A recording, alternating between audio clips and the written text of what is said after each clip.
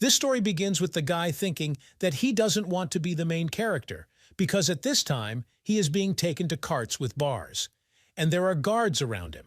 This guy's name is Chin-jun. He is the unluckiest time traveler in the history of mankind. After all, others instantly reach the top of the world, but he does not. The original owner of the body embezzled money from the state treasury and was exiled by the emperor to the border for forced labor. The main character was ordered to be sent to hard labor, and the servants had to carry out this order immediately. And if this were normal time, then the main character would have had a small chance of survival. However, this is the age of demons. The self-improvement system of this time is to train the power of Qi. The foundations for it are laid in the creation of the golden core and the reincarnation and birth of Hua. After all, initially there is training, and then laying the foundations, then creating the golden core, and after reincarnation. And after all this, the origin of Hua is used. But the main character is only at the second level of strength cultivation. When even this handful of courtyard guards who accompany the cart are imprisoned with the fourth level of Qi power cultivation. They suddenly stopped, and Chin-jun doesn't understand what the problem is. The guards open the bars, and they say that this place is already very far from the capital, and they need to start carrying out the owner's instructions. They take the main character out of the cart and throw him onto the ground. Chin-jun does not understand what they are going to do with him. Chin-jun warns the guards about what is the murder of a prince. This is a serious crime. If his father, the emperor, finds out that they will do this to him, his father will never spare the guards. But at this moment, one guy hits the main character and asks, "Does the main character still think that he is a prince?" They tell everyone to look at this pathetic guy, Chin-jun. After all, the main character even has a lower power level than their brothers. The guard starts beating the main character and tells the guy to know his place. After all, now he is not a prince but only a criminal. And if the guard kills this guy, he will be doing the world a great service. The guard tells his brothers that they have come a long way with this vile guy and have suffered a lot during this time. He tells the rest of the guards to come over, and they beat this guy, releasing their ardor. After all, the owner ordered not to let Chin-jun die an easy death. One of the guards says that he didn't like Chin-jun from the very beginning. When everyone approached, they started kicking the guy with their feet. But at this moment, the mythical system was successfully activated, and the first connection of the system was successful. The owner is awarded the chance to summon a random demon. The main character hears all this, and he does not understand what is happening and what kind of mythical system this is. The guy is asked if he wants the owner activate the call right now. While the main character is being beaten, Chin-jun activates the system. The system announces that the activation of the summoning of a random demon has begun. She tells the owner to note that these processes have a random outcome, and which demon the owner will summon depends on his luck. At this time, one of the guards says that he is satisfied with beating this guy. He asks if his brothers feel better. After all, beating such a non-entity is even funny. At this time, the main character thinks that it doesn't even matter who to call, as long as this demon can kill these guys. Now the head guard says he can finally follow the owner's instructions and deal with this guy. He tells his brothers to hold this guy tighter. One of the guards lifts the guy up by the neck. Chin-jun asks to be released, but the guys start laughing and say that, as expected from such a guy, he is so weak that even a baby will hit harder than Chin-jun. But at this moment, the guy doesn't understand where this demon is and why nothing is happening. After all, his consciousness is already leaving. But suddenly one of the guards tells the brothers to look up at the sky. They see some kind of creature that kills one of the guards. The main character understands that he is now saved. She is a demoness with short black hair and ears like a fox. After all, this is the nine-tailed fox werewolf, Su-daji. The system congratulates the owner on the victory. This demoness is so fascinated that she attracts the attention of all the guys. After all, even the guards are fascinated by this beauty. Su-daji says that the gentleman should not be afraid since she is here. Then no one will dare to harm him. The main character thinks about what, as expected from Su-daji, is known as a nationwide disaster. Her figure is incredibly beautiful. But the guards begin to get angry and say that the girl is too brave.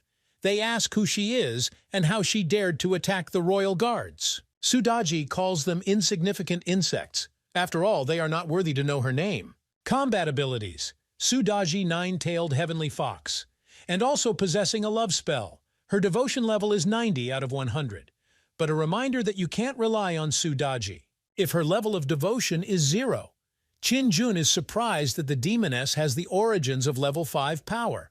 After all, this is even higher than the level of the golden core. He doesn't understand how this is possible.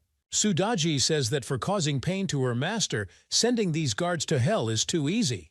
They decide to fight this demoness, but only in one mix, and the devil uses her power. And the wind rises and all the guards are blown away. Qin-jun thinks about how incredibly cool this is. Sudaji was late and made the gentleman suffer. She asks for forgiveness for this. Qin-jun says that he is fine. There is nothing to worry about. The guy thinks about how cruel the girl is, but he likes it. And finally, the main character is free. The demoness uses her magic to free her owner from handcuffs. But suddenly they notice that one guy wants to run away. And at that moment, Sudaji stops him and presses him to the ground with his foot. Qin-jun approaches her and tells Sudaji to let him. Qin-jun takes this guy and asks about what the guard said. Is it really that Qin-jun's punches are weaker than those of a child? And then the guard must answer for it. Qin-jun says that the guy is lucky now. For killing a level 5 soldier, the main character receives 50 experience points. The owner is congratulated on activating the model. But when Qin-jun heard this, he becomes furious because he killed a man. After all, it's just a dead man. He doesn't understand how you can kill a person with one blow. After all, this is impossible.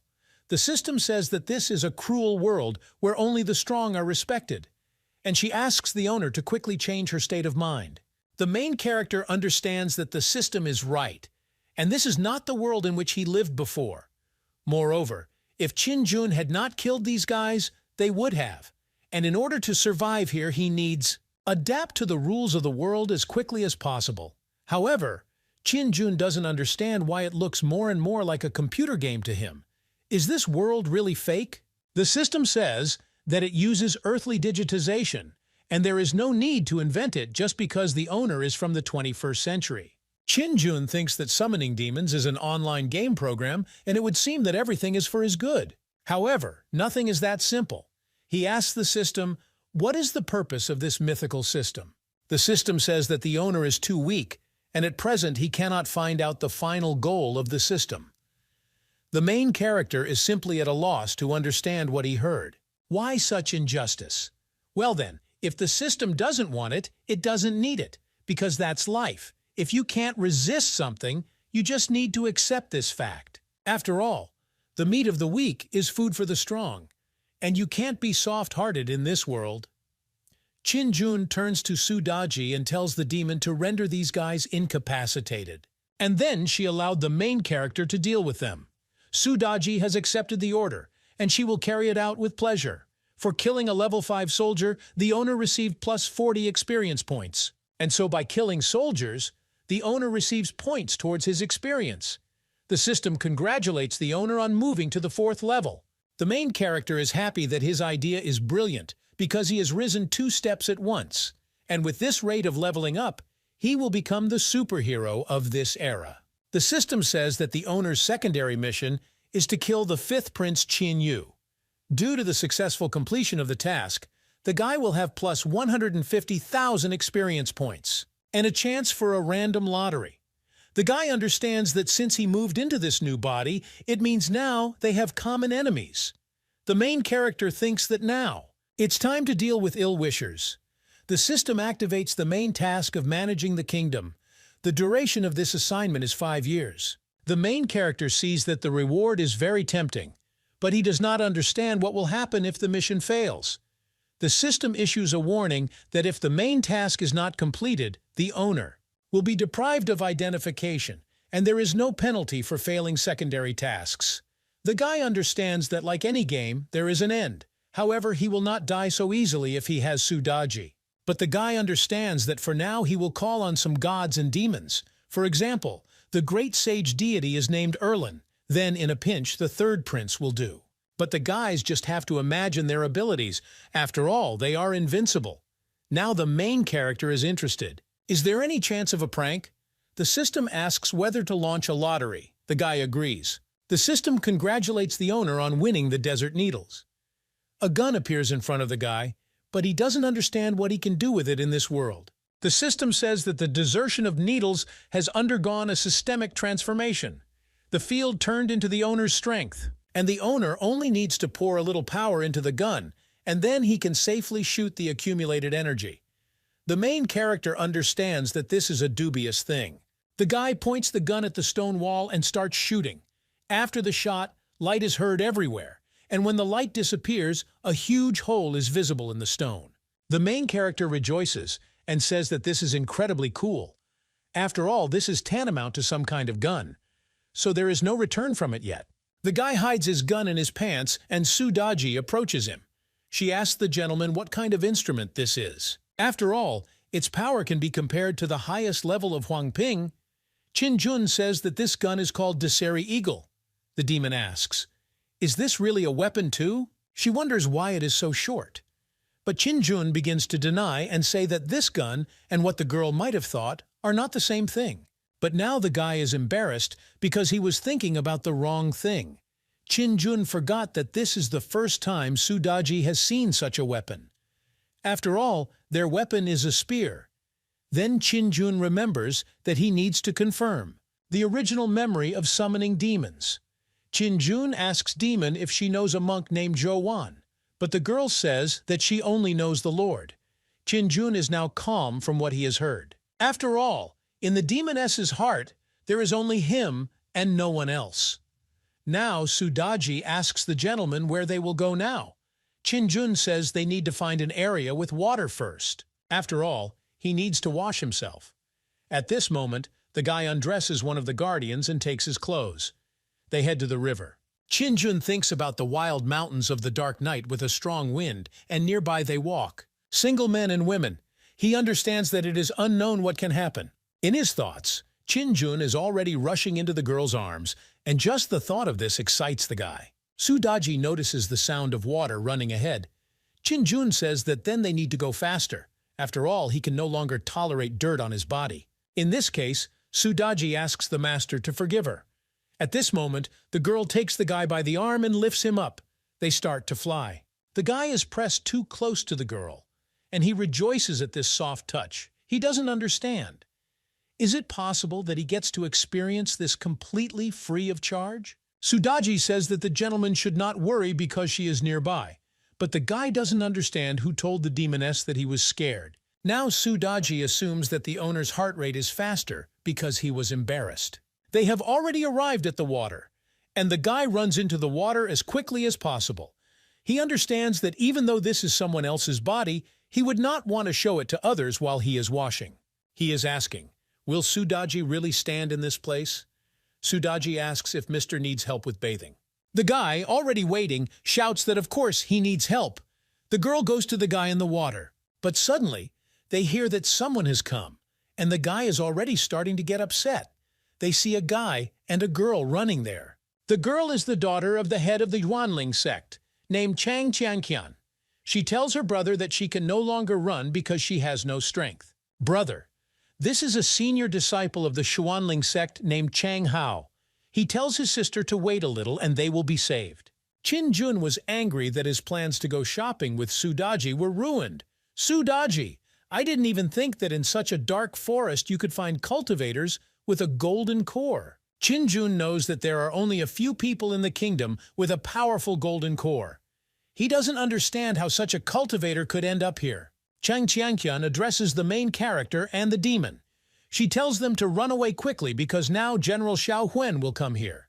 But Chang Hao doesn't understand why his sister is warning them, because it will be better for them if these two stay here and detain the general.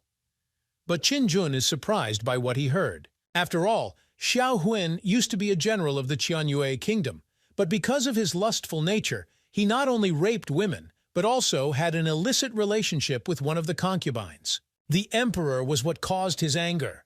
The Lord sent Nan Menghong to deal with this general for such free behavior, and in the end, the general ran away and rebelled, burning, killing, and robbing the common people. People suffered because the general was invincible.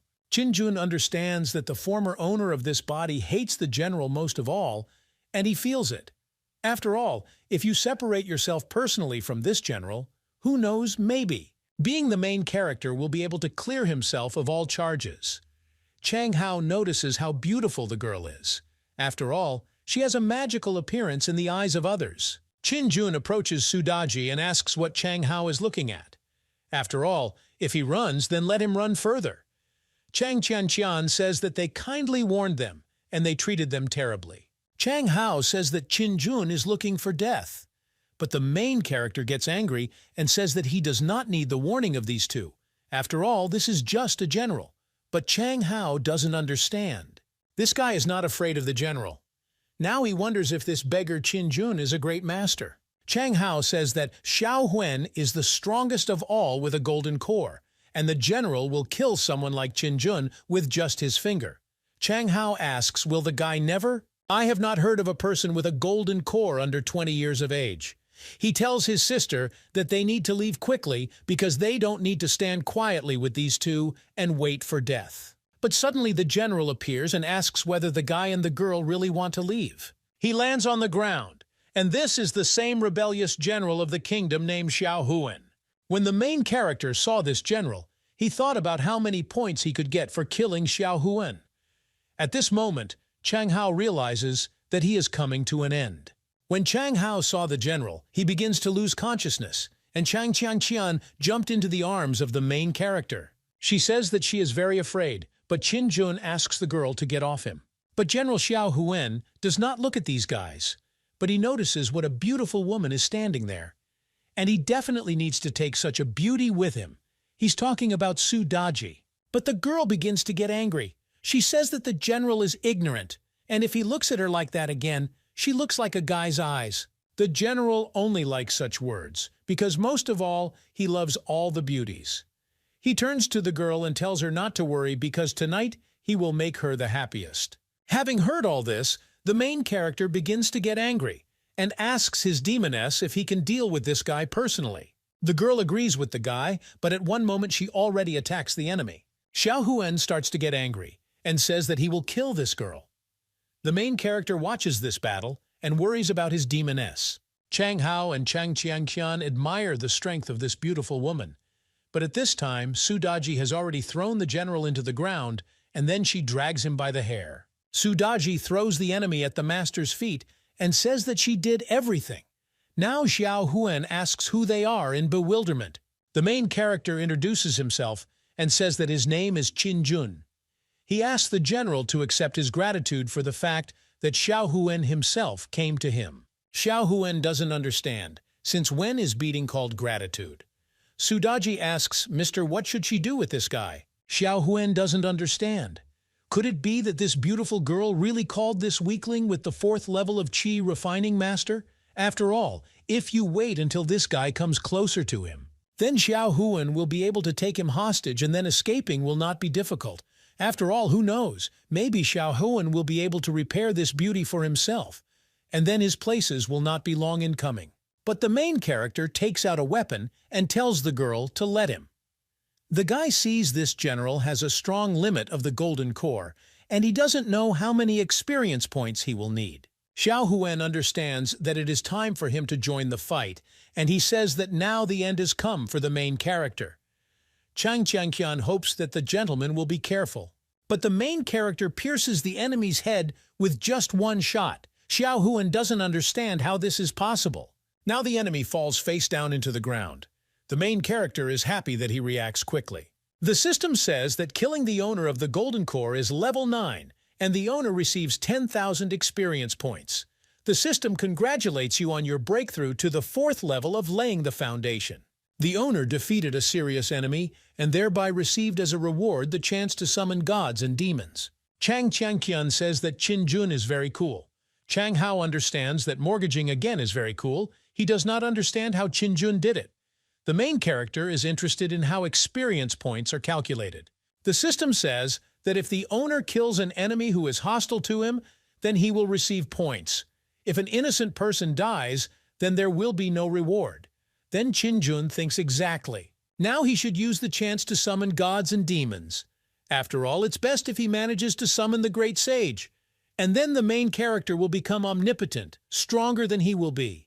There will be no one in the whole world. The system begins summoning a random demon god. The demon is on his way. Chin-jun demands that the system tell him who got caught. He asks why only 3 question marks are shown.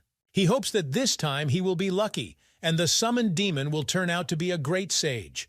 The system says that the demon will appear before the owner within 24 hours, and it is impossible to provide additional information. Chin-jun says that in this case, he doesn't need to know if the system keeps it secret, then so be it, he'll wait. He asks the system to check his information. Chin-jun understands that this is not bad. A few thousand more experience points, and then he will move to the next level. The guy approaches the general, and he is happy that he can finally understand what it's like to touch a corpse. Suddenly, the guy takes out some kind of ring and asks what it is. Sudaji says that this must be Xiao Huen's storage room for spare equipment. Chin-jun says that the general is already dead, and there is probably a hiding place in the ring. You can dig up some blood to identify the new owner. The demoness approaches the owner and says that she will help him. Chin-jun doesn't understand what's happening, but the girl takes the guy's hand and bites his finger, drawing blood.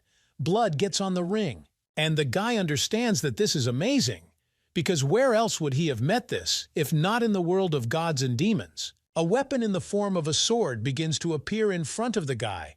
He turns to Chang Hao and Chang Qian and says that they can move on. After all, Chin-jun understands that he urgently needs to take a bath. If he doesn't wash himself again, he will go rotten. Chang Qian turns to the guy and says that her leg is sprained. She asks if they can stay in this place for the night. After all, another group of Xiao Huan soldiers is in this place. And since they killed the general, the group will want to take revenge. Chang Qian says that they will help them fight back. Sudaji asks if she should deal with them if there really is a group of soldiers heading here. But Chin-jun replies that it is not necessary, because this is not the body of a general. At this moment, the group already runs to them and sees that the general is dead. They say that they need to avenge the general.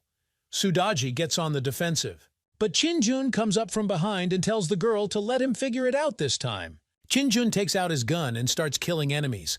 For killing soldiers, the guy receives experience points. Chang Hao does not understand what kind of terrible spiritual weapons that wiped out the entire Xiao Huan squad. After all, with such a powerful weapon, Chin-jun would definitely be able to do anything. After Chin-jun has dealt with the enemies, he says that everything is ready, and now Chang Qian and Chang Hao can go. Chang Qian runs up to the main character and asks if Chin-jun can accompany them to the city.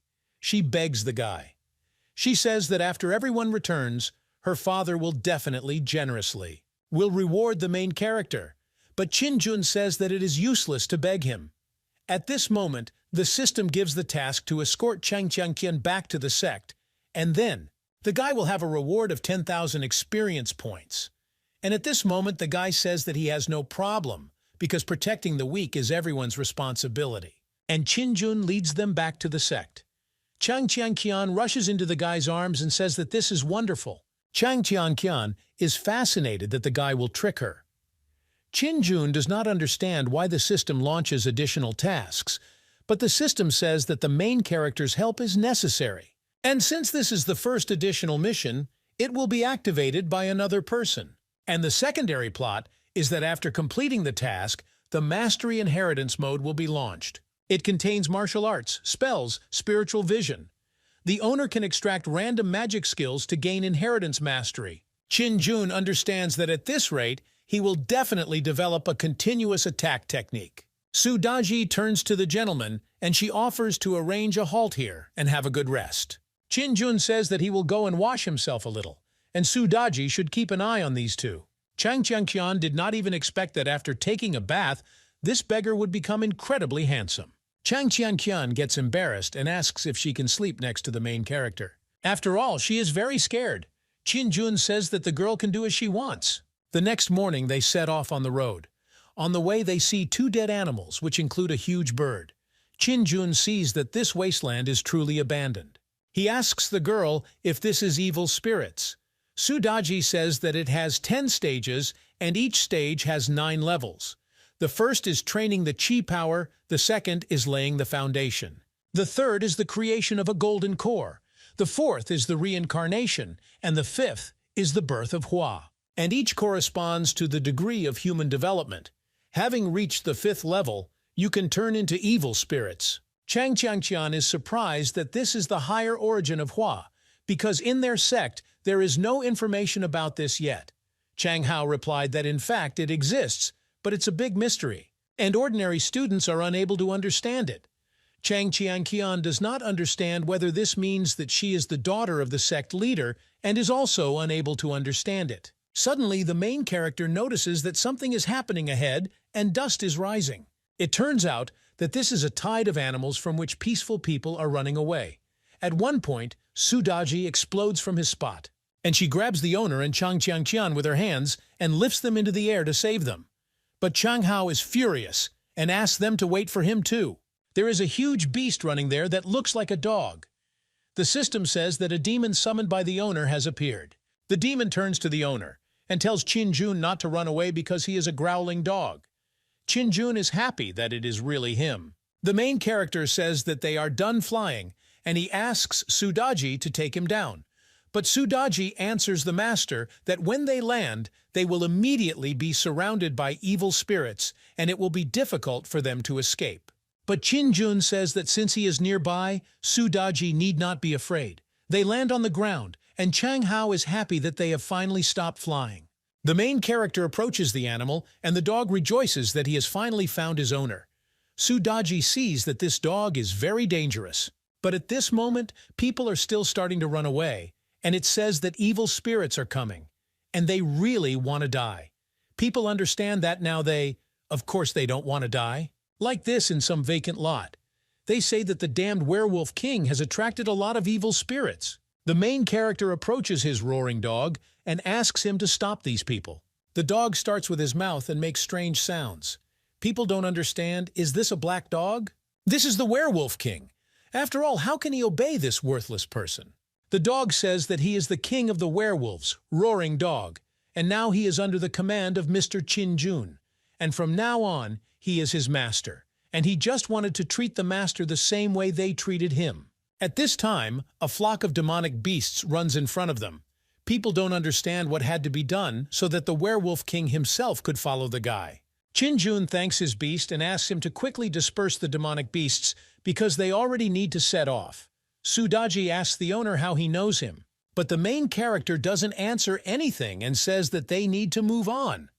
The roaring dog says that the master is a gift from heaven, and sooner or later he will personally unite all measures. Explore for him this through for him. 5 days later, they arrived in the city. After walking for so many days, they finally saw a human city. Qin Jun says that he wants to take a walk. The dog replies that he will go with the master. Chang Qiangqian approaches Sudaji and proposes to her together. Go to the inn. After all, they haven't washed for so many days and they urgently need to take a bath. In this case, Qin Jun suggests that they go their separate ways and then meet immediately at the inn in the courtyard. Chang Qiangqian grabs the girl by the hand and they start to run, but by accident. Chang Qiangqian hit the main character and the guy almost fell. The girl apologizes for what she did. The main character and his demonic dog entered the market. The sellers there were screaming that they have the best silks and satins. Qin Jun tells his beast that this is only a problem for Sudaji and those guys from the sect, that they didn't go with him and see the beautiful fireworks. Suddenly, the main character hears someone being forced to run. A guy named Chen Shuli is called stubborn, and he did not want to apologize to the workers and now lies on the ground like a mangy dog. The main character sees in front of him a huge crowd of people who are discussing that they feel sorry for that guy because he planned to get an academic degree and a government position. But unfortunately, the great family was angry with him. This is one of the most influential families in the city, so this guy got involved. The prince tells his demonic beast to go have a look. They break through the crowd and come forward. There's a guy standing over Chen Shuli, and Chen Shuli is kneeling. The guy turns to the culprit and says that if he still has strength, then he should become the guy who bullies poor Chen Shuli Chen with the name Chen Jie. Chen Jie kicks Chen Shuli to the side and tells the guy to continue. Qinjun realizes that his identity is too recognizable if the Chen family notices him here, and he recognizes the third prince of the fugitive in his face. Then he is afraid that this will cause some trouble. He doesn't understand if Chen Shuli should help him or not. But suddenly, Chang Tianqian came to Chen Shuli's defense. She tells Chen Jie not to be so cruel. Qinjun sees that this is the same girl he met today. Chen Jie asks if this is Mina, the eldest daughter of the city chief, in front of him. But suddenly Chen Shuli stands in front of the girl and tells Chang Tianqian to move away, because this girl is not touching. The system tells the main character that a hostile hidden talent has been detected. At this moment, Chang Tianqian is attacked and the girl begins to fall. The main character picks it up. Chang Tianqian starts to cry and she sees Qinjun standing in front of her. She asks if the guy can help her. At this moment, Chen Jie begins to scream and ask why his servants froze. He asks them to bring that girl to him and he will teach her a lesson. Chen Jie orders his servants to tie up and drag the guy next to him. After all, he will have dog meat in a pot for dinner tonight. Qinjun was perplexed by what he heard. He doesn't understand what Chen Jie will have in the pot. Chen Shuli is trying to stop this evil guy, and the dog starts to get very angry and bark. But Chen Jie tells Chen Shuli to shut his mouth. He asks who Chen Shuli thinks he is. After all, if he dares to talk to him like that. Suddenly, Qinjun gathers all his inner strength and asks Chen Jie who he is. Chang Tianqian is touched by how blue the guy's aura is. After all, she thought that Qinjun was incredibly strong. Chen Jie asks, is Qinjun from the Imperial Guard? He says that the main character should answer him immediately. Qinjun asks the guy, what if this is so? What if he is not from Imperial Guard? He is interested in what Chen Jie will do in this case. Chen Jie doesn't understand where the Imperial Guards come from in the city, but they must not find out what the family is doing in this city. Therefore, at one moment Chen Jie makes a very cute face and says that he accidentally did not notice his people. He asks the master for forgiveness and says that he behaved inappropriately. Chen Jie apologizes and hopes that Qinjun will forgive him for such disrespect. Qinjun says that Chen Jie is quite tactful. Chen Jie understands that in front of the master today, he will not make life difficult for his brothers and sister. So they need to inform their father so that he can arrange a warm welcome for the master.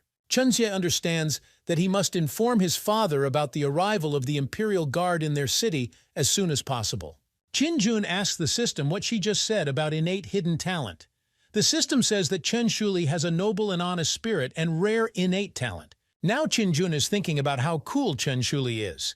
He asks, was the system able to find such a person? The system says it can sense the abilities of others, only in a certain range. Chen Shuli thanks Mr. Qinjun for his help. Chen Shuli says that he will remember this and will definitely have the opportunity to pay the master in the future. But the main character says that he does not need to pay. He is only interested in whether Chen Shuli would be interested in becoming his assistant. After all, it would be a pity for the main character if he won't get such a talented young man.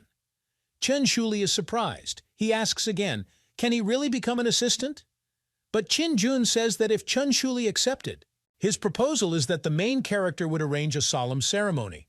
For example, the main character asks Chen Shuli to look at the shape of his lips. At this time, the head of the Chen family, addressed to Chen Jiang, says that his son is too stupid because the Imperial Guard cannot leave the capital. He asks how this guy could end up in their city. He says his son was deceived. Chen Jiang hits his son Chen Jie in the face. He doesn't understand. Isn't it clear to his son that he was deceived?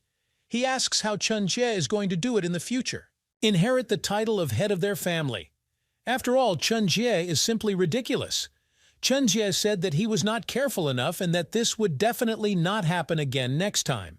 He asks his father, this guy, and if he is not from the operator's security. And why then is the guy wearing their clothes? Chen Jiang says that the last time the guards left the capital was when they expelled the third prince, and perhaps the person Chen Jie met is him. Back in front of him was the third prince, and he did not understand it.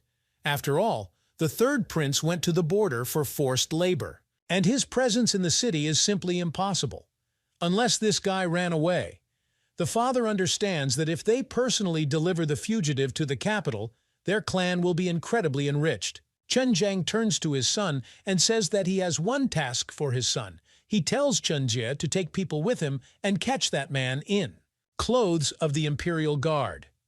And they will bring this guy to the capital in exchange for the prosperity of their Chen family.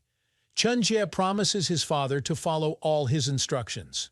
The next day in the inn, the main character is sitting and drinking tea. The dog approaches him and turns to the master.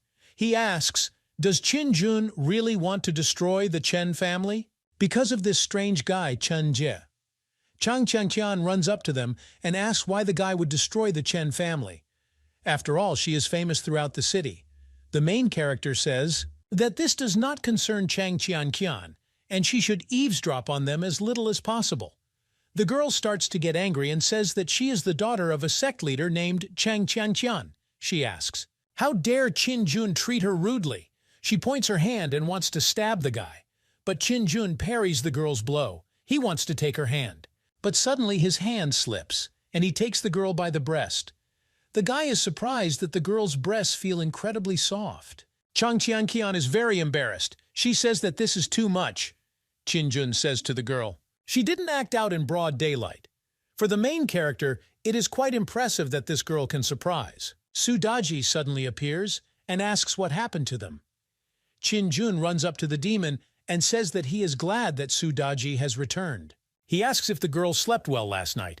He tells the gentleman to be careful. Qin Jun doesn't understand what happened, but Su Daji says that there is evil spirits in the body of the guy who passed by. Since ancient times, light and darkness have been at enmity with each other, and the Qianyu kingdom belongs to the monks of the Dark Path rarely come here to the camp of the first. He doesn't understand why this guy was here. It seems to him that this person is not bad in cultivation. Well, Qin Jun can't see this guy's level, but in any case, he needs to be careful. In addition, he needs to find out why these people wanted to come to this city. Chang Qian asks the main character and the demon as they set off, and whether they are even going to accompany her to the sect or not. At this moment, unexpectedly, he rushes back to them. And people don't know who provoked the Chen family, but this guy was very unlucky. Chen Jie is happy because Qin Jun has not left yet. Su Daji doesn't understand who this person is, but Qin Jun says that this is the guy who is looking for trouble on his own head. Chen Jie is surprised that there are still 2 beauties in this place, and today they now belong to him. Chen Jie orders his servants to attack and capture the third prince Qin Jun and take him to the capital. And Chen Jie says to leave these beautiful girls to him because he will personally catch them. Chen Jie is already approaching Su Daji and calls her a little beauty. He tells the girl not to be afraid because her brother will just touch her lightly. Su Daji uses his strength and says that Chen Jie does not have the right to cause trouble for her master. She uses her power, and the guys fly away. Chen Jie begins to get angry and asks if the girl even knows who she hit because Chen Jie is the eldest son of the Chen family. Chen Jie still thought about being polite to this girl, and she's too rude. The system launches an additional mission to eradicate the fresh weed. The mission details are to kill Chen Jie, receiving 500 experience points for it. For killing Chen Jiang, a guy can get 2,000 experience points. For destroying the entire Chen family, you can get 3,000 experience points. And as a bonus for the owner comes a tiny one, chance to inherit mastery. Qin Jun takes out his weapon and thinks that this mission is exactly what he needs. He thinks about who he should start with to destroy the Chen family. He understands that Chen Jie will probably be the first. Chen Jie says that if Qin Jun is afraid of him, then let him kneel in front of him and simply admit his guilt, and then Chen Jie will save their lives. But in just one moment, the main character uses his weapon and fires a bullet. The system says that successful completion of an additional mission, under the name of Killing Fresh Weed, for which 534 points are obtained, Su Daji tells the young master that it is very noisy. At this time, the monk with the demon aura sees the Honpin attribute, and the girl only thinks that she must definitely get him. Su Daji addresses Mr. Qin Jun. He changed his mind, and today they will not go anywhere. Qin Jun tells Growling Dog and Su Daji to take Chen Jie's corpse with them, and they set out to destroy the entire Chen family. Su Daji already disliked the Chen clan from the very morning. The girl does not understand how they dared to provoke her master. Now the demon thinks that apparently these people cannot wait to die. Qin tells everyone to follow him. People who are watching what is happening do not understand. Did he really die in the hall? They are now afraid that the Chen family crossed the wrong people's path this time and will now be in trouble. At this time, the Chen family has a lot of people walking in their yard, and birds are flying in the sky. Qin says that this clan's holdings are impressive, seen at first glance, that they took a lot from the common people. He tells his team to go because this family needs something to deliver their gift, and Qin is sure that Chen Jiang will really like this gift, but Su Daji tells the guy not to rush. After all, the family guards are already standing in front of them. They say that idle people can't wait to enter the family's home, then they tell Qin and the others to leave quickly. From this point on, otherwise they will have problems. One of the guards notices that the guy in front of them is the eldest son of the young gentleman. Qin addresses Su Daji. Su Daji uses his magic and says that this is a gift for their Chen family. They ask that the gift be accepted with understanding. The guards see that young master Chen Jie has died. Suddenly, the elder of the Chen family appears in front of her and asks who dared to create trouble in his house. He doesn't understand. Are these people tired of living? One of the guardians turns to the elder and says that these are the people who are standing there. They killed the eldest of the young gentlemen. Qin asks his demoness what cultivation level the family elder has then. Su Daji says that the elder is only in the 10th stage of laying the foundation, and he is not yet worthy of the young master's attention. The elder says that the boy and girl will pay for the death of his nephew. He attacks the guy and the girl. Qin tells Su Daji to let him fully understand this situation himself this time. After all, Qin cannot hide behind the backs of others all his life, and he needs to quickly find out his true strength in order to get better and better. They start the battle. But as expected from the 10th stage of laying the foundation, it is a very powerful force. The elder asks if he really decided to dare to compete with him, since the guy is only at the 4th level. The girls are watching this fight, and they are very worried about their master. But Qin tells Su Daji and Chang Qianqian not to interfere in this situation. The main character understands that she is simply wasting her increased cultivation base, proposed by the system. After all, this person can become a sharpening stone for the young master. The elder grabs the guy by the leg and throws him aside. He deals countless blows to the guy. The elder grabs the main character by the leg and throws him aside. Qin understands that without using desert needles. He relies only on his own strength, and now the main character cannot defeat the elder. However, the effect of the strong stone was achieved, and the cultivation of the protagonist was greatly strengthened. The elder says that today he will sacrifice the boy's blood as a salvation sacrifice for the soul of his deceased nephew. The elder uses his power and summons a fire dragon. Su Daji sees that things are going badly, and she tells the gentleman to quickly evade because he could die. But suddenly, the elder begins to fall, and the system says that killing a cultivator of the 10th level of laying the foundation will receive 1,000 experience points for this. Su Daji runs up to the guy and asks if Mr. Oleg is okay. Qin says he's fine, but after he calms down, he needs to find a way to learn more techniques, and he needs to increase his strength. After all, he can no longer rely on outside help. The guards begin to get nervous. They don't know what to do because their elder was killed. They are not of such a high level, and the only thing they can do is run. They decide that they need to leave and inform the head of the family about this as soon as possible. Qin calls his friends and says that they need to go in and kill the others. The guards think that they should try and inform the head about today's incident. After all, we cannot allow others to provoke these people. In the inner palace of the chief of the city of Kintan, the city chief named Chen Zhanzhan is simply furious. He asks who dared to attack the Chen family. The guy who came to tell this news to the boss says that there were 2 men and 2 women, and next to them there was a black dog. At this moment, Chen Shuli's son enters the office. He drops a cup of water on the floor, drawing attention to himself. He turns to his father and says that these people saved her life yesterday, and he asks to make it public. The materials that they collected about the family's crimes then, because the person who saved her is the 3rd prince of the Qinjun dynasty. At this time, a servant comes running to the owner, Chen Zhang, and says that strangers and killers have come, and the young master from the oldest is dead. Chen Zhang starts to get incredibly angry. He asks what's going on. His eyes begin to glow red, and his hand starts to glow with fire. He asks where these killers are now. The guy falls to his knees and says that these are alien killers who came with the intention of killing. He points his finger at the door. Chen Zhanjian doesn't understand how they dared to come here. He begins to get angry and hits the wall with his fist. Next moment, he jumps and flies into space. He is angry that these people dared to kill his eldest son, and now he will make them pay in blood. At the same time, Qin Jun and his team head to the Chen family's courtyard. All the people start to run away, and Qin Jun asks them to call their master. Some guards attack the guy and call him a petty madman. They with swords and their aura want Qin Jun to take their blow. The guy points his pistol at the enemies, and the system says that killing a cultivator of the 8th level of strength training has been completed, and 81 experience points have been gained. The next thing was to kill a 6th level strength training cultivator, and for this he received 65 experience points. Qin Jun is happy that his points are growing fast. He hopes there will be more such additional missions. Suddenly he hears someone shouting and asking who killed his son. And at that moment, Mr. Chen Zhang lands on the ground. He hits the ground with his fist and it cracks, scattering stones all over the place. At this time, behind Qin Jun and Su Daji lies dead Chen Jie.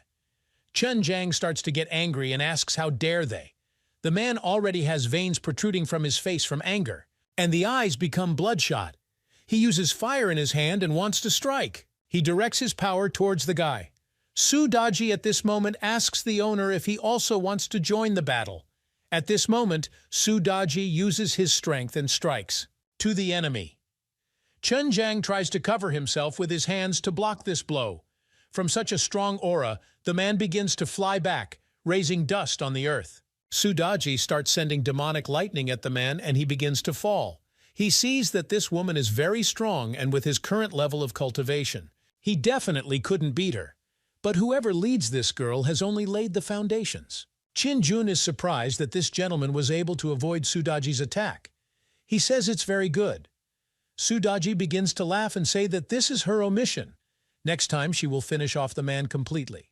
Chen Zhang understands that only by killing this guy can he avenge his family, and first of all, his eldest son. He attacks this girl and wants to defeat her. At this moment, a sewn doll appears in the master, and when Su Daji hits a man, she tears this doll in half. Now she understands that this man deceived her, and she struck not him, but the toy. Now Su Daji says that something bad has happened and the gentleman must be careful.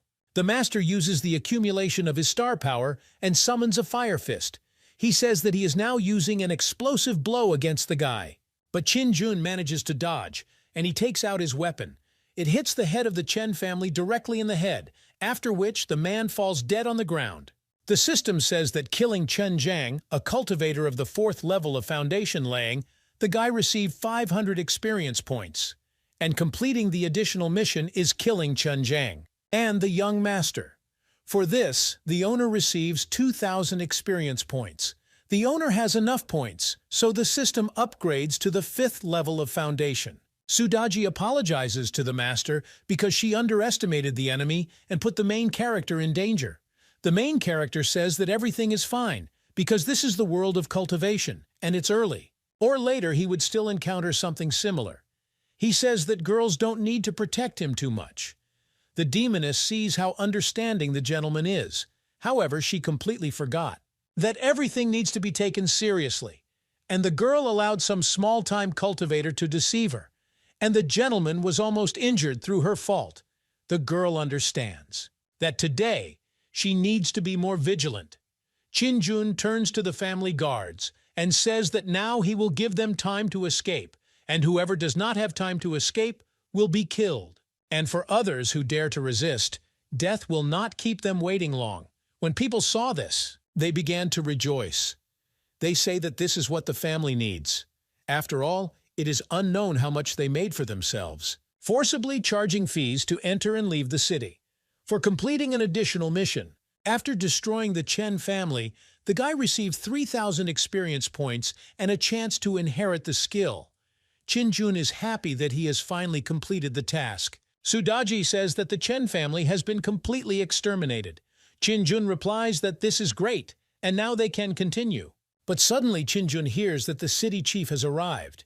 Chen Zhanjian of the Third Prince with eliminating the source of the city's troubles. All the people congratulate this guy. But when Chang Hao heard this, he was very surprised. Chen Shuli says that the Chen family did a lot of evil, and therefore this clan should be completely exterminated.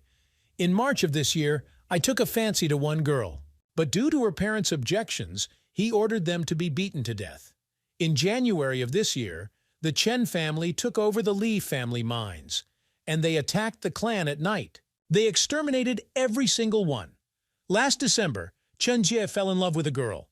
Chen Shuli continues to read the list of all crimes. Qin-jun doesn't understand how he could let this guy die so easily. He tells people not to worry because the Chen family has been completely destroyed. And something like this will never happen again. And he leaves the rest to the discretion of the city chief. He needs to immediately continue on his way. The city leader thanks the Third Prince, and everyone else in the city is also grateful to the guy. Qin-jun understands that if hyenas seize power, then the state will take over. And he must, as soon as possible, gain strength and ascend the throne, lead the kingdom to a peaceful era, and allow the common people to live in peace. 2 days later, Xuanling sect. The young people have almost reached their destination. Qin-jun understands what is expected from the cultivation world. Everything here is much more beautiful and real than in the online games from his past life. Chang Qian is happy that they have finally reached Xuanling. At this moment, the system says that it has completed.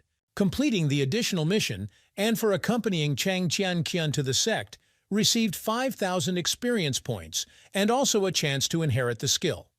The system says that the owner has enough points to upgrade to the 6th level of laying the foundation. Fire appears around the guy, and he begins to level up. Qin-jun understands that this time the reward is quite generous. After all, not only did the guy rise 1 level, but he also got a chance to inherit the skill. Qin-jun understands that it was not in vain that he spent time and effort to escort these 2 guys and the girl to this place. Qin-jun is happy that he brought them home and says that they can now leave. The main character only thinks that he needs to quickly find secluded places and start inheriting skills. But suddenly, Chang Qian grabs the guy by the hand and tells him not to rush to leave so quickly.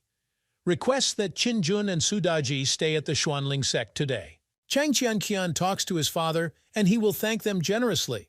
The main character does not understand what kind of gratitude we are talking about. Chang Qian thinks that judging by what she saw, Qin-jun is a man of a warm soul and does not need rich gifts. She doesn't understand. Did the guy really fall in love with her and want to be with her all his life? Sudaji turns to the gentleman and tells him to just agree. After all, it's better than spending the night in the wild. Qin-jun thinks so too, and he decides to agree after all. They move on, but Chang Hao starts to get angry. After all, this convicted Third Prince is simply insane. He wants Qin-jun to wait a little, and as soon as they will arrive at the Chang Hao sect, and he will get his due in full. Qin-jun turns to the girl and tells her not to reveal his identity, even to her father. Chang Qian asks, "Is this all true?" She wonders if the guy wasn't fired from his position. Qin-jun is truly the Third Prince. It's okay that he was demoted. After all, in the near future, all charges will be dropped. He wants Chang Qian to believe it. Qin-jun realizes that Xiao Huan's head is still in his hands. If he returns with her, then his father will not dare to disturb him. But if he interferes, then it's his problem. After all, Qin-jun is not the same powerless guy he used to be. When they arrived, Chang Qian kicks open the doors and tells her brothers and sisters that she has returned. They enter the courtyard, and Chang Qian says that Sudaji and Qin-jun are her friends. She asks the guy who is sitting there to open. They have a door for temporary residence. The guy is disappointed that this little tyrant is back again. Suddenly, the head approaches them and asks what family they are from. But Qin-jun apologizes for not being able to answer him. Chang Hao says that this time he and his sister faced danger, but fortunately these 2 saved them. Chang Hao tells the man not to worry because these people are here just for 1 night. The man uses his magic to create a key and tells the servant to guide the two through. The guy listens to everything the master tells him. Chang Qianqian tells the guy and girl to go already, and she will approach them tomorrow morning. At this time, Qin Jun and Sudaji are walking around the area of this sect. Qin Jun turns to Sudaji and asks if the girl will sleep with him today because he is the only one who is scared. The girl says that the guy has a growling dog, and the road was hard, they need a good rest. Suddenly, a dog runs up to the guy, and he wants to lie down next to the gentleman if he is scared. But Qin Jun says that this is not necessary. The main character closes the door in front of the dog and tells the demon to have a good rest. He wishes him good night. But the dog is upset and crying outside the door. In his temporary room, Qin Jun sits down and accesses the system. He wants to open up skill inheritance. The system says that now the first chance will open. She says that there is no special division of magical powers by level. She asks if she should include random inheritance of skills. Qin Jun agrees with everything written. He sees that 72 transformations of evil spirits appear before him, being outside the body and 3 purifications of 1 force. The system congratulates the owner for curing Marshal Qianpeng's superpowers, and 36 Tiangong changes. The main character is surprised by what he sees. He doesn't understand if this isn't the ability of the second Shixunya. After all, he wants 72 Sun Wukong transformations. The system now begins inheriting skills 36. Suddenly, a yellow light appears around the guy, and he flies into space. He's completely torn apart from the inside. He understands that heavenly inaction has come, and punishment came down for sins. At this time, Chang Qianqian, Chang Hao, and the gentleman are surprised by what is happening outside. After all, there is a lot of light there, as if it's day outside. The head of the Xuanling sect in the name of Chan Tianyu asks, "Is there really thunder outside? After all, such rolling and deafening thunder." He doesn't understand, is it really Junjie's golden cord that is breaking through? They go out into the street and then the light beams upward and everything absorbs this light. The head has the feeling that Xuanling's heavenly inaction cannot stand it. He says to quickly bring people to build a magical field. Sudaji and the roaring dog also went outside. The dog says that this year the young master turned only 16 years old, but he already has the ability to comprehend various powers. Using the 5th level of the system, he understands that this is truly unimaginable. Sudaji feels that the main character is studying a completely unusual supernatural strength. After all, the aura piercing the master's house makes her feel a rapid heartbeat. She is like a source of energy in the realm of transformation of emptiness. At this time, there is a yellow light around the main character, and he experiences incredible power. And the value changes at will. He doesn't understand. Is this really the viewing angle after reduction? After all, now, it is very small in size. This is incredibly interesting to him. The guy studied 36 types of magical components, and yet his cultivation level is too low, but according to calculations, if he will use at least 2 spiritual powers, that energy will exhaust itself too quickly. And besides, the power is not that great. Qin Jun says that, as expected, the foundation in cultivation is very important. Qin Jun hears some strange sounds, and he does not understand why thunder suddenly started. After all, fortunately today he stayed in the Xuanling sect, otherwise he would have been wet to the skin from the heavy rain. He says to let the system continue to inherit excellence. The system notifies that random and skill inheritance has begun. Qin Jun only asks about it being a martial art. After all, the spiritual energy obtained through cultivation is especially important for cultivators. And now the kingdom of Ganyue is divided. On levels such like Fanping, Lingping, Deeping, Tianping, and the rest can only be found out in the system. Each rank has a lower middle and a higher stage of development. Qin Jun has mastered the mid-level martial art of Fanping. Cultivators at the same 5th foundation level who have taken possession of spiritual artifacts have 10 times more spiritual power, even if we don't talk about the superiority of its quality. And so Qin Jun must definitely pull out martial arts. The system congratulates the gentleman for winning the purple Chen Zhanjian technique of an unknown character. This is a top-level item. Qin Jun is perplexed. What famous character are we talking about? Is this really a Long Tao? When Qin Jun touches this, it gives an electric shock, and every bone is pierced by lightning. A system reminder indicates that mastery inheritance has been completed. The guy falls on the sofa and doesn't understand whether the dog system couldn't say goodbye to him. At this time, thunder strikes different parts of the sect outside, and even the head of a dragon appears there. Such powerful heavenly in action. It is not surprising to him that the gentleman wanted to come here. And the spiritual stones used to form the magical field are incredibly huge. Spiritual stones accumulate the power of heaven and earth. They can be used, both as currencies and for cultivation. Sudaji doesn't understand whether the Xuanling sect will bother. Mr. the Dog says that even the strongest is here, barely reaches the level of transformation. And besides, if they dare to act outrageously, he will instantly destroy the entire clan. Inside the room where Qinjun is, he is already coming to his senses. He says that the spiritual boundaries of the purple Chenjianjian technique are divided into 6 layers, and each of them is accompanied by a spell. And already at the first level, there is such a huge power. As expected from the technology of the highest layer, it has a truly destructive effect. Qinjun says that every time he breaks through the next level of the spiritual boundary, then the rate of arrival of his Chui power doubles several times. And only the first layer acts 20 times faster. What is the training technique? The main character turns to the system and says that he wants to see his current properties. Qinjun understands that this is not bad, and such a trip is completely beneficial. He still has time, and he can continue training. The guy understands that it would be nice if next time he pulled out 72 Sun Wukun transformations. However, there are rumors among people that the 36 changes of Tiangang are cooler than the evil forces.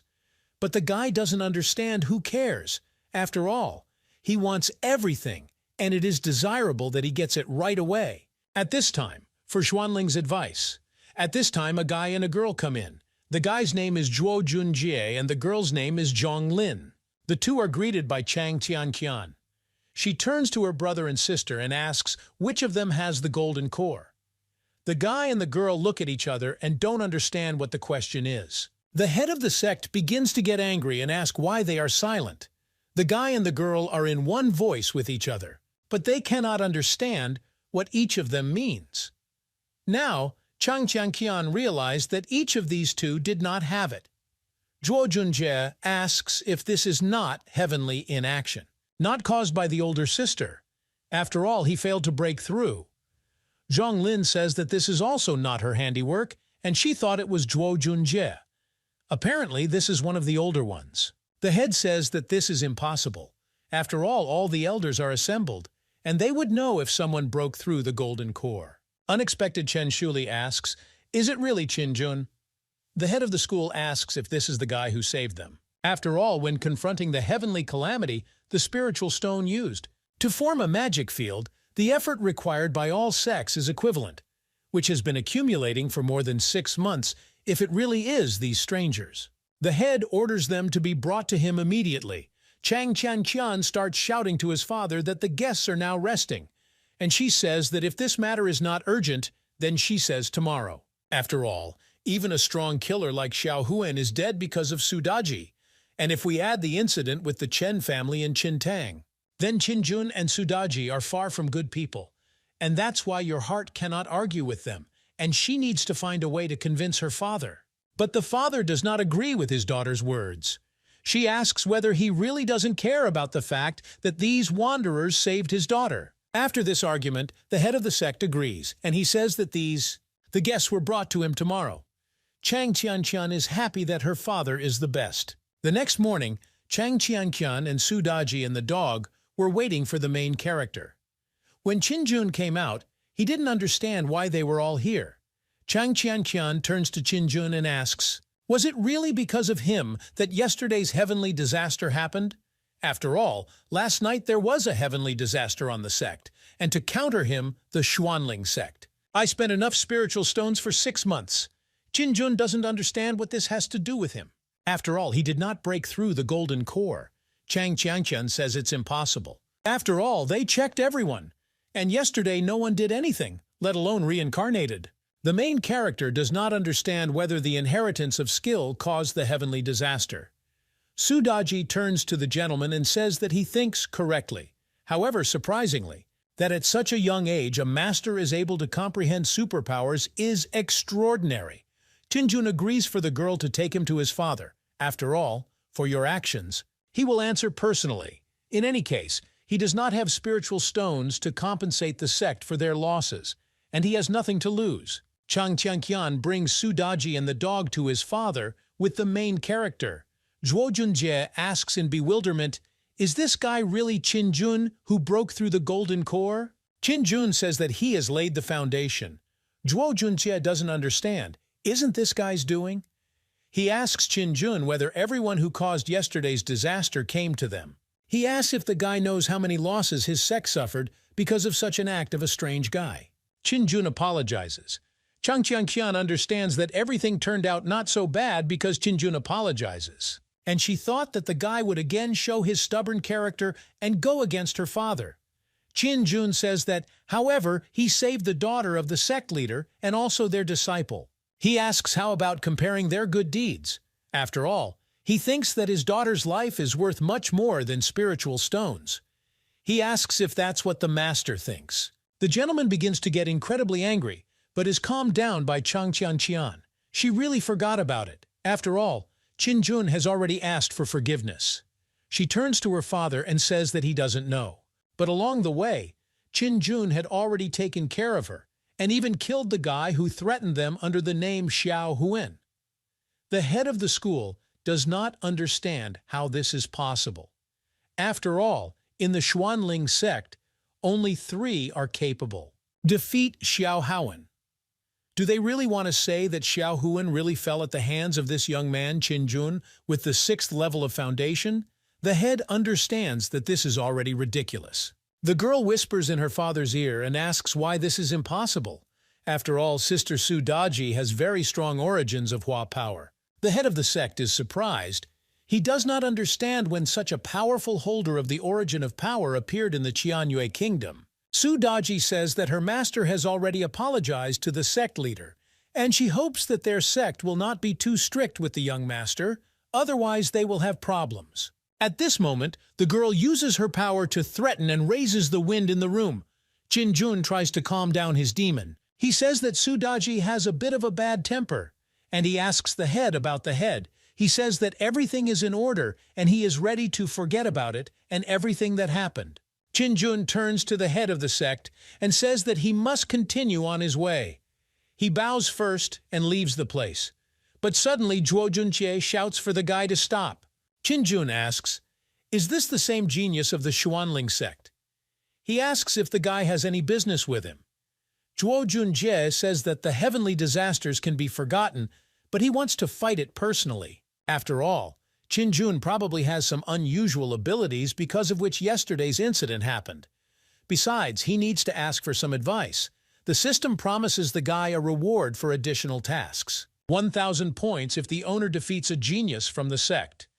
Qin Jun is surprised that a new mission is still appearing. Zhuo Junjie mocks the guys and asks if Qin Jun doesn't dare. He tells the guest not to worry. Qin Jun understands that this guy is not as strong as he seems, and this is a great opportunity for a guy to justify the skills he just acquired. Qin Jun asks if it is possible to use artifacts in their battle.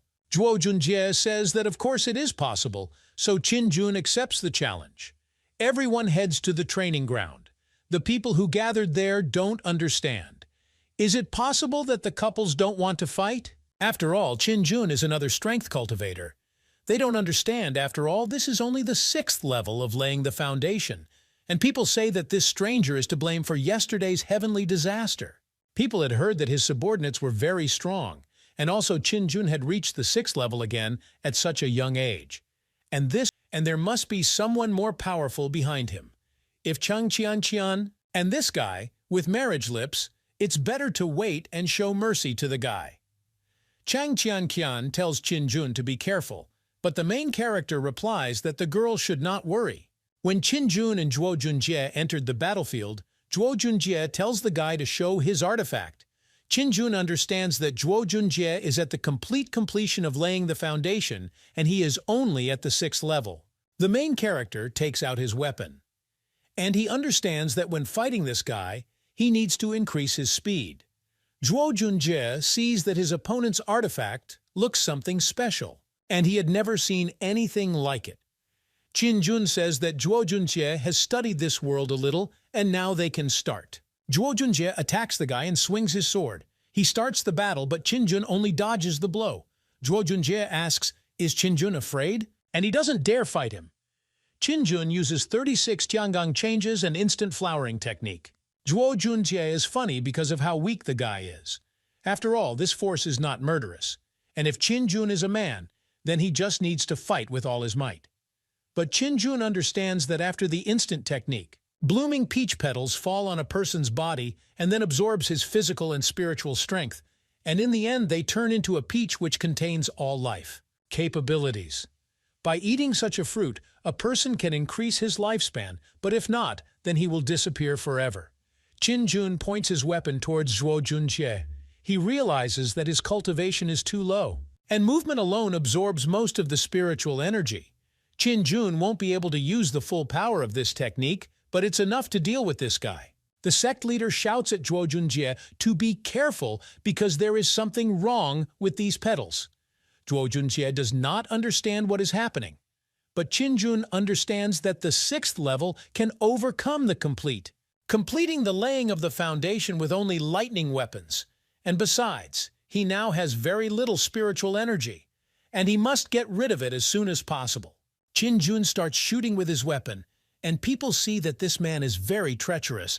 After all, Qin Jun resorts to such low methods. They say it is dishonest and Zhuo Junjie was deceived. Qin Jun doesn't understand. Was it really necessary to introduce the enemy to your techniques before the battle? Because this is madness. Zhuo Junjie falls to his knees because his leg is hit by the enemy's weapon. The sword falls to the ground, and Qin Jun says that Zhuo Junjie lost. The system congratulates the owner. With the successful completion of the additional mission and the victory over the genius from the Xuanling sect. And for this, the owner receives 1,000 experience points. Qin Jun stands over Chang Hao and says that the genius from the Xuanling sect is quite good. Now the main character leaves the battlefield and heads to the head of the sect. Chan Tianyu is surprised Qin Jun praises the defeated opponent. He understands that this guy is definitely up to something. Qin Jun comes to the head and asks if the man has anything else to do with him. Because then he leaves. Qin Jun still needs to travel. Qin Jun, Sudaji, and the dog are about to leave, but suddenly a man tries to stop them. He asks if Qin Jun really just up and left like that. Chan Tianyu says that the guy should go and they need to forget about everything, and don't bother this guy anymore. The man asks what should they do with Zhuo Junjie then. But the head replies that the man should not worry, because the guy's vitality and spiritual strength will soon be restored. And that magical artifact that Qin Jun used was obviously of high rank. But since his cultivation level was quite low, he was unable to demonstrate his full power. Qin Jun has become too arrogant over the years. If he were careful, he would be able to dodge those peach petals. At this time, Zhuo Junjie is carried unconscious from the battlefield. And this time he was taught a very good lesson. Zhong Lin doesn't understand how this is possible and how this Qin Jun was able to defeat Zhuo Junjie. Chang Jiangqian surrounds the guy with his admiration and says that Qin Jun is incredibly cool. She asks if those peach petals were caused by magic. But Qin Jun is not going to say anything to the girl, and he asks Chang Jiangqian not to follow him. After all, he needs to return to the capital. The embarrassed girl asks when Qin Jun will come to visit her, but the main character wants Chang Jiangqian to forget about this stupid idea. Everyone in her sect perceives him as an enemy. He asks, how can he dare to come here again? Inspired, Mina says that then she will visit the guy. She is interested in what Qin Jun thinks about this. The main character pushes the girl away and says that there is no need to do this, otherwise someone will pursue him again. But Chang Jiangqian says she will take it anyway, and he will come to the capital in search of Qin Jun. After all, she still wants to become his girlfriend. But Qin Jun says that she won't be her, and he wants Chang Jiangqian not to accompany him. Chang Jiangqian waves his handkerchief and asks Qin Jun not to forget her. Chang Jiangqian also says that Sudaji Si should never let this guy pester her. But Sudaji replies that Chang Jiangqian should not worry. After all, The gentleman does not have such abilities yet. Jun understands that this girl is indeed two-faced. 5 days later, they are on their way. The main character falls from a height and hits his head. He says that the strength that is present in his body is certainly not enough to support 36 Tiangang changes. Sudaji tells the master that his cultivation is too low and he needs to continue training. Jun thinks so too. But since the last few days they have been on the road all the time, he has no opportunity. The dog senses that someone is fighting not far from them. The main character does not understand who dared to be so tactless near the capital. He turns to his demons and tells them to go see what is happening there. When they approached the place, there were many dead people lying there, and other people were surrounded by a crowd of guards in red. Jun sees that every person who wears clothes with a red bottom, 5th level of strength training, which is comparable to the palace guard. There is no such person in the memory of the previous owner of the body. Jun doesn't understand where these people came from. Sudaji uses his magic to hear what these criminals are talking about. She hears that one of the guardians says that the family of the people they kill has insulted the one who shouldn't have. The guy to whom the guard presented the knife replies that the 5th prince is really smug. This is what he says, the guardian of the bloody sword. Jun doesn't understand. Is this really about the 5th prince? Perhaps these people are Yu's subordinates. The main character understands that apparently today he has to meddle in other people's affairs. The main guard orders the execution of this entire family, from women and children to everyone possible. But at one moment, a bullet flies through the head of the main guard. There was a murder of a 5th-level strength training cultivator, and the master was responsible for it. Gains 56 experience points. Jun is angry that these people dared to destroy an entire family in front of the Son of Heaven, and it looks like they are a little lawless. The man begins to get angry and turns to his guards of the bloody sword. He tells the guys to get down to business, and you don't have to worry about strangers. The main character receives an additional mission, to destroy the guard of the bloody sword. For completing the task, you will receive 2,000 experience points. Jun understands what is happening today. He should definitely intervene. The guards begin to shout that this guy dared to meddle in other people's affairs. He orders his guards to kill these people along with their family. But before the guards have time to approach, Jun begins to shoot at the guards with his weapon, hitting one after another. The family that they wanted to kill is incredibly surprised by how strong the guy is. Now Jun approaches the main guy from the guard and asks what he said. The man asks if Jun knows who this family insulted. The main character, of course, does not know the answer, and the man answers him that this family insulted the 5th prince himself. He asks if the guy is afraid now. In the capital, the gentleman had already blocked the sky with one hand and deeply ingratiated himself into the emperor's trust. His power spread throughout the imperial palace, and whether it was a commoner or even an official, everyone had already recognized him as the future heir to the throne. Now the main character realized that the 5th prince did all this. Now Jun is laughing because he is shaking all over with fear. The man says that it's good that the guy is afraid, and he advises him to get out of here quickly, and do not incur the prince's wrath. But the main character is not interested in this, and he points his weapon and shoots at the man from the guard. It hits him right in the heart. The system says that for killing a cultivator of the 8th training level, 88 experience points are received, and for completing the additional mission, the main character received 2,000 experience points. The head of the family who is about to be killed thanks for the rescue. He is the head of the clan, and although he does not know the guy's name, their Yan family will certainly pay the guy with everything he wants. The main character says his name is Jun. The head of the clan says that Jun is a very familiar name. He asks if that was not the name of the 3rd prince who was recently exiled. Jun says that this is exactly so, and he has just returned again. Initially, the emperor planned to quietly escort the previous owner of the body to the border.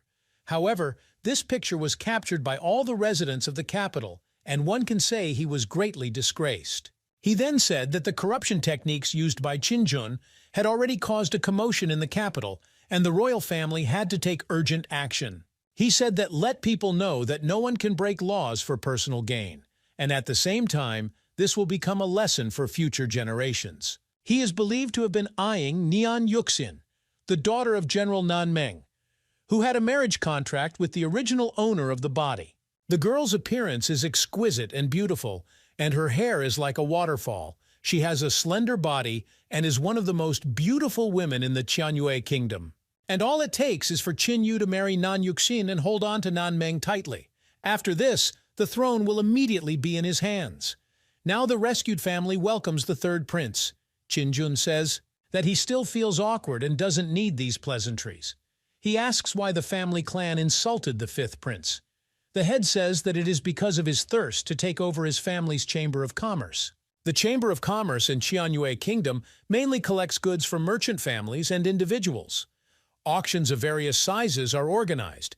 If you have connections, you can get a certain benefit. Some of them have industry, of course. There are many points in the capital, most of which belong to the main board. Qin Jun asks what the name of their family's Chamber of Commerce is. The head replies that it is called Yanbei. Qin Jun doesn't understand if she's not number one in the kingdom. After all, they say that no one knows her financial resources. Qin Jun asks, maybe. Li, that's all. After all, their chamber is so rich. Can't they buy strong bodyguards? The head says that when they heard that they had caused the wrath of the fifth prince, they all immediately ran away. And now all the cultivators in the world know that Qin Yu and the Ziguang sect are close, and he is practically recognized as the future emperor. He asks who would dare to insult him, and those of them who are still alive. These are old, weak, and sick people. This terrible man sent guards to destroy and tear out their roots. The system launches an additional mission, subordinate to the Yanbei Chamber of Commerce. For completion, the owner will receive 4,000 experience points and will have a chance at a random lottery. Qin Jun understands that this system is like roundworms in his stomach. As soon as he thinks to himself, she already comes with a task. Qin Jun says that their Chamber of Commerce insulted the fifth prince, and now they will not be able to settle in the city. Qin Jun says that if they rely on him, then he and Qin Yu will each other. After all, the enemy of his enemy is his friend. The head of the family is grateful to His Majesty. However, the man understands that the third prince, now he is in exile, and now that he is in the capital, the emperor will definitely find out about this and become furious, and their family will no longer be able to resist him. Qin Jun says, so that the head does not worry. This time Qin Jun has returned to clear his reputation, and after defeating this prince, he will definitely help their family. The head wants His Highness to live well. Qin Jun says that this is very good, and they will follow him to the capital. At this time, the fifth prince's palace. He sits at the table and reads a book. The fifth prince's name is Qin Yu. A servant runs up to him and addresses him. Qin Yu asks if the Yan family has already been destroyed. The man says that most. Their clan was killed, and the head of the family fled and took the children with him. The subordinates sent the guards of the Bloody Blade on their trail, but they still have not returned. They assume that an accident could have happened to the guards. Qin Yu says that the head of this family does not have a power cultivation base. He doesn't understand. Could someone secretly help this family? Qin Yu says that the servant can go, and he will order people to track the location of the head of the family. And this man must wait for an order. The servant obeys the prince's orders. A few days later, in the kingdom, Qin Jun, wearing a black cloak, returned again. Next, he needs to choose a suitable place and restore his name as the son of the emperor in front of all the inhabitants of the city. The head of the family turns to the master and says that in 9 days a messenger from the kingdom of Kanglen will arrive. He asks when the time comes if Qin Jun wants to watch. The main character is surprised that he will visit the capital. After all, if he does this, then the kingdom of Kanglan and Qianyue at first glance seem to be allies, but in fact, they are at war. And every 5 years, the two countries send ambassadors to each other for negotiations. They begin with a duel between masters using a one-on-one system of 2 victories in 3 rounds, and after the end, the battle begins the discussion of state affairs. However, 5 years ago, the Qianyue kingdom sent envoys to the Kanglan kingdom and suffered great losses. This confrontation is a very good opportunity for the main character and his goals. During the duel, if Su Daji enters the battle for the sake of glorifying the country, and if Xiao Huan's head is added to this. Then the cheap father of the emperor of the protagonist will definitely change his opinion about his son. And even if Qin Yu wants to create problems, he will not be able to do anything. Qin Jun says that he will be leaving, but the head of the Yan family need not worry, because before he leaves, the main character will settle his family. The head offers to stay at a hotel for a few days. Although this is not the best establishment in the capital, different people mix here, and the fifth principal will definitely want to grab them. But here they are in no danger. They enter this room and everyone turns their attention to Qin Jun, unexpectedly to them. A man comes up and says that Su Daji is a beautiful girl and it's a pity he doesn't know her name. But with just one wave of his hand, Qin Jun hits the man and tells him to leave. People don't understand what kind of strong gentleman he is. Apparently, there was a guest at the hotel who should not be disturbed. They see that this guy's maid is incredibly beautiful, and now they won't dare touch this woman. Su Daji looks at the gentleman and says that he is incredibly impudent. The main character is already told that their room is ready and they can go and rest. When the guy has already entered his room, the system says that once a month there is an opportunity to summon gods and demons. She asks if the owner wants to choose a random call. Qin Jun tells the system to start now. The demon summoning begins. It is unknown what he will be like and what fighting abilities he will have. But Qin Jun sees that this time the demon has a mount. And this outline is already visible. The system congratulates the owner on winning the demon, and she says that the demon is on his way. This time, events take place inside the palace of the fifth prince in the name of Qin Yu. The servant came to the prince again and asks, "Are these people really staying in a hotel?" The servant says that this is how everything is, and he saw with his own eyes how these people entered this place. In principle, he understands that the furnishings of this hotel are too strong, and even he understands this a little. However, the father deliberately reminded his son that under no circumstances should the fifth prince interfere in the affairs of the hotel, and the court of which even the emperor himself fears. Definitely not that easy. Therefore, the prince says that they should wait until these people come out, and then they need to be caught. In principle, I understand that the most important thing now is the duel between two states that will pass in 9 days. This time, the father emperor allowed his son to lead the team. Qin Yu understands that this is a very serious task, and he shouldn't be careless about it. The hero draws attention to the book that lies on the table. He understands that if he shows you well, then he will. Reputation will reach the top. But on the other hand, he thinks about the fact that suddenly he will be overtaken by a total defeat. The next day, the main character from Su Daji had breakfast at the hotel. Qin Jun doesn't understand why the demon hasn't come yet because he's been waiting for a very long time. Su Daji tells Mr. to treat food more strongly. Suddenly, they see a silhouette. The main character is glad that it was his demon who came. He does not understand what kind of demon was summoned this time. Perhaps this is a great sage, or the Jade Emperor. But at this moment, the main character notices that the fifth prince has arrived. Qin Jun is surprised to see Qin Yu in front of him. Qin Jun doesn't understand why Qin Yu came here. Is it really to find the head of the Yan Mobeya family? After all, there are a lot of people here, and he won't be able to detect the main character. He approaches Su Daji and takes her by the shoulder. The demon doesn't understand what's happening. The owner asks Su Daji to let him hide first. At this time, the fifth prince Qin Yu approaches the owner of the inn and asks if a man named Yan Mobeya is staying here as a guest. The hotel owner asks for forgiveness. The hotel has its own rules, for which personal information about visitors cannot be disclosed. He turns to the young master and is against the fifth prince leaving this place. There is a man behind the fifth prince, and he begins to get angry from two very strong auras. The innkeeper asks what the fifth prince means. After all, now the prince and this man are surrounded by hotel security guards. The owner asks, are these two really going to invade his hotel? But Qin Yu tries to defuse the situation and says that the owner is just joking, and there is nothing strange in this. The guy smiles, laughs, he waves his hand. The man who came with the prince thinks about what he is interested in. What is the history of this place? People are discussing how they haven't seen such a big showdown in a hotel for a long time. And even if this is the fifth prince, but he also has to tuck his tail between his legs and behave decently here like the other visitors.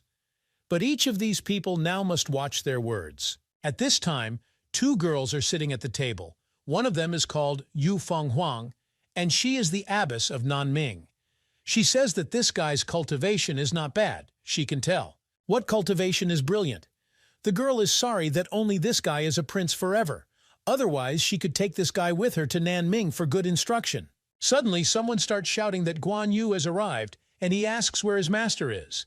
When Qin Jun saw this, he was simply shocked. After all, this summoned demon that Qin Jun summoned turned out to be Guan Yu, and this is incredible luck. The system congratulates the owner for calling one of the four martials. This demon's combat abilities are Sacred Qi, Martial Dao, Qianlong Spirit Sword, and Cleaving Sword. When the fifth prince saw this man, he felt an incredibly strong energy. And he understands that if he gets help from this man in the battle with Kanglin, he will certainly be able to win. Qin Yu greets the elder, but the elder tells the guy not to stand in his way. The prince is very upset by this behavior of the elder, but Guan Yu tells this guy to step aside.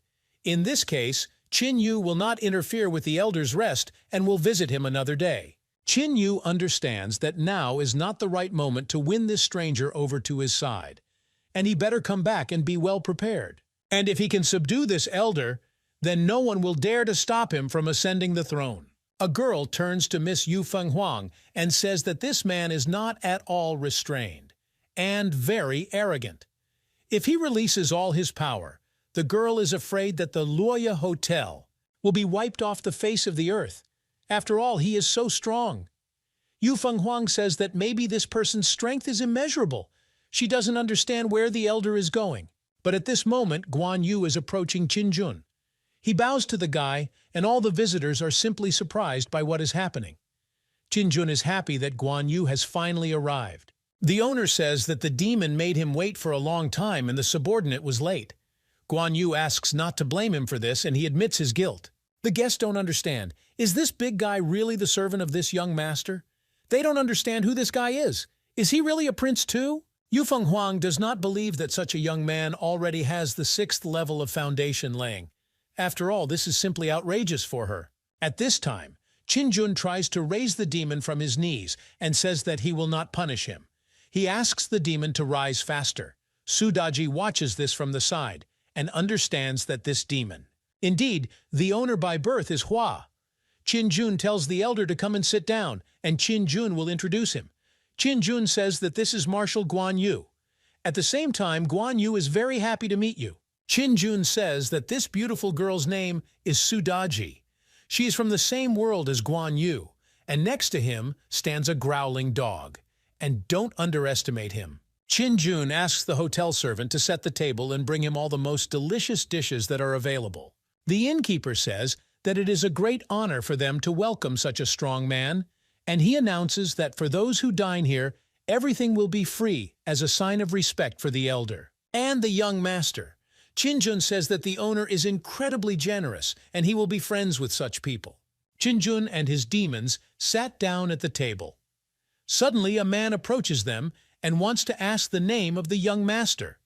Qin Jun replies that he can simply be called master. The girl who came with Mrs. Yu Fenghuang thinks about how handsome the guy is.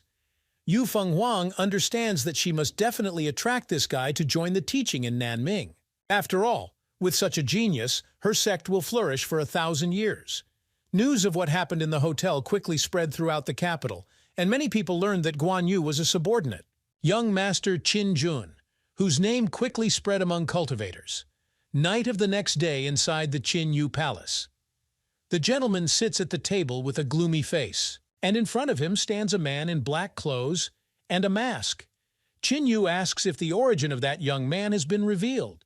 The mask master replies that this guy, it's as if he appeared out of nowhere, and the city guards don't know anything about him either.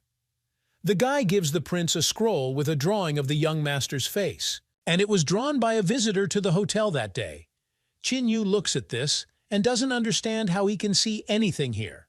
He starts to get angry and tells them to keep looking for information about this guy, and no matter what it becomes necessary to win over that strong elder who is subordinate to him. on their side. Otherwise, they will definitely lose the duel this time. The man in black listens and does what the young prince tells him. The next day, a girl came to the Luoya Hotel and started knocking on the door with her foot. She calls Mr. Qinjun and asks where he is. She orders to find this guy and show her. At this time, young Master Qinjun is in his room and he was sleeping. The guy doesn't understand who could need him so early because he still wants to sleep.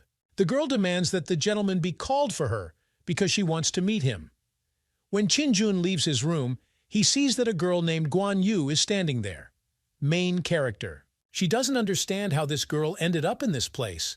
After all, this woman was previously very dissatisfied with her engagement to the original owner of the body.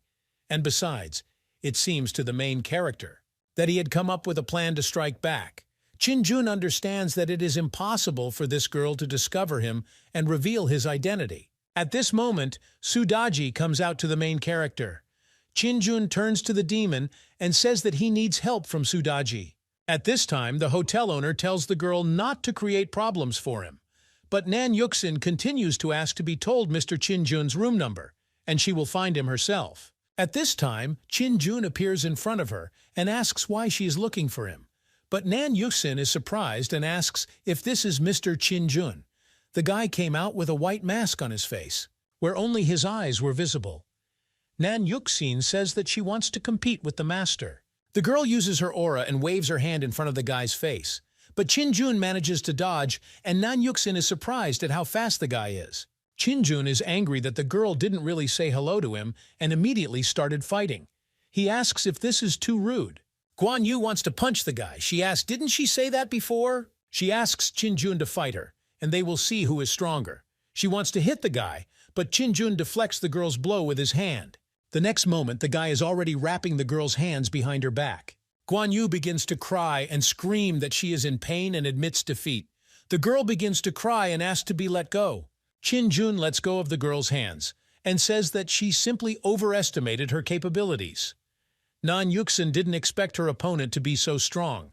Now it's no surprise to her that Qinjun was able to subjugate those masters whom even the fifth prince, Qin Yu, could not defeat.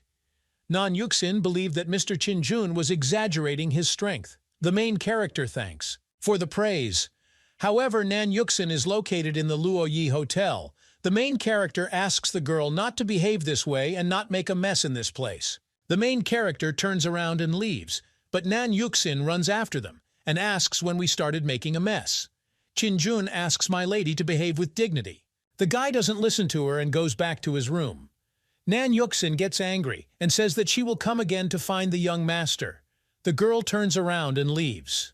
The innkeeper is surprised that the gentleman is so calm and generous towards this cocky princess, Guan Yu.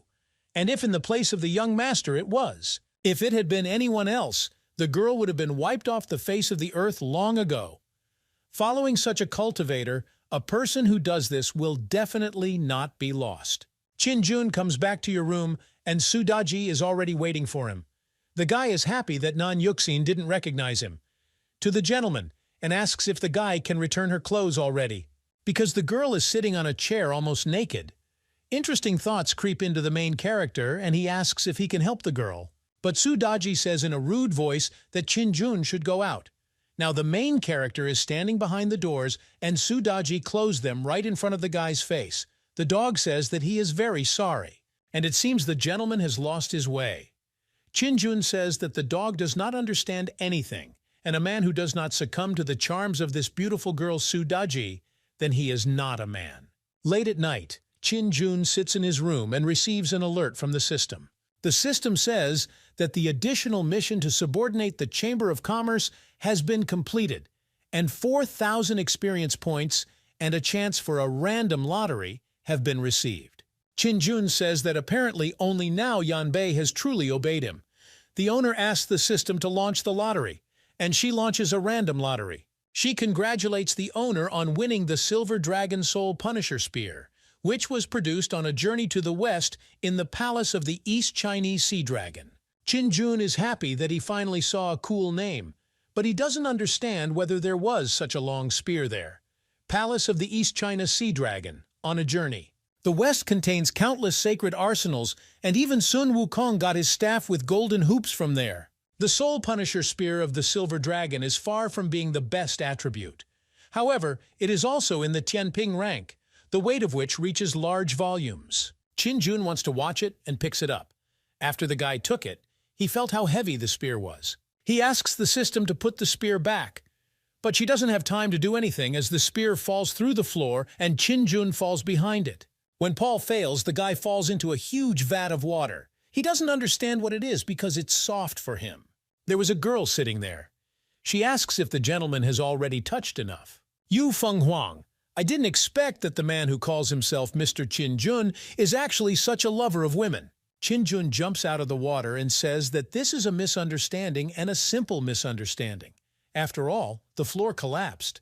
He turns to the girl and says that he honestly did not do this on purpose. The girl gets up from the water and tells Qin Jun to turn away and stand with his back to her and not look when she gets dressed. When the girl got out of the water and got dressed, she said that the guy could turn to her. Qin Jun apologizes again and says that he didn't do it on purpose, and he is already about to leave. The girl asks, has Mr. Qin Jun really looked at her completely and is now leaving so easily? Qin Jun then suggests that he strip naked, and the girl looked at him in response. But the girl replies that this is not worth doing, and if the guy is really sorry, then he can join her Nanming sect. The main character does not understand what we are talking about, but Yu Feng Huang says that the sect is the most powerful organization, and no one will be able to find a more powerful sect. And all 12 of their elders are Hua Xiu cultivators. She tells Qin Jun to join her sect, because a talent like this guy will definitely surpass the Qianyue kingdom in the future. Qin Jun says that this proposal took him by surprise.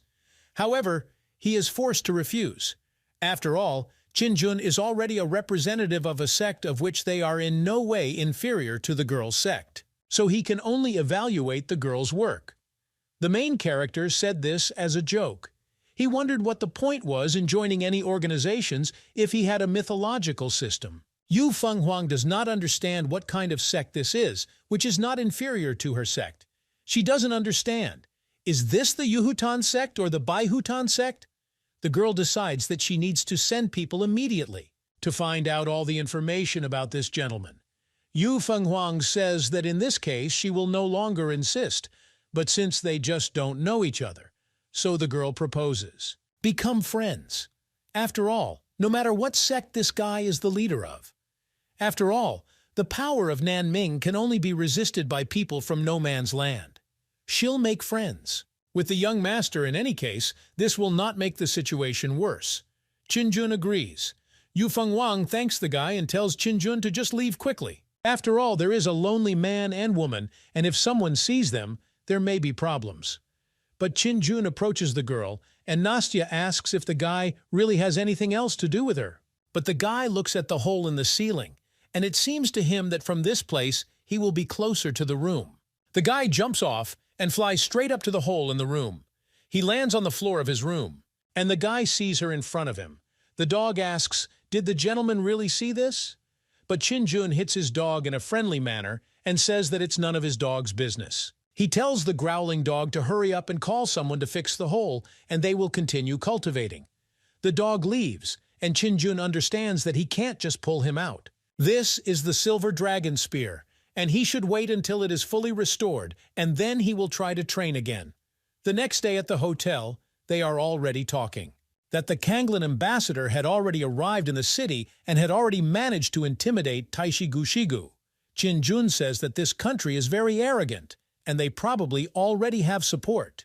He asks whether it is possible to find out how strong the opponent who will participate in the duel is.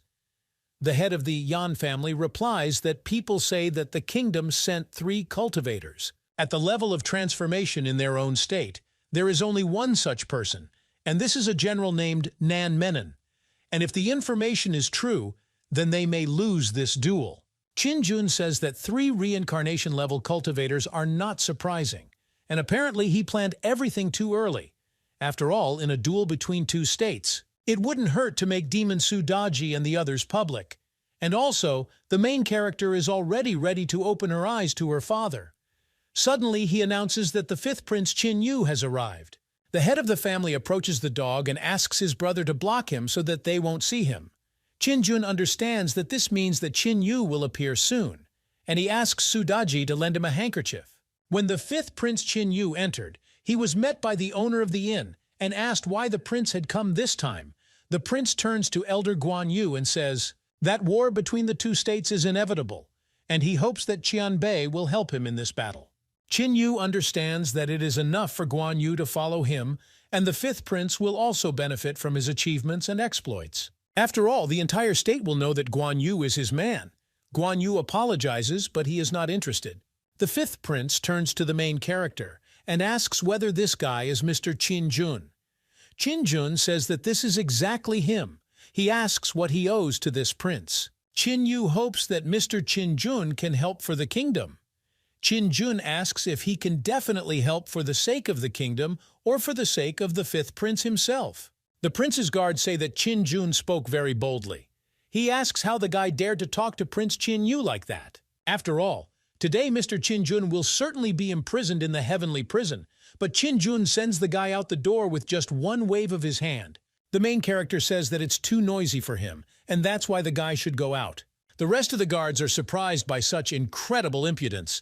They were already reaching out with their own weapons to fight. The demons that belong to the main character are also preparing for battle. Chin-yu asks, what are they going to do? Do they really dare? Beat up the prince. Chin-yu says that whether they believe it or not, he will punish them for their insolence. Guan Yu waves his spear and tells them to leave.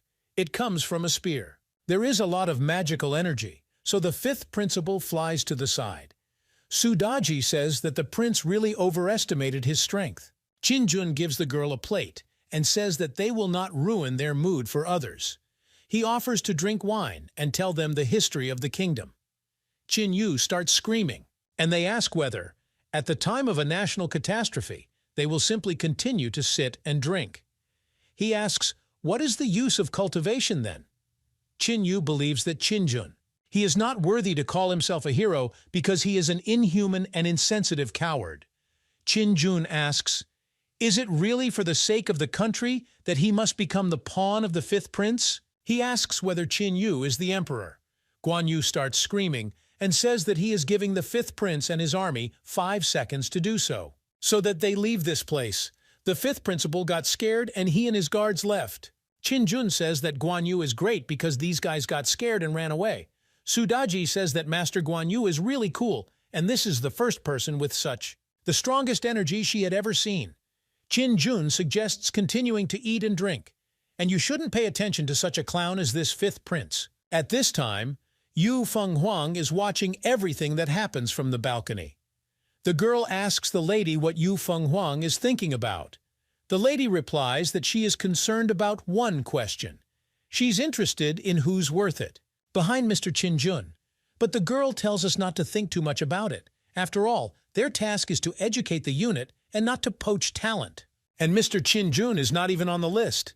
She asks if this guy can be compared with a mistress. Yu Fenghuang replies that in the future, Chin-jun will definitely get there and become famous throughout the world. She is sure of it. As the date for the battle between the two kingdoms approached, cultivators from various sects continued to arrive in the capital. On the day of the duel, Xuanling finally arrived at the meeting place. Xuanling sect is already in place. Chang Qianqian arrived in the morning, and the only thing missing is the genius of this sect, Zhuo Junjia. People haven't seen them yet. Even the cultivators from Kanglan are already here. At this time, the main character and his demons stand among a crowd of people in black cloaks so that no one recognizes them. Chin-jun is upset that he is too late, and there are already too many people. Apparently, the main character is already late. Chin-jun turns to Sudaji and tells the girl to come into his arms. After all, she should be careful so that others do not pester her. At this time, he announces that the emperor has arrived. A lot of people have already gathered and are watching everything that is happening. Greetings, His Majesty, the Emperor. The Emperor tells everyone to get off their knees. The bells begin to ring, and the duel between the two kingdoms was open. Chin-jun thinks that it's very good that they still managed to do it, and apparently all the people of the city gathered here. After all, there are a lot of people. Meanwhile, two guys are already fighting. One guy has already won, and he says that he never expected that the people from the Kanyue kingdom would be so weak. After all, the hand slipped carelessly, and the guy is to blame himself. After all, they let him win. The judge says that this guy from Kanglan is too arrogant, and let someone step up and teach him a lesson. Bai Yufan was unable to resist him and fell prone. The presenter says that the kingdom is in danger, and he announces that in the first battle the kingdom of Kanglan is victorious. He asks to send the participants to the second round. At this time, General Nan Menon says that he will go to the ring. At this time, his opponent will be a man named Jen Hun. People are shouting for General Nan Menon to teach this Jen Hun guy a lesson. With the general, they can be calm. After all, Nan Menon is invincible. Qin Jun asks Master Guan Yu which of these two will win. But Guan Yu replies that these two are equal. Qin Jun understands that in this case, in terms of combat capabilities, the Kanglan kingdom has gone far ahead. The main character understands that this business is going very badly. Jen Hun says that he has long dreamed of fighting General Nan Menon, and he hopes that the general will not let him down. To which the general replies that compared to their main three sects, their sect is much inferior, and at least they won't fight. The two begin to use their aura to fight. General Nan Menon summons his sword and begins to attack. Jen Hun gets his first hit, and he says that Nan Menon is as strong as they say.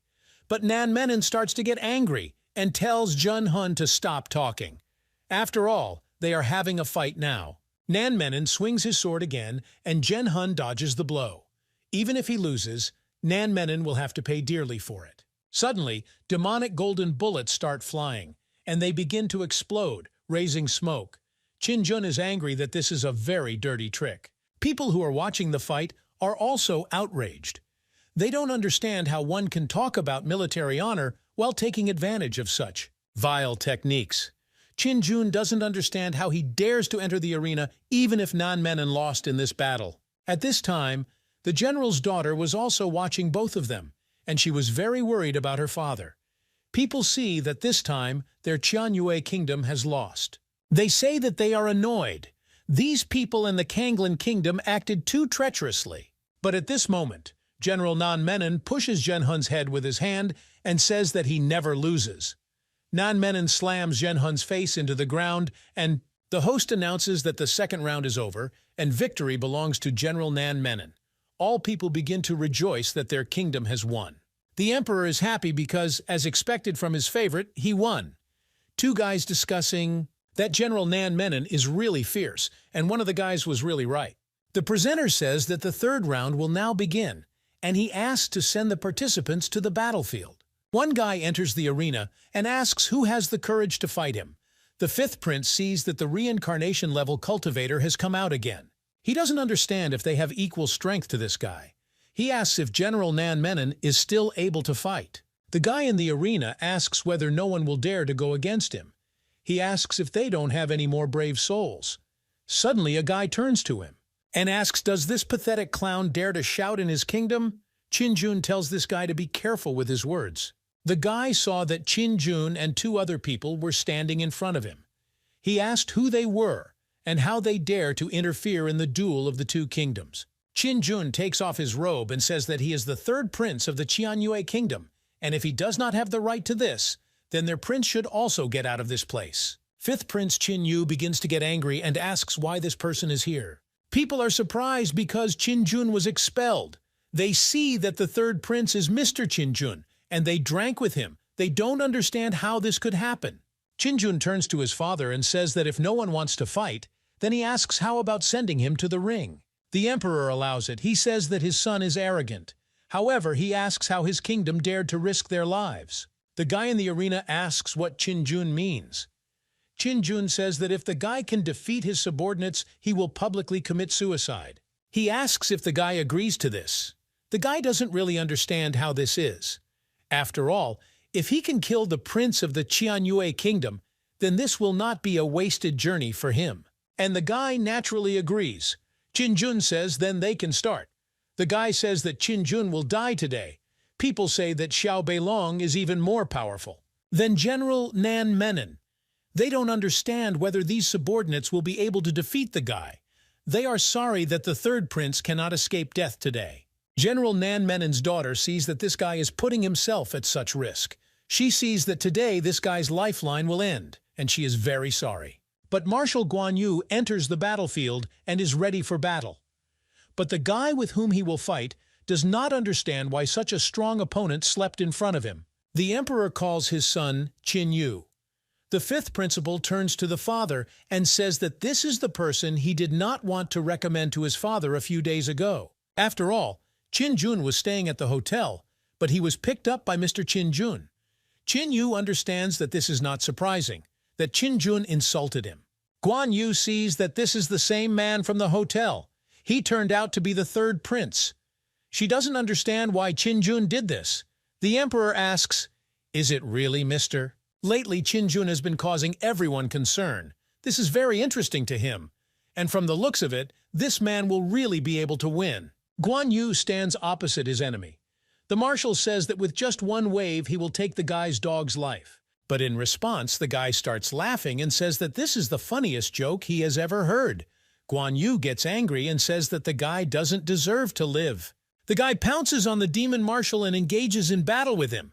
The guy takes out a huge mace. All the spectators are surprised by what is happening. But the guy was amazed, and with just one swing of Guan Yu, he destroyed this guy. The emperor is surprised that the guy was destroyed. After all, this guy is equal to him in the village. No one understands how this is possible, but Guan Yu is happy that victory is his. The host says that in the duel between the two countries, the Qianyue kingdom was victorious. He says that this is a good job. People are happy that this guy was able to defeat the commander-in-chief of the Kanglan kingdom. They are happy that they finally won. Qin Jun asks everyone to remain quiet, and he says that he has something to say. After all, everyone knows that he was betrayed and kicked out of the kingdom. Qin Jun will not say who exactly did it, but he did not return empty-handed. Unexpectedly for everyone, the guy takes out a death's head and says that this is the head of General Xiao Huan. This fierce name is well known to everyone in the city, and even numerous arrests of Nan Menen. They were not successful, but only the third prince was able to deal with him. People understand that it is too powerful. Qin Jun turns to his father, and he doesn't know if this is merit. Smooth out his unfair accusation.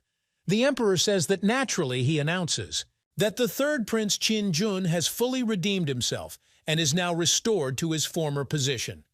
Moreover, thanks to his subordinate kingdom, Qianyue won the duel. Therefore, he will be given the title of number 1 of the principality. Due to his amazing performance in the duel between the two countries, Guan Yu will be promoted to third-rank general. The emperor gives the opportunity to decide on a specific position independently. Qin Jun is incredibly grateful to his father, the emperor, for presenting the award. The emperor announces that the duel is over, and he tells everyone to prepare to return to the palace. The emperor says that Qin Jun, together with Guan Yu, made a great contribution to this battle, and from now on, Qin Jun is allowed to participate in the upcoming negotiations between the countries. He told his son to take his subordinates with him to explore the opposite palace. Qin Jun listens to all his father's orders. The system notifies that a secondary mission has been launched. After all, the owner showed himself superbly in the negotiations between the two kingdoms and earned the praise of the emperor. Received for successful completion of the task, reward of 5,000 experience points.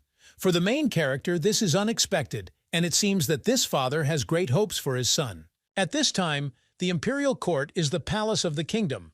The fifth principal is standing there. Qin Jun approaches him and says that they haven't seen each other for a long time, and he really missed his younger brother. Qin Jun thinks about how much he wants to kill this brother, but the reward is so big, and he is very sorry. Qin Yu asks Qin Jun to let him go. The main character apologizes, and he says that he forgot that the fifth brother is only in Qi training and is not able to withstand laying the foundation of the main character.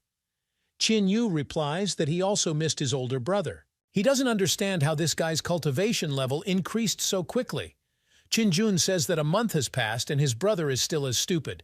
Qin Yu understands that he must endure this. This time the emperor is already setting.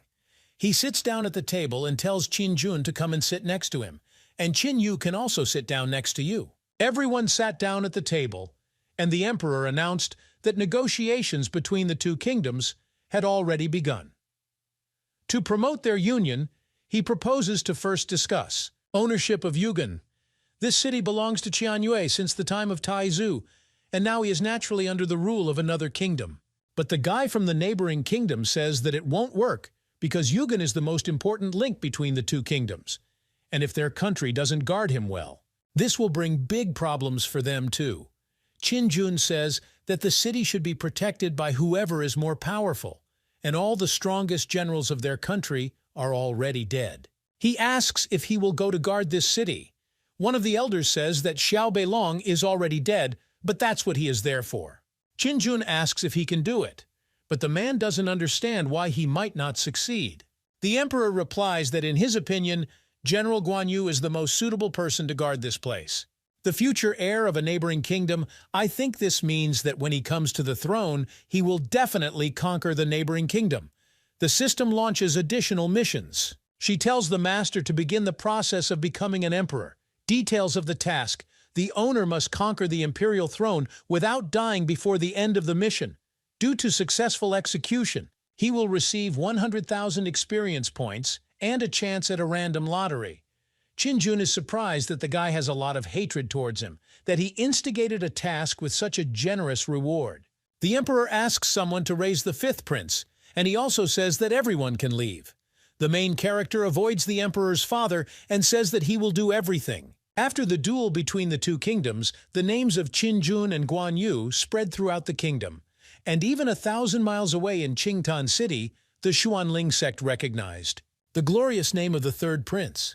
Qin has become not only the most popular personality in the capital, but also the dream man among many women. This is the house where Guan Yu lives. He is angry that the guards allowed Qin to return alive. He calls them a bunch, garbage and worthless people. The guy turns to Xiao and says to order several killers for this guy. After all, Qin Yu wants to kill Qin. The man with a scar on his face turns to the master, and he offers to temporarily restrain himself from fighting Qin. After all, now the third prince has achieved great success, and at the moment it is unreasonable. We'll confront him. In addition, he wants the fifth prince not to forget that the emperor distributed Guan Yu to Yugan City. How will Qin remain without a patron? And Qin Yu will be able to play with him to his heart's content. In addition, in a month there will be a military meeting organized by the Nanzhuo dynasty, and the first 100 will be able to enter all the great sects of the reigning dynasty. He turns to His Majesty and says that Qin Yu should start preparing for this meeting now. The fifth principal understands that a man is right, but he can't leave everything to chance. After all, it is necessary, if not to kill Qin, then at least to teach him a lesson. Qin Yu understood everything that the man said, and he says that Qin Yu can go. The fifth principal understands. What he shares with Qin is both his position and good name. At this time in the hotel, the main character is running away from a crowd of girls. They say they adore him and he is very handsome. The girls ask the prince not to run away. But Qin shouts that the girls should not come near him. The main character runs behind the door and closes them. He says that the women of the kingdom are very friendly. Tu notices that the gentleman is very popular. The main character runs up to Sudaji and says that it doesn't matter because for him, Sudaji remains his most beloved. The main character takes the girl by the hand and tells her to go with him. The main character will take the girl to one place, and he will show what a great treasure he has received. Sudaji does not understand what kind of treasure we are talking about. They go outside, and the guy shows the girl his spear. Sudaji is surprised that in front of her is a Tianping-level magic weapon. This long spear is very unusual. She asks, "Is this the same treasure that the gentleman spoke about?" Qin says that this is exactly it, and now he will try to raise it. The duel between the two kingdoms was over, and even with the protection of Sudaji, Guan Yu and the snarling dog, the protagonist still needs to strengthen his own strength. And so he needs to master this magical weapon as soon as possible. The Silver Dragon's soul-destroying pistol does not weigh very much. And first you should pull it out, swing it a couple of times, get familiar with the weight, and then start training. Qin tries to lift his spear but fails. But suddenly the guy gathers his strength and rises. Well, it's incredibly heavy, and it weighs the guy back. The main character almost falls to the ground. Sudaji starts laughing and asks the gentleman why don't she teach him the correct breathing method. After all, it will strengthen the owner's physical strength during the training process. But suddenly, a sharp blade begins to fly towards the guy. Sudaji fights him off, and Chin-jun doesn't understand who did it, but a silhouette is visible from behind. He says that he is an assassin who was ordered to kill the third prince. Chin-jun says this guy should die. After all, he dared to attack the third prince Chin-jun. The killer attacks again and says that this is very arrogant. He wants Chin-jun to go to hell. Sudaji calls this guy vile, and she is ready to kill him. But the main character stops the girl and wants Sudaji to let him do it. The guy from above begins to fly at the main character, but Chin-jun raises his spear and parries the blow. It's a complete mess. Chin-jun hits the enemy with his spear, and the spear falls with its full weight on the killer. Chin-jun laughs at how pathetic the guy is. After all, he was crushed by a spear. Now the main character approaches the killer and asks who sent him to kill. The guy refuses to tell everything to the young master. Chin-jun says that in this case the guy will die if he doesn't tell. The main character takes out his gun and is ready to kill the guy. The system tells the owner to kill the spawn cultivator again and receive 956 experience points. Chin-jun asks Sudaji if the girl will be able to get rid of the corpse. Sudaji certainly can. The main character killed this guy and received his experience points. The girl approached and burned the body with her aura. Chin-jun rejoices and understands that now no one will interfere with them anymore. He invites the girl to continue the breathing method that Sudaji told him about. The demoness says that this method, the breath is called Xiantian, and now she will teach the owner its formula. Internal composure is a self-propelling force. The guy understands that it really works. They decide to continue. Suddenly, a girl attacks the guy and calls him a thief of women's hearts. The girl says that Chin-jun will answer for everything. The girl runs at the guy with the ball and is ready to kill him. The guy is very yellow. He doesn't understand what the girl means. She wants this gentleman to die. Chin-jun doesn't understand. Does this girl really think that he will allow himself to be insulted? But suddenly, Yu Fenghuang becomes the girl between the guys. She calls this disgrace and stops the girl. The girl says that Chin-jun molested her last night. To the lady, such a walking guy must definitely be killed. Chin-jun turns to Sudaji and says that this is all not true, and he only accidentally fell for this girl. Besides, they had nothing, and Chin-jun saw nothing, and girls can even call him a murderer, but he is by no means a libertine. After all, he had never even held a girl's hand, let alone anything else. Yu Fenghuang. She asks for forgiveness for her rash words, and she came to say goodbye to the guy because she already needs to leave. Chin-jun does not understand what is happening and why the girl is leaving. Yu Fenghuang leans over to the guy and says that, in truth, His Highness was the first person to burst into a room like that, and at first she wanted to kill him. However, then she changed her mind. She doesn't understand. Was the girl really that angry? Yu Fenghuang. He asks permission to ask the young master. She is interested in whether Chin-jun will participate in the Nyanzhou military meeting. Chin-jun doesn't understand what this is, and first he needs to calm the girl down. Chin-jun says that if Yu Fenghuang wants him to be there, then so be it. Yu Fenghuang says that if she doesn't meet His Highness there at the military meeting, she will immediately come for his head. Chin-jun puts his hand on his heart and tells Yu Fenghuang not to worry, because if the sky doesn't fall, he will definitely be there. Sudaji calls it oily lips and slippery tongue. Yu Fenghuang turns around and leaves. She says that you will wait for the young master, and they are already leaving. She really wants to see His Majesty at the meeting. The system activates a secondary mission.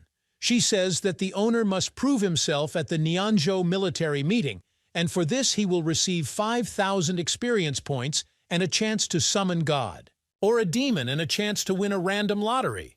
If this task fails, the owner will be expelled by all sects. The main character is surprised by such a generous reward for the task, and apparently this military meeting will be a bit difficult.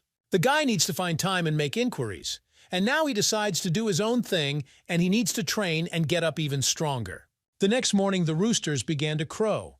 Chin-jun, who did not sleep all night and trained all the time, understands that he has had enough. Sudaji says that the gentleman is very weak. Suddenly, Qin Jun hears himself being addressed and called His Highness and the third prince. The guy finally waited for the gentleman. Qin Jun sees the manager in front of him and asks, "How did he end up here?" The manager turns to the young master and says that His Highness has asked to return Qin Jun back to the imperial palace for further residence there. After all, how can the third prince be in a hotel? Qin Jun now understands what's going on, and then he asks if he can take his subordinates with him. After all, when the palace will be equipped for him, he will take them. Qin Jun understands that Qin Yu has not yet made up his mind, and Yan Mobei and others must be protected. Otherwise, I will inevitably die. The manager says, which is of course, and as long as they are under the control of the young master, in which case the young protagonist is grateful. After some time, Qin Juna announces that they are going to the imperial palace. They head to the Qianzhen Hall and are greeted by the emperor. Qin Jun is surprised to see his father there. The emperor says that if he looks closely, and I myself would believe that this guy is Qin Jun. Suddenly, the main character's sword flies. Who wants to hit him? Qin Jun doesn't understand.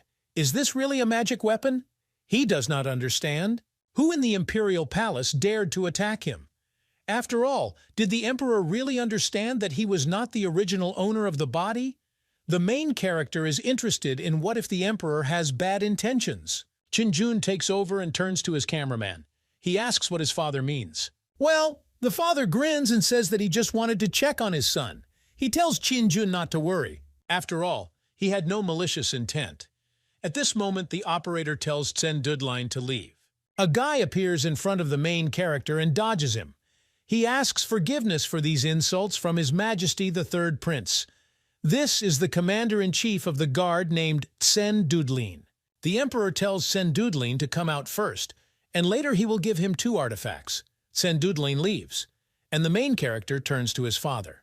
The emperor approaches his son, puts his hand on his shoulder, and says that Qin Jun has proven his strength, holding a future celebration in the city, and the father can convey peace of mind into the hands of your third son.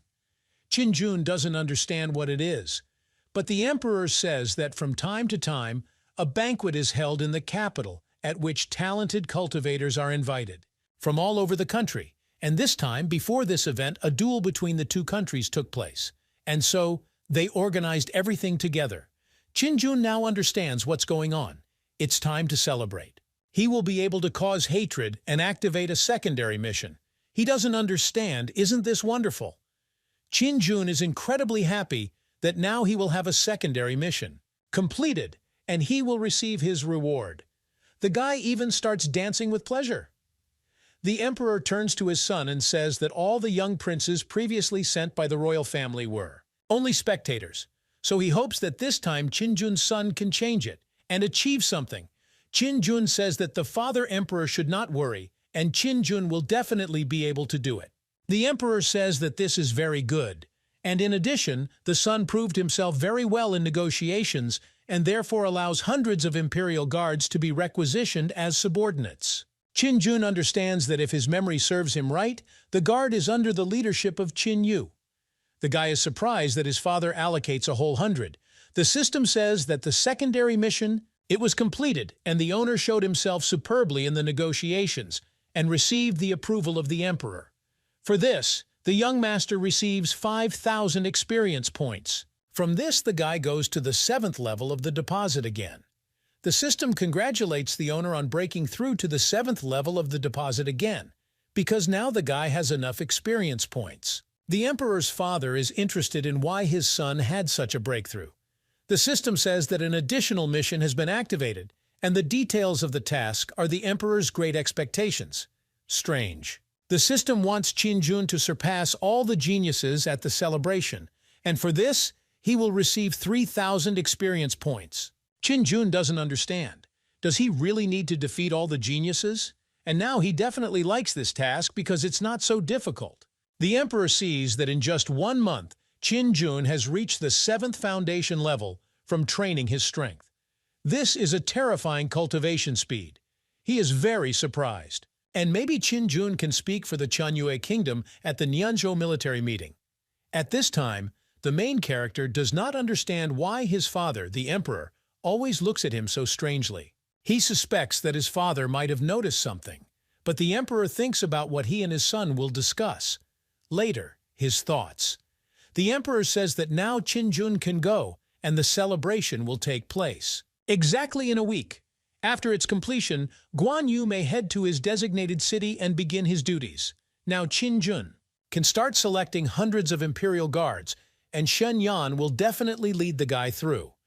Qinjun thanks the emperor's father for such a welcome. Qinjun leaves, and the father thinks about what a rude son his son is.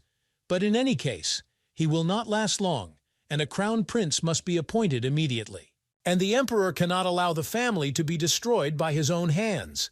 Qinjun is far from the worst candidate for the role of crown prince. The main character goes to the royal military camp and greets the third prince and official. The official says that the guy should do without any pleasantries, and His Majesty rewarded the third prince with 100 palace guards and ordered the official to show the way to the third principal. The guy lets them through and says it's no problem. They go inside, and the guard will take them to where their guards are. Qinjun is amazed that he sees how the guards of their kingdom are training. The main character thinks that one day he will create an even stronger army. There the main character is met by the fifth prince, and he asks why the third brother came to him. Qinjun suspects that Qin Yu has his own spies in the palace, and the speed of news spread is simply incredible. But Qinjun asks his brother what he means. And Qinjun did not come to him. After all, the military camp belongs to the king, and Qin Yu should not forget about it. He is the fifth prince and wants to create a boom. But the guard and the official are simply perplexed by the way Qinjun talks. They don't understand how you can talk to the prince like that. Qin Yu asks, how dare Qinjun? After all, his words defiled the prince 5 years later. Qinjun says that there is no problem in this, and he says that the strongest weaving should come to him and he will take them. Qin Yu replies that he is afraid this does not comply with the rules, and although his father gave his permission, Qinjun cannot choose them at will. And moreover, Qin Yu asks how the 100 most, the strongest, can become Qinjun's subordinates. Isn't protecting him the biggest responsibility? He wants Qin Yu to notice because he is the only crowned son of the emperor. Suddenly, a man approaches them and says that even though Qinjun is the third prince, he shouldn't behave so unceremoniously because they are palace guards and direct subordinates. His Majesty Qinjun asks the guy who he is. Qin Yu says that this guy is a military instructor and his name is Zhou Litong, and all the local security is located. Directly under the supervision of Zhou Litong, Qinjun understood everything. And this means that the emperor allowed. He can choose people, but the military instructor doesn't allow him. Then the main character will immediately go to his father and tell him to cancel his order. Qinjun is already turning around and wants to leave, but officials and a security guard try to stop him. The official tells the third prince not to rush, and they tell him that he should choose other people. The guard says that the guy can take at least 200 people. Qin Yu understands that this matter is going badly, and it is impossible for Qinjun to go to his father. Qinjun turns to the official and says, so that he can help him notify his father about what happened. The main character says that he and his brother should not be blessed. The official asks what will happen to Qinjun in this situation. The main character replies that he will probably go to the palace to train. The main character turns around and leaves, but Qin Yu starts screaming and telling Qinjun to stop. After all, this is not good, and you need to immediately find the emperor. Qin Yu should put all the responsibility on this guy, and his father can't blame him. At this time inside the temple, an official came to the emperor, and the emperor indicated that he no longer needed security. The official says that the third prince has his own thoughts, and he has no idea about them. Suddenly they announce that His Highness wants to visit the fifth prince. The emperor tells the guy to come in. Frightened, Qin Yu flies to the emperor and asks his father if Qinjun has already told the whole situation. The father emperor wants to listen to the point of view of his youngest son. Qin Yu says that the matter was completely wrong, and Qinjun wanted to get out of 100 guards and Qin Yu had no objections. More precisely, it wasn't at all. However, Qinjun disrespected them and said that they were worthless. What caused their indignation? Qin Yu was about to reconcile everyone, but Qin Jun simply turned around and left. Qin Jun also said that he despises the Imperial Guard. Qin Yu was afraid that his brother was slandering them and therefore came to his father to clarify. Qin Yu hopes that his father will not punish the innocent. The fifth principal tells the father that Qin Jun is truly unbearable. Now the official understands why the third prince ordered him to convey the truth. After all, it turns out that this was a kind of hole to bury the fifth prince in his own lies. Qin Yu says that if his father doesn't believe him, he can calmly ask the instructor. The emperor heard about Qin Jun's true deed and thought that he was somewhat childish. However, now the emperor is going berserk. He begins to throw all the things off the table and shout that Qin Yu spoke the truth very well. He asks whether the son really thinks that the royal military camp belongs to him. The emperor immediately cancels the order for the palace guard. From now on, his son no longer needs to interfere in their affairs. Qin Yu is incredibly angry at Qin Jun. After all, the guy dared to set him up, and now this guy will end. At this time, the main character is training in the palace. He sneezes and doesn't understand who can even remember him at this time. Suddenly, an official runs up to the guy and says about the fact that a joyful event happened. He says that the fifth prince lost his palace guard, and he will no longer be able to act without permission. Qin Jun laughs and says that this guy is stupid, really fell into his hole. Qin Jun rejoices at his action, and he says that sooner or later he will kill the fifth prince. But now the main character needs to prepare for the celebration, and he has no room for error. The official understands that apparently he really met a lucky star. At this time, the main character is working with his spear. A week later, many people gathered in the palace, and they discussed that in the past there were always competitions at the celebration. They are interested in whether the third prince will participate this year. After all, this guy has a high level of cultivation. One of the guys says that everyone is pathetic, and he will definitely break everyone with his strength. Qin Jun hears this conversation and thinks that if he knew in advance that this event would be so boring, he would have taken Sudaji and the others with him. Suddenly, the main character sees a guy in front of him, and he doesn't understand whether this is not the young genius of the Xuanling sect, the same Zhuo Junji. The main character does not understand what Zhuo Junji is doing here. Suddenly, the guy's eyes begin to turn black and glow red. He attacks the main character.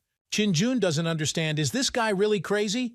Zhuo Junji talks about challenging Qin Jun. One of the guys turns to Mr. Dana and says that the guy has already laid the foundation for O Prince only at the 7th level of training. He asks why Zhuo Junji is bullying a person. Although the imperial family is welcome to the Tanjiao celebration every time, this time the prince sent them to the kingdom. And you shouldn't offend this guy. People say the guy is very famous now. If they put him in an awkward position, then they will drown in the saliva of the people. Guan Yu was there too. She asks if Qin Jun doesn't want to accept this challenge.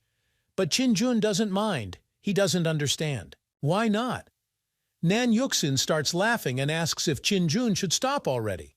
After all, a month ago the guy had only the 2nd level of Qi training, and now the guy has experienced breakthrough to the foundation boundary again.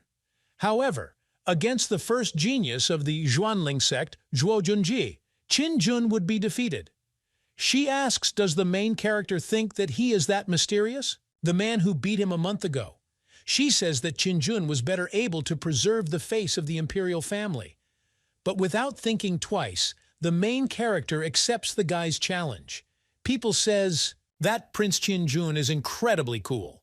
After all, he agreed. And apparently people are in for a good show. And this time the imperial family cannot avoid trouble. The competition begins. Qin Jun uses his strength and he invites the guy to exchange experiences. Zhuo Junji attacks the main character and takes out his sword. Qin Jun is holding a spear at the same time. He is angry and doesn't understand.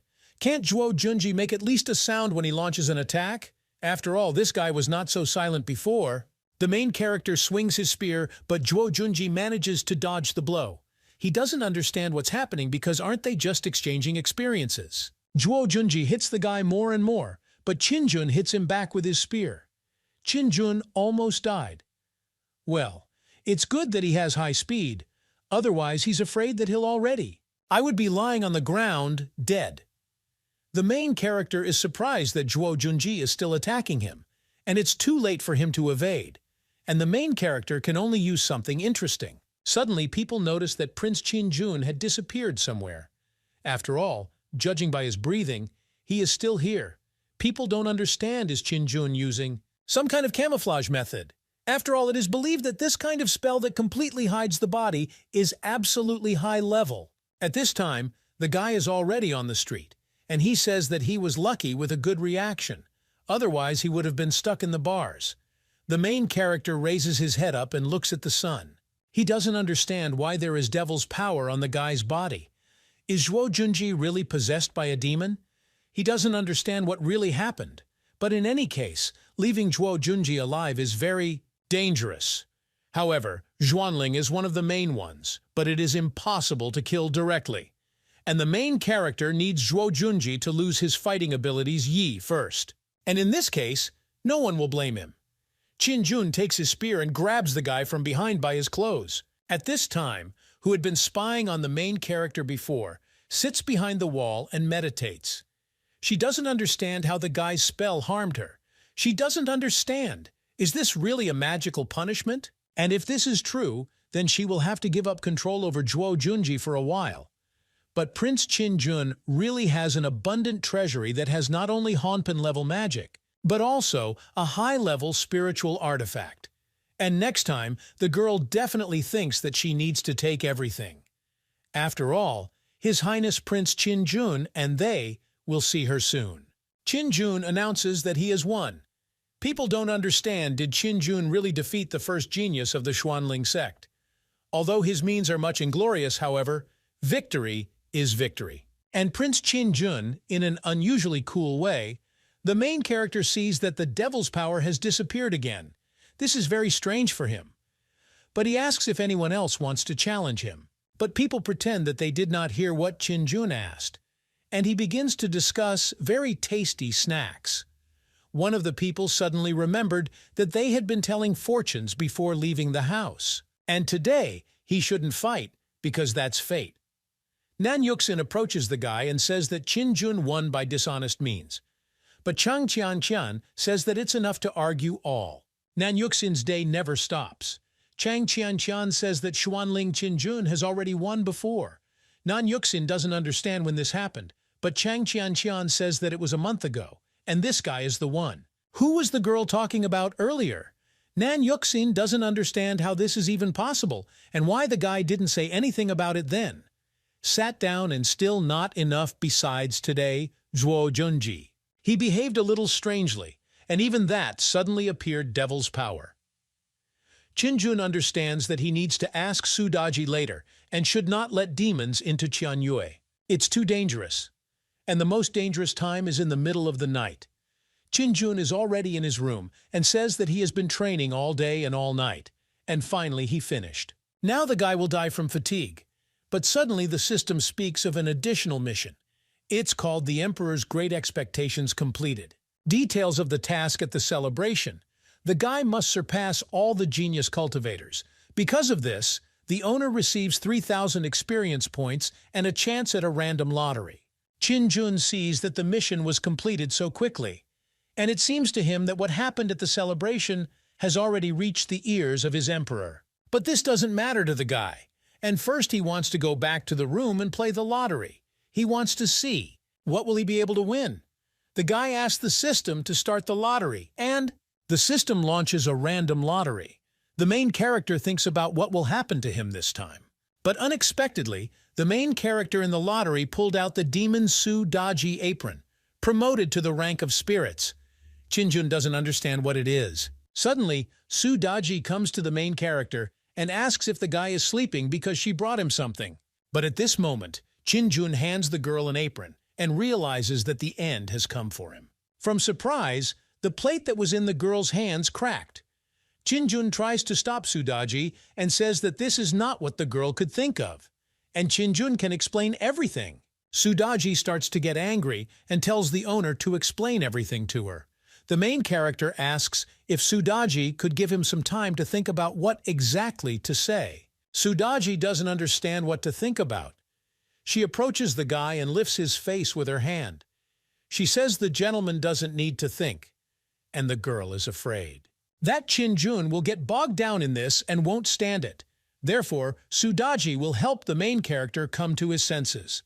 The girl pushes the guy away with her strength. She says that one blow is not enough for the gentleman to come to his senses, so the girl will add a few more.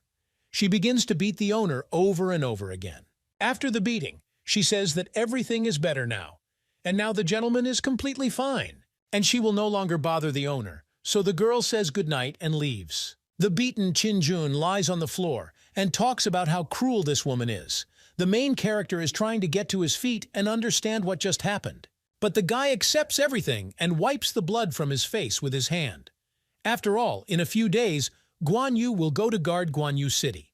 And while Guan Yu is here, he will ask him to teach the main character a few tricks. The news that Chin-jun promised the first genius of the Xuanling sect quickly spread throughout the capital, and the myth about the younger generation was finally destroyed. A few months later, Guan Yu already set off on his mission. Chin-jun did not expect that Guan Yu would be the first to leave him. After all, he has not yet fully taught the main character the tricks he taught him. The emperor is looking for the main character. Chin-jun asks why his father is looking for him. The guy doesn't understand. Does the father really want to praise him for bringing defeat to Zhuo Junjie? The main character is already going to disturb the eunuch so that he can show him the way. Inside the palace office, the emperor heard about what happened in Tianzhou. The emperor says that this is very good, and this is what was expected from the imperial son.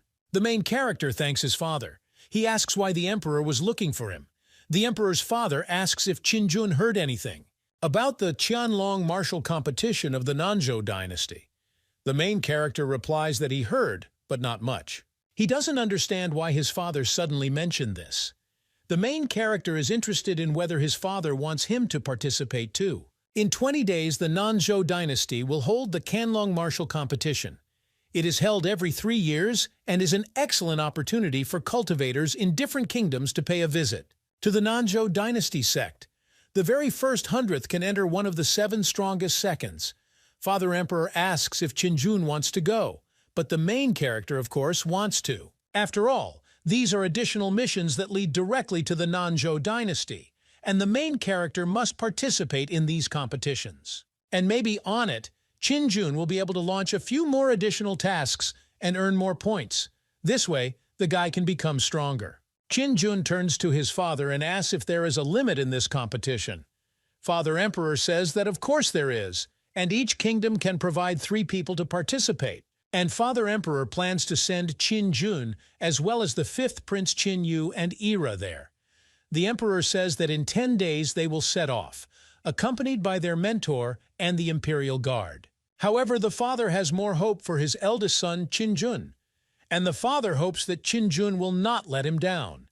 The main character tells his father not to worry. After all, Chin-jun would never disappoint him. The main character understands that together with Chin-yu, it will be great. After all, the main character will be able to deal with his brother along the way. 10 days later, they set out on the road and on horseback asked to stop at this place, split up and collect firewood. They also want to light a fire and cook food. Young gentlemen begin to leave with the carriage. Chin-jun says when he comes, "Time to go to bed." Sudaji will sleep inside the carriage, and outside, they will stand guard together with the growling dog. Sudaji approaches the owner and asks why today. The young master is so silent. The girl asks whether she is unpleasant to the guy. But Chin-jun doesn't understand how this can be. He asks why Sudaji thought that. After all, it's just that now is a very turbulent time, and they must beware of not only evil spirits, but also people. When a girl touches a guy, he feels a soft touch. At this time, they see Chin-yu walking around. Sudaji asks if she can kill this guy instead of her master. But Chin-jun removes the girl's hand and says that he will deal with everything himself. And Sudaji shouldn't get involved in this. Suddenly, they hear some strange sounds. Chin-jun tries to find where it comes from. After all, this power is beyond his cultivation level. The main character thinks that this is the evil spirit of the Golden Core level.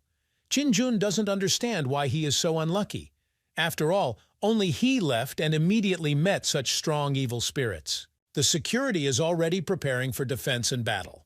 The head guard approaches the three His Highnesses and says that they should not worry too much. After all, this place is located only a few dozen miles from the capital, and the nearest evil spirits should not be too strong. Qin-jun doesn't understand. Are such greenhouse flowers, or rather weak guys, really want to participate in this year's competition? Suddenly, a huge demonic beast appears in front of them, similar to a wolf but incredibly large in size. His eyes are fiery red and drool drips from his mouth. He is ready to chew on everything that comes his way. At this time, Qin-yu is very frightened, and he asks the guards to quickly protect him. The guards are going to quickly surround this demonic beast. After all, we cannot allow this beast to injure His Highness. Qin-jun and the growling dog are watching this. The dog did not expect that a small demon wolf who had just coordinated would appear. The dog is afraid and tells the gentleman about this that the palace guard has problems. Sudaji says that this wolf is a descendant of the Sansi Wolf King. And this is very interesting. Qin-jun does not understand who this is and who we are talking about. Sudaji says that this is evil spirits that have appeared since ancient times. He was once strong, but is now dead. And the bloodline of this little demon wolf is not simple. However, perhaps one day he will be able to turn into a real wolf king. Sudaji uses his demonic power and sends a punch toward the wolf. But this only angered the wolf, and he is already going to attack the young master. The main and safe one shouts for His Highness the Third Prince to be more careful. Qin-jun tries to protect Sudaji and tells Sudaji to sit in the carriage and not stick out. The guy wants the girl to give it to him, and he will fight. Originally, Qin-jun didn't want to fight with this little wolf demon, but since he is already here, then the hero uses him to practice the techniques he recently studied. Qin-jun starts to get angry and attack this beast. He takes advantage of the moment of bloom, and with this blow, he strikes the beast. In this battle, the main character used his spear. The wolf was amazed, and Qin-jun sees that he succeeded. The guy approaches the wolf, stands on him, and says that the demon can obey or die. The wolf rises to its paws, and Qin-jun doesn't understand. Is this really the kinship of the Wolf King Sansi? The main character is very surprised that the demon received an instant flowering blow from him, and the silver spear and can still stand up. The guards start screaming about why they are frozen. After all, we need to quickly rush to the aid of the third principal.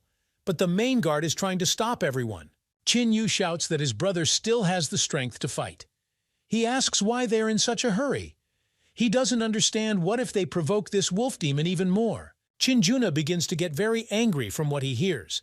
He wants Qin-yu to just wait for him, and sooner or later head with his younger brother. The main character hits the enemy with his spear. He inserts it into the back of the demonic beast, and it loses consciousness.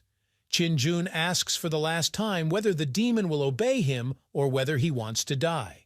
The wolf comes to his senses and says that he agrees. He doesn't understand. Didn't he already agree before?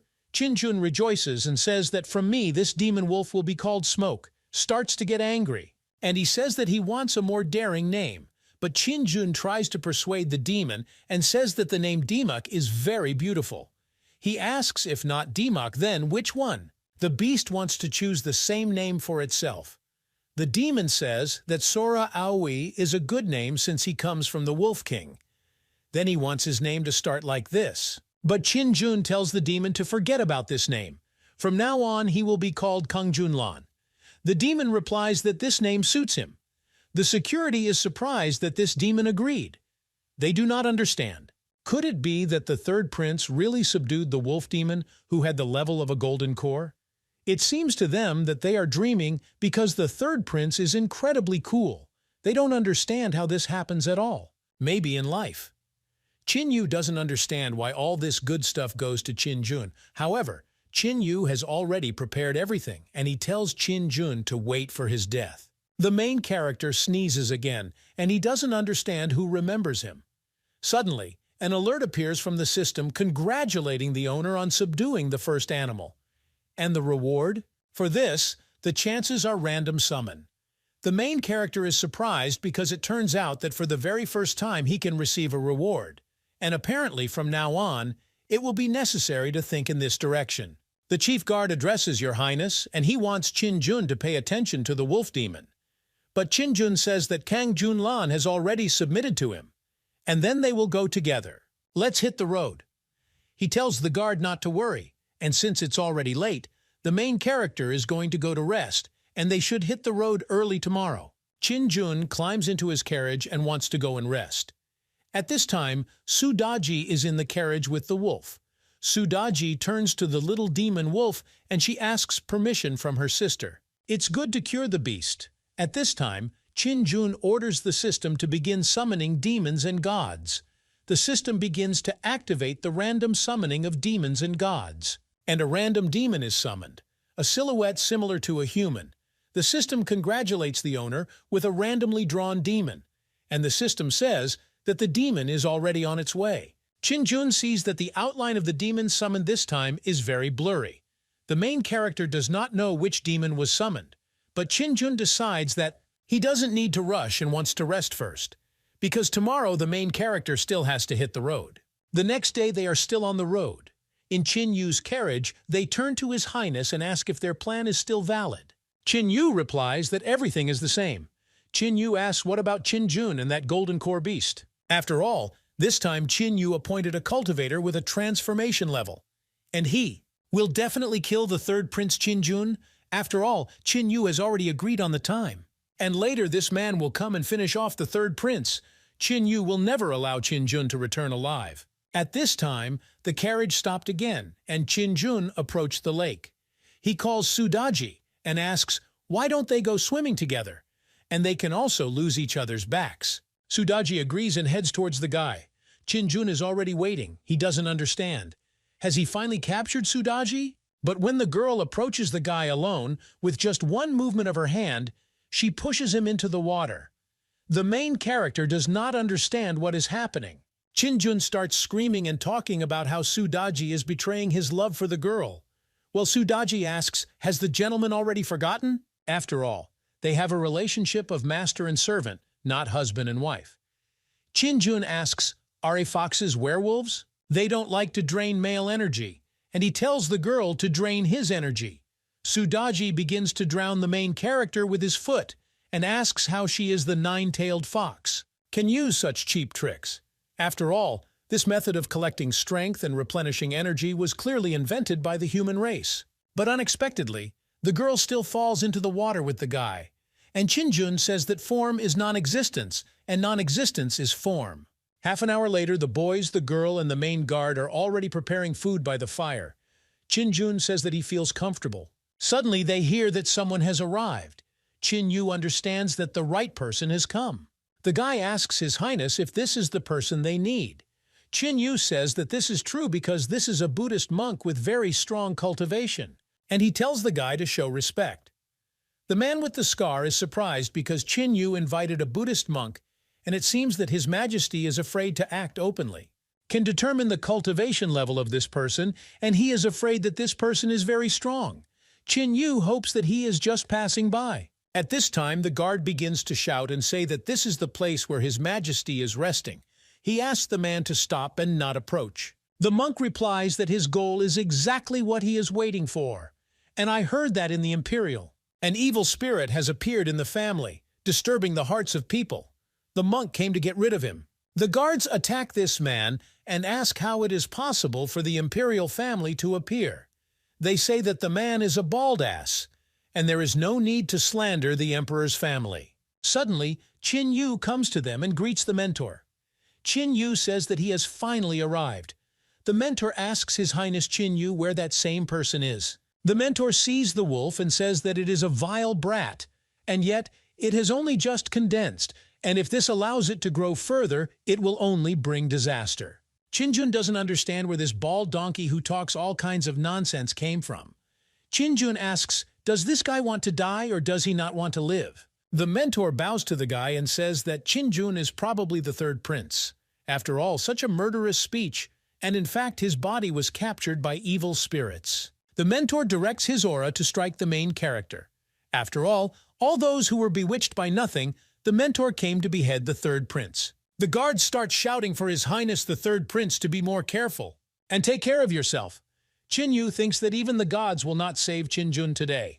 At this moment, Sudaji manages to pick up the owner, and she asks whether the old donkey is looking for death.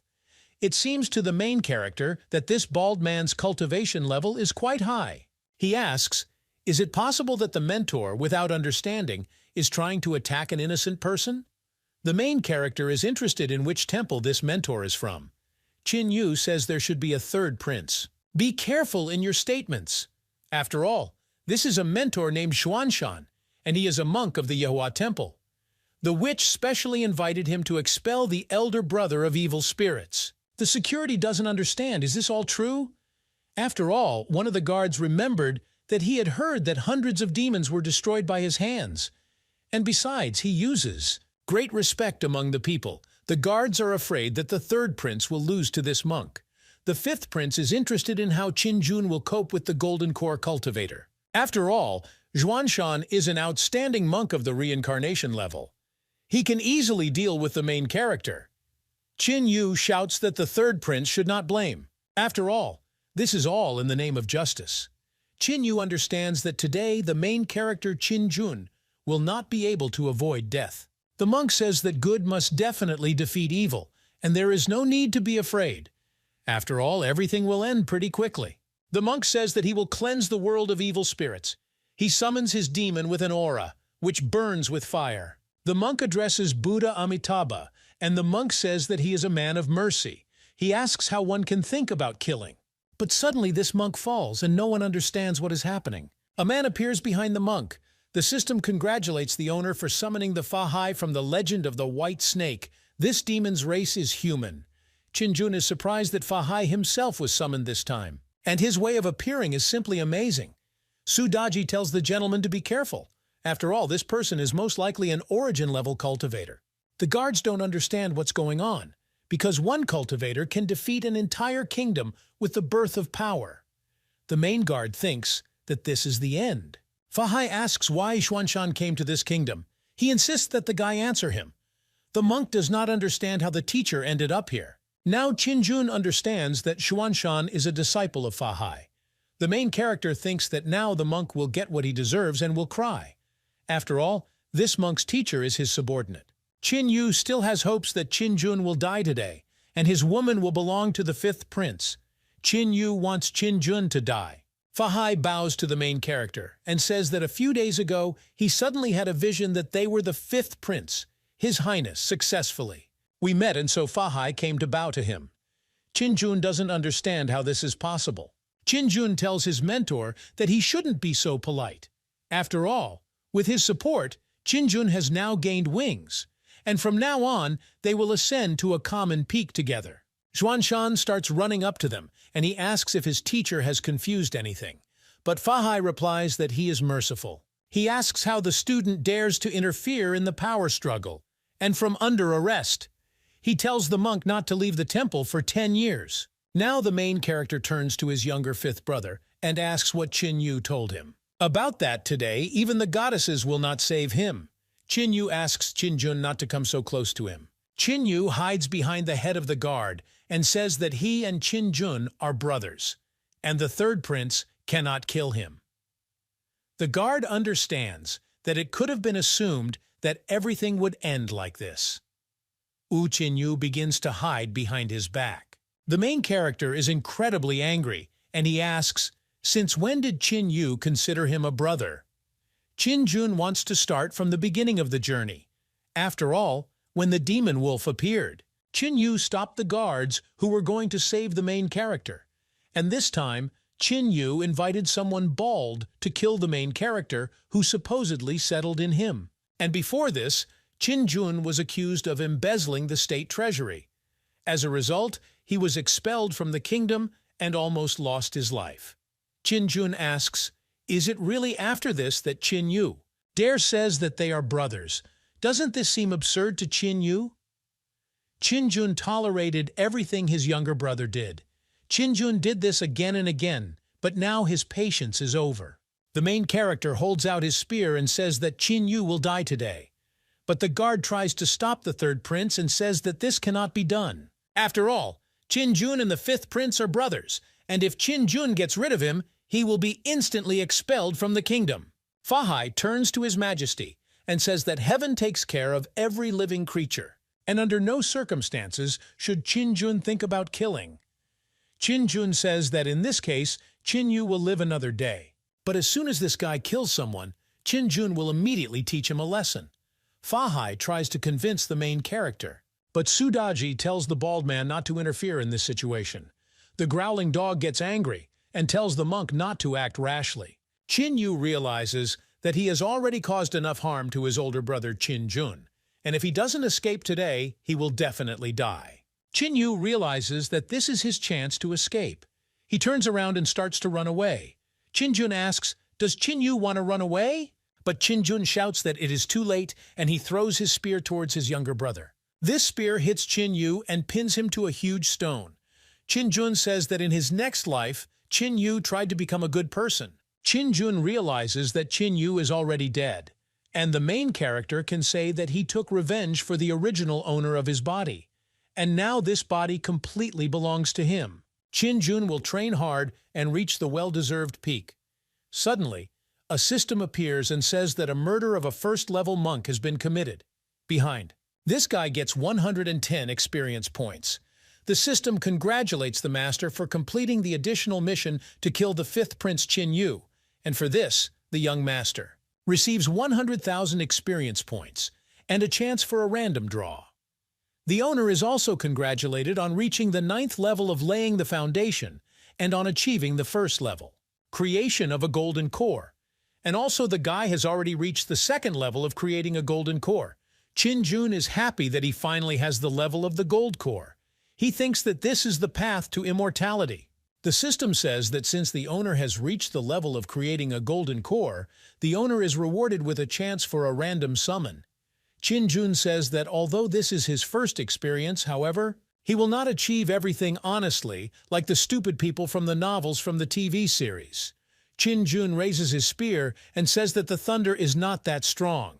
He wants this to continue. The guards don't understand whether they've gone crazy or the world. After all, His Highness deals with thunder with his own hands.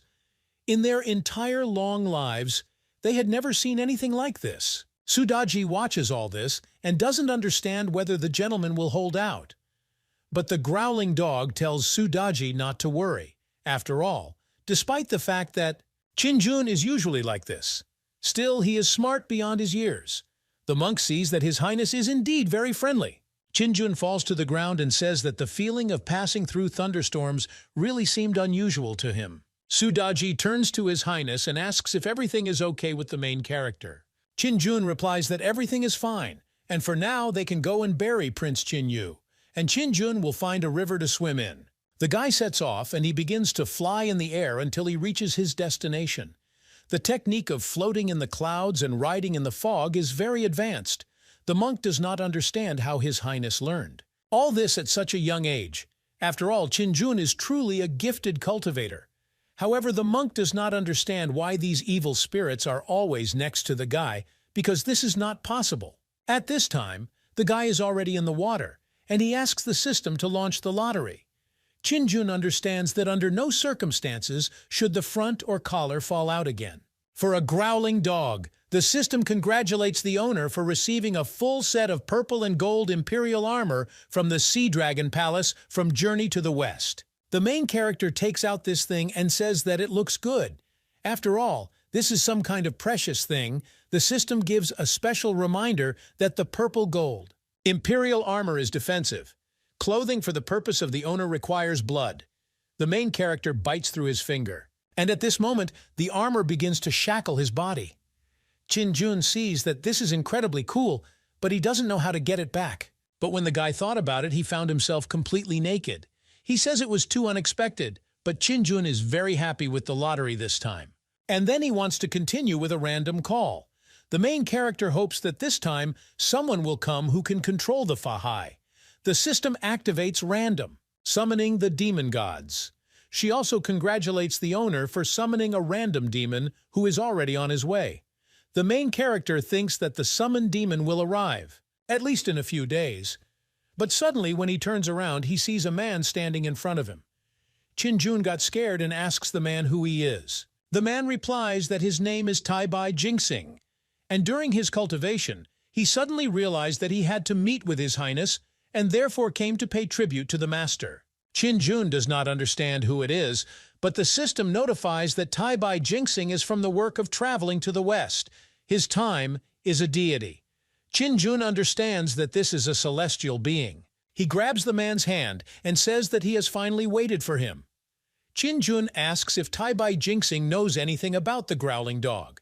After all, they are both from a trip to the west, to the main character. I wonder if they know each other. However, it finally happened, and the guy pulled out the celestial. That's how he also came across the immortal. It's not all that simple. In this world, cultivation levels are divided into training the power of laying the foundation of creating a golden core and reincarnation. These 4 stages are the mortal realms. Above are Huaxu, immortals, and celestials. Now Tai Bai Jinxing is the most powerful demon that the main character has. He is much stronger than Sudaji and Growling Dog combined. And now with him, the main character has no one to fear. Tai Bai Jinxing doesn't know who the Growling Dog is. The main character says that the dog is from the same place as Tai Bai Jinxing, and we can say that they are fellow countrymen. But we need to use less words and more action. Qin takes the gentleman by the shoulder and leads him out. The main character will introduce Tai Bai Jinxing to their large and friendly family. Garrison Camp Kingdom. They go to this place, but when Qin comes there, he sees some kind of quarrel. Sudaji turns to the old bald man and says that he does not distinguish between good and evil. Fahai says that His Highness has returned. He needs to consult with the owner, because Fahai is here and he no longer needs the help of evil spirits. The dog says that if Fahai were not a man, His Highness would have torn him to shreds long ago. At this moment, Qin appears and asks what happened. The main character sees that they are using their auras, and he doesn't understand what demons do. It seems to the main character that a fierce battle took place while he was not here. Fahai turns to His Highness and speaks. That evil spirits cannot be trusted, especially the king. After all, they are very strong, and if they have bad intentions, the consequences will be very, very sad. Sudaji asks how the Lord can know how good the monk's intentions are. Fahai replies that he is merciful and cannot have bad thoughts, but the main character appears between them and says that they need to stop the quarrel. He asks everyone to sit down. After all, there is no need to suspect each other. They are still getting to know each other. He asks how they know how good or bad the opponent is. Tai Bai Jinxing says that everything that exists has a soul, and people are divided into good and bad, but evil spirits cannot be lumped together. Fahai asks Tai Bai Jinxing who he is. Qin asks permission to introduce the man. His name is Tai Bai Jinxing, and he is a celestial being. Qin tells the others to show the man some respect. Sudaji is surprised that in this life she was still able to meet a celestial being. Tai Bai Jinxing says that immortal is just a title, and their highness should not extol it. Fahai says that he doesn't care if Tai Bai Jinxing is a celestial being or is just lying. The monk will not allow anyone to stop him from destroying evil spirits. Tai Bai Jinxing asks, does the monk really think that he has a better understanding of everything? And does the monk really believe that evil spirits, they could harm His Highness? They mock Tai Bai Jinxing and say that Tai Bai Jinxing is a wandering charlatan.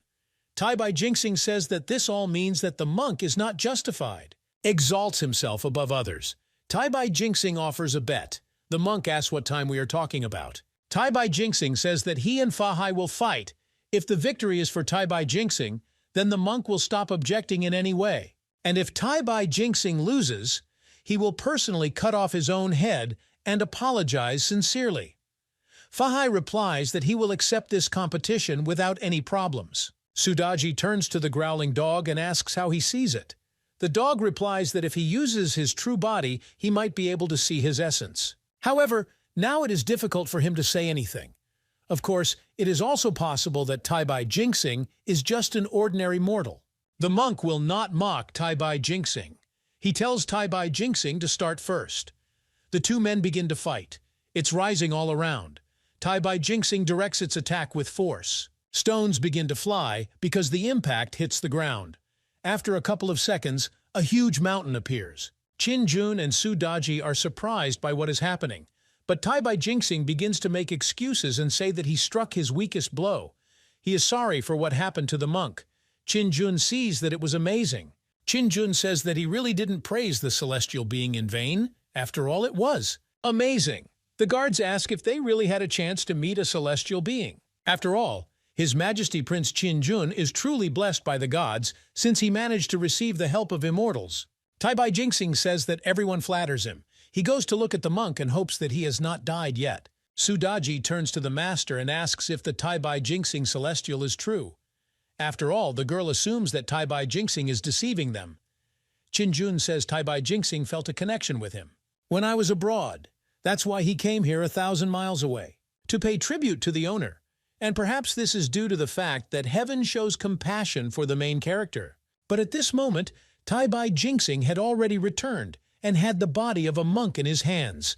Tai-bai Jinxing throws him to the ground, and Qin-jun asks if he is dead. Well, Tai-bai Jinxing doesn't understand how a high-level cultivator can die so easily. Tai-bai Jinxing gives the man a pill, and Qin-jun asks, is Tai-bai Jinxing really able to make immortality pills? But Tai-bai Jinxing says that he did not manufacture them, but simply bought them. Fahai understands that if you lose, you have to pay. The monk will no longer object to the fact that these evil spirits will, to be close to His Highness.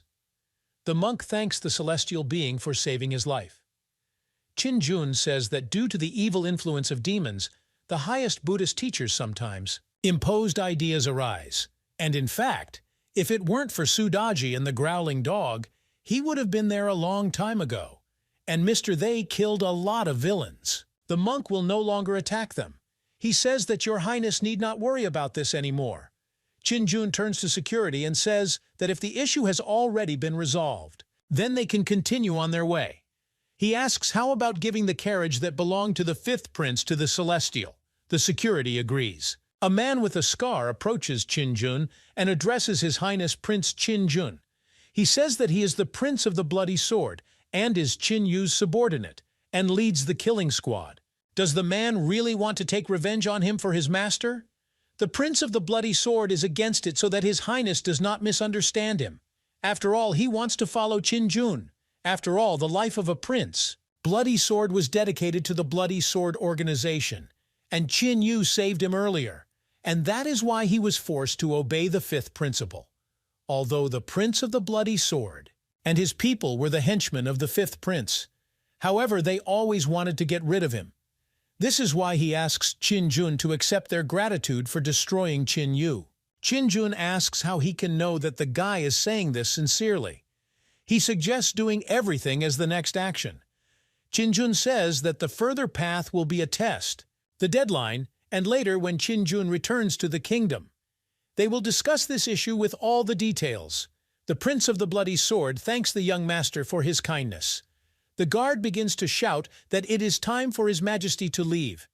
They set out on their way. 5 days later, they are still on the road. The main character is approached by guards who say that after crossing the desert, they will enter the territory of the kingdom of Kanglan and then reach Nanzhuo Dynasty. However, this desert is home to many robbers and bandits, and all traders avoid this place. Qin-jun says they shouldn't worry because he already sent Kang Junlan explore the path ahead. The main character asks, is no one from the kingdom watching this place? The guard says that His Majesty has been performing for 10 years. For military campaigns. The state treasury is greatly emptied and is also under the control of the general. He asks where the troops will come from to suppress the bandits. Qin-jun doesn't understand.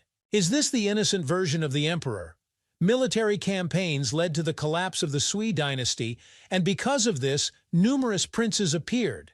However, Sui Yang later made great contributions during his lifetime for future generations. His most famous creation is the Great Canal. Even Qian is not comparable. Suddenly, something happened to them, and the guard turns to His Majesty, and he says that he will go forward to see what happened. Suddenly, a group of people stand in front of them. They greet the young gentleman and say that they have lost their card. They ask if someone will show them the way. The guard asks permission to ask a question. He asks, are they heading to a military competition that will take place? The guys answer that they are just on their way there. He asks, are they too?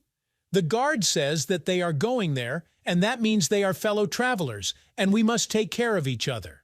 The guy says that his name is Ye Xuan, and he is an adept of the Yanking sect from the kingdom of Wuqi, who is behind his junior mentors. Ye Xuan hopes that they did not create unnecessary trouble. The fourth prince of the Qianyue kingdom comes out to them with the name Qin Sui. He says that he is glad to meet them.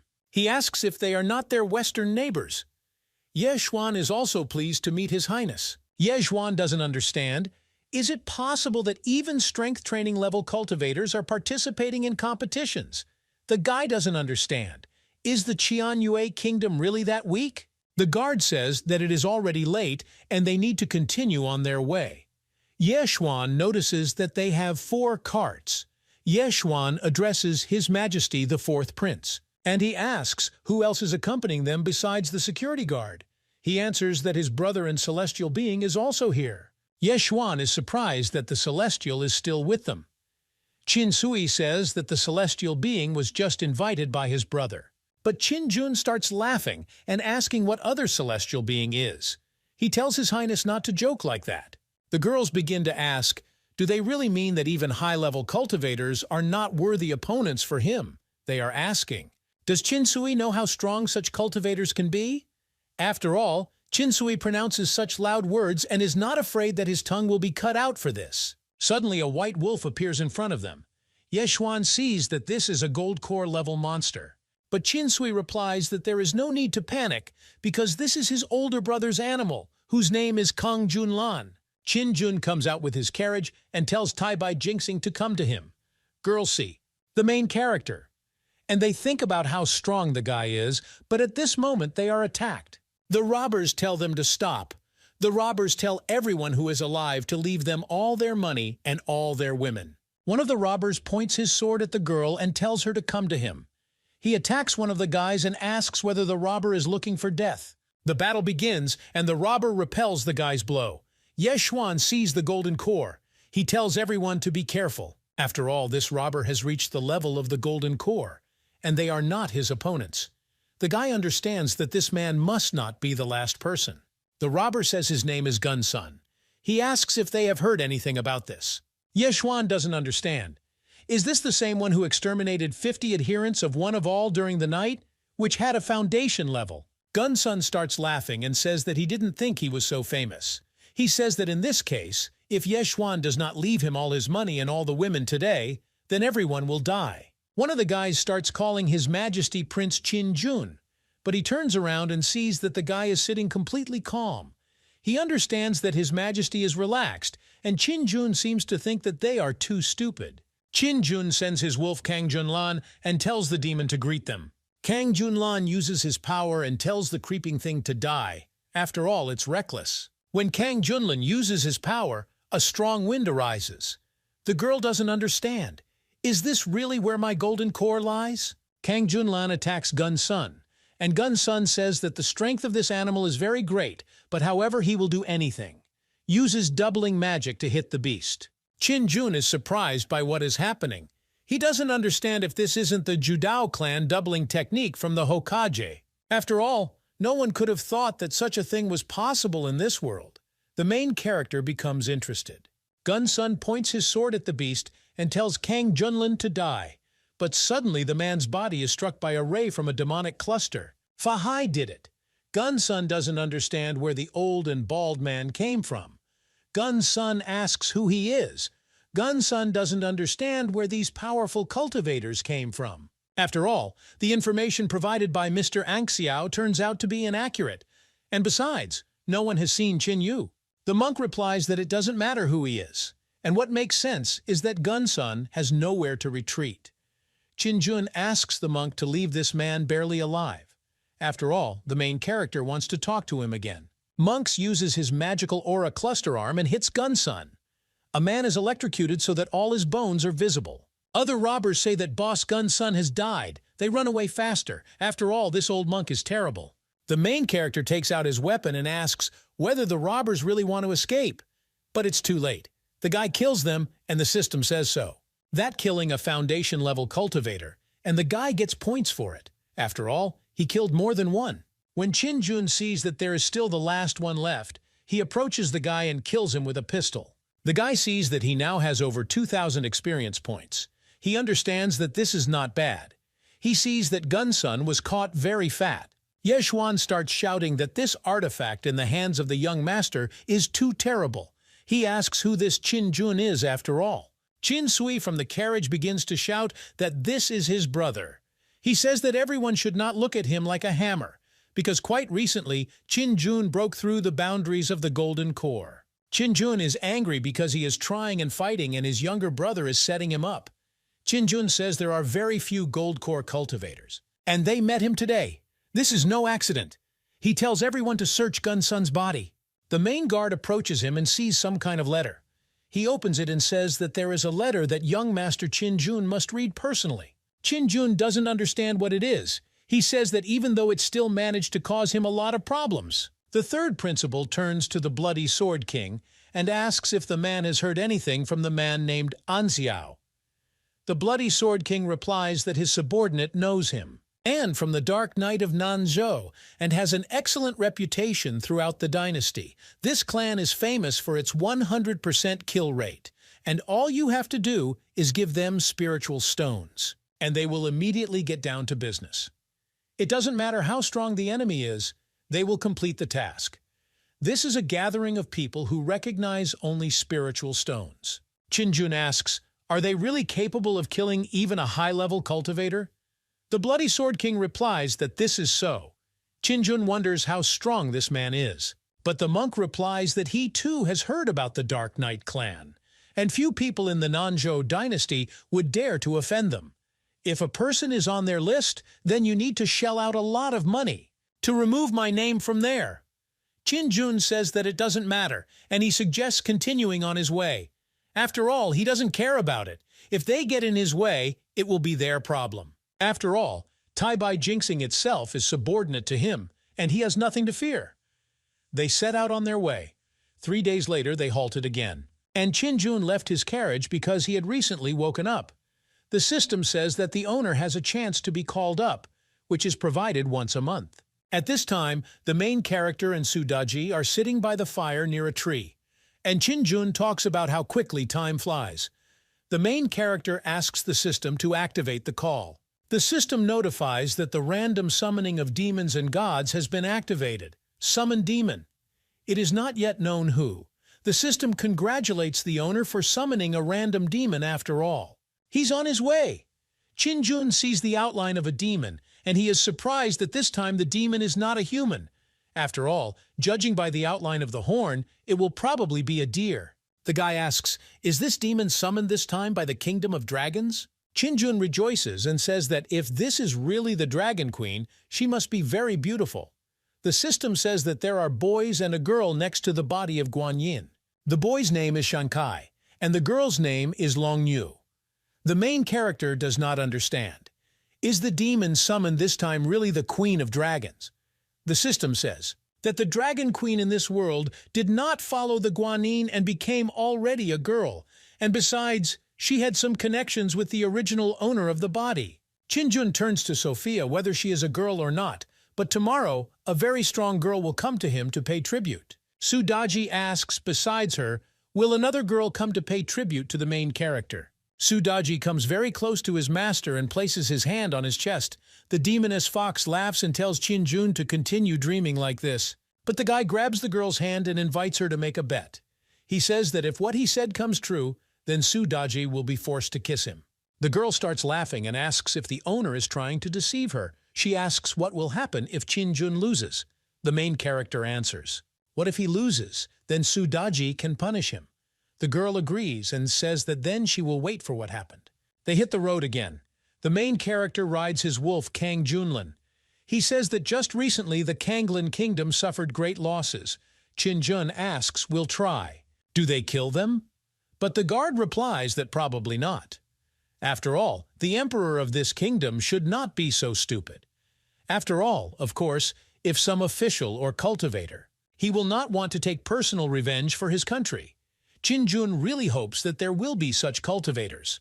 After all, in this way the main character can accumulate experience points and raise your cultivation level. Suddenly, in the distance, birds begin to rise into the sky and no one understands what happened. Suddenly, a huge white dragon appears in front of them. The guards are surprised that there is a dragon in front of them. After all, they were actually able to see him. They don't believe that this is not a dream. After all, a white dragon appeared, and it turns out that dragons actually exist. They start shouting that they see a real dragon, and they urgently need to bow to it. Qin understands that this is a real dragon, and these are not those fat lizards from the West. But she tells His Highness to be careful. After all, the dragon is flying straight towards him. Qin gets up from his beast, and he comes face to face with the dragon. The guard shouts for His Highness to kneel down faster because it's impossible. Provoke the dragon. They don't understand if the third prince has gone crazy. But suddenly the dragon's appearance changes, and a girl of incredible beauty stands in front of him. She rushes into the arms of the main character and calls him brother Qin. This is the dragon princess of the South China Sea. She came from myths and legends. A girl talks about how much she missed Qin. Qin begins to have memories of how he walked with this girl, and he offered her food. They walked and held hands. He asks, did the system know in advance? That Qin all faces into the body of this third prince guy. The system says that in fact the owner was attached to this body at birth. But since it was lost during the relocation, spiritual strength had to wait until the consciousness of the previous owner dissipated, and only after that the owner could take his place. Therefore, in a sense, the previous owner was divided. One body for two consciousnesses. Qin realizes that this is how the original owner's consciousness dissipated after Qin Yu's death. The system says that when the owner's cultivation level, it will become higher. It won't take a whole day to summon a demon, but you can immediately summon a random demon. Dragon Girl asks why Qin is frozen. She wants for the guy to look at her. Qin has more questions for the girl, but he will ask her later in the evening. The guards don't understand how this is possible. Are they sleeping, or is it possible? It's an illusion. The monk sees that this girl is a dragon. Qin did not expect that the girl had grown so much, but the girl replies that she thought that she would never see the main character Qin again. But last evening, a mysterious force destroyed the band that bound her. The girl immediately went to look for Qin. She says that fortunately, she did not forget the smell of Qin's brother. The main character takes the girl by the hand and says that he will now introduce her to the others. He says that this is the princess of the dragons, and from now on she will help him along with everyone else. The monk says that the dragon race is a very ancient and large race. He asks the girl who she is. The girl replies that since she was born, she has never met her parents. But fortunately, she met the Dragon King of the South China Sea, and he accepted her. Like your youngest daughter. Otherwise, she would have been unhappy all her life. It was Qin's brother who helped her during the most difficult moments, and in any case, from then on she will always be by her brother's side. And he will never leave him. The main character reminds that it is time for Sudaji to admit defeat. The girl approaches the guy, gently takes his face with her hand, and reaches out to him with a kiss. The dragon princess at this time is very surprised by what is happening. But out of jealousy, the girl also approaches the main character, takes him by the face, and begins to kiss him on the cheek. Sudaji is surprised by what is happening, but the dragon princess says that she will also dare. Qin tries to calm down the two girls and says that now they are on the same team and they need move forward. They set out on their way. In the carriage, Qin sits between two girls. He doesn't understand. Is this really the legendary battlefield? Taibai Jinxing turns to Soyali and asks how the Dragon King in the South China Sea agreed to release the girl. Soyali replies that of course he did not agree. After all, he even said, "What won't let her out if the girl doesn't break through the boundaries of immortality?" And also established a special ban that the girl calmly closed the borders. However, last night the ban was suddenly destroyed and escaped by an invisible force. Taibai Jinxing understands that the king of the South China Sea is stronger than him and also has a very harsh temperament. If the king finds out that His Majesty stole his Dragon Knight, then he is afraid that this will create some problem. I understand that if someone invades the radio, there will be generals, and Soyali is already here. And Qin will not be able to send her back. Border Fortress of the Kingdom. The main guard says that he is the mentor of the Qianyue Kingdom, and they have arrived for the competition. He turns to the guards and says that he hopes for their help. The guards pay attention to the huge white wolf and ask if the owner can cope with it too, as Chin-jun says that it is quite an animal and there is nothing to worry about. You can feed the beast with bread because it is not wild. The guards tell the guy to go to registration then. He asks which of them is Prince Chin-jun. Suddenly a guy appears in front of them. Chin-jun asks why they are looking for him. The guy says that since Chin-jun defeated Zhuo Junjie, and now Chin-jun has replaced him on the list, therefore the guy wants to challenge the main character. Yeshuan is surprised that Chin-jun was able to defeat Zhuo Junjie because he, from Yeshuan's list of talented people, did not expect that Chin-jun would be so talented. Chin-jun doesn't understand what the guy is telling him. He asks, does he really have to accept the challenge of everyone he meets? But the guy starts shouting that he is a second-rank genius of the Kanglan Kingdom and his name is Song Yufeng. Suddenly, an alert comes from the system and tells the owner to complete an additional mission. He needs to defeat Song Yufeng. For completing the mission, you will receive 5,000 experience points. Chin-jun sees that a lot of points are given for Golden Core cultivators. He asks, is it because of a good reputation? He's ready to get down to business quickly. At this time, the guy Song Yufeng is already attacking the main character, and he tells Chin-jun to accept his death. Yeshuan is surprised that the guy acts so quickly because he did not expect that such talents were found in the Kanglan Kingdom. Chin-jun saw that Song Yufeng dared to measure his strength with him, and therefore Song Yufeng overestimated his strength. The guys start the battle. Chin-jun takes out his spear. Song Yufeng also has a sword. But at one moment, Chin-jun hits the sword with his spear, causing the sword to split into fragments, and Song Yufeng flies to the side. Chin-jun understands that his job has been done. The system notifies that an additional mission has been completed and the main character has defeated Song Yufeng. For this, the owner receives 5,000 experience points. At that time, Song Yufeng fell into one of their carriages. Chin-jun understands that apparently in the future he needs to find the same genius with a good reputation to challenge him. And this way, he can gain a lot of experience points. Suddenly a voice is heard saying that all the problems have been fixed and they are entering the city. People are surprised that Prince Chin-jun from the kingdom, Jianyue turned out to be so strong and he was only 16 years old. People are saying that it is no surprise that Chin-jun was able to defeat Zhuo Junjie and Song Yufeng.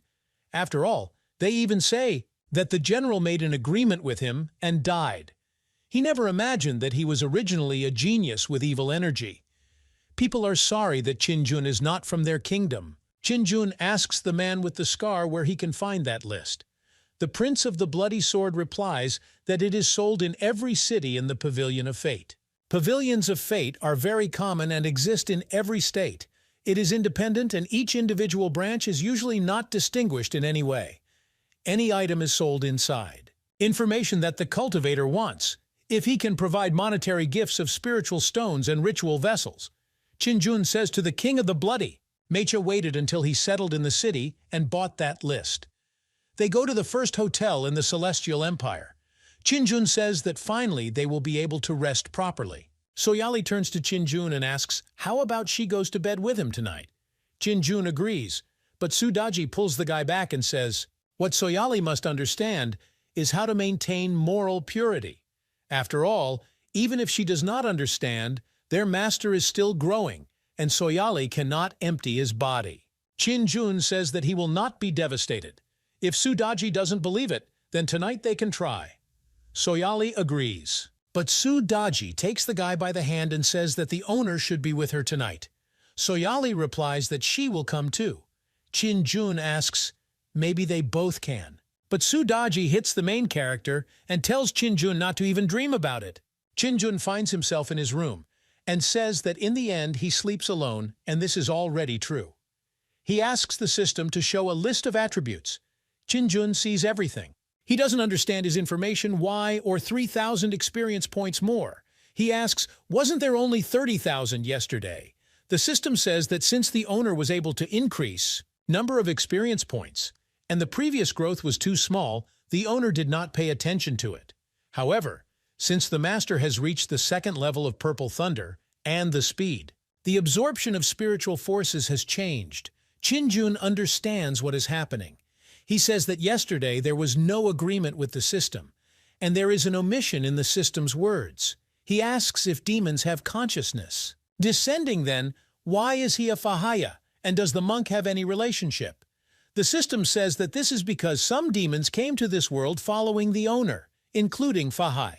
Chin-jun doesn't understand if this means that some demons have already begun to run rampant in this world.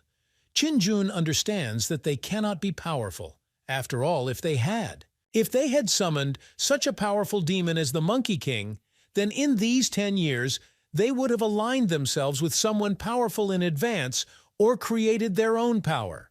The system says that there are very few of them, no more than 5, and we can say that Fahai and the Dragon Princess are the weakest. Chin-jun asks, what if he summons those demons that have already appeared? The system responds that they will awaken consciousness and follow the owner. Chin-jun says that this is just right for him. He understands that it's already late. He needs to hurry up and practice. The next morning, Chin-jun reads the list of names, and he says that this is very unexpected. After all, the first on the list was a high-level cultivator. Moreover, he was 40 years old. Chin-jun sees that 900 people are at the Golden Core level and 300 are at the Reincarnation level, and the top 10 have already broken through the high level, 3. Not even in the top 900. And the difference is too huge. After all, the main character has 973rd place. Sudaji replies that they say that there are 2 kinds of list. This is the earthly list and the heavenly list. But these 2 lists, not for sale. A lot. And only cultivators with status can provide these lists. The human race is much more capable than the demonic race. However, among the same, the levels of the demonic race are still stronger. Soyali says that in less than 10 years, she has already broken through the high-level boundary. These geniuses are initially nothing. Sudaji, if not the dragon legacy, then now Soyali would not even be able to break through the boundaries of the Golden Core. Soyali is already starting to get angry and ask if Sudaji herself does not rely on the kinship of the 9-tailed fox race. Suddenly, they begin to hear on the street that they are saying that Chin-jun should be given to them, and then the guards will not be killed. The guard asks who sent these robbers. Is it really the emperor of the Kanglan kingdom? One of the main robbers says that his name is Yu Chilian, and even the emperor of the Kanglan kingdom. This is because a reward was announced at Chin-jun. The guard doesn't understand. Is this the same Yu Chilian who defeated one of the strong guys, which has the highest peak of the Golden Core? The guy says that Chin-yu is already dead, and they should refuse the task. Chin-jun tells them not to even look for him. After all, Chin-yu had already been killed by him and thrown into the wilderness. Suddenly, a dark eagle owl jumps towards them from the mountain. He asks if Chin-yu really died. The Bloody Sword King replies that this is true. And Chin-yu provoked the third prince over and over again and was executed. And Owl doesn't need to get involved, or then he has nothing good to expect. Owl says that it doesn't matter to him because he is a dark owl, and he has already accepted this task and must complete it. Otherwise, his reputation will be ruined. Owl directs his guys to attack and he says to kill everyone. Chin-jun turns to his mentor and says that he is entrusting this for him too, as Chin-jun knows that the mentor does not kill. He tells the mentor to leave Owl with his last breath. Chin-jun will come and deal with him. The mentor says that he serves his majesty. Guy attacks man. And he says that he advises him not to interfere, otherwise he will beat the old bald man to death with a whip. The monk says that salvation comes to those who repent, and he directs his. He strikes them with magical power towards the guys.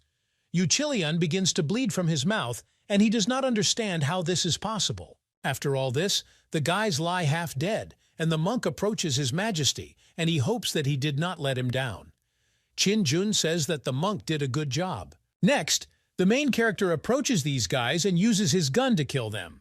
For killing a level 9 Golden Core cultivator, the guy receives experience points. He also killed the 8th and 5th level Foundation cultivator. Chin-jun approaches one guy, and he tells him that Chin-jun cannot kill him. After all, he is the son of the elder of the Dark Knight clan. If Chin-jun kills him, he will provoke the Dark Knight clan. But Chin-jun points his gun and kills the guy, hitting him right in the head. And for killing a golden core cultivator, the guy gets 5,200 experience points. But suddenly something from the sword begins to fly up from the guy's ball, and the monk realizes that things are going badly. Qin-jun turns to the monk and asks what it is. The monk replies that immortal cultivator has a sigil of kinship. And if he then dies, the seal solution will immediately convey to the next generations what the deceased saw before his death. Su Daji says that the seal of kinship is at least in the realm of immortals, and no one knows.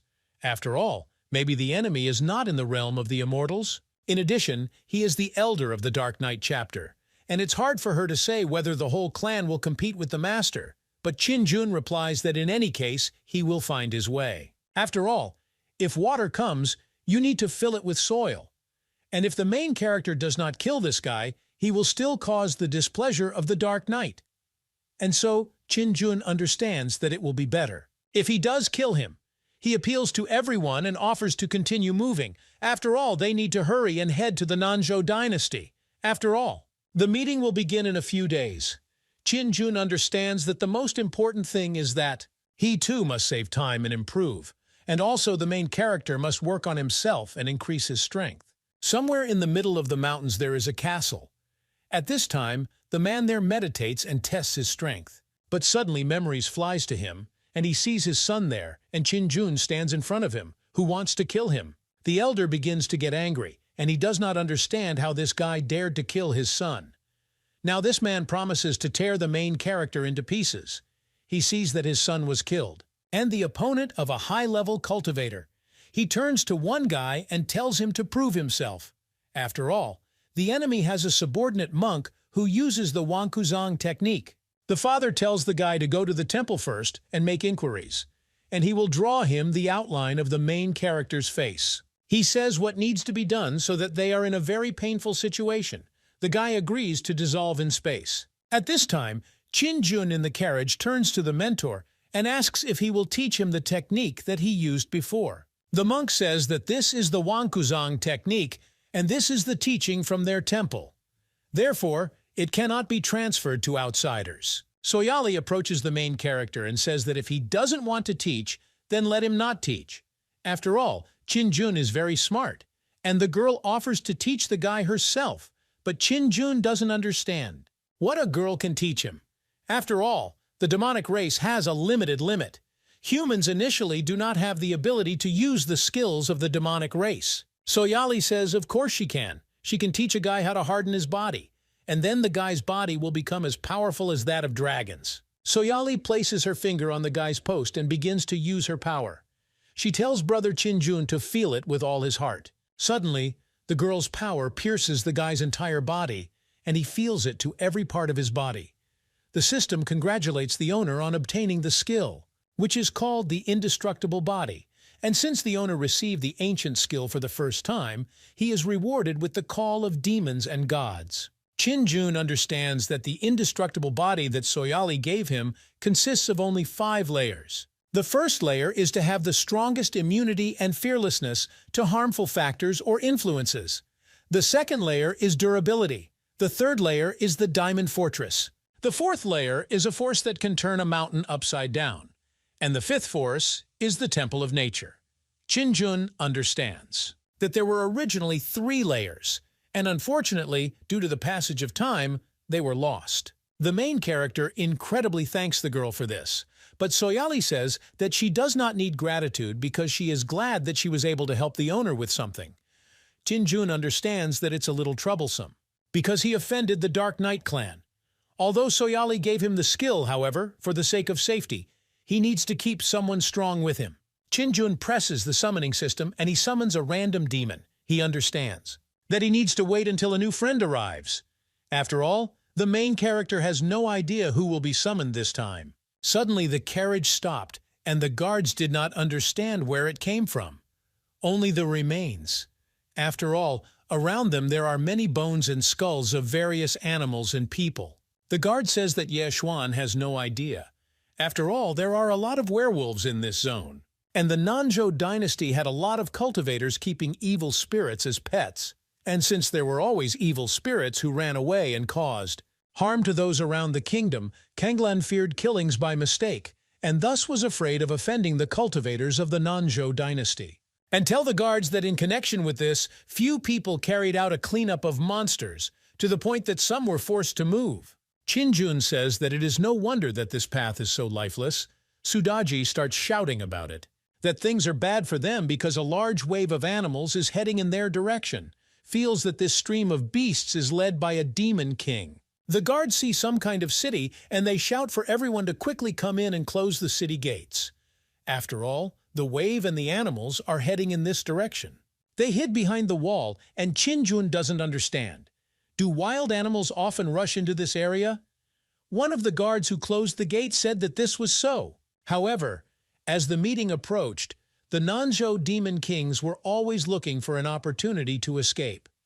And people say that half a month ago, several dozen fortresses on the rock they were destroyed by a stream of animals, and no one has ever returned alive after this. Qinjun understands that these are city people. The dog turns to the master and asks if he should sort this out.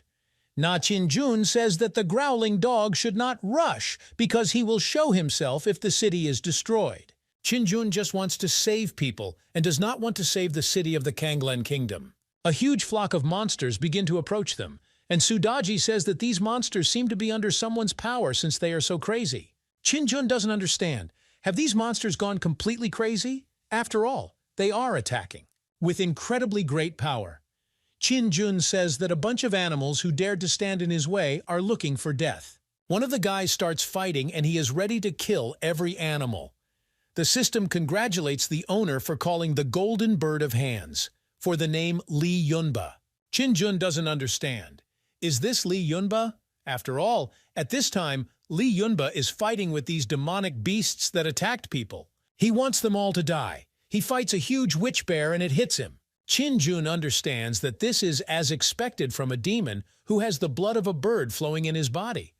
The main character thinks about how strong Li Yunba is. The guy says that this Li Yunba is quite suitable for the role of an attacking general. And if the main character can fix it, then he will have many opportunities. The guard replies that if such a cultivator is allowed onto the battlefield, then it will look like lethal weapon. Qinjun says that since the mentor himself says so, later he will go to Li Yunba and lure him to his side. Sudaji approaches the main character and tells the master that his origin is very extraordinary. Li Yunba has a higher level than the girl. Besides, Li Yunba is too cruel, and the owner should not approach him. Soyali comes up behind Sudaji. She agrees with what Sister Sudaji said. The girl also says that this man is terrible, and even she wouldn't dare to compete with Li Yunba. They look in the distance, surprised by what is happening, but the monk says that the demon king has arrived. Suddenly, a huge beast appears in front of them, gets angry, and says that a human boy dared to exterminate his clan of demons, and now because of this, he will definitely tear Li Yunba to shreds. They start to run away, and they are very scared because the demon king is here and he has arrived. Sudaji says that this demon king is a tiger who has reached at least level 5 supreme power. The girl who stood next to him asks, does this mean that even the cultivator loses? But Qinjun denies this and says that Li Yunba will defeat him. At this time, Li Yunba asks what kind of cute cat is squeaking in front of him. He says this is incredible impudence. But the demon king attacks and calls Li Yunba a self-confident insolent. Ask, is the guy looking for death? When the demon king was still floating in the air, Li Yunba flies up to him and they begin the battle. The guy takes his weapon with both hands and swings it towards the demon king. Li Yunba hits the demon king and the beast flies away, making a huge hole in the ground. The spirit of the demon king flies out from the body of the demon tiger and asks if a person dared to harm his pet. Li Yunba asks, is the demon still hiding his red herrings? And if so, he wants the demon king to watch him kill the tiger. Li Yunba falls with all his strength onto the demon's body and destroys it. The main character looks at this in surprise and understands how cruel it is, but he admires the one he called. At one point, Li Yunba is at the gates of the city in which the main character and his demons are hiding. At this time, Sudaji tells brother Qinjun to be careful. All the subordinate main characters try to protect him. Tai Bai Jinxing asks what Grisha wants to do, but Qinjun breaks through his subordinates and says that Li Yunba has done a good job. Lee Yunba shies away from the main character and turns to the benefactor. Lee Yunba came to worship and help achieve great goals. People don't understand. Is this strange guy really bowing to Prince Qinjun? After all, having this ferocious villain, they do not understand whether the Kanglan kingdom will still be able to compete with the Qianyue kingdom. Qinjun tells Lee Yunba to get up quickly. After all, with such an impressive appearance, he really looks like a general. Soyali approaches Lee Yunba and asks why the guy calls her brother Qinjun a benefactor. Lee Yunba says that when he was small and had no roof over his head, then the young master, Qinjun, served him food. And if it weren't for this holy man, Lee Yunba would have been dead a long time ago. But Qinjun starts to get embarrassed and says that they don't need to remember the past. After all, what happened was what happened. The main character turns to the system and says that it inserted memories. Qinjun is surprised at how cool it is. All the guards duck in front of Lee Yunba and thank him for his help. Lee Yunba says that if they had not blocked the path to the benefactor, he would not have cared about them. Qinjun offers. Everyone should enter the city and hit the road early. The news that Lee Yunba destroyed the flow of evil spirits and killed the Demon King quickly spread throughout the city, and all the people were very grateful to him. This information even reached the kingdom of Kanglan. Qinjun reads the news and says that the head of the city is quite interesting. After all, he not only gave 10,000 spirit stones as a gift, but also sent information about the Demon King's cultivator. Qinjun talks about the master of the 6th Hall Brother Constellation, which is one of the 5 best gates of the constellation. And the Constellation Gate is one of the 7 main ones of all the Nanzhou dynasty, and people say that any of the masters, with just a wave of the hand, can destroy an entire kingdom. Sudaji asks, is the gentleman really scared? But Qinjun says that later, when he takes the throne, he will certainly lead the kingdom of Qianyue, and will surpass the Nanzhou dynasty. And by that time, the main character will be able to destroy all 6 halls of the Constellation Gates. Suddenly, in the carriage where Soyali is sitting, Qinjun and Sudaji begin to smell an unpleasant smell. Qinjun gets off his carriage and asks what happened, but the guards shout to His Highness to be careful because there is some strange fog ahead. Lee Yunba gets out of the carriage and says that this is just a small poisonous snake of the 3rd peak, and since Qinjun is with him, His Highness does not need to worry. Qinjun tells Lee Yunba that they need to go see what's going on there. After all, for the first layer of an invulnerable body, poison is precisely what is needed, and it is difficult for the main character to say whether it is possible to use. It's impossible to break through. Qinjun heard that if a mighty evil spirit appears alone, it means it is guarding the treasures of heaven and earth. He asks, really, with this little poisonous snake? All the same, Lee Yunba says that behind it is a black high-grade poisonous flower, and 4 cultivators are looking for a way to take it away. What was expected from an earthly immortal? After all, he has such good eyesight. Suddenly, Qinjun does not understand what is happening because he appears in front of them. A huge poisonous snake, and in front of it there are 4 people who are trying to defend themselves. These guys start screaming that you need to be careful. The snake hits them, and the guys fall to the ground. Suddenly, they see 2 guys walking there. They don't understand who it is. But Qinjun sees a fierce water dragon in front of him. Qinjun understands that the fierce dragon is guarding unusual things. The main character does not know whether he will be able to develop his cultivation with its help. The guard tells Qinjun not to come close. After all, this snake is poisonous, but Qinjun is approaching it. They call the main character crazy, and if he dies, he deserves it. Qinjun approaches the cheater, but suddenly the snake swings behind its tail to hit the main character. But Lee Yunba grabs the snake's tail and asks if the tiny snake dares to act crazy in front of him. Lee Yunba tells the snake to leave this place. Lee Yunba lifts the snake by the tail and throws it to the other side. The guards are surprised because even they, cultivators of the Golden Core, cannot break through the defense of the water dragon. And this guy crushed. Scales just grabbed this monster. They don't understand how high this guy is. Moreover, Lee Yunba did it with just one hand. At this time, Qinjun notices some incredibly beautiful flower from which a strange smell is emanating. Qinjun says that this is fragrant, and it is not surprising to him that there are always monsters next to earthly treasures. Qinjun is afraid that even an ordinary person would not be able to resist this. The first layer of an indestructible body. One of the men starts screaming and calling it a waste. After all, Qinjun took to improve the black poisonous flower. This is a rare, valuable material for making pills. Somewhere, a plant is very poisonous, and the stranger guy took it directly. They are afraid that Qinjun will be poisoned to death. Qinjun understands that an indestructible body is indeed difficult to practice. This is just the first layer. Absorbing poison makes the protagonist feel as if an insect is crawling on his body, and this itch is simply unbearable. The young master's body begins to become covered in a dark color. Qinjun understands that he needs to hold on, and this is all for the sake of to give in harder. And if he is weak, sooner or later the summoned monsters will give him strength. Some bubbles begin to form in the guy's body, and only by improving will the young master have the opportunity to return to Earth to his parents.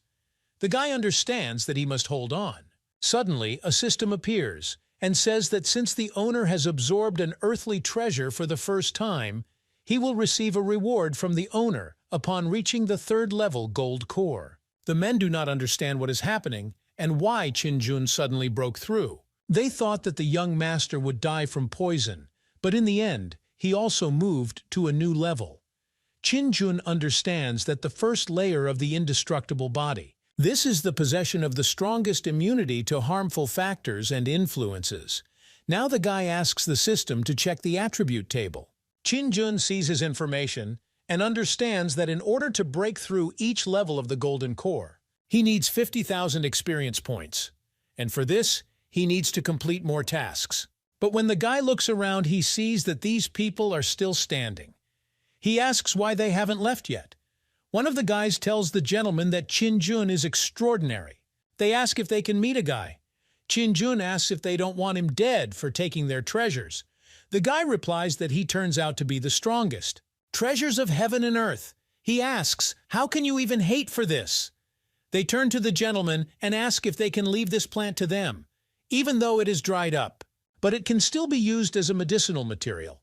And one of their juniors was injured by the enemy side and will need to take the poison of the black flower. Qinjun thinks that he almost killed a man, but in any case this flower is already useless to him, and so he will do a small favor. He says the guys can take him. They begin to thank the young master and says that they are knights of the Kanglan kingdom. They say their names and introduce themselves to the young master. One of the guys says what was expected of a genius. After all, at such a young age, Qinjun broke through the golden core boundary. An overweight man turns to his friend and says that Qinjun is even more outstanding than his son. The men answer that this is true, because his mediocre son walks around happy and thinks that he became the very first in the whole kingdom, when in fact, he is very far from Prince Qinjun. Qinjun tells the gentleman that they should not praise him. He turns around and leaves. He says that he needs to continue on his way. Also, the guy says that this place has an incredibly beautiful landscape. When Qinjun and Li Yunba come back to them, the guards ask if everything is okay with His Highness. Qinjun replies that everything is fine with him and they are ready to move out. When Qinjun enters the carriage, he addresses the Dragon Queen and says that he has broken through the first layer of the indestructible body. Soyali starts to rejoice and to say that Brother Qinjun is very amazing, and it seems that this technique was created specifically for him. The girl knew that the young master was the best. After all, Qinjun is almighty. At this time, Sudaji looks out the window and does not pay attention to the young master. She asks if the guy has a conscience. After all, if it weren't for the help that Li Yunba provided him, she asks if Qinjun could break through. But the main character says that even if there was no Li Yunba, he still has Sudaji. At this time, a guy named Su Liji is on the roof, and people don't understand how Su Liji ended up there. They say that Song Yufeng was defeated by Qinjun and say that Qinjun is waiting for him. The sword that belongs to Su Liji already has consciousness, and people can say that he has no equal. And since Su Liji took up this matter, Qinjun will certainly be defeated. One of the guys turns to Su Liji and says that the cart in which Qinjun is traveling is already approaching the city. Su Liji begins to rejoice and says that Qinjun has finally appeared. After all, while he was waiting for him, all his bones had already rusted. Su Liji turns to the young master Qinjun and says that the third prince should go out to fight. After all, either Su Liji or Qinjun will die today. The system says that a strong fighting desire has been detected that Su Liji exhibits. Therefore, a secondary mission was activated called Nightmare of the Genius of the Kanglan Kingdom. Details of this mission. The master must defeat the first genius of the Kanglan Kingdom, named Su Liji, and he should become the most fearsome cultivator among the geniuses of this kingdom. For successfully completing the mission, Qinjun will receive 50,000 experience points and a chance at a random lottery. The main character is glad that this mission came to him just in time.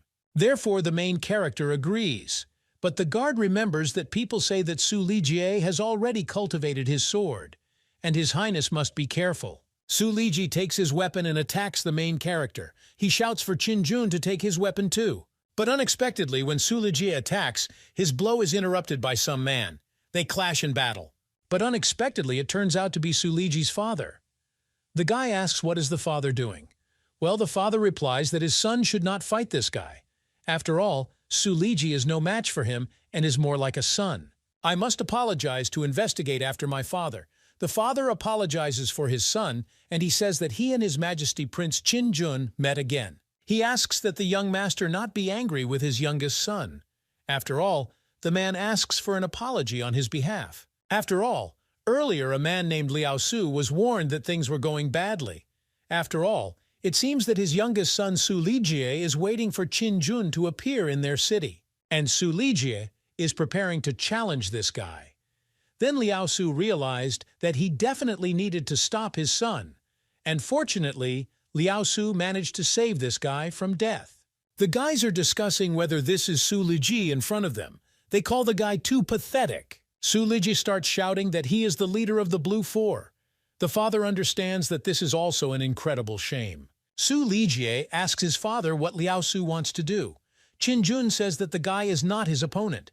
If he lies down to join the battle, he will certainly die. And even Su Liji started fighting me, and my father is already saying that Su Liji is no match for this guy.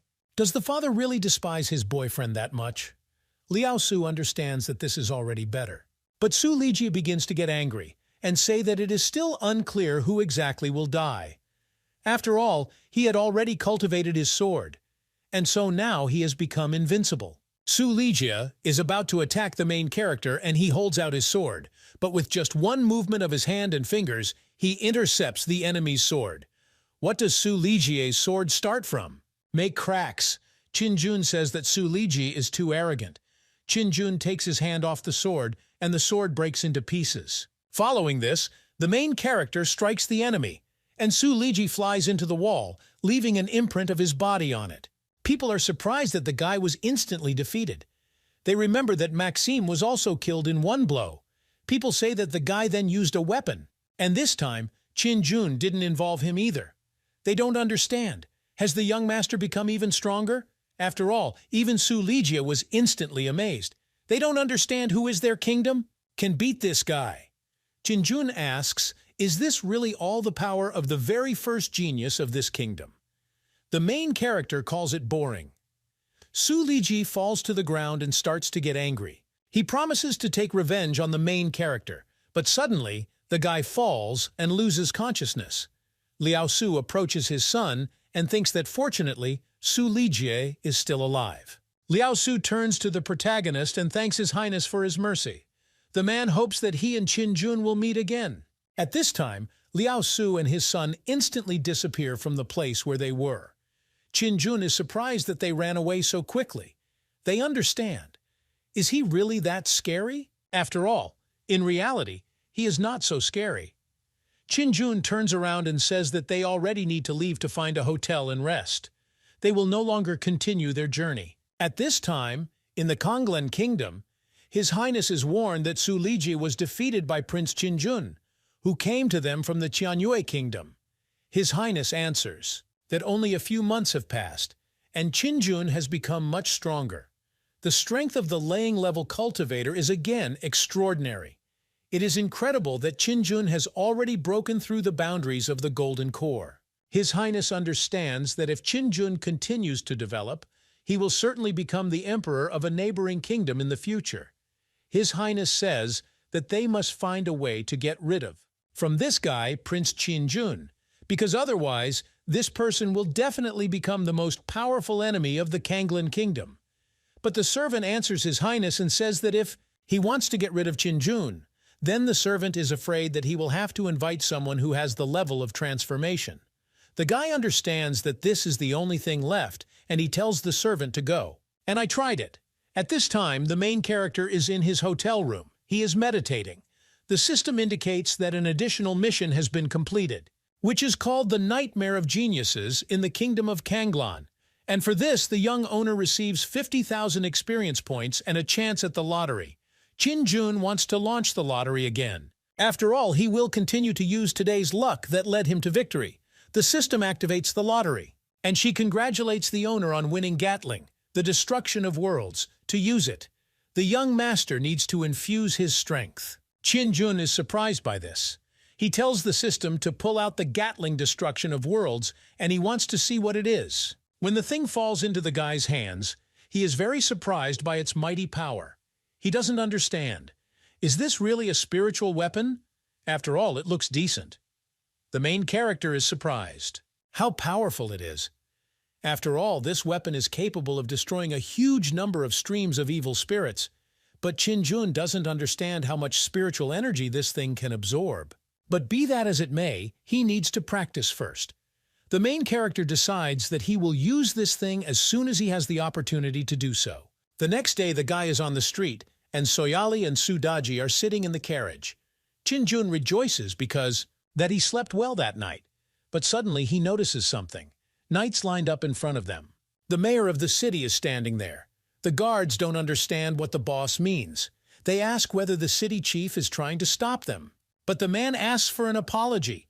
He understands that Prince Qin is already very strong, and therefore he must certainly be eliminated. Well, Qin calls this a very weak statement. He asks, is a man with so many people going to kill him? The city leader understands that Prince Qin is very eloquent, and he sends his guards to attack. Now Qin understands that his time has come. The main character takes out his spear and he is ready for battle. He channels his power and deflects the arrows, which the archers pointed at him. He also amazes archers with his strength. The city leader is surprised by how quickly Prince Qin's power has increased. He understands that he needs to carefully monitor this guy. The head of the city directs one guy and shouts that he should quickly kill Prince Qin. The guy is already attacking the main character and he is screaming for Qin to die. But suddenly, Li Yunba appears in front of the main character. He resists the guy's blow. And the guy is surprised that Li Yunba actually stopped his attack. Asks, did this guy really want to hurt His Majesty? The strength in Li Yunba's hands is so strong that he pressed the guy into the hand and crushed his armor. Li Yunba uses his mace and shouts that he will take the guy's life. The demon bird hits his enemy and the guy flies into the wall. People don't understand. Is it possible that the young master is dead? Liao Su turns to his son and says that this is the only reason he stopped Su Lijie. Yes, he is surprised at how creepy it is. After all, if he had then fought with the main character, there would have been no living space left of him. Liao Su addresses his son and says that if in the future Su Lijie encounters Prince Qin, then Su Lijie should treat him more respectfully. After all, if the son cannot do this, it's better to avoid the young master because the people around the prince are too frightening, and this is all terrible. Qin begins to comment on everything that is happening and says that it is all cruel and even very cruel. However, he likes it. The guard approaches the young master and asks, His Highness has what they should do next. Qin replies that it is too late and they must move on. This guy who threatened them is already dead. And the main character can say that the Kanglan state has now lost its right hand. The guard agrees with everything the young master says, but suddenly Qin notices something strange. Someone starts screaming and asking them to stop. Qin pays attention to how much the city leader was stoned. The main character approaches the man, and the boss asks what the young gentleman wants to do now. Qin hits a man with his spear. The system notifies that for killing a cultivator of the 5th level again, 590 experience points were received. Qin tells someone to find the person, who will send the body of the city leader personally to the emperor of this kingdom. Qin-jun is against telling the emperor that this is a gift from him. In addition, Qin-jun asks the emperor, "They said that when Qin-jun returns from the meeting that will take place, he will definitely take over the Kanglan state." The young master asks that they convey this. That let the emperor wait for him. At this time, in the palace of the emperor of the Kanglan kingdom, tells the emperor that the city that the third prince recently visited has been defeated, and the two main guys were killed. The servant says that this is true, and the subordinate princes of Qin-jun are very strong. After all, they destroyed the incredibly strong guy of their kingdom with one blow. And besides, they broke through the city limits. And the servant also talks about how Prince Qin-jun sent the body of the city chief. And he conveyed the message to the emperor. When Qin-jun said that he would return from the meeting, he would definitely capture the Kanglan state. At this moment, the emperor begins to get incredibly angry and shout that this is too much. He asks if the guards don't protect the kingdom's fortresses. After all, today someone already wants to seize their state. He asks how the guards allowed this to happen and why they are silent. The emperor doesn't understand. Don't they dare to speak out? He asks whether there is no person in the whole kingdom who could tell him about this. The emperor's son turns to his father and asks his father, the emperor, to moderate his rage. After all, the son has a plan. The son says that since Qin-jun said that after the end of the Qianlong meeting, he will seize their states, then the son proposes not to give the young master the opportunity to return. The son says that they all know that the meeting will take place. They're not simple at all, and all the geniuses go there. The son says that although Qin-jun is the most powerful in the nearest state, however, at the meeting that will take place, Qin-jun will only be an empty space, and then they can rely on Su Lijie. After all, the guy also plans to go there. But suddenly his majesty is addressed. Liao Su says that Su Lijie has already been defeated by the young master, and the man is afraid that even the 4 knights of the kingdom will not dare to resist this third principle. In this case, the emperor says that he transfers this matter to his son. He asks if the son will help share his father's burdens. The son named Shiyer agrees with the words of the emperor's father, and the guy says that he will certainly force the third prince to stay at this meeting. A few days later, the main character and his team finally reach their destination. Qin-jun is surprised by how amazingly beautiful this place is. The main character is happy that the Nanzhou dynasty is finally in front of him. Qin-jun sees some strange ball from which light is emitting. The monk says that this is a popular magic ball that is designed to record information. And there is a white and purple ball, and the first ball receives information from the second. And if you break any ball of them, then all the information will disappear. And to improve the quality of the national ball, a large number of people are needed. Qin-jun is surprised that everything is exactly like this. Suddenly, the main character notices how guys start pestering different girls, but at the same time, the girls are against it and ask to be released. The main character says that the soldiers of the Nanzhou dynasty are unbearably unpleasant to him. The monk did not expect that these people from the dynasty were so rotten. Qin-jun understands that Soyali and Su Daji, incredibly attractive. He doesn't understand if these girls start getting harassed too. Qin-jun understands that he needs to come up with a way to avoid this. One of the guys begins to pester a girl in a red dress who was traveling along with Qin-jun and his team. The guy calls the girl beautiful and says that it's rare to meet such a beauty, but the girl asks the guy to remove his hands and walk away. Suddenly, the main character has an interesting idea. The guy from the dynasty tells the girl to let her brother take a good look at her. He tells the girl not to worry because this is just a test. And the brother will not sleep with the girl right here. The girl in the green dress tries to stop this senior, but Ye Xuan does not let the girl in. He says that if a conflict arises with the soldiers of the Nanzhou dynasty, they will be denied the bypass and will lose the right. Participate in this meeting. Ye Xuan says that now the girls just need to be patient with what is happening. At this time, the soldier invites the girl in red to start already. He wants the girl. I let my brother do what he wants. But at this moment, she takes out her sword. Qin-jun turns to the soldier and asks whether the soldiers of the kingdom are not ashamed to mock women. The guy turns to the main character and asks what. This sneaky guy means it. He asks if Qin-jun is desecrating his dynasty. But Qin-jun would never dare to do such a thing. After all, they are guards, subordinates of the emperor. and they are only people of the kingdom. Qin says that they can all be compared to a big family. After all, the dynasty is the elders, and they are the juniors. He asks if the guards ever saw, so that the older ones bully the younger ones. The soldier talks about how Qin is eager for words, and he says that today he must touch this girl. He asks what Qin will do to him for this. The guy tries to grab the girl, but she jumps back and hides behind Qin. The girl asks Prince Qin for help. Well, the soldier begins to get angry and says that the girl is completely impudent because she dared to hide. Qin understands that he said this only for the safety of his girls, Soyali and Sudaji. And this beauty is truly incomparable. At this time, Qin begins to address everyone present, and he asks them to listen to him. Qin says that they came here for the meeting that will take place. He asks why they should all lose their dignity. The soldier tries to shut the main character's mouth. But the third principal continues to say that there is no need to exaggerate the merits of the dynasty, as if they couldn't do without them. Qin says that this is far from true, and the reason why Qianlong gave them this opportunity is not to offer.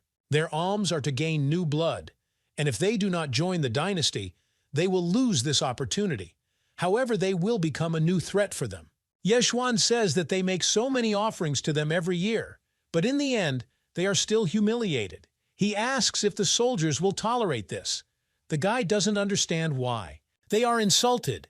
Yeshuan says that the dynasty's army is just soldiers, and if there wasn't a dynasty behind them, that Yeshuan could tear everyone apart with just one hand. He calls them a bunch of insects that enjoy the protection of the strong. Yeshuan says that in the end, they will go to a place where the land belongs to no one. There where there are a lot of sects and there are more cultivators than clouds in the sky. Qin says that the celestials strive for longevity, and the meaning of life lies in freedom, and not to lose the limitations of fate. He asks if they are not chasing freedom now. The soldier attacks the main character and asks whether the third prince is looking for death. But at this moment, the main character repels the guy's blow with just his foot, from which the soldier is thrown into the wall and he leaves an imprint of his body there. The rest of the guards see that Qin dared to attack their soldier. But at this time, none other than Su Liji appears in front of the main character, who is ready to defend his master. He says that whoever decides to touch His Highness, he will personally turn into a meat pie. Now the whole team of the protagonists has gathered, and Tai Bai Jinxing decides to ask one more time if they will be allowed in, whether they are in a dynasty or not. Most of all, Sudaji hates such dishonest scoundrels. The soldiers begin to get angry, but suddenly an unknown man appears on top of the fence. Qin feels a very strong aura. This is the Supreme Law Enforcement Officer of Bronze Pass in the name of Shu Guiku. He asks why Qin is creating problems out of nowhere, but Qin replies that these soldiers, they insulted their fellow travelers. Also, these guys don't allow them to join the dynasty. The guys start shouting that even though they came from other kingdoms, however, it's impossible. So mock them. They ask where the etiquette of the palace soldiers of the Nanzhou Empire is. After all, in broad daylight, they harass poor women. One of the guys is angry because the soldiers are not only harassing women. After all, they even touched him all over. Shu Guiku understands that he needs to deal with the soldiers. Otherwise, this information will reach the palace. He doesn't understand whether this will affect the reigning dynasty. But the soldiers are trying to justify themselves, and they say that this is not at all what these people say. They are asking for mercy, but Shu Guiku shouts that he will change the squad of soldiers tomorrow. The guard approaches the main character and addresses His Highness. He says that this man's name is Shu Guiku, and he is one of the top 20 in the Nanzhou dynasty. This man is also the Supreme Law Enforcement Officer of Bronze Pass, and his position is higher than that of the mayor of the city. The main character turns to Tai Bai Jinxing and asks what level this guy is. Tai Bai Jinxing replies that the guy's level is earthly immortal of the first level. Qin doesn't understand really. This guy is truly in the top 20. After all, the real power of the Nanzhou dynasty is not as great as he imagined. Shu Guiku descends to the ground to the main character, and he sees that the main character's cultivation is at the border of a high level. He asks who Qin is after all. Li Yunba interrupts the man and asks what business does he have. Chin-jun says that Lee Yunba is his subordinate and an orphan since childhood. Shu Guiku turns to the guy and asks how Lee Yunba would like him to become his teacher. But Lee Yunba replies that there is no need for this, and he will not bow to someone who is weaker than him. Chin-jun is surprised that this guy really doesn't know what it means to be tactful. Shu Guiku says that it was still very arrogant, and he gave the guy the opportunity to become his student. At this moment, the man disappears, and Chin-jun says that Lee Yunba and Soyali, just the right age to become participants in this year's meeting. But if Soyali's identity is revealed, the main character is afraid that problems may arise. Chin-jun approaches Lee Yunba, and he asks the guy to sign up for the competition with him later. But Lee Yunba doesn't understand why he needs this, because he doesn't fight the weak. Chin-jun says that the guy will help him eliminate some opponents, and at the right time, Lee Yunba will meet him and help him reach the desired peak. Lee Yunba agrees with the gentleman's words. Sudaji asks if it would be considered shameless if Chin-jun did this, but Chin-jun replies that a man strives for something all his life, and if Lee Yunba participates in the competition, and at the right time he admits defeat to the main character, then the name Lee Yunba will also become famous, although Chin-jun became famous through cunning. However, because of this, money will flow to him like a river. The main character is about to leave and says that they should continue moving. After all, the Bronze Pass is located not far from this city, and this is where registration for the meeting takes place. At this time, Master Shu Guiku greets. Shu Guiku understands that compared to the guy he met at the city gate. He understands that these students look pretty mediocre, and that guy Lee Yunba who Shu Guiku should definitely get. At this time, the main character and his friends have already gone to the hotel and are now eating.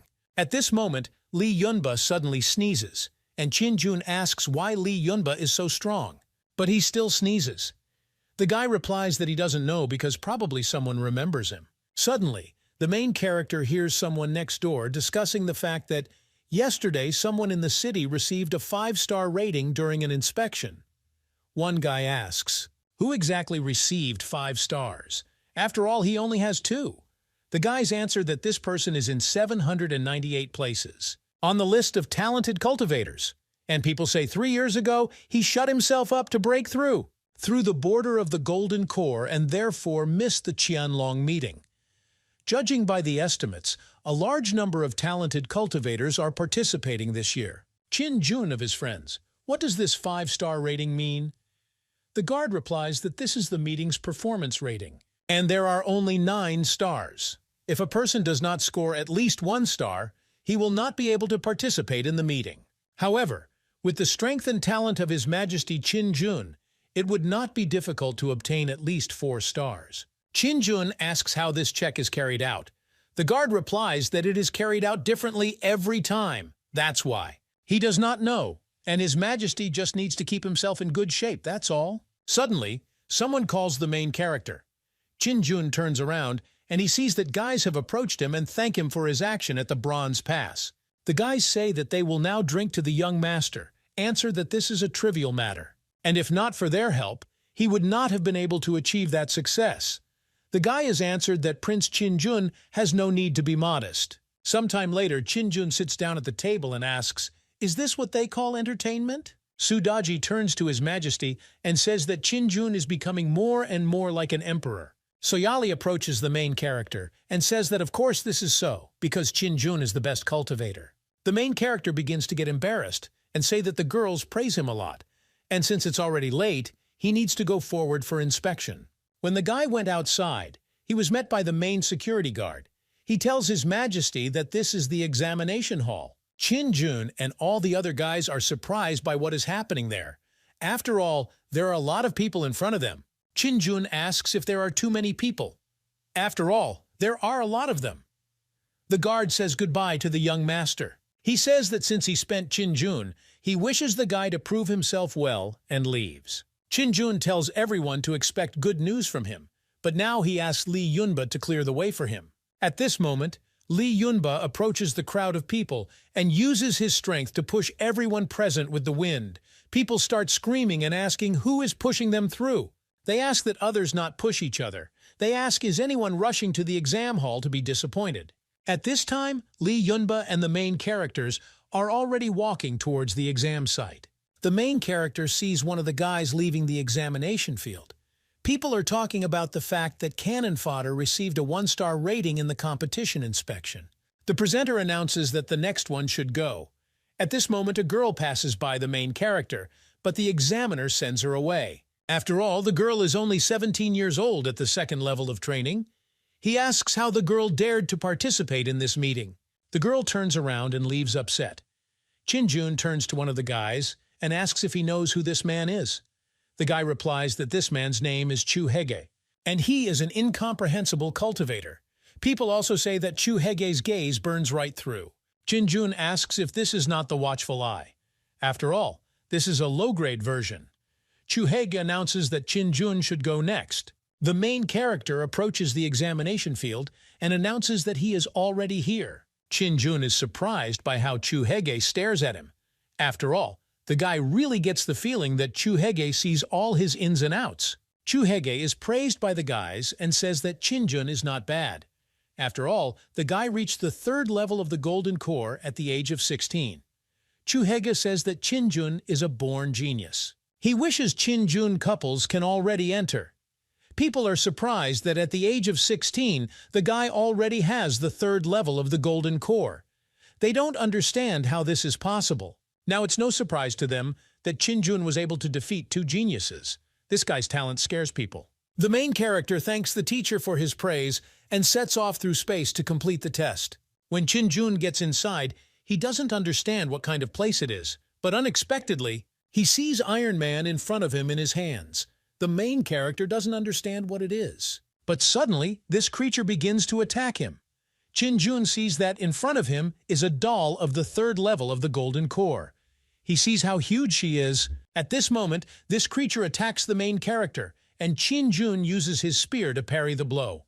At this time, the guy received a 1-star rating. When Chin-jun defeated one of these creatures, he sees another one appear in front of him and behind him.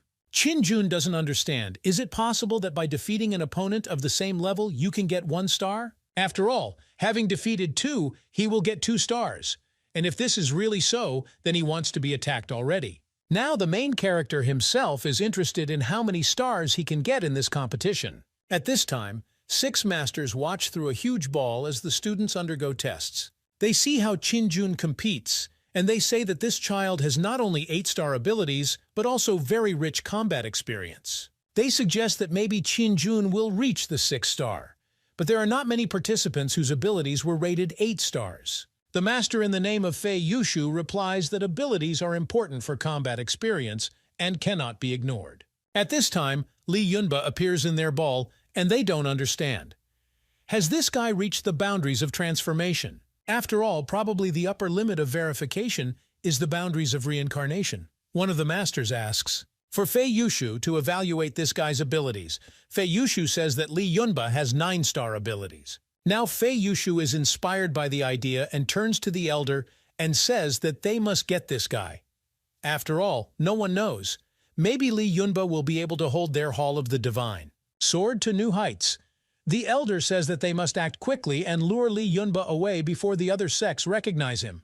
At this time, the system announces that Chin-jun received a 9-star rating at the Qianlong meeting, and the elders are surprised that another capable student has appeared before them. Chin-jun is already on top of the enemies he has defeated, and the main character says that fortunately he put on the purple and gold imperial armor in time. Otherwise, it would definitely. He could have made a mistake. The ball announces that the check is completed and will soon be conveyed that Chin-jun received a 9-star rating at the meeting. When Chin-jun leaves the testing area, Lee Yunba runs towards him and says that it's good that the young master also has 9 stars. Chin-jun is proud of himself, and he says that when those statues saw him, they themselves fell to their knees in front of him. At this time, Chin-jun holds the ball in his hands and looks at Chu Hege. The main character understands that he cannot see this armor. He doesn't understand. Is this really a high-level attribute? After all, high-level attributes are very expensive, and if he can get them, then he will have many opportunities. But Chin-jun understands that he has a bad situation because he forgot to remove the armor, and he himself attracts bandits. And seeing this armor, people may become greedy. Now Chin-jun turns to Chu Hege and asks how the inspection went. He asks, "Are you needed? Is there any other evidence for the meeting?" He doesn't want Chu Hege to look at him so strangely. But Chu Hege replies that there is no need for proof, because all the cultivators who received the star may participate in the meeting. Qin is very sorry that due to the influx of people, the examiner cannot be touched now. Otherwise, he will have problems. The main character says goodbye and thanks the examiner. He tells Li Yunba to leave this place with him because it is better to avoid unnecessary attention. Chu Hege understands that this guy is really crazy, and if Li Yunba hated him, then he could cause problems in the future. And Chu Hege understands that he must find it as soon as possible, a way to get rid of them. And as soon as he does this, the treasure will be his. Li Yunba turns to the main character and says that he feels the murderous intentions behind him. Chu Hege is presented. Li Yunba asks, why don't they just kill this guy? Qin replies that if Li Yunba kills him, he asks how they will participate in the meeting this year. Qin understands that for an additional mission, they give 10,000 experience points and 1 call and 1 lottery. If Qin can't participate in the meeting because he will kill, some guy is going to lose a lot. At this time, the main guard approaches the main character and says that Qin is very cool. After all, he has already sent people to convey this news to the emperor of their kingdom, and the guard thinks that the emperor will also be happy. Qin turns to the guard and asks who told him that Qin can only get 4 stars. The guard replies that he was completely blind. He asks that His Majesty not blame him. Qin invites everyone to return. They will also be able to drink and eat at the hotel. The main character already wants to share this good news with Su Daji and Soyali. Now they are all sitting at the table and Soyali says that brother Qin is great, and the guy will definitely take first place at this year's meeting. Tai-Bai Jinxing says that His Majesty truly stands out among his peers and people of his level. And the monk believes that His Majesty not only leads the strongest, but also grows rapidly himself. The monk is delighted with the young master, but Qin replies that there is no need to overpraise him. After all, if it weren't for them, Qin would have died long ago. At this time, suddenly something flies towards them, and Tai-Bai Jinxing grabs it with his hand. Qin doesn't understand what it is. Tai-Bai Jinxing says that he has a disciple who came to the Nanzhou dynasty and he wants to pay tribute to your majesty. This student's name is Li Bai. Qin asks, is this the same Li Bai who is the Blue Lotus swordsman? He asks how strong the student is, but the main character decides to apply immediately to the system, and he asks, did he launch the call, why it suddenly appeared? The system says that some demons can drag with them other accompanying demons who are equivalent, summoning 2 at a time. And since Tai-Bai Jinxing and Li Bai have the same source of origin, the master became stronger, and Li Bai's consciousness awakened. And so he himself came to bow. Tai-Bai Jinxing says that the student has already reached the boundaries of a high level. And it so happened that one day Tai-Bai Jinxing inadvertently left his body and entered the dream of the student's mother. And so they started a good relationship. His mother gave him the name Tai-Bai Jinxing. Qin asks the system, is it true that Li Bai is known as the immortal swordsman, and he only has high-level boundaries? The system answers that the name Li Bai is a Blue Lotus, and the swordsman himself was invented by Tai-Bai Jinxing himself, and he has the strength of the first level of the immortal realm. Tai-Bai Jinxing just wanted to let Fahai save face, so he lowered his level. And Li Bai is a student of Tai-Bai Jinxing. And the last reincarnation of Li Bai was during the Tang dynasty. After death, he awakened in the same way as Li Yunba and regained his previous memory. However, the owner need not worry. After all, Su Daji or more often, and the dog becomes stronger. Of course, the stronger the master, the stronger the summoned demons. At this time, Qin emotions were very strange, and all his friends are surprised. Soyali asked what happened. Tai-Bai Jinxing was also interested in what was happening to the young master. But Su Daji replied that everyone should not pay attention. After all, Qin is often like this, and they can just continue eating. Su Daji turns to Soyali and invites the girl to go together. Take a walk. But Qin gets up from his chair and says that everything is fine with him. And he turns to Sophia and says that he will keep the girl company, and they will take a little walk. At this time in the Nanzhou dynasty, Yu Feng Huang and her friend are on the balcony. The girl turns to Miss and say that the Qin Jun, who is now popular in the city. She asks if this is the same guy from the Qianyue kingdom. Yu Fenghuang doesn't know either. But if it's really him, then the guy is good.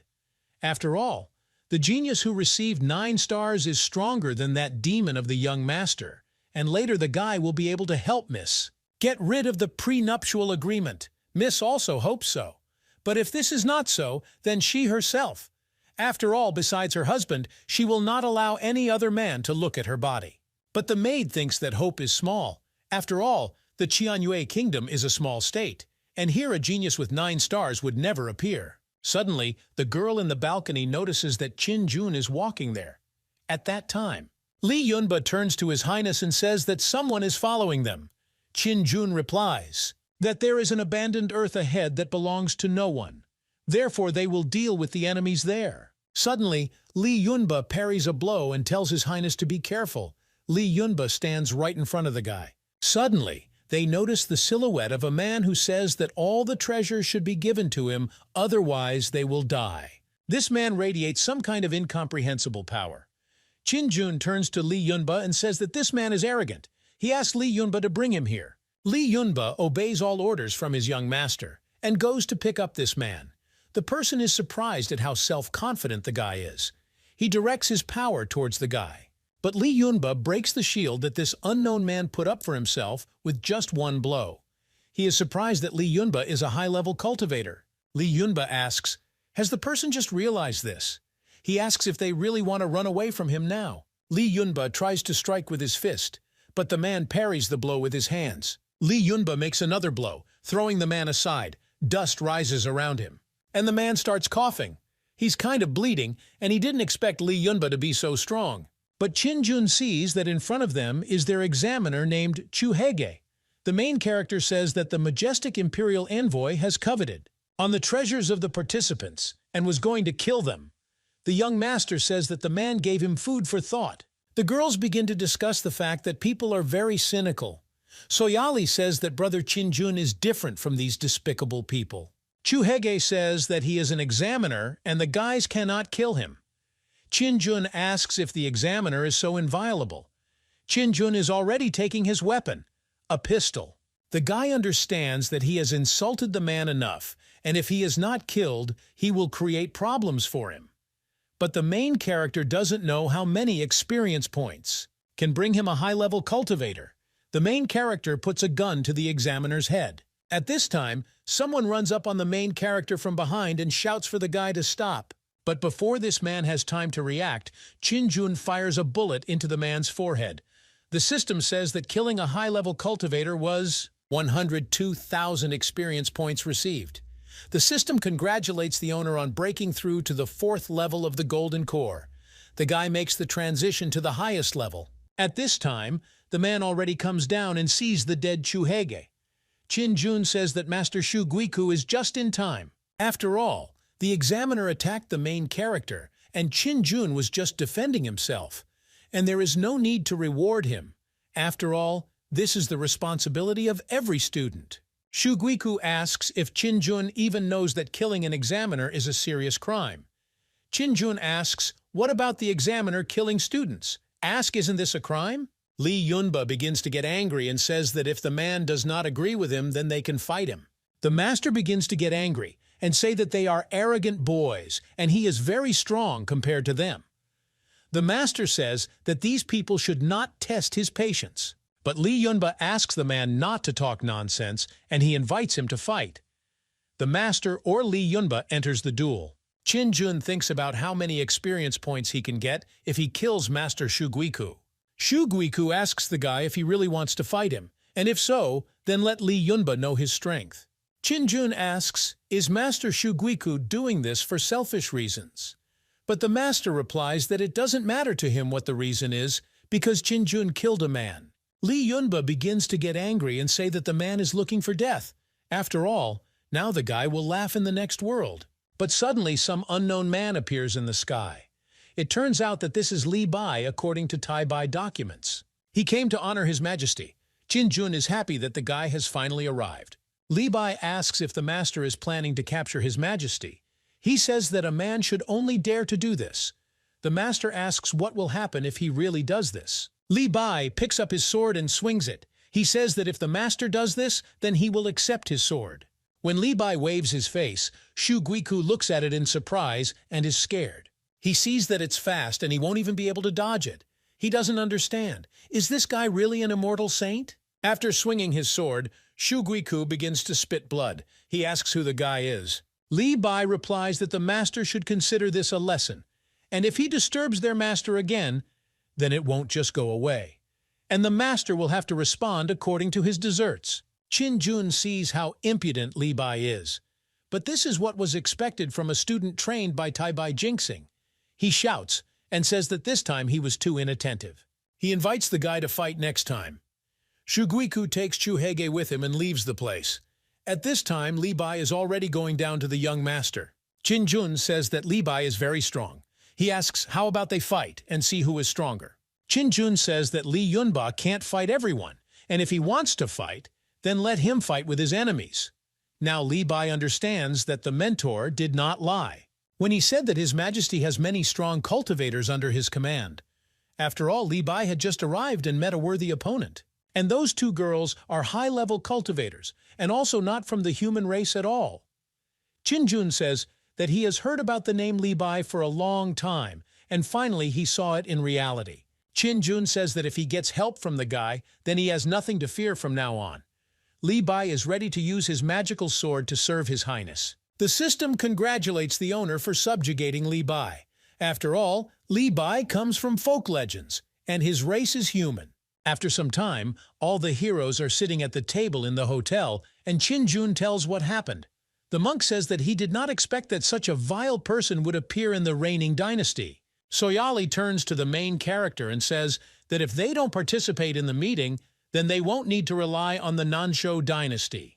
The girl came very close to the guy to seem more confident.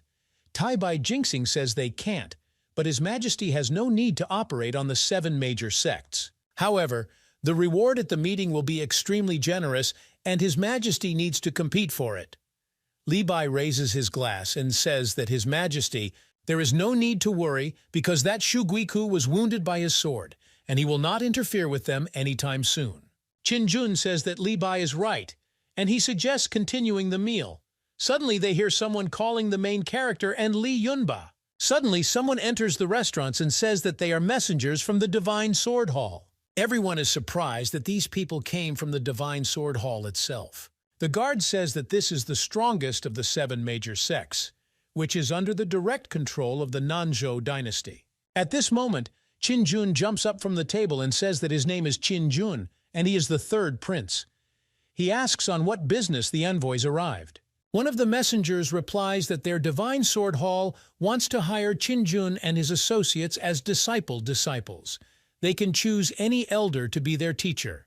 The guys who are watching what is happening understand that every elder called the Divine Sword like God, both Qin Jun and No, will have a chance. For rebirth, these 2 guys are from small powers, and having entered the Hall of the Divine Sword, the state will rise after them. Qin Jun asks if he can even go outside whenever he wants. The envoy replies that the Divine Sword Hall is under the control of the Emperor and is working for the entire dynasty. He asks how Qin Jun can manage his time as he wishes. But when the main character heard this, he refuses. The messenger starts to get angry and asks whether the guy even knows what he refuses. Qin Jun asks for an apology and replies that he wants freedom. One of the messengers begins to get so angry that the other 2 messengers have to restrain him. Tai Bai Jinxing says that His Majesty Qin Jun can safely deal with these guys. If any danger arises, Tai Bai Jinxing will stop them at any time. Li Bai asks if pleasing powerful people will make him happy. Li Bai admires His Highness the 3rd Prince's character. The envoy understands that there are too many people in this place, and the reckless clash will tarnish the Hall of the Divine Sword. They will have to take a different path. He understands that the time will come, and they will certainly teach this arrogant guy Qin Jun a lesson. The envoys turn around and leave. They say that Qin Jun will regret this decision. The main character looks after the guys as they leave. The guard asks why His Majesty refused this offer. After all, in the future, the throne of the Qianyue Kingdom will belong to Qin Jun. And all these years, the main characters could have trained in the Divine Sword Hall, But Qin-jun doesn't understand what years we are talking about because he can't wait that long. Qin-jun understands that in addition, the mythical system can give him much more than taking the divine sword. He doesn't understand why he should waste his time on this. Suddenly, a system appears that says that once a month you can summon gods and demons. The system notifies that the owner can launch a call. Qin-jun decides to leave the table. He says that he has something to do, and the rest can continue to eat. The main character finds himself in his room, and he asks the system to activate the call. The system begins summoning gods and demons. She congratulates the owner for summoning demons and gods. After all, the demon is already on the way. Suddenly, Qin-jun hears some strange noise, and in an instant his room is engulfed in green light. The main character does not understand what is happening, but unexpectedly, two beings greet His Highness. These creatures float in space and are behind the back of the main character. Qin-jun was very frightened, and he asks why these creatures scare people so much. After all, the main character almost died of fear. The system says that a demon has arrived. These are black and white yukini, which originated from folk legends. At this time, the demons tell him that they have been hiding in the city all the time. Otherwise, he would not have been able to summon them so quickly. One of the demons says that originally both of them were just wandering ghosts, but thanks to the grace of His Majesty's ancestors, they acquired some skills. And they only recently arrived in this city. And when they saw His Highness, they immediately came to pay tribute. The white demon tells His Majesty not to worry, because they are moving between the boundaries of black and white, and usually they are in the afterlife, or in a dark place. If His Majesty needs them, he can simply ring the bell. The girl hands the bell to the owner. Qin-jun sees that this bell is called a soul bell, and upon hearing the ringing, the demons will immediately arrive. Qin-jun says that this is an incredible treasure. Qin-jun wonders if the monks will sense the existence of these spirits, but the demons answer that this will not happen. After all, even a celestial inhabitant of the immortal realm will not be able to hear them. After all, if they are not closer than 3 meters, he will not notice their existence. The main character understood everything that was told to him, and he says that the demons may already be leaving. If he needs them, he will instantly call for them. Qin-jun understands that the demons have already been summoned, and since it is already late, he needs to go down to practice. At this time, Qin-jun is in his room and he is meditating. Suddenly, the guy arrives. Some kind of letter. Qin-jun realizes that this reminds him of martial arts dramas. The main character takes his weapon, a pistol, and realizes that it's a pity that he is already invulnerable to poisons, and that's why he can't be enchanted. At this time, Sudaji is taking a bath, and she does not understand what the sound of the spiritual weapon that belongs to the main character is. She understands that something happened to Qin-jun. At this time, some unknown guy in a mask bursts into Qin-jun's room holding a dagger. The guy attacks the main character, and he tells Qin-jun to die. But the third prince did not expect that he would be attacked at night. Qin-jun takes his spear and asks that if the tiger does not show its strength, then does this guy really think that the tiger is weak? The main character understands that in any case. He is also a golden core cultivator, and first he will practice on this sea. The main character cannot lose. This cottage cheese says that this is undoubtedly impudence, because cultivators. The golden core is nothing in front of him. The thief attacks the young master and tells Qin-jun to die. The dagger passes too close to the guy's body. But at that moment, Sudaji bursts into the room, and she tries to protect the main character. She directs her power, and the guy flies to the side. Sudaji says that the thief is looking for death. This guy is surprised because he didn't think that there was someone else with the young master.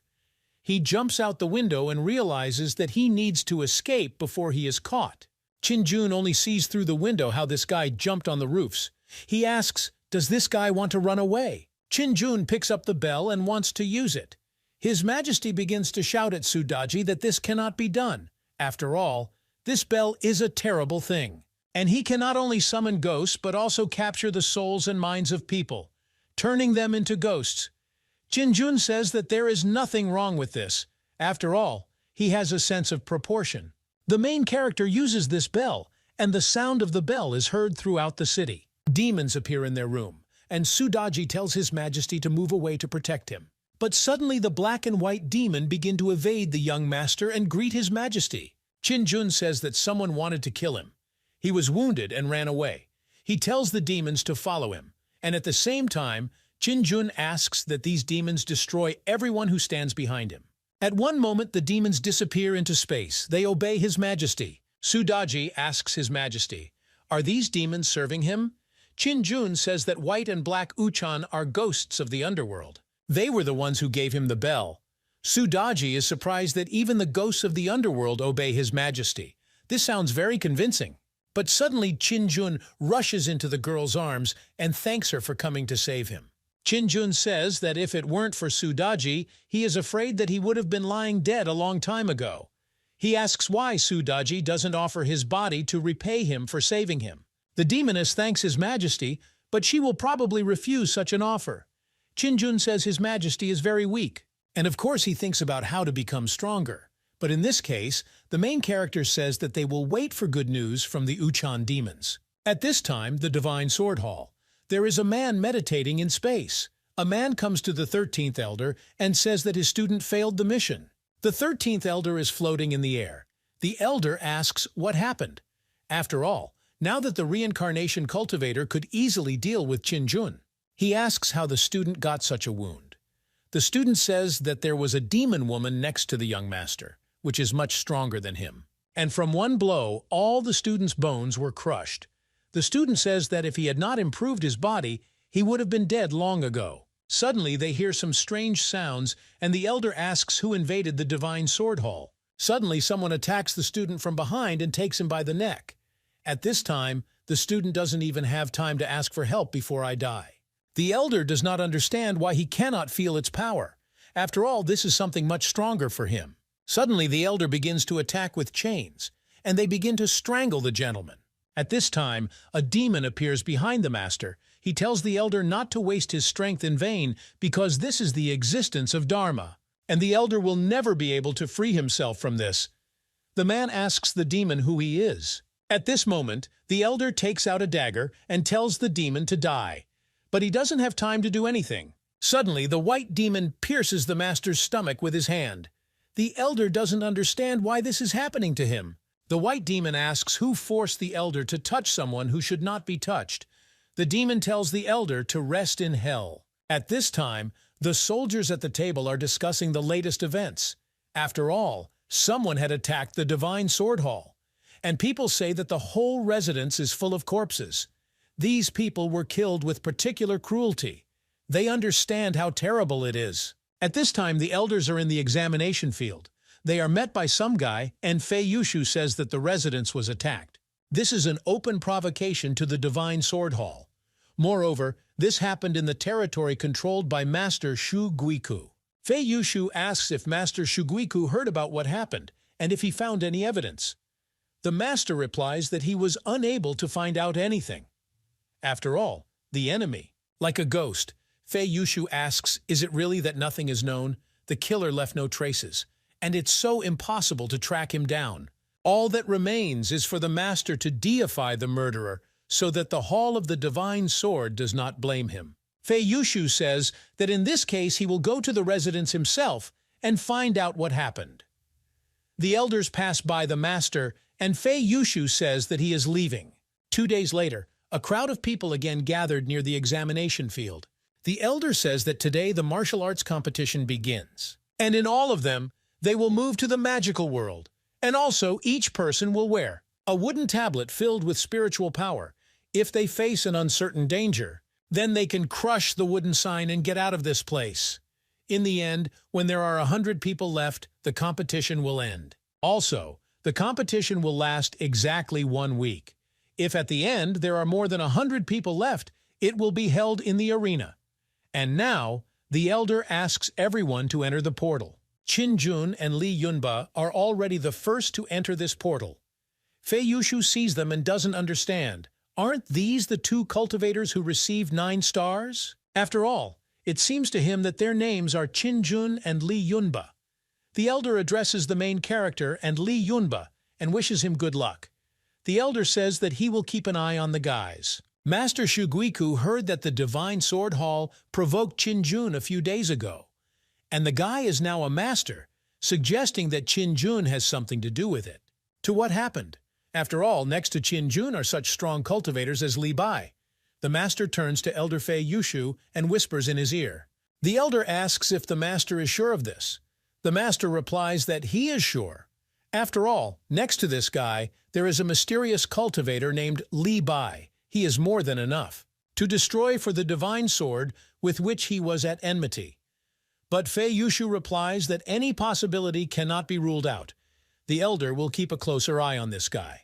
Although there are very few 9-star stage geniuses, there are now 2 of them. If Qin Jun is really the killer, then he will not be on the side of the Divine Sword Hall. The master thinks that this guy needs to be removed as soon as possible because he cannot be allowed to rise to the top. Somewhere in the thick of the forest, the main character is walking in a competition. Suddenly, a system appears that launches a secondary mission called Sneaking Out. Mission details: Elder Fei Yushu, who is the 5th elder of the Divine Sword Hall, suspects the master of attack and murder. Now the elder will watch the owner during the competition. Therefore, the main character should go unnoticed and not be accused. The special instructions for this task is that the Fei Yushu cultivator realm is immortal. And in case of successful completion of the mission, a chance for a random lottery will be given. If he fails, the entire Divine Sword Hall will chase the owner. Qin Jun doesn't understand when. They made it in time. After all, the Divine Ball Hall is the main of the 7 sects. It will be bad if they start pursuing him. Apparently, the main character will have to act as a deterrent. Suddenly, a growling dog approaches the main character, and Qin Jun understands that it seems that the warbirds should be with the owner, but they appear at different times. He turns to the growling dog, and he says that they should behave with restraint. After all, someone is watching them. Qin Jun invites his beast to go and search. Where is Li Yunba? Suddenly, Li Yunba's voice is heard among the trees, saying that he is in this place. Qin Jun rises into the air, and they, along with the roaring demon, take their place. Qin Jun understands that this is such a simple and rude way to show where he really is. This is in the style of Li Yunba. Li Yunba continues to call His Highness. Suddenly 6 guys appear in the sky, who call Li Yunba stupid and tell Li Yunba to stop shouting. Li Yunba starts to get angry and asks who called him stupid. The guys pick up their swords, and one of them repeats that he called Li Yunba stupid.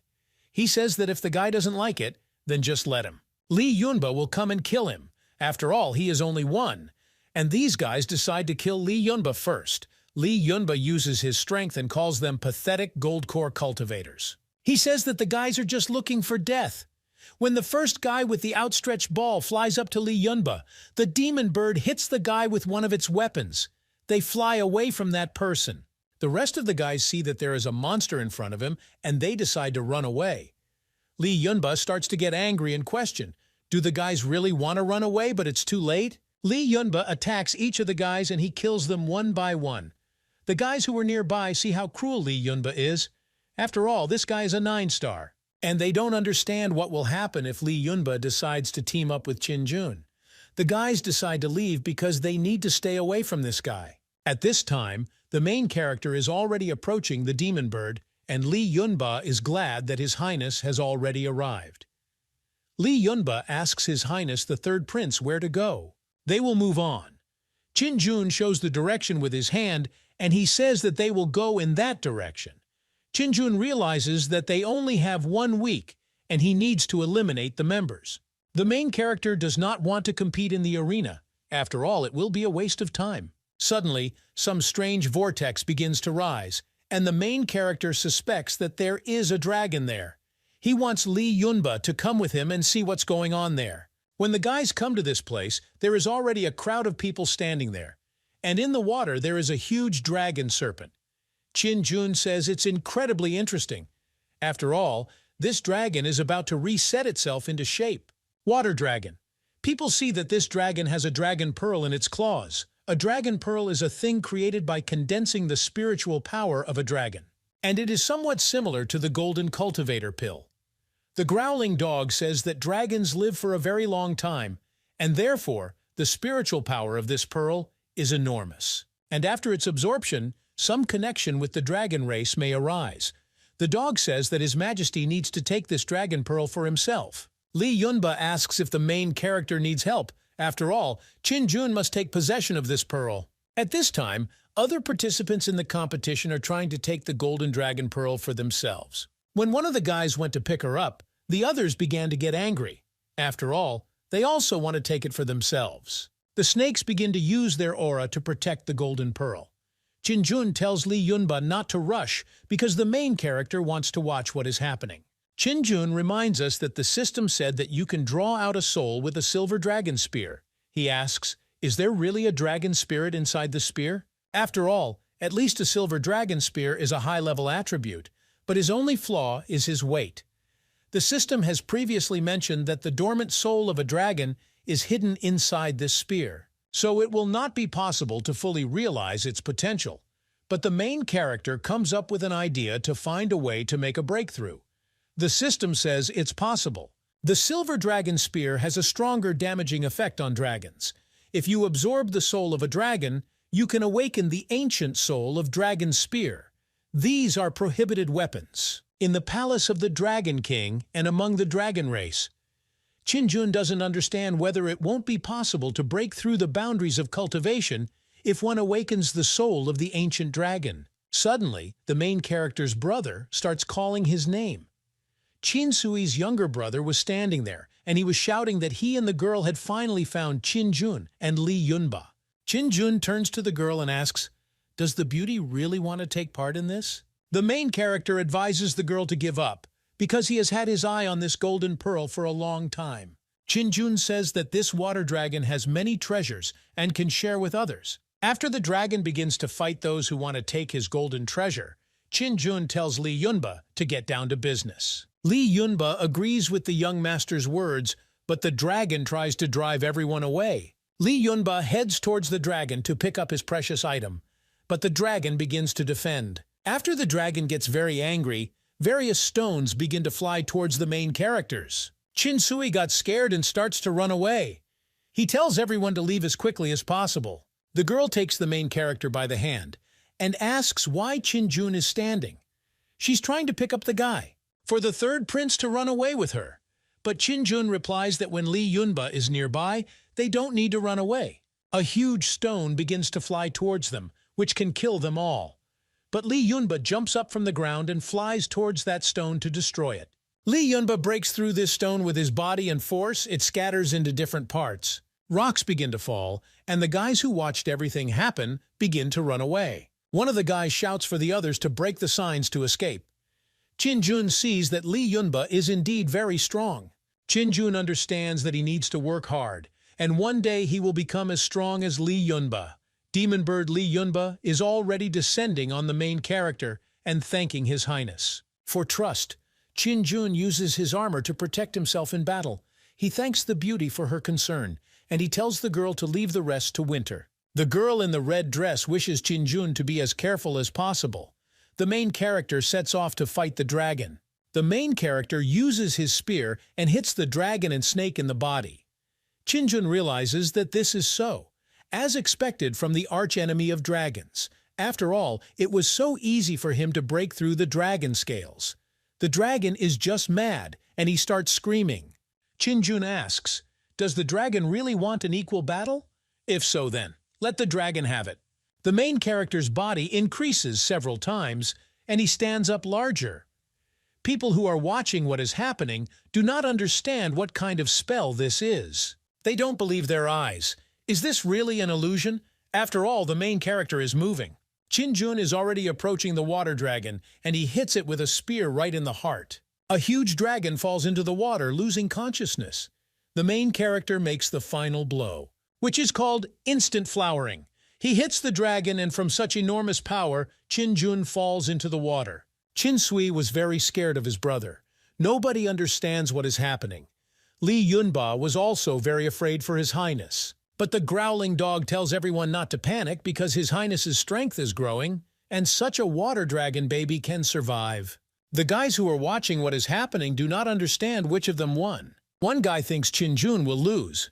After all, the water dragon is at the level of transformation, and Qin-jun is only a third-level golden core cultivator.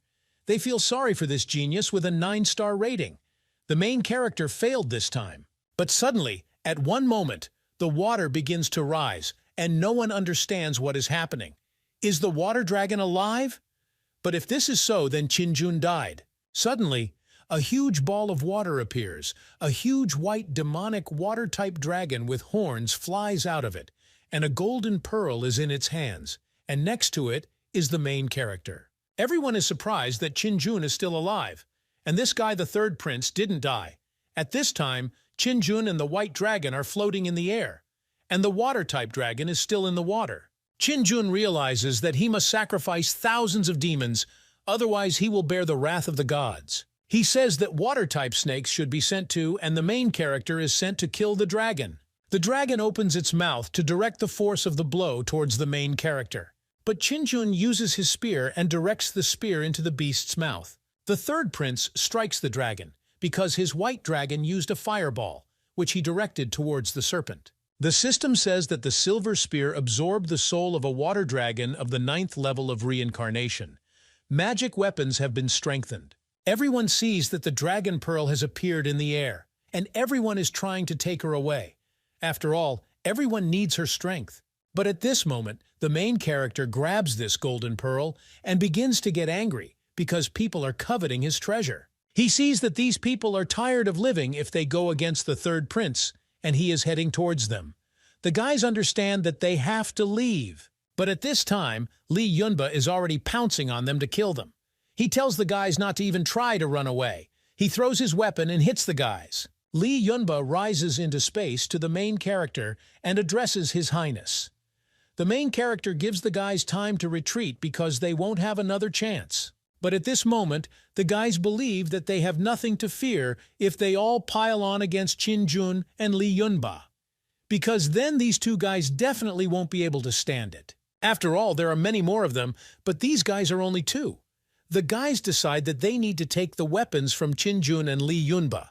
At this moment, Qinjun decides to use his cannon and says that if the guys are no longer formed, then let them not blame him for cruelty. The main character turns his weapon against the guys, and in the air it kills them, and the competition participants fall to the ground.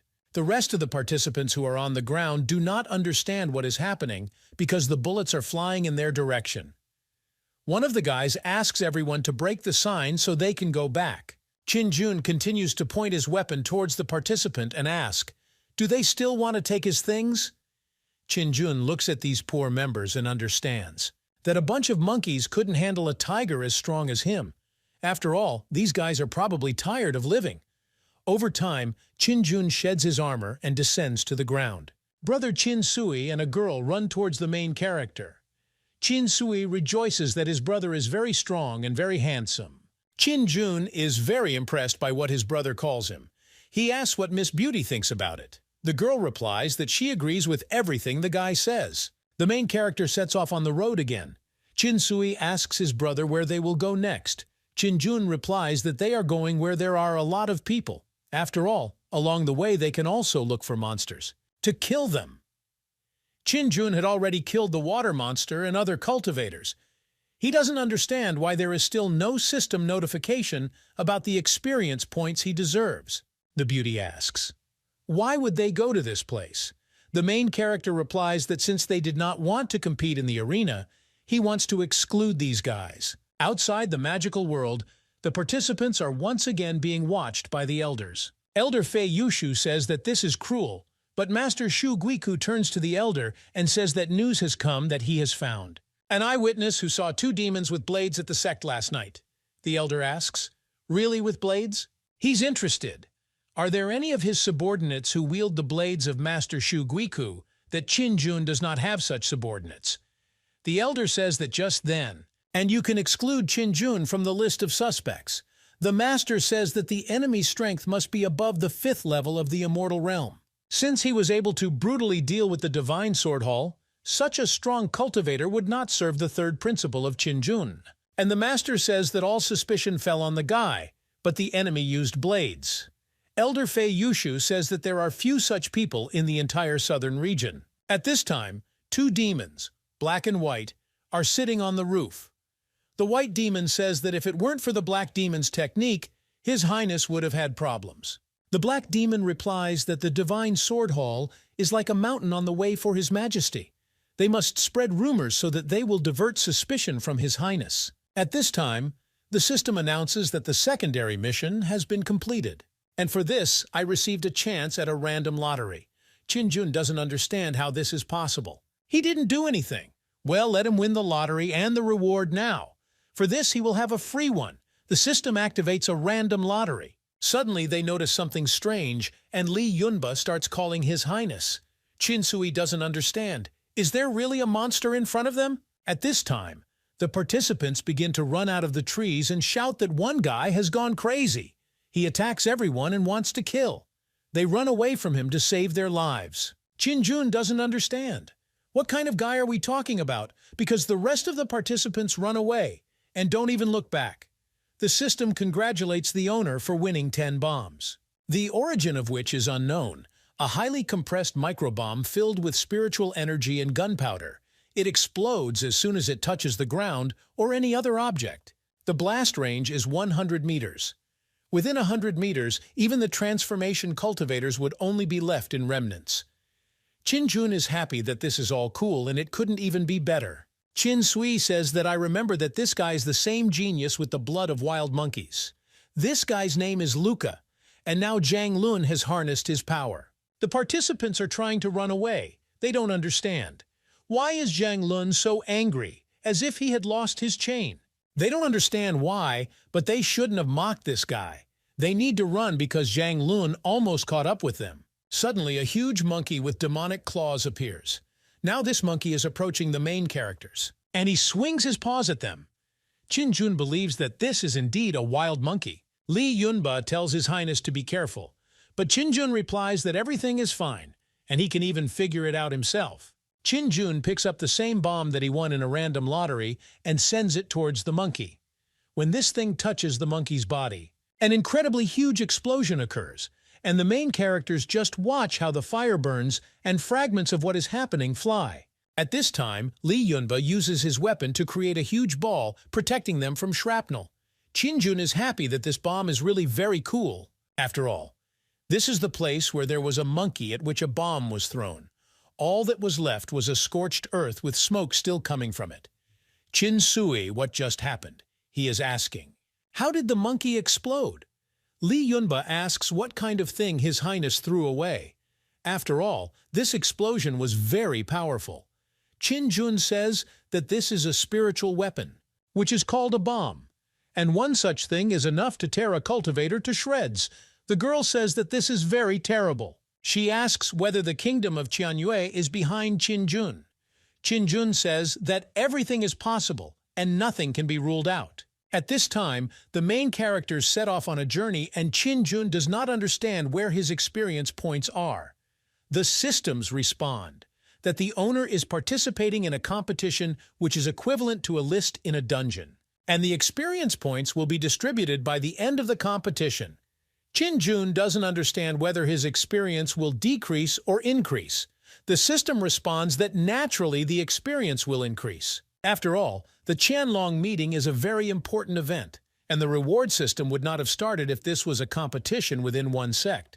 Now everything is clear to the main character, and he announces that since it is already getting dark, he invites his friends to look for a place to rest. At night, the heroes lit a fire and sat around it. Qin-jun turns to the beauty and asks, "Is Zhang Lun really the best member of the Fuma sect?" The girl replies that it is so. After all, this guy has extraordinary blood flowing inside him. And as soon as this is discovered, everyone tries to win the guy over to their side. Qin-jun asks, "Is this guy no longer a member of the Fuma sect?" He wonders why this guy still wants to participate in meetings like this. The girl replies that this is all happening, of course, because of the reward. Cultivators no older than 100 years old can participate in the meeting, without regard to appearance. However, the lion's share of those from the main families will not give up their status to participate. And Zhang Lun is just a little special. Qin-jun is surprised that out of the 7 main sections, he has already offended 3 sections, but he doesn't see this as a problem. If the enemy invades, then there will be generals. He asks which sect the girl from the 7 main ones plans to join. Qin Jun understands that no matter what sect a person joins, he will immediately become proud. Your clan. The girl says that any promising sect will suit her. Qin Jun asks what the girl thinks about their Qianyue kingdom. It can make the girl stronger. The beauty asks, does she really need to run from one kingdom to another? She asks. Does Qin Jun really think she is stupid? Qin Jun replies that the girl can. Believe it or not, in 50 years, he will turn the Qianyue kingdom into a huge dynasty. The system activated the task with the main storyline. Details of the task, this is for 50 years. The owner must turn his kingdom into a dynasty. And after completing the task, he will receive one summon of gods and demons, one call for an army of gods and demons, as well as a chance for a random lottery and an increase to the 10th level. The system says that if the task is failed, the cultivation level will be reduced by 15 levels. Qin Jun is surprised that he hadn't finished the first task yet, and then the second task appeared. It seems to him that he will have to keep his mouth shut more often. The main character asks the system, what is the army of gods and demons? The system says that the Shadow Heavenly Warriors and Generals, as well as the Shadow Army of Warriors, are 365 shadows of Holy Spirits. The army of gods and demons is an army of legends and myths. For example, 100,000 heavenly warriors and warrior generals and the rest. This call was originally opened. It would be after summoning 10 gods and demons, but after 50 years the owner will definitely fulfill this condition. Qin Jun understands that there is an irresistible army that cannot be resisted. And what should he say about others? After all, the combat power is simply prohibitive. Qin Jun understands that if he summons them, then he will become the strongest.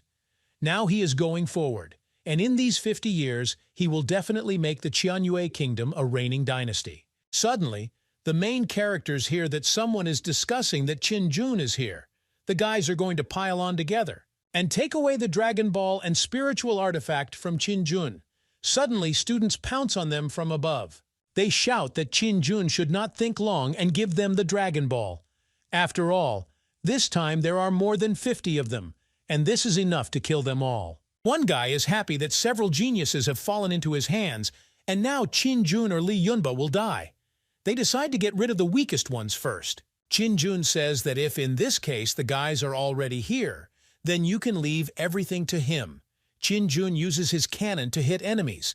Guys understand that if they have the ability, then they don't need to rely on artifacts. The students see what a terrible power this guy has, and everything didn't go according to plan. The students try to retreat, but Qin Jun does not let them go. At this time, Qin Sui hides behind a tree and does not understand. Is this really a Qianyue meeting? Because he can no longer help but say that Qin Jun is emanating the aura of the main boss. At this time, other students begin to run away. After all, this man Qin Jun is simply a monster. The main character asks why the students are running away from him. At this time, Qin Jun sees Yeshuan and the other guys.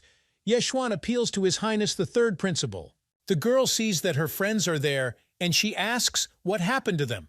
Suddenly, they hear screams from the forest. Yeshuan says that these wolves are following her around, and he asks His Majesty the Third Prince to help them.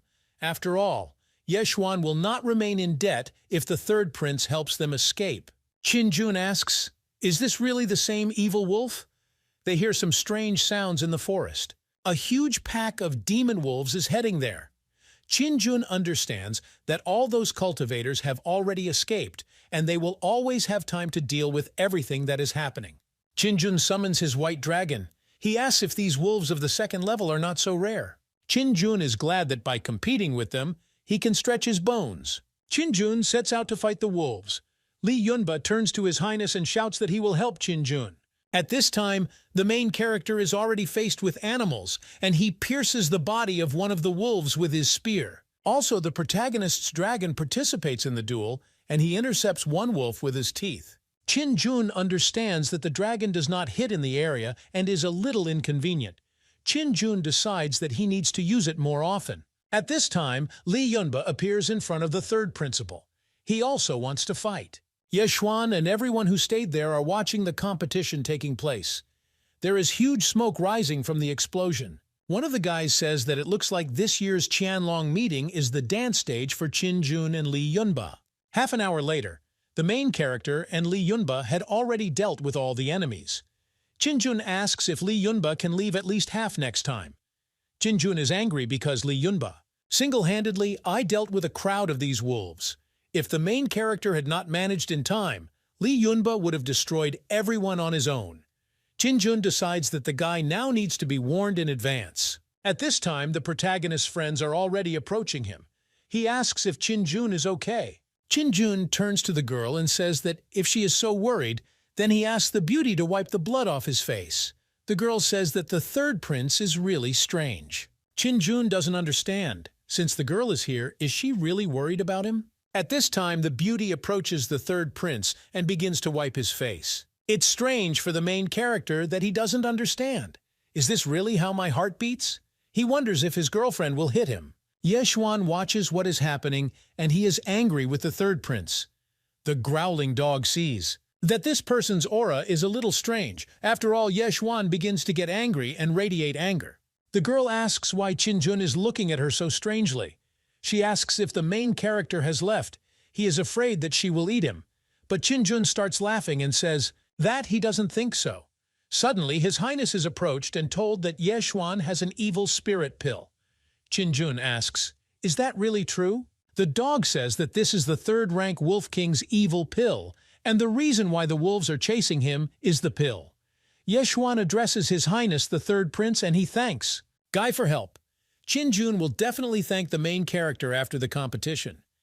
The dog says that a pill was just extracted by a strong demonic aura from this guy's body. Moreover, this Yeshuan has an aura that makes the demon heart flutter, and this is clearly not a person's aura. Qin-jun understands that the Wolf King, with the evil spirit pill, is equal in strength to a cultivator. Gold core level. And Yeshuan is just at the top of laying the foundations. If the Wolf King is killed by a gold core cultivator or reincarnation, then Yeshuan will have a hard time snatching the pill. There are only two options. The first one is Yeshuan hiding his abilities, and the second guy was lucky and just picked her up. However, the main character is inclined to the second option. Qin-jun realizes that he needs to watch out for this guy. Qin-sui suggests leaving this place because it smells of blood. It is already becoming unbearable for them. Qin-jun agrees. With the guy's words, they want to leave. Qin-jun turns to Yeshuan and his friends. He says that since he and Li Yunba have already saved them, he asks if they want a guy. The third prince protected them. Qin-jun turns to the girl and asks if she will go. But the girl tells them to leave without her. After all, she wants to rely only on herself. The girl in the red dress turns around and leaves, but Qin-jun does not see a problem in this. At this time, Yeshuan and his friend ask the elder what to do. And Qin-sui asks his brother, "Will Qin-jun really leave this beautiful girl?" After all, Yeshuan and the others followed her. But Qin-jun replies that his brother does not understand anything. After all, the main character has his own plans. The main character turns to the growling dog and asks what his farthest range of perception is. The dog replies that at least further than theirs.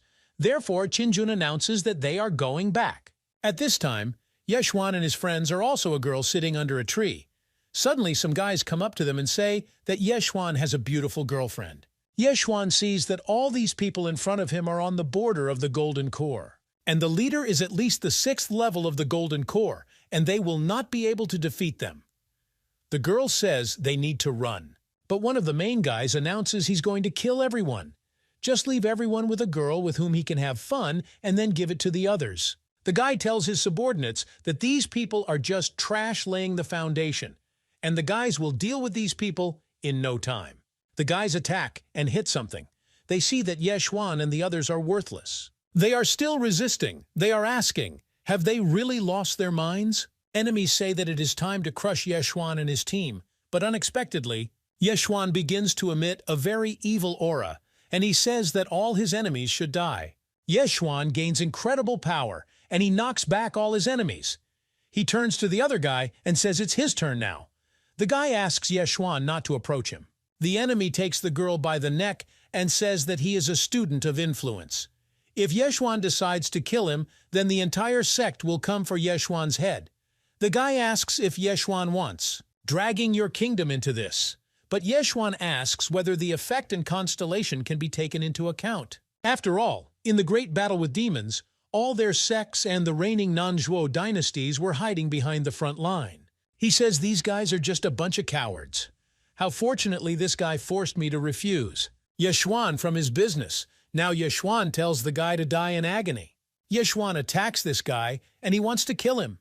A friend asks Yeshuan what is happening to him, but Yeshuan asks if they even know how dark they are. And this guy... At this time, Li Yunba is already heading out with his strength to deal with the guy.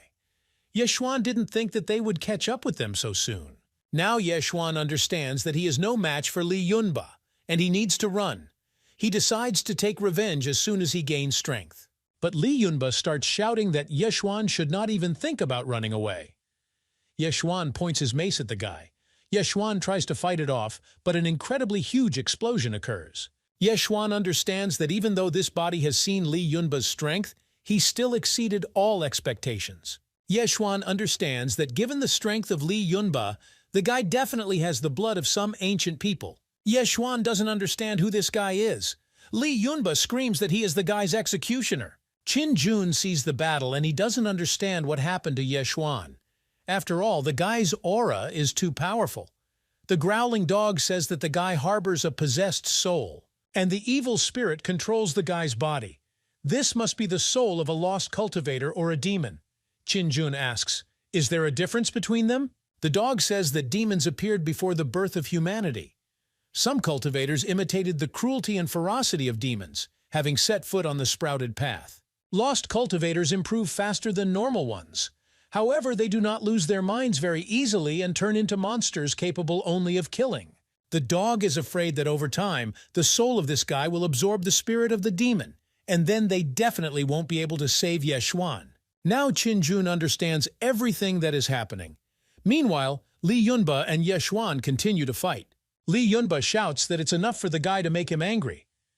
Qin Jun sees that Li Yunba wants to awaken the golden bird's true body. Yeshuan sees what is happening, and he understands that this breath of power terrifies him. The guy understands that if he doesn't leave now, he will die from Li Yunba's power.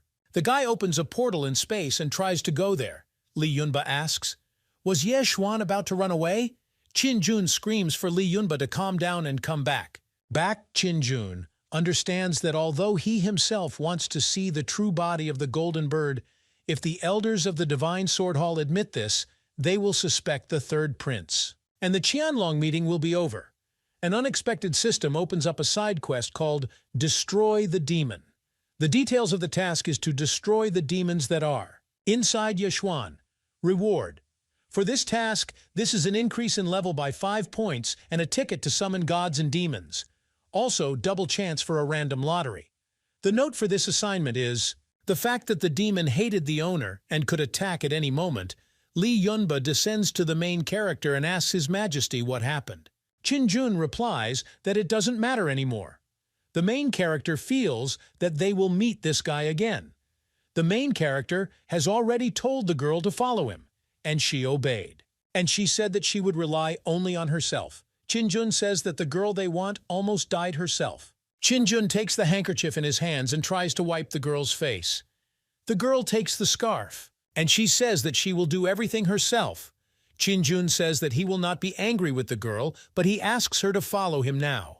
Qin Jun says that they need to leave because it's dirty here, and there are a lot of dead people around. Suddenly they hear a guy asking for help and salvation, but Qin Jun takes his gun in his hands and kills this guy. Now he can leave with peace of mind.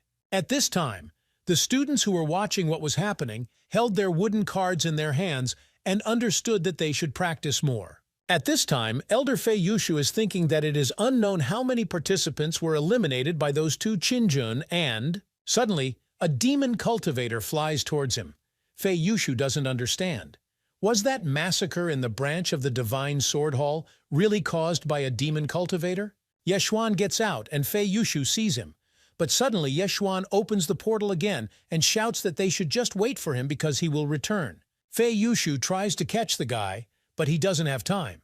The elder understands that this is the power of space, and this demon cultivator's level is at least above the celestial realm. A demon cultivator of the heavenly realm of celestials appeared in their city. Now the elder needs to report this as soon as possible. At this time, the elders and a lot of people gathered. A blue ball floats in the sky. People doubt that by the end of the competition, there will be at least 100 people left. After all, it is possible that Qin-jun and Li Yunba are breaking the rules. After all, they will definitely be able to reach the finals. People ask, why then should they create difficulties? Elder Fei Yushu announces that the time has come. The magical battlefield begins to break away. The students start flying out of there and they are in a ball of fire. They are happy that everything is over. After all, they thought that they would die. At this time, Qin-jun and his team leave there on their own feet. Qin-jun thinks that just a little more, and he would have already finished off these guys. And they were taken by surprise. Elder Fei Yushu shouts for the surviving disciples to line up for registration, and we need a report that will be sent to the capital. Each meeting participant is allowed to bring one servant with you. The elder shouts that once they have rested, they will carefully select a candidate. Fei Yushu wishes everyone a good rating at the Qianlong meeting. Qin-jun understands that this is great because after the revival, he needs to discuss with the others who exactly he needs to take with him. Qin-jun comes up for registration. They register him and sign his name, that the test has ended and the calculation of experience points begins. According to the account, the owner received 900,000 experience points. The system begins to congratulate the owner on breaking through to the 5th level of the Golden Core. Now Qin-jun takes his report in his hands, and he is glad that they are going to the hotel. The main character understands that he needed to quickly return and find out information about the demon cultivators before Ye Xuan attacked him. At this time, the masters came to the elders, and they say that the disciples of their sect have not yet come out. They suspect that the student was killed by someone.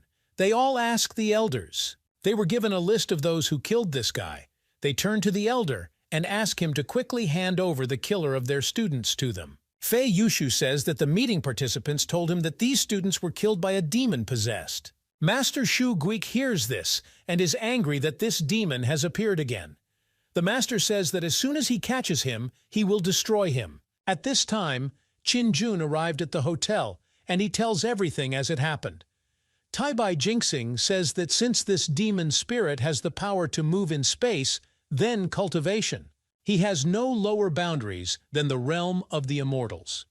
He turns to His Highness and says that the third prince had better be careful, even though the body belongs. Ye Xuan and busy night after some time his soul can merge with the soul of the demon.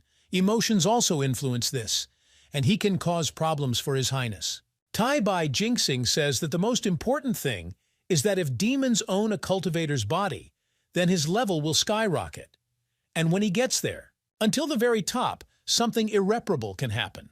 The main character understood everything. He thinks that when the time comes, this guy might really come for them.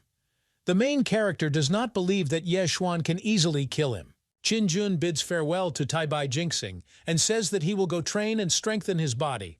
He apologizes for disturbing Taibai Jinxing. The third prince thinks that he needs to give an order to the white and black demon to help investigate the case of this demon cultivator. Qin-jun, already about to leave. But suddenly he remembers that he needs to choose a person who will follow him to the imperial capital. He asks Taibai Jinxing to discuss this with the others. When Qin-jun leaves this room, the main security guard is already there. The guard is happy that he has finally met the third prince. The guard hands the guy a ring and says that this is a natural treasure that Qin-jun asked to collect. The third prince thanks the guy for he did this because now the third prince will finally begin training the second level of the immortal body and the rest of the bones. In the evening, the main character takes a shower and thinks that training the remaining bones is very difficult. He asks how hard this third level is. When a guy takes a shower, Sudaji comes to him.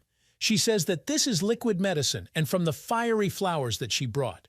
The girl says that the medicine is very powerful. She is interested in whether the main character can withstand this. But Qin-jun tells Sudaji to pour it all out. The main character's body is all ready. He can't stand it. He doesn't understand. Is this really the effect of the fire flower? After all, the water gets incredibly hot. Sudaji says that the ranking list has been updated again. She asks if she wants Does the main character look at this? That if he is not in first place, then he is not interested. But Sudaji says that Chinjun is now in 673rd place. Outstanding result for a long-distance cultivator. Under 50 years of age within the southern region. Chinjun asks which path we are talking about. Do those who have embarked on the path of vice also have a rating? Sudaji replies that this is naturally so. After all, the size of the Pavilion of Fate is irreversible. It is not even close to the 7 main sectors of the reigning dynasty. 7 days later, the main character gets up from the water and says that the second level of the immortal body and the rest of the bones are already ready. He asks the system to show him a list of attributes. Chinjun sees all the information about himself, and he is happy that now he has the 8th level of the golden core, and now he, getting closer and closer. The main character thinks that he needs to push a little more. Chinjun thinks that it is possible to rise in the rankings in the final competition, and without even relying on Li Yunba. At this time, someone knocks on the main character's door and calls his brother Chinjun. They tell him to go out and eat. Chinjun replies that he is leaving. When the third prince came out, he asked if the gentlemen were already waiting for him. All of his friends begin to congratulate His Highness on his advancement in cultivation. Chinjun says they can now start eating. The security guard pours something into a guy's glass and talks about that the day after tomorrow, Chinjun is leaving for the imperial capital. The main character should not forget about this. Chinjun replies that the guard should not worry because he won't forget about this. His Highness Chinjun will meet him in the suburbs after a while, and the subordinates have something important to report. The main character understands that the black and white demons are not looking for him just to talk. He suggests that there may be news about that demon cultivator. The main character turns around and is about to leave. He says that he has business, and his friends have to eat without him. At this time, when the guy passes, he greets, and is called Lord Chinjun. They say that it is rare to meet His Highness Prince Chinjun like this, and apparently today is their special day. Chinjun is embarrassed by such words. At this time, it turns out that there are guys sitting on the roof who are watching the main character. What courage do these guys have? They begin to attack the main character and shout for Chinjun to die. They use their swords to hit the guy, but Chinjun dissolves their swords into space with his own hands. 2 men fly away, and the third attacks the main character with a sword and shouts for Chinjun to die for his son. Chinjun deflects the man's punch and sends him flying to the side. Guys continue to attack the main character, but suddenly a black demon appears, who pierces the body of one of the guys with his hand and says that the one who encroached on His Highness has no place in the underworld. Chinjun sees how cruelly the black demon acted, and he rejoices that fortunately this warrior belongs to him. The white demon uses his red scythe to kill people. Chinjun asks if the demons were looking for him. The black demon says that they wanted to see the young master about the demon cultivator. He asks if His Highness gave them such an order. Chinjun asks, did the demons find out something? The black demon replies that the demon cultivator has already left this city. The black demon takes the main character by the shoulder and says that they will immediately go to the afterlife. After all, someone is heading here. From what he hears, Chinjun panics because he needs to go to the afterlife. But before the main character even has time to think about something, the 3 of them dissolve in space. At this time, a man arrives at the place where the battle took place, and he asks whether they simply don't notice him. He calls it a shame. The man has scars on his face. He tells Chinjun not to let him catch him, otherwise the man will tear the guy to pieces. At this time, the demons and Chinjun went to the afterlife. The white demon tells His Highness to follow them. Chinjun asks, is this really the afterlife? After all, the main character did not think that there was a moon in this world.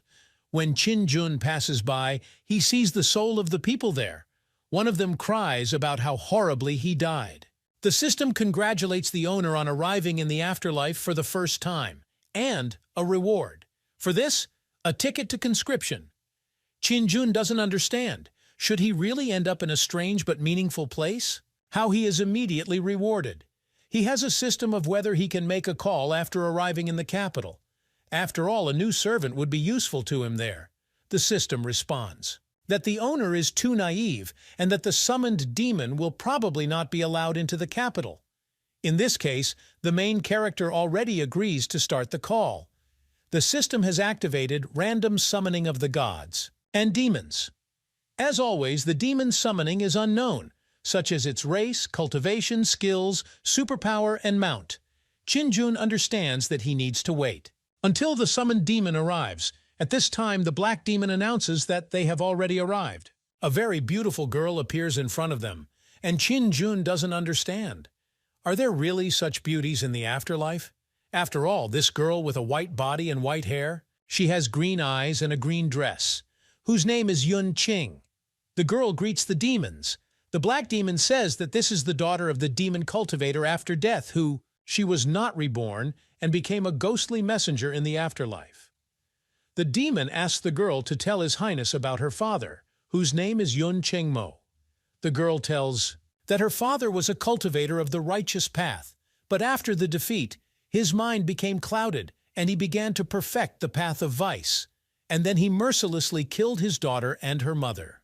Then the demon changed his name, and he lived in Hanjiang City, but after he lost to the first master in the kingdom, he began to cultivate the demonic path. And after death, the girl did not begin to be reborn and watched, behind every step of the father. She was looking for an opportunity for her revenge. Father became like this because he wanted to take revenge on the first master, and in the battle they wounded each other. My father was almost killed, but his soul escaped, and several thousand years had already passed, and he unexpectedly met Yeshuan. Qin says that Yun Chengmo hates him and wants to get together. He asks if the girl can help him. The girl replies that it's no problem if Qin meets him, he can break him up. A talisman that a girl hands over to a guy, and he will immediately come to the rescue. Qin takes this thing in his hand and thanks the girl. The girl says that if he helps her kill Yun Chengmo, then she will definitely thank him. The third prince says it's no problem, and the girl decides to tell the guy about her father's fighting style and signs. Half an hour later, the demons turn to His Highness and say that it is time for them to return. A living person should not stay long in the afterlife. Qin thanks the demons for fulfilling his deepest wish, but the black demon answers that it's not for. What gratitude after all? It is their duty to help His Highness. The main character bows to Miss and thanks her. They will meet soon. When Qin returned to his world, he was greeted by his friends. Nusha says that she wants to go with Qin brother. She asks Qin if it is possible to make her go with him. Li Yunba tells His Highness that he alone is enough. But Tai Bai Jinxing says that although Li Yunba is strong, it is safer to take one more person with him. But Qin says that the others should not make noise because he wants to take someone, so everyone should stay here. The team does not understand who the other main character wants to take. Qin realizes that he has had a powerful life force since birth. He wandered all over the world, a hero unknown to the whole world. The system congratulates the owner on summoning the demon from his journey to the west. Qin sees that it is the general raising the curtain, whose name is Sha Wujing. At this time, Sha Wujing enters their room and Li Yunba tries to stop this guy. But Sha Wujing approaches the third prince and he greets His Highness. Sha Wujing arrived to pay respects to the young master. Sudaji asks the young master, could he have subdued another strong cultivator again? Qin says this guy's name is Sha Wujing. The third prince turns to Sha Wujing and says that he has been waiting for him. He tells the guy who has arrived to sit down at the table with them. Li Yunba doesn't understand why Mr. Sha Wujing joined His Highness. Sha Wujing replies that he often cultivated near the river of quicksand, and the ancestors of His Highness's mother helped him when he was still mortal. And so Sha Wujing made a promise. What will help their future? Generations. Qin thinks about how cool the system is because she came up with a whole story. Qin offers to continue about who will go. He says that Sha Wujing will definitely go with him. Tai Bai Jinxing suggests that he decide who will go with the young master. Tai Bai Jinxing says that Sudaji, as well as his disciple Li Bai and Sha Wujing, will head together. The personality of the dragon race Nyusha is problematic, and if this is discovered, it will arouse the interest of some cultivators so the girls cannot go. She agrees with these words, but she comes up to the main character and says, what will await the third prince in this place? And Qin should definitely take first place. Qin replies that of course it will be so.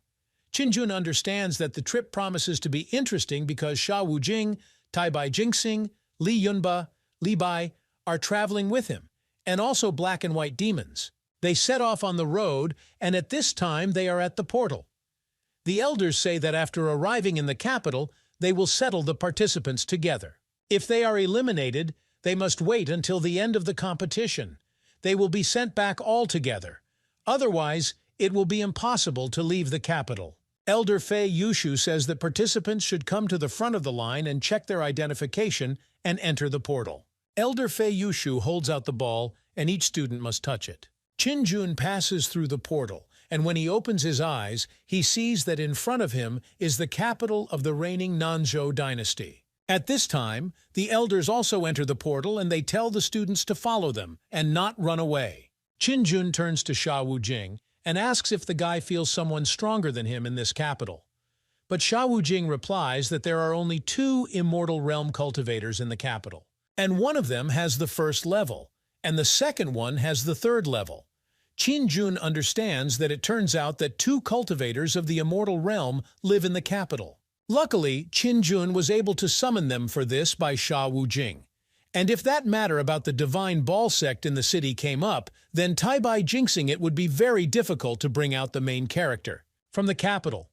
But now that Tai Bai jinxing and Sha Wujing are nearby, even if something is discovered, Qinjun will still be able to calmly leave the dynasty after the competition.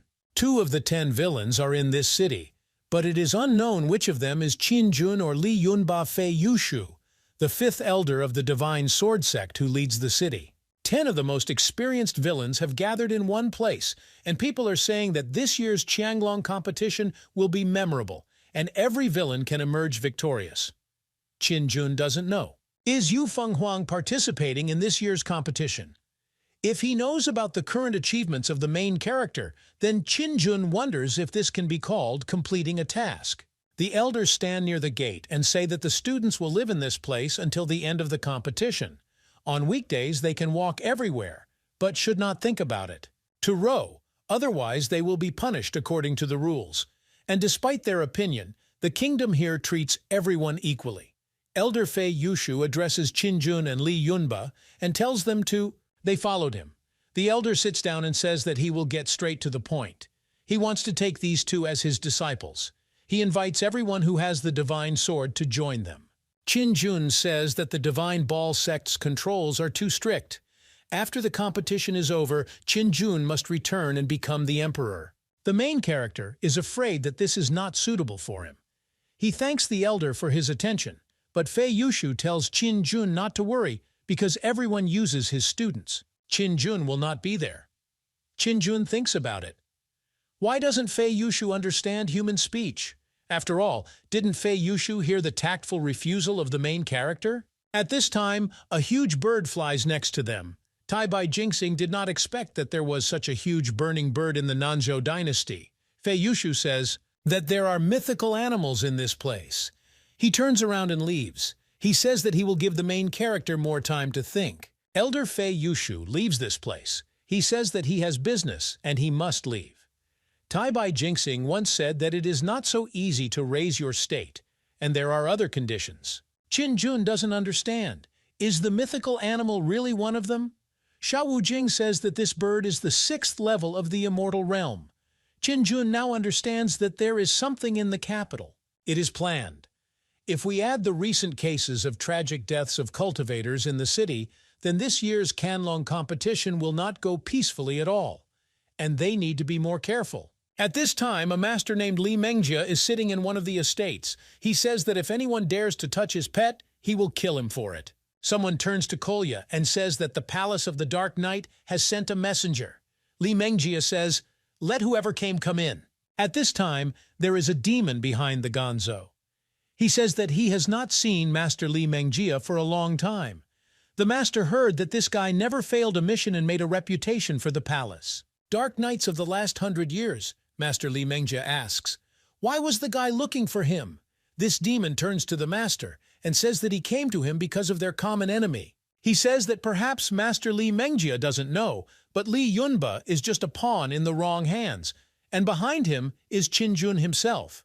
The demon says that if Master Li Mengjia kills only Li Yunba, and he will take revenge. Not completely. After all, this is a battle pet of the Demon King level.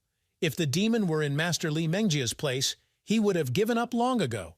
The demon says that Qinjun killed his brother and mentor. Therefore, the young prince must die. He asks why don't they work together?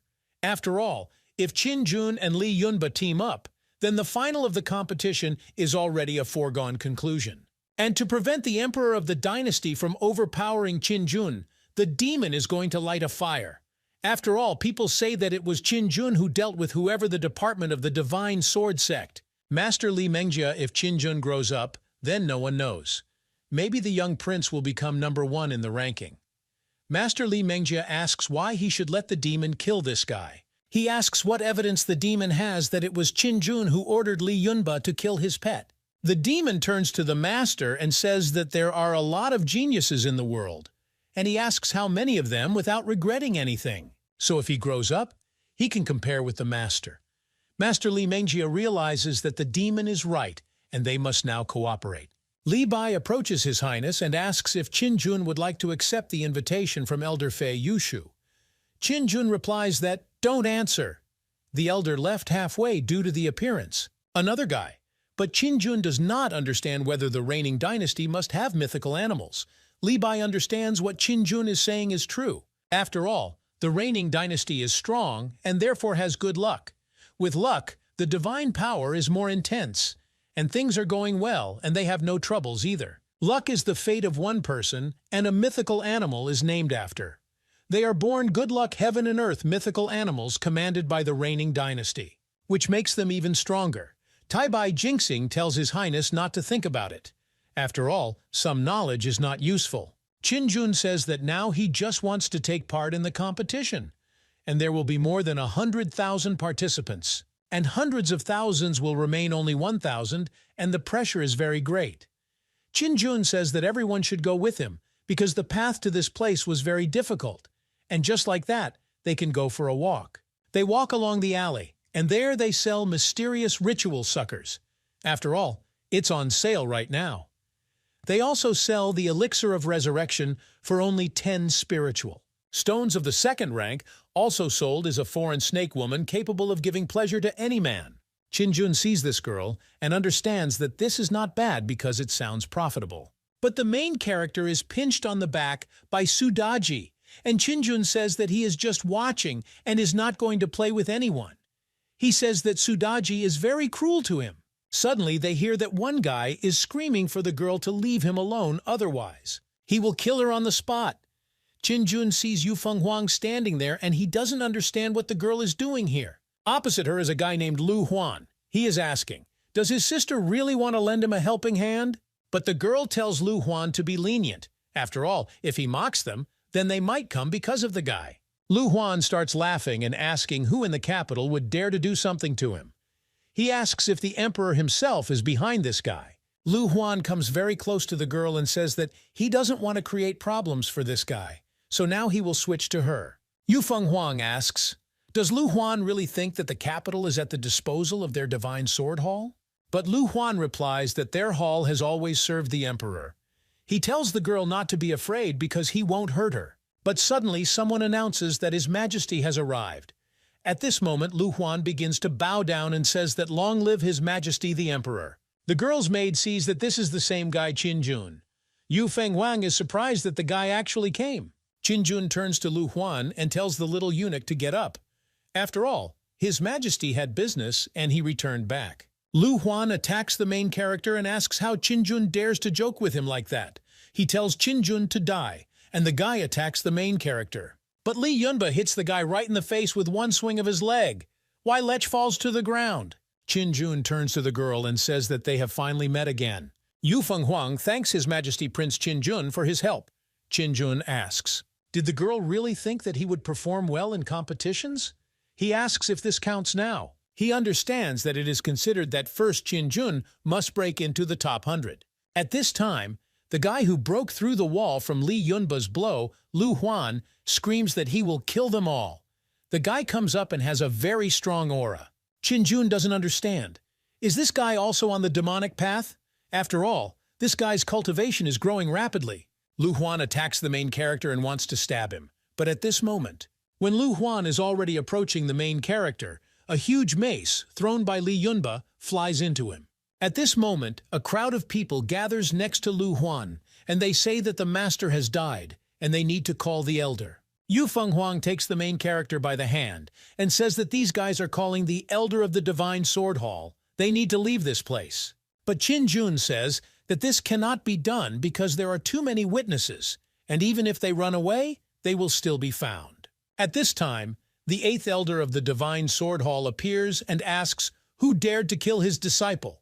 He lands on the ground, and one of the people points his finger. The main character says that the student was killed by Qin Jun.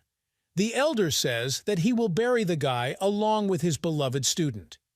At this moment, the elder uses his magic, force, and directs a huge hand with claws to strike the main character. But Li Yunba sneaks forward and he uses his defense to deflect the enemy's blow. With this blow, the elder falls to the ground. Qin Jun asks, "Is the elder always so wild in battle?" The elder begins to shout that Qin Jun killed his beloved disciple. He asks how he can let Qin Jun live. The elder will dispense justice today. Qin Jun talks about how the elder is so protective of this guy. The main character asks, "Is this guy really the illegitimate son of an elder?" These words to the elder's gaze are even stronger. He tells Qin Jun to just try to escape. But Qin Jun directs Li Yunba and tells Li Yunba to deal with this elder. Li Yunba goes into battle. Qin Jun uses his weapon and tells the elder to die. He understands that the elder overestimated his strength. But the elders attack and say that Li Yunba will not be able to escape. An incredibly strong battle begins. Yu Fenghuang is surprised. She sees how strong Li Yunba is. She doesn't understand how Qin Jun lured away such a strong cultivator. Suitable for his highness? Li Bai asks if his help is needed. Qin Jun replies that there is no need for that. After all, a guy shouldn't underestimate them. After all, if he gets angry, no one will stop him except teacher Tai Bai jinxing. At this time, a guy approaches the young master and does not thank him for his help. He says his name is Bai Menghu, and he will definitely repay the young master's kindness. Li Bai tells his highness that this guy has the blood of a mythical animal in his body. Qin Jun asks, "Is it really possible that if you capture and awaken the blood of a mythical animal in a guy, is it really possible to raise him and use him for their state?" Qin Jun tells this guy that there is no need for gratitude. He asks if it would be better for the guy to follow with him. But Yu Fenghuang begins to shout that the young master cannot do this because he already belongs to them. Qin Jun asks, "Does Yu Fenghuang think he can protect this guy from the Divine Sword Hall without his help?" Yu Fenghuang says that's the only reason this guy is following her. After all, if she doesn't, then Yu Fenghuang will not be able to protect Bai Menghu. Bai Menghu says he will gladly do it, and even let his entire sect submit to the young master. He asks Qin Jun to protect him. The main character answers to the guy. He didn't worry, because as long as he served him, Qin Jun would provide the guy with protection. And Yu Fenghuang is surprised by what is happening. Suddenly they see a huge explosion in the sky. They look up, and they see that Li Yunba is fighting there until this time, and Elder does not understand. Who is this guy anyway? After all, he has an incredible amount of strength. The elder shouts that he will kill the guy. But suddenly the guards try to stop them. He asks why they are fighting in the imperial capital. "This is the general of the dynasty. Tell the general that this man killed his student and now he wants to kill him too." People see that the general is the third most powerful person in the capital, and he appeared in person. Now the boys are finished. After all, the general here and now, Li Yunba, will definitely not be able to do anything. Qin Jun asks what cultivation level this general has. Tai Bai Jinxing replies that it is in 3rd place in terms of strength. Yu Fenghuang says that the general is at the 8th level of the immortal realm, and having reached this level, you can go around the entire southern region. Yu Fenghuang understands that Qin Jun was able to see the general's cultivation level. Yu Fenghuang doesn't understand. Did they really compare? She is interested in who is behind Qin Jun. At this time, the general approaches Li Yunba and asks, "Did Li Yunba really encroach on someone else's life in the capital? Perhaps Li Yunba is looking for death." But the demon bird uses his weapon and tells the general to leave. But unexpectedly for everyone, the general hits the guy and Li Yunba flies to the side. Qin Jun sees that this general is so strong that he dealt with laziness in a matter of seconds. Sha Wujing turns to His Highness and asks if his help is needed. But Qin Jun replies that there is no need for Sha Wujing for now. Li Yunba can handle it himself. At this time, the elders begin to point at Qin Jun and tell the general that the young master ordered Li Yunba to kill his disciple. The general asks if this is true, but Qin Jun begins to get angry and call the old man shameless. After all, his son oppressed the people and took away other people's daughters. Qin Jun stopped him. This guy wanted to kill him. He is asking, was it really impossible for him to fight back? Qin Jun begins to cry and says that doing everything they do is hiding behind the name of the emperor. Unlike them, Qin Jun does not have the support of the Divine Sword Hall. Qin Jun says he is so scared that he is now paying the price. The elder starts shouting and telling the general, I didn't believe this guy. After all, Qin Jun is a dishonest native of the kingdom and should be subjected to nonsense. Qin Jun asks, does the elder really want to say that they have come? There is no dignity from kingdoms. People start getting angry and saying that they are all the same. The elder is on the righteous path, but behaves worse than the demon. People say it's outrageous. After all, the southern region does not have only one reigning dynasty, and they do not need to rely on the Nanzhou dynasty. After all people are the same. They are interested in why they are belittled. At that time, everything around Li Yunba explodes and he gains new strength. He screams that he can now tear the elder to shreds for what he did to him. Now Li Yunba is gaining strength and attacks the general. They enter into battle.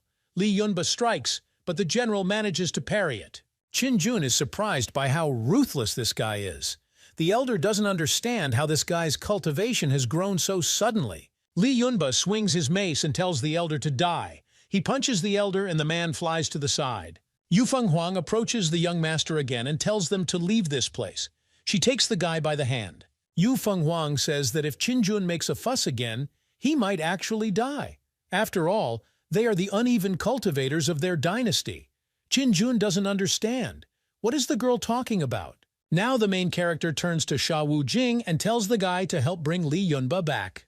But at this time, they hear some noise and turn around and see that the general is standing there. He starts shouting that even though they are victims, but they must also be punished. The general attacks Li Yunba, and the bird refuses to be punished. They start fighting again. Li Yunba understands that this business is going badly, but at one moment, Sha Wujing appears between them and takes 3. The general's tooth expels him in half. The general feels incredible. Power from the guy. Now the general can't even move.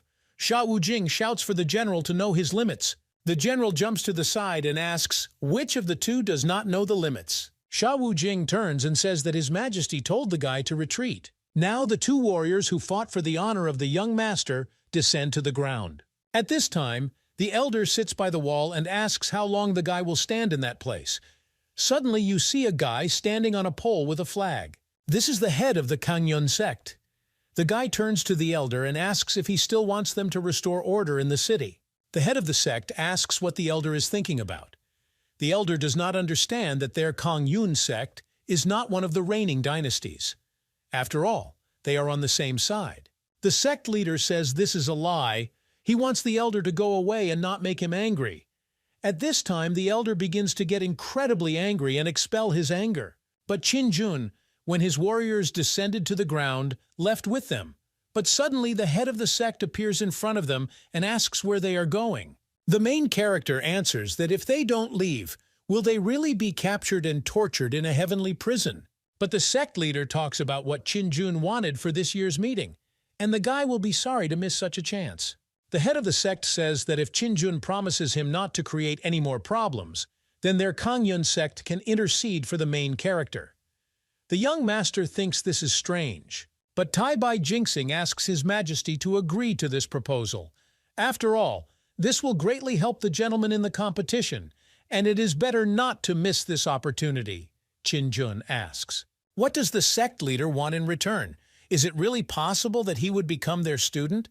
But the head of the sect says that the guy needs to become a mentor, and where is he definitely not equal to this general? The general asks if the head of the sect is sure of this, but the guy asks, Does the general really think that he doesn't have enough strength to protect one person?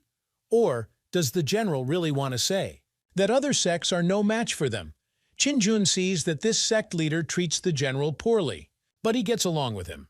And apparently, the leader of the sect has some request for the main character. Qin asks if they can leave already. After all, the meeting starts tomorrow. They need to have a good rest. He lets them go. The general says that today's information will quickly reach the emperor, and the head of the sect must now look around more often. The young hero and his friends hit the road. Yu Fenghuang also goes with them. Suddenly, the main character notices that he's being spied on. Sha Wujing seems to be what the imperial palace. I've already noticed them. Qin doesn't understand.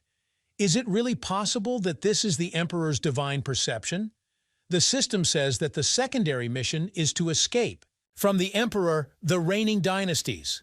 The details of the mission are that the emperor of the dynasty is hostile to the owner, and for the next 5 days the killers will come for the owner's head. And if he survives, the mission will be considered completed. The owner is not allowed to leave the capital for all 5 days. For successful completion of the mission, the main character will be able to receive 200,000 experience points and a lottery ticket. Qin says that the dynasty can use any means, no matter how many there are, the main character will deal with everyone. And just he can increase the experience. The main character asks how many people are left in their Baihu sect. The guy they saved says that there are 19 of them and they are all still studying. And he recruits the rest in the capital to strengthen the sect. Qin says that this is very little. But Tai Bai Jinxing replies that it's okay, and their sect in the hands of His Majesty will resurrect and return to its former greatness. At this time, Yu Fenghuang listens to everything and begins to get incredibly angry and simply glow with anger because that they find contact with this guy. Tai Bai Jinxing says that they need to leave because it's time to rest. That incident spread throughout the capital in the blink of an eye and became the main topic of discussion.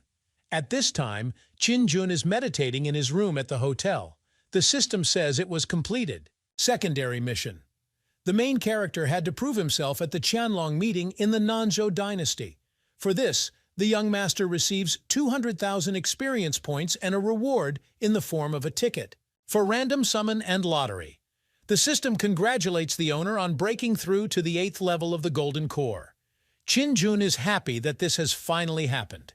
He asks, in order for the system to activate the random lottery, the system listens to the young master's instruction and activates the random lottery. She congratulates the owner for receiving a supernatural ability, which is called Honghaya, which is the true fire of Samadhi. Qin rejoices that this is incredibly cool. After all, this is the very true fire that Honghaya relied on to defeat his brother. Suddenly, the main character sees that some kind of liquid is starting to pour out of the system, and he does not understand what is happening. A very strong ray of magic is heard from the main character's room, which repels all other visitors in the hotel. They don't understand what happened. Sudaji doesn't understand. Has Qin really attracted the heavenly calamity again? Sha Wujing says that it is different from ordinary border breaking. He does not understand. Is this really a superpower? People don't understand what's going on. After all, there is thunder and lightning all around. They suspect that someone has fallen under divine judgment. But the Golden Core cannot be so powerful, and people think that this is coming from the palace where Qin is now. They decide to go and have a look. Sha Wujing enters the main character's room and sees that apparently the superpower that His Majesty awakened is not so simple. At this time, Elder Fei Yushu also appears. He asks how Qin at the 8th level of the Golden Core was able to awaken superpowers. After all, this is some kind of evil spirit. At this time, there is fire around the main character. He does not understand why this true fire is more complex than 36 strategies. But suddenly, the main character realizes that he was able to do this. And now the guy feels like this power can turn the whole world into dust. He does not understand. Is this really the true fire of Samadhi? The main character's ancestor.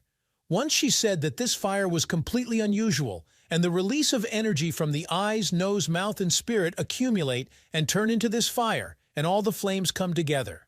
The young master understands that if he relies on him, he wonders whether he can become a fire deity. At that time, everything around is burning. He does not understand. Isn't this force too powerful? People don't understand what this parameter is, and His Majesty's superpowers are not so simple. The system congratulates the owner on achieving true fire. Chin-jun says that the merger is finally completed because he thought that it would not be possible to return him. But the main character decides to put on clothes first. At this time, Lee Yunba is interested in what fire looks like. He wants to feel it. Well, when the guy touches the day, he burns his finger and starts screaming. Chin-jun asks if this stupid guy will ever stop touching everything to check. The young master's subordinates congratulate him, but Chin-jun tells everyone to leave. After all, he has already finished, and nothing interesting will happen anymore. Chin-jun sees Elder Fei Yushu standing there. He asks if the man wants to stay with them for the night, and Elder Fei Yushu replies that he is already leaving. Now the main character turns to Su-daji and says that his room is burned down. He asks if he can spend the night in the girls' room. Su-daji surprisingly agrees, and she says that today she will personally serve His Majesty. Therefore, the girl tells the young master to come with her. The main character closes the doors and turns to the girl. He understands that it is better to start summoning gods and demons, while there is a possibility. After all, maybe he will be able to summon the most powerful and different gods and demons. Boy, he is already ready to see whoever comes to him. He asks the system to activate the summoning of gods and demons. The system begins to activate unknown gods and demons. After all, the summoned demon is unknown. His magic weapon was also unknown once he had cultivated it. But you can see from the silhouette. What is this mighty man with a ball? He has long hair and a huge cloak. The system congratulates the young master for summoning the demon, who is already on his way. Chin-jun exhales and is glad that he has already done the whole thing. Now the main character turns to the girl and says that from their first meeting. But before the main character has time to finish speaking, the girl comes up to the guy very close and asks Chin-jun to look into her eyes. Chin-jun turns to the girl. At one moment he understands that he couldn't move at all, as if his body was completely paralyzed. He is asking, is Su-daji really out of his mind? But the girl answers His Majesty, that you can't do that. After all, now Chin-jun is too weak, so if he has something, let him first surpass. Her strength will be able to move. Chin-jun says that so be it, but at the same time he takes the girl at her word. Now Su-daji is too close to the guy's face, touching his face with his. She says it's an advance. After all, the young master must try hard.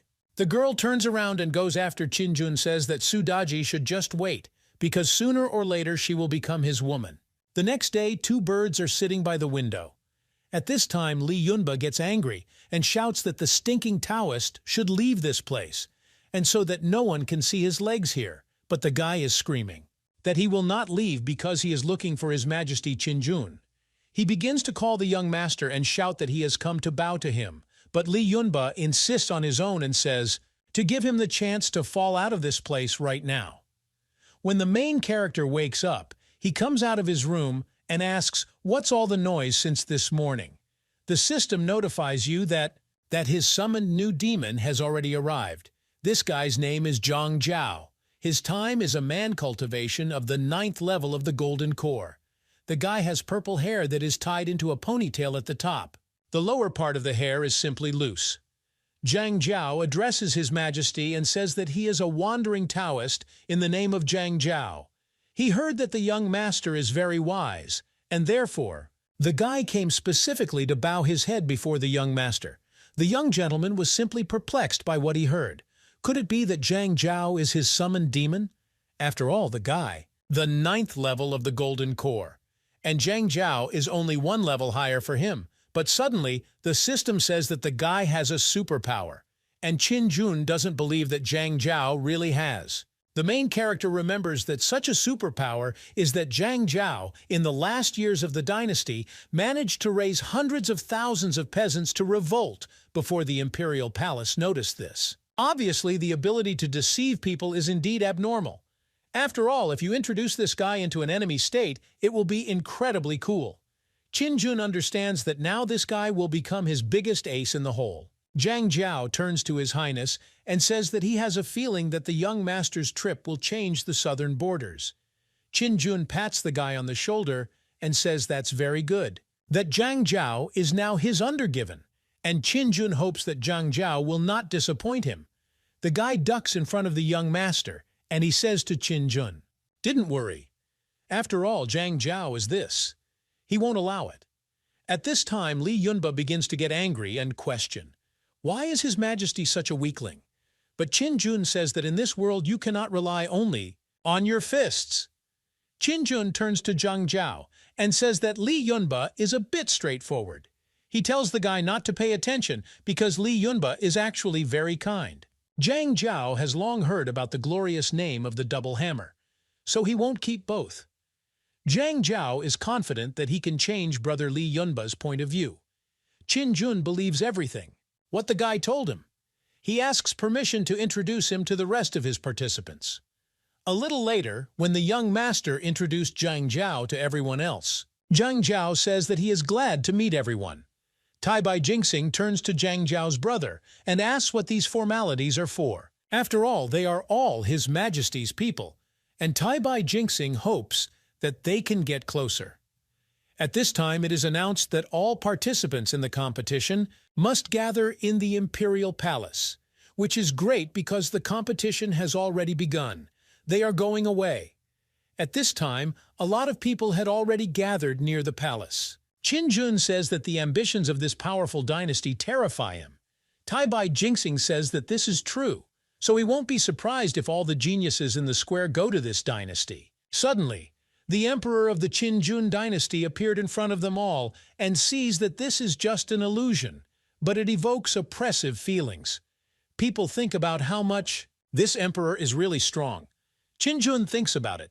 Is this really the emperor who sent assassins after him? Now the main character doesn't know. Will Sha Wujing be able to surpass the emperor? The emperor announces that the martial arts competition, which takes place once every 3 years, will begin soon. And everyone present in this place should know this. The emperor hopes that this time they will be able to reach the heavens in one flight. The moment the emperor sends rules to everyone. There are 3 rounds in total. In the first, thousands of participants will fight. Only 100 of them will go through the second round, and the winner will be announced in the third round. The 10 best students will be able to enter the Leiqi for 1 month. To be cultivated. The first 100 will receive various spiritual stones, and also technology, ritual vessels and magical instruments, and they can also choose any sect themselves. To enter it, all participants from among the 1,000 can join the reigning dynasty as an official and become a warrior. Li Bai turns to his mentor and asks, will Tai Bai Jingxing be able to defeat him? Tai Bai Jingxing replies that the emperor is not the strongest in this dynasty, and there is another old man hiding at the top of the imperial palace.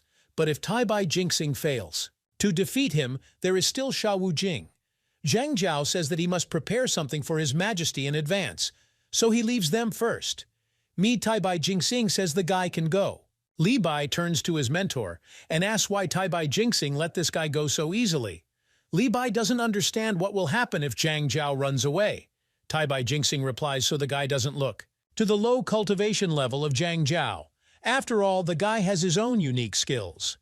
The emperor continues to talk about how the first round is the easiest and the participants will sit. In one place, dragon power is still oozing from under the ground and absorbs it. The emperor speaks of the one whose smoke from the stick of reverence seems higher and has won. Qin Jun understands that.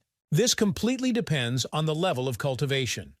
The main character understands that this old emperor is targeting him. However, the emperor's calculations failed. After all, the young master's skills are at the highest level despite his cultivation level. Qin Jun thinks that if the emperor wants to deal with him, he will not want to. The emperor announces that the first round of the competition has begun. The students lined up and sat in a meditation position. Fire begins to burn around them. Li Yunba asks if he should join this competition. Qin Jun tells Li Yunba to go and gather strength, at the same time without letting go of your hands. Li Yunba obeys the young master's orders, and he approaches the guys and hits them, taking away their strength. When the strength of all the other participants has been taken away, the fire rises in a huge column. The rest of the participants don't understand what's happening. They discuss whether they are being too fierce. 2 forces are absorbed. The students say that since their power was taken away, they need to leave this place. At this time, Li Bai says that His Majesty is too harmful. After all, Qin Jun specially sent Li Yunba to a group of high-level cultivators. And if you are the strongest in the first round, then the probability of competition can be considered. Sudaji says, bye. It is unclear how long one of the strongest participants will last. Qin Jun thinks that if they wanted to play with him, they will see what real strategy is. But there is still dragon power. Didn't leave the main character's body. He does not understand why a column of air is coming from the top of his head. The main character is interested. Is it really hidden in this area? Some kind of mystery. The system notifies that a purple thunderstorm level has been breached. Change of thunderstorm meridian. Qin Jun is happy that he broke through. After all, this is a stormy change. Meridian and can form a protective pillar of lightning and increase speed and strength. He feels how powerful it is. After all, this dragon power can also cultivate an immortal body. And the main character did the right thing by coming to the competition. He wants to be given the opportunity to absorb everything in his path. At this moment, the system congratulates the owner on receiving dragon powers. Qin Jun doesn't understand what's happening. The system says that originally the emperor, the human race, called itself the Golden Dragon. Therefore, the strength of the dragon also refers to the strength of the emperor. But unlike in ancient times, people signed a contract with the dragon race, that the golden dragon with 9 claws will be the protection of the emperor. But an ordinary kingdom cannot have. Only the reigning dynasty has the right to protect the golden dragon. There are many types of dragon power. Currently, the owner is absorbing as yet unformulated powers. If the owner absorbs the dragon pearl and the already existing blood of the emperor and he activates the dragon's power, then the resulting dragon power is also called the emperor's power. If a person forms the power of a dragon, then evil spirits can be kept in check and suppress all living beings. Qin Jun thinks about how cool this is. After all, if everything turns out this way, he will have to sweat. He asks how he can miss out on the dragon's power if he wants to become an emperor. At this time, the rest of the members start running away and shouting that Li Yunba really is a monster. Does this guy really want to kill everyone? After all, this is against the rules. They ask if everything is okay in the head of the person who made these rules. People decide they need to head to Qin Jun. And so on, Li Yunba will definitely not approach them. One participant says that if he cannot move forward, then neither will others. Now it's time for the blessing stick. Qin Jun says that the purple thunder technique has broken through to 2 levels. The immortal body also became stronger as the power of the dragon was in his hands. Qin Jun says it's not bad. The emperor announces that the first round of the competition is completed, and 1,000 cultivators, whose longest column of air will rise to the top of the imperial palace. The emperor has something to tell them. At this time, the students begin to rise to the emperor. Sha Wujing asks, do they need to get up? But Li Bai says it's impossible because it's against the rules. They were lucky that last time only the top 100 could rise to the top. Li Bai is afraid that this might be a trap for His Highness. Sudaji replies that if something goes wrong, His Majesty should withdraw from the competition. After all, Qin Jun has already received a lot from him. Sha Wujing tells them not to worry. If the emperor really treats His Majesty badly, then Sha Wujing will immediately come to his aid. At this time, the students had already arrived at the city palace, and Qin Jun is worried that suddenly this old emperor wants to attack him. The owner of the Divine Sword Hall announces that the competition participants must enter. They start calling Qin Jun for the guide to come to them. One man is thinking about what this third prince's intentions are. After all, they are looking for a way to eliminate Qin Jun, and the head of the sect always lends him a helping hand. He thinks about what's possible. Qin Jun is this guy's illegitimate son, but Qin Jun replies that he will not go. He asks if he has to come over, because they can just give him things, which are needed for the second round, no rewards. The man begins to get angry and says that this is furious impudence. He is asking, is Qin Jun neglecting the greatness of the Nanzhou dynasty? Qin Jun replies that His Majesty almost scared him to death, and he will go with them, and if Qin Jun doesn't come out, then everyone will know the reason. Qin Jun understands that they are clearly planning something evil. Li Yunba says not to be afraid of His Highness because he will always protect him. First of all, The emperor congratulates the participants on advancing to the second round. Qin Jun thinks that the emperor wants to eliminate him after congratulating him. At this moment, some fierce demons suddenly appear and an explosion occurs. There is smoke all around and Qin Jun does not understand what is happening. At this time, the general begins to shout to protect the emperor. Qin Jun starts shouting about what this old man intends to do. After all, he wants to finish off the third prince. Under the pretext of attacking the emperor, the main character asks what other protection the emperor has. Do they really think that an immortal realm-level cultivator needs their protection? They couldn't have played it any more disgustingly. The head of the Imperial Hall begins to get angry and say that Qin Jun dared to slander and attack the emperor. He orders his servants to execute this rebel. Qin Jun starts clapping his hands and says that this is simply amazing. After all, this is the advantage of the reigning dynasty, which is just shamelessness. After all, the main character walked in and was immediately attacked. The head of the sect turns to the emperor and asks if he is sure. The emperor speaks that Qin Jun has already broken the law enough. He is asking, does the guy still insist on protecting Qin Jun? The head of the sect responds that if the emperor has not changed his mind, then he has no choice. He tells the emperor not to worry, and the guy says only one thing: the emperor will not regret it. About choice. The emperor orders the protagonist to be killed ahead. Li Yunba begins to protect his master. He makes a shield with his power to protect the main character. At this time, the rest of the team sees that a bright light begins to shine from the palace. They don't understand whose voice this is. Tai Bai Jinxing says things are going badly, and His Majesty is in danger. At this time, an explosion occurs and everyone flies away. Su Daji and Sha Wujing use their strength, and they also want to protect His Majesty. Sha Wujing orders it to be broken immediately. He starts screaming, but they see that the golden light barrier is about to collapse. They don't understand who this guy is and why. He's so strong. The guards start shouting that they should stop talking and they need to call all the city security because they need to stop this guy. At this time, the protection begins to crack, and the subordinates of the main character fly to help the owner. The guards shout that the barrier has fallen. They are trying to stop the protagonist's subordinates.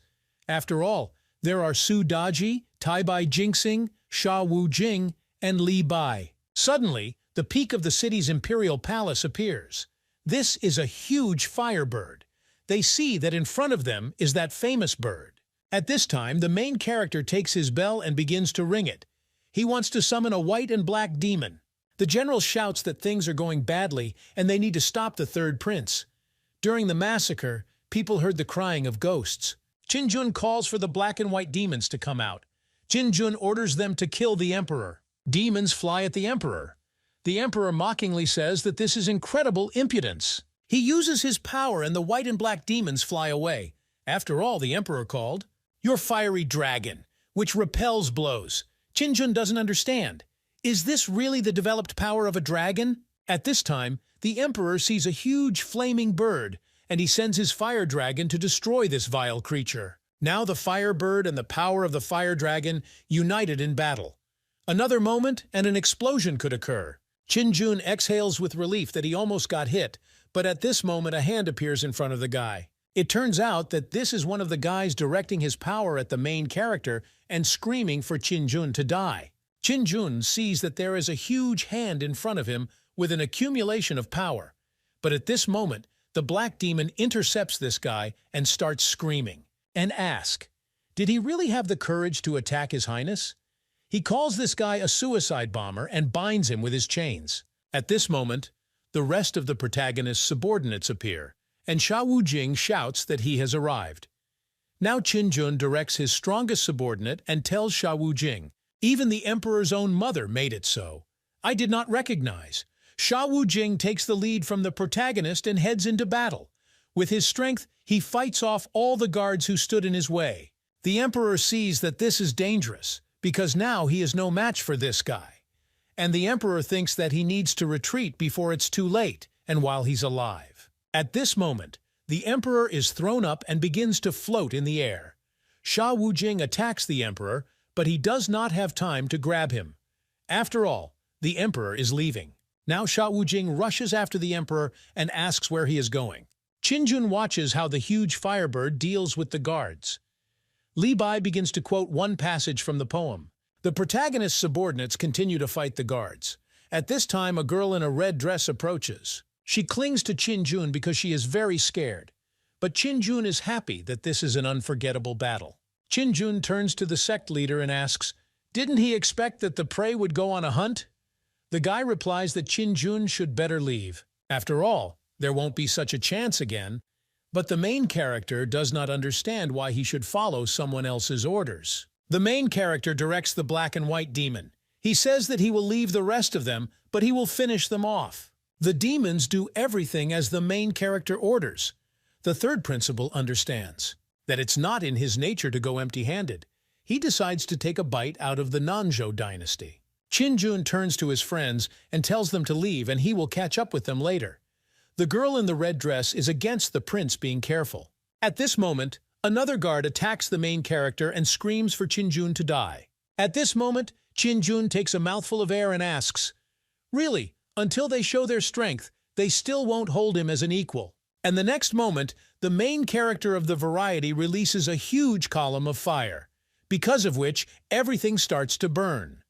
The guards do not understand what kind of flame this is and why it does not go out. They are very hot, and they understand that they can die. At this moment, the main character raises his head and sees that a huge shadow is falling on him. This is a giant illusion of men who are trying to kill the main character. He says that even death cannot atone for the guilt of the one who encroached on his life. But at this moment, Tai Bai Jinxing comes to the defense of the main character and says that they will stop talking. And now, the man must see the power of his subordinates. Qinjun starts shouting that if the old man can withstand 3 hits from Tai Bai Jinxing, he can consider him a loser. At this moment, the great elder of the Divine Sword Hall points his sword at Qinjun and says that the guy should die. But Tai Bai Jinxing will protect its master. Tai Bai Jinxing directs its fiery power towards the master. The elder breaks through the wall in the roof and flies far to the side. Tai Bai Jinxing addresses His Highness and asks when they will leave.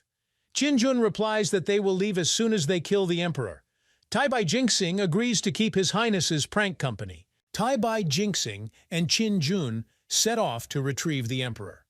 At this moment, Li Bai flies up to them and shouts that he will also go with His Highness and the student. Suddenly, Sudaji appears next to them.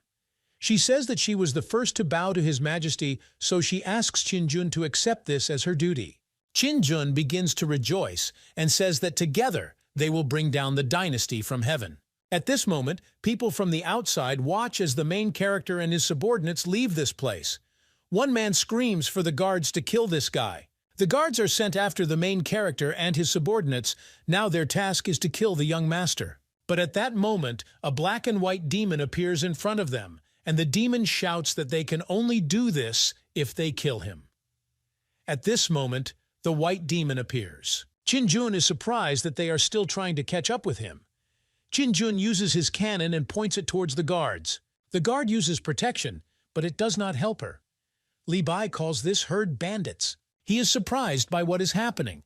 At one moment, the guy begins to use his power and directs thousands of fiery swords towards the guards. The guards see that fiery swords are flying at them and they cannot dodge in any way. Qinjun is surprised how there are so many elders near their Divine Sword Hall. Tai Bai Jinxing replies that the Divine Sword Hall is definitely strong. From them alone, they have already had over 1 million followers for a long time. And this is 1/3 of the forces of all capitals. Tai Bai Jinxing says that it is difficult for enemy forces to invade the capital due to the deployment of troops. And even a cultivator of the immortal realm does not always succeed. Now Qinjun understands that it turns out that they cannot leave the capital so easily. But this doesn't matter to him now. And he is ready to do everything just to finish off the emperor first. Suddenly, the main character remembers and asks where he is now. Growling dog. Tai Bai Jinxing says that he ordered him to silently make his way to the Imperial Palace Peak to find one of the guys. Qinjun asks, "Really? This guy is so important." Tai Bai Jinxing says that it can force a person completely, especially the improving cultivators. And since His Majesty is in the capital of the Nanzhou dynasty, one cannot be mistaken. And when the time comes, they will all defend their master together. In this moment, they all stop and look at the palace. Qin Jun realizes that the battle will soon end. At this moment, the emperor and Sha Wujing are fighting. Sha Wujing holds the emperor by the throat as blood flies around them. Qin Jun shouts for Sha Wujing to bring the emperor to him, and Qin Jun wants to kill him with his own hands. Sha Wujing brings the half-dead emperor and presents it. His Majesty Qin Jun directs his power at the emperor and says that he brought trouble upon himself. But at this moment, they are trying to stop the main character. Qin Jun doesn't understand. Did someone really think of stopping him at the most important moment? At this moment, the emperor with red eyes begins to shout that Qin Jun will die in agony if he does this. He screams for Qin Jun to die, when they turn around and see a huge fire hand flying towards them, a cluster of star power. At this moment, Sha Wujing rushes forward and tries to parry the blow of this fiery hand. This was done by the first emperor of the dynasty. Taibai Jingxing sees the former emperor in front of him, and he doesn't understand. Is the emperor still alive? The first emperor turns to Sha Wujing and asks who he is. Sha Wujing introduces himself and says his name. At this point, Sha Wujing and the first emperor engage in battle. Qin Jun uses his spear, and the emperor begins to turn to Qin Jun and say that he will kill the guy right now. Sudaji and Taibai Jingxing are surprised by what is happening, but Qin Jun starts shouting for his subordinates to wait. The system notifies that the dragon's power has been detected, and the absorption of the dragon's power began. He doesn't understand why Qin Jun is doing this, but at this moment, Qin Jun is sucking all the strength of the emperor, so that the man's skin begins to tighten and his eyes crack. The system notifies that a cultivator of the first level of the realm has been killed. Immortals. And for this, the owner received 1,900,000 experience points.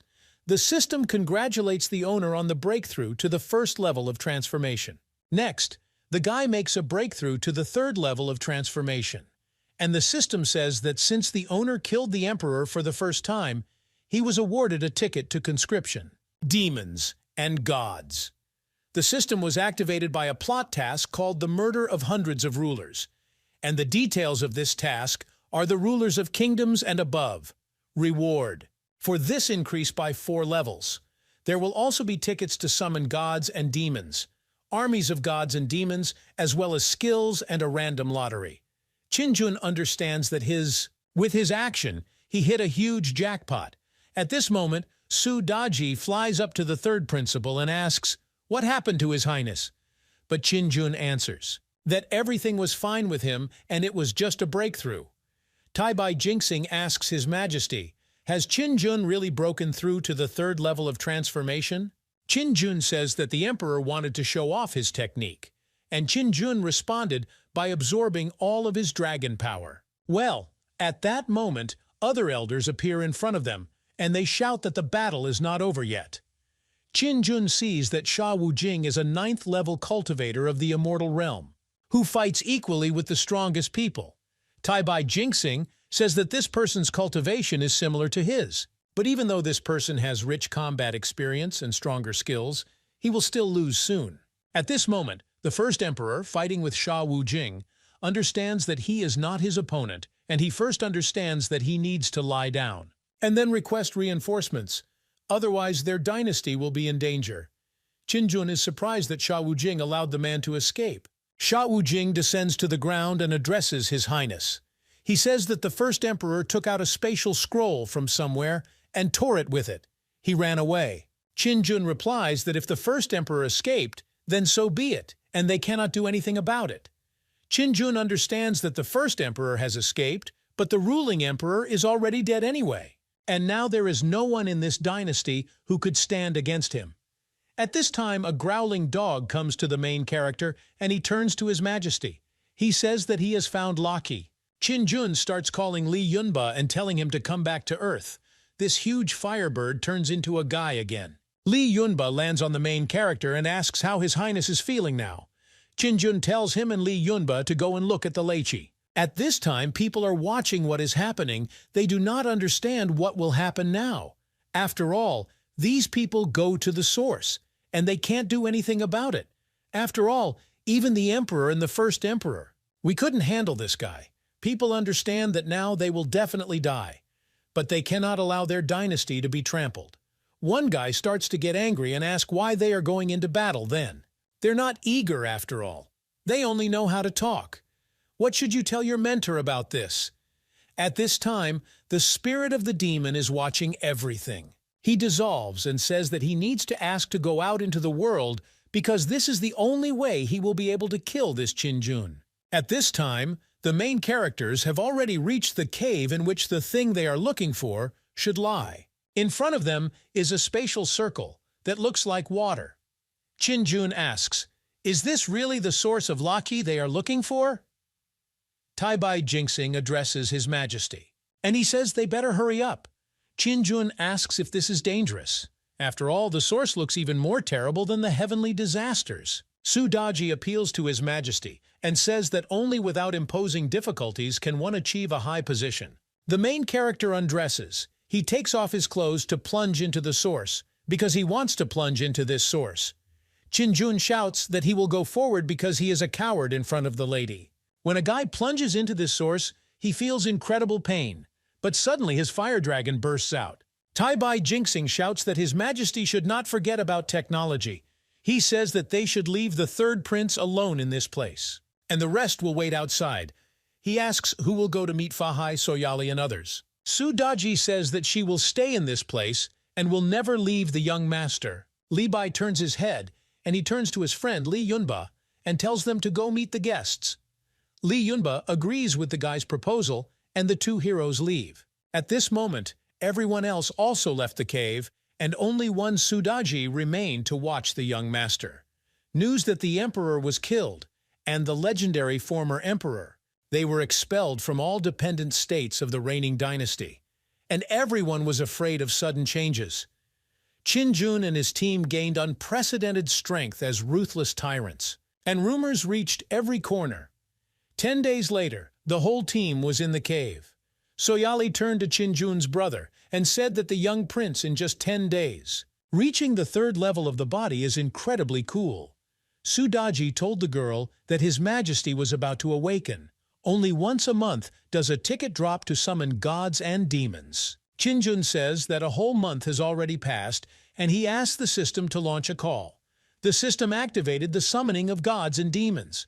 As always, the summoned demon was unknown, and also its times and cultivation. Qinjun remembers that he also has a ticket for a random lottery. He asks to take her out first. The system activates a random lottery. The system congratulates the owner on winning the breath amulet. The system says that the breath amulet can completely hide the breath and body of the owner, a stronger version of the invisibility amulet. Even the strongest immortal realm-level cultivators would not be able to find the owner. And you can use this thing on the main character only once. Its duration is 1 stick. Qinjun sees that this time the item is more or less decent. He asks this system what if it pulls out an army of gods and demons. He asks when they will arrive then. No, like a normal summoned demon. The system replies that this is true because they will arrive during the day. Qinjun talks about making time for the call. Outside the cave, the rest of the team sits on the ground and meditates. The dog says that they have finally arrived. Li Yunba starts screaming that the old man has come back to die. Suddenly, the first emperor appears there, and he says that today he will drive away these guys from the Nanzhou dynasty. Sha Wujing is already on his way to the emperor, and he wants to destroy him. They clash in battle, and both use the enemy's defense. They clash in battle. The first emperor gained strength and turned out to be incredibly strong. He throws Sha Wujing aside with just one swing, so the warrior makes a dent in the mountain. Inside the cave, Su Daji senses vibrations. The walls are starting to crack. Soyali asks what is happening. Su Daji addresses His Majesty and says that the first emperor has returned. Qinjun comes out of the source and puts on his clothes. He is ready to go outside and see what is happening there. When the main character came out, he sees that the first emperor, really, I had enough courage to return. Tai Jinxing turns to His Majesty and says that it seems that the first emperor has a weapon with him that is comparable to incredibly enormous power. Qinjun says that they will be finished if Sha Wujing still loses. Tai Bai Jinxing tells the young master to use Sha Wujing high-level magic weapon, which the first emperor cannot compare to, but his staff is also high level. At this time, the young gentleman looks up at the sky. It seems to him that a pair of eyes of some demon are hidden among the clouds. Sha Wujing rises from the wall and recovers. He flies again to engage the first emperor in battle. Sha Wujing tries to stab the emperor, but he, with his sword, deflects the blow. An incredible explosion occurs, causing them both to fly away. The first emperor doesn't understand who this guy is after all. Sha Wujing replies that the emperor will only know this when he goes to hell. Sha Wujing raises one hand up and begins to use his power. The first emperor calls this guy an impudent man and points his sword in his direction. This magical sword sends its blows in the air, and when these blows reach the hero, then they can injure him if the hero does not fight them off. Tai Bai Jinxing is surprised that the first emperor used a magic sword. Qin Jun doesn't know what a magic sword is. He does not understand. Did the first emperor somehow associated with the dark path? And did the owner of these eyes really contribute to this matter? Sha Wujing starts to get angry and tells the man to leave this place.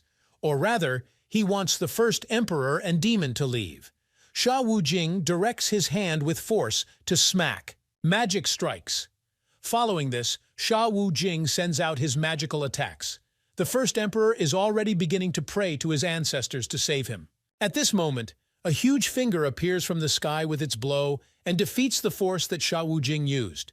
This causes Sha Wujing to be damaged and falls. Qin Jun and Tai Bai Jinxing don't understand what's going on. Qin Jun understands that the strongest Sha Wujing was killed in an instant, and this matter could end very badly. A black demon approaches the main character and says that he can take his highness to the afterlife. Qin Jun asks the demon how many people from the team he can take. Demona replies that she won't come out to take anyone away. After all, they are all alive, and they can only take one. Qin Jun cannot believe that all the troubles of the Nanzhou dynasty are the work of one cultivator of the immortal realm.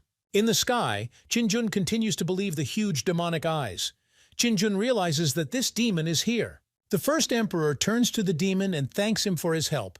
After all, the demon killed his opponent, a magical creature. And I didn't think that their dynasty would end at the hands of a couple of mortals, even though this guy is very talented. But seeing all these servants of the cultivator, the demon understands that it is obvious that someone is behind the main character, Qin Jun. This is not the work of a demon. Li Yunba addresses His Majesty and talks about so that the young master will not be afraid. After all, if a demon wants to kill the third prince, then let him step over his corpse.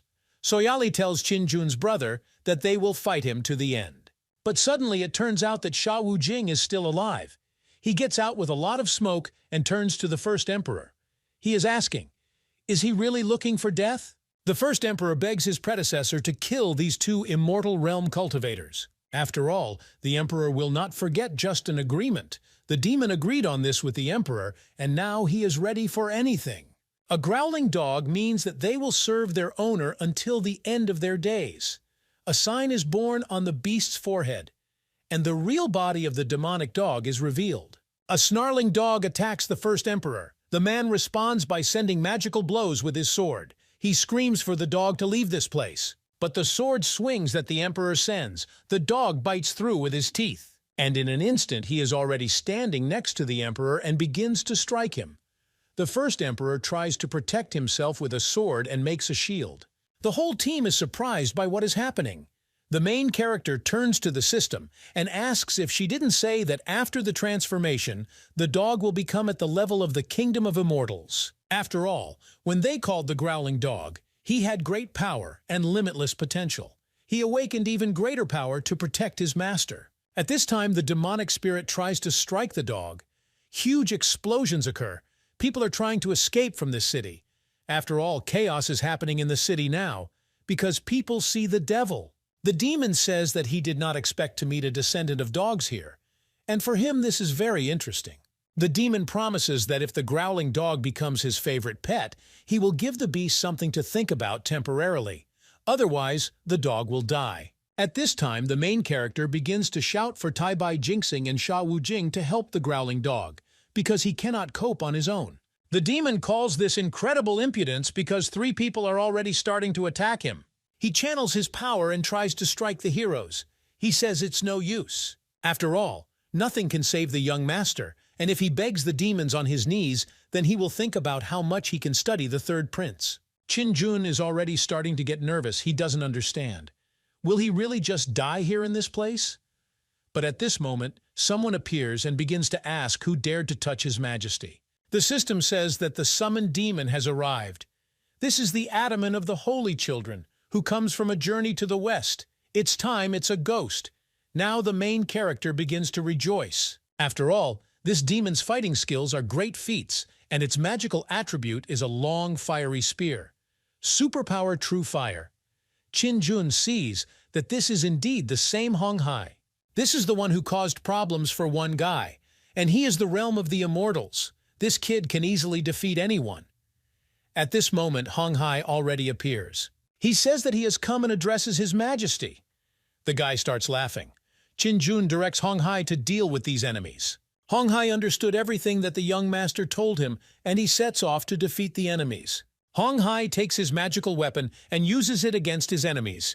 It pierces right through one of the demon's eyes. The first emperor thinks that these eyes are the famous ancestors. He doesn't understand how this child was able to dispel such a powerful spell.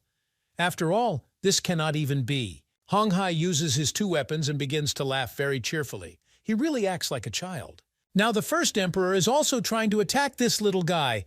The boy starts screaming that he has caught the emperor. Now the emperor realizes that things are going badly for him. He directs his magical power at the child and says that he should die. Hong Hai asks what it is. Is it fire? The entire blow that the elder throws at the guy dissipates to the sides. The emperor does not understand how this happens. At this moment, Hong Hai tells the emperor to see true fire, and he takes a breath to take in as much air as possible. Now the guy uses true fire. He directs the fire that comes from his mouth towards the emperor. The emperor is consumed by fire. He starts screaming and begging for mercy. But after some time, all that was left of the emperor was smoke. Qin-jun says that Hong Hai is great, and now he understands why Sun Wukun never fought like that. But few can resist the fire that Hong Hai used. And it seems to the main character that that emperor burned to the ground. Suddenly Qin-jun remembers that he almost forgot something. Now the main character directs Hong Hai to another emperor and tells Hong Hai to kill him. Hong Hai is heading into battle, and he is ready to do whatever His Majesty tells him. The emperor does not understand who this guy is and why he is helping the main character. The guy reveals that he is the Adaman of the Holy Children whose name is Hong Hai. He tells the emperor to remember his name and glorify his name throughout the world. The elder uses the scroll to get out of this place. He says that he will still return. But suddenly, Hong Hai pierces the man's body and asks where he was going to run away. Hong Hai uses fire again and breathes on his opponent, burning him to ashes. Over time, the guy falls to the ground and turns to His Majesty. He asks how he managed. Qin-jun starts to get angry and question, why did Hong Hai take so long to get there? But he is happy because that the guy was able to defeat his enemies. He says that if Hong Hai hesitates again, he will punish him. Now that Hong Hai has landed on Earth, Qin-jun is ready to introduce this guy to the rest of his team. He says that this demon's name is Hong Hai. He asks the system to begin summoning an army of gods and demons. After all, they have to celebrate their boy's housewarming. The system activated the summoning of an army of gods and demons. The system says that masters from whom there is no protection are powerful troops from whom they can hide. The system congratulates the owner on summoning an army of white surplices. The white surplices are an invincible army. Commander, this is the first level of the Golden Corps. The army's number of 7,000 people is the 5th, 9th level of laying the foundations. The attributes of an army are to defeat a large invincible army with a small number. Because of his good name and his countless followers, he was classified as a myth. And therefore, the army of quiet people became even stronger. Each of her soldiers is on the border of laying the foundations. Now Qin-jun can't wait for their arrival. Suddenly, the head of the sect appears behind the main characters and thanks the young master because Qin-jun eliminated the main opponents of their family. Qin-jun asks, what does the guy need from him? The guy replies that he wants to make a deal, and he asks the young master for help to become an emperor and destroy anyone who becomes on his way to this goal. He says that when Qinjun and he lead the dynasty, their dynasty will take over their kingdom of Qianyue. Qinjun thinks that the emperor is already dead, and he doesn't understand. What's the use of this guy? Tai-Bai Jinxing turns to His Majesty and says that the guy should not covet the throne of the dynasty. If a country fails to inherit the throne, then fate may. Limit yourself to cultivating the young master. Qinjun realizes that this is fate again, and it's good that Tai-Bai Jinxing reminded him. The main character agrees with the guy's words, and he hopes that it won't come to the point of betrayal, because the main character may go over to the wrong side. The guy replies that he would never dare to do such a thing to the young master. After all, he respects him very much. At this moment, Hong Hai turns to His Majesty and asks, "Does the main character need that cool weapon?" But the guy who stands opposite turns to His Majesty and says that Qinjun should not do this. After all, the treasure belongs to their dynasty. Qinjun starts getting angry and says that the guy should now choose whether he wants a throne or a magic weapon. Now, the guy is upset. After all, they will take away his weapons. He does not understand where all the luck of their dynasty went. After all, he won't be able to defeat this guy now. Qinjun directs Hong Hai and tells the child to get that weapon. Hong Hai obeys the protagonist's instructions and tries to get that weapon. When the guy managed to get this weapon, he takes it in his hands and flies to the main character. He steps on the ground and tells Qinjun to hold. This is what he brought. Tai-Bai Jinxing sees this weapon and he doesn't understand, is it really that glorious luck magic weapon? After all, he doesn't remember the last time he even saw it. After all, it is very rare and incredibly strong. All this time, Hong Hai still holds this weapon in its hands. It begins to glow in different directions. The guy turns to His Majesty and says that this compass is very funny. This compass also burns slightly. After all, probably because he is very hot. The head of the sect sees that when the emperor invited him to touch this thing, he did not want to approach him even a step. And surprisingly, nothing happens to this strange child. The guy is very surprised that this is exactly the case. Qinjun asks, "Is it possible to reduce it?" Tai-Bai Jinxing replies that of course it is possible. After all, a couple drops of spirit and blood are enough. The emperor is already dead, so this weapon is left without an owner. The main character bites his finger and begins to think. He does this in order to draw blood, and now this weapon begins to belong to him. When the guy bit his finger and a drop of blood fell on this weapon, it begins to take off, and Qinjun feels reunited with this weapon. Sudaji begins to worry and asks if everything will be okay with His Majesty. Tai-Bai Jinxing responds that there is no reason to worry. His Majesty has already received the magic weapon of good fortune, and when Qinjun ascends the throne, their kingdom will gain unprecedented power. Qinjun feels this weapon being absorbed into his head. There it reunites with the body of the main character. A fire whirlwind begins to appear around the hero. This is how reunion happens. It rises up, and suddenly Qinjun has an epiphany. Sudaji asks how His Highness is feeling now. Could the magic weapon be able to identify its owner? Soyali is also standing next to Sudaji and is worried about the young master. Qinjun announces that the weapon recognized him, and they are now reunited. Now the sect leader turns his attention and asks the young master, when exactly His Highness will go to destroy the enemy in his place. Qinjun begins to stretch because he wants to sleep. He offers to do it now because he doesn't want to stay long.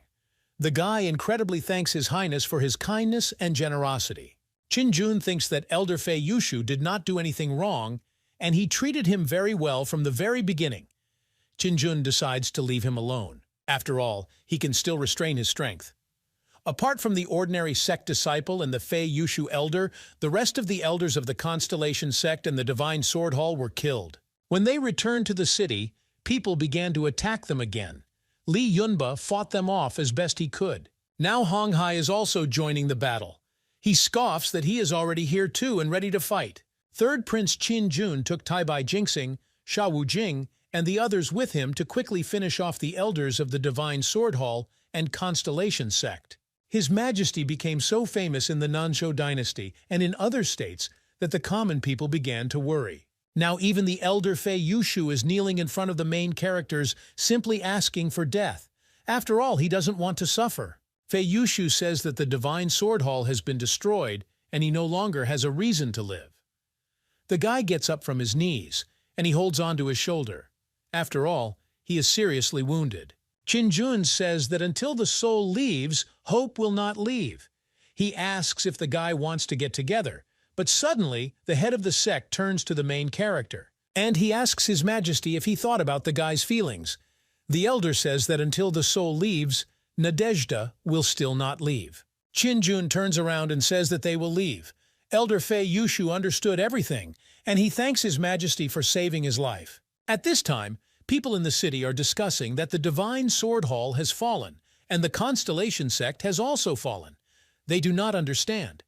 Did Qin Jun really decide to kill the entire dynasty? They do not understand. Where is this guy's humanity? But suddenly they notice that Qin Jun is walking towards them. Seeing the guy, people start running away and screaming about him, so that everyone runs away because Qin Jun has come. The third prince came to raze these people and their city to the ground. People are crying and begging for mercy. The main character sees people running away. He does not understand. Does he really look so scary? At this time, Zhang Zhao appears in front of the main character and greets His Majesty. And behind this guy, there was already an army of people lined up. Qin Jun turns to Zhang Zhao and asks where the guy has been all this time and who these people are behind them. Zhang Zhao says that all this time he wandered around the city surroundings and spread the name of His Highness. Therefore, 200,000 soldiers expressed their readiness to join His Majesty. Zhang Zhao says that this army accompanied him while he was looking for the main character. At this moment, everyone in the army begins to greet His Majesty. Qin Jun is surprised that a whole army of soldiers with 200,000 people is standing in front of him. And their aura makes the main character confused, and Qin Jun understands that something is wrong with these people. Qin Jun asks Zhang Zhao if this is a regular army. After all, he does not understand, just like the weak and the sick. Zhang Zhao says that of course this is a regular army, because in addition they protect the city. Qin Jun starts patting Zhang Zhao on the shoulder, and says that the guy did a good job. Qin Jun asks Zhang Zhao to follow him because he will not offend the guy. Zhang Zhao is incredible to thank His Highness for his kindness. Zhang Zhao addresses His Highness and says that the army is too large and it will take time to deliver them to another city. Qin Jun replies that there is nothing wrong with that, and they will go to wait for the army at the hotel. At this time, the hotel, which is called the Flying Dragon, already has a guard there that belongs to the main character. They all welcome His Highness back. Qin Jun tells his chief guard and the rest of the army to get up from their knees. The official turns to His Majesty and says that it is good that Qin Jun has returned. After all, news came from the kingdom. The neighboring kingdom has already begun to attack them. Qin Jun doesn't understand. Has someone really attacked their Qianyue kingdom? Qin Jun doesn't understand. Did it really occur to someone to do this to his reputation? He does not understand. Is someone really pulling the strings? Tai Bai Jinxing says that if someone has the courage to invade, then they are not afraid of force. His Majesty. Qin Jun replies that this is already interesting, and he wants to see who did it, and he is ready to deal with him. The third principal announces that while they are waiting for the others, they need to arrange a halt for 2 days and then return to their homeland to deal with what happened. At this time, battles of thunder and lightning take place in the disputed lands. At this time, the elder rejoices that it is good that his spirit escaped. Otherwise, he would have died there. This is the true form of the demon. He tells Qin Jun to just wait for him. After all, as soon as he gathers his strength, he will call other sects for help to deal with the main character. The elder says that he is not worthy if he does not take revenge on the third prince for everything he did wrong to him. 2 days later, one city was again attacked by wild beasts and demons. People are hiding behind the gates of their city and trying to fight back with these beasts. They want to kill them. The guards are shouting that these animals cannot be allowed to break through. But they understand that there are too many demons and they will not be able to hold out for long. The main security says that if the bronze gates fall, the entire dynasty will be under threat. At this time, various demonic beasts attack, but birds fly up on them. At this time, people are sitting. These people are the Shenyuan sect. The chief elder's name is Lin Sucho. Mr. Elder is told that Qin Jun is already in the city. Lin Sucho asks, How reliable is this information? The servant replies that this information is definitely reliable. After all, it is from the most trusted sources. Now the elder understands that it will be bad if this guy interferes. But he says that the army must continue because the bronze gates must fall and the tasks of the chapter cannot be postponed. At this time, the Shenyuan sect heads towards the city on a huge bird. Suddenly, one guy heads towards them and uses his power. This is a huge green hand, which is an accumulation of star power. This man is Shuguiku, Lin Sucho asks. Is it really the guardian of the bronze gate in front of him named Shuguiku? Shuguiku asks who they are and why they came to their city. Lin Sucho talks about how the emperor of the dynasty is dead, and the Nanzhou dynasty itself is on the brink of death. Lin Sucho says that he is from the Shenyuan dynasty, and his name is Lin Sucho. Shuguiku is surprised and asks what benefit the sect has from the war with the Qianyue kingdom. But at this moment, the elder replies that the dead man does not need to know this, and he points his weapon towards the keeper of the bronze gate. They start the battle. Lin Sucho jumps off his bird to fight a guy. At this time, Qin Jun and all his friends are watching what is happening. Qin Jun asks, "Are the monsters crowding in front of the gates again?" He asks where so much evil comes from. Tai Bai Jinxing responds to His Majesty to let Qin Jun see that there are cultivators at the top. Tai Bai Jinxing is afraid that this time the evil spirits have been driven here by Dark Path cultivators. The team asks the main character what they should do. Li Yunba says that he can handle this pack of beasts just like last time. Qin Jun remembers in surprise from what happened. At this time, an army of white surplices makes their way to the gates of the building. They are headed by a commander named Chen Qingzhi. The Shenyuan sect army doesn't understand where these people came from. After all, they are incredibly strong, and the level of their foundation is not higher, but the evil spirits give a worthy rebuff. They decide that they need to leave everything and go on the attack. From their hands, they begin to throw out a huge amount of stones, which they dig underground and direct them towards the army. The army of the kingdom rejoices because reinforcements have finally arrived and they will now be able to hold the gates. Qin Jun is watching everything happening, and he doesn't understand. What kind of white power is this? The system says that these are the souls of an indestructible army. The souls of a few armies can be collected and marched. Therefore, they were strengthened. The surplices themselves. It has a mythical coloring that appears after each victory. The army of white surplices and their souls do not disperse, and if the opponent is not a transformation-level cultivator, it will be very difficult to defeat them. Qin Jun is happy that an incredibly strong army has finally arrived to him. Tai Bai Jinxing isn't the young master. After all, he will succeed. At this time, the elder of the Shenyuan sect and Shuguiku begin to fight. At this moment, Lin Sucho strikes hard, from which Shuguiku begins to fall to the ground and starts to bleed. Sha Wujing says that Shuguiku is about to lose. Qin Jun orders his subordinates to finish off this elder, but not to kill him completely. Hong Hai jumps up and says that he will go to this battle, but Li Yunba does not let him go, and he comes with him. After all, he also wants to do this. Qin Jun looks at these two in surprise and realizes how young they are. At this time, a huge monkey appears at the gate itself. She has a lot of strength in her hands.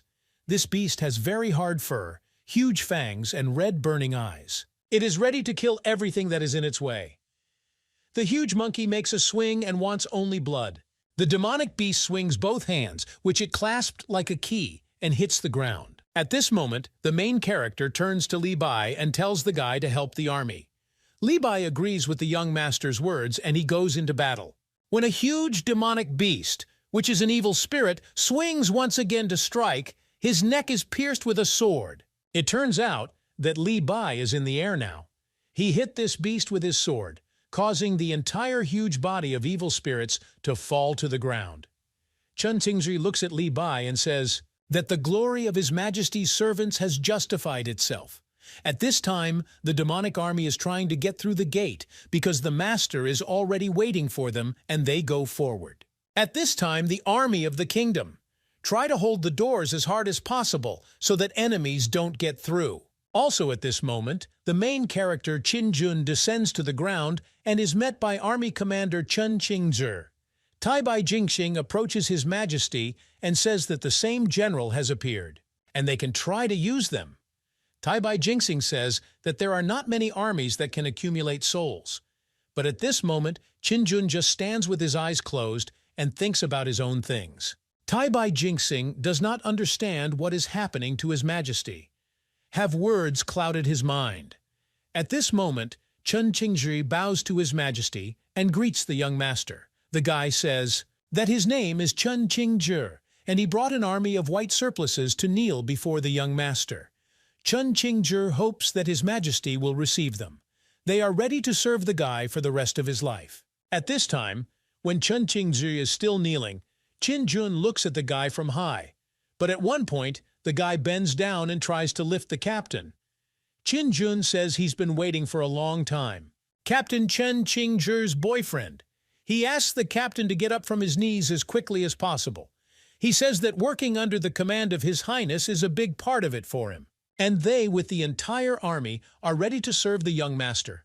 Taibai Jingxing sees that it turns out His Highness has already repaired this huge army, and Taibai Jingxing still thought that Qin was simply too arrogant guy, and he doesn't expect it from him.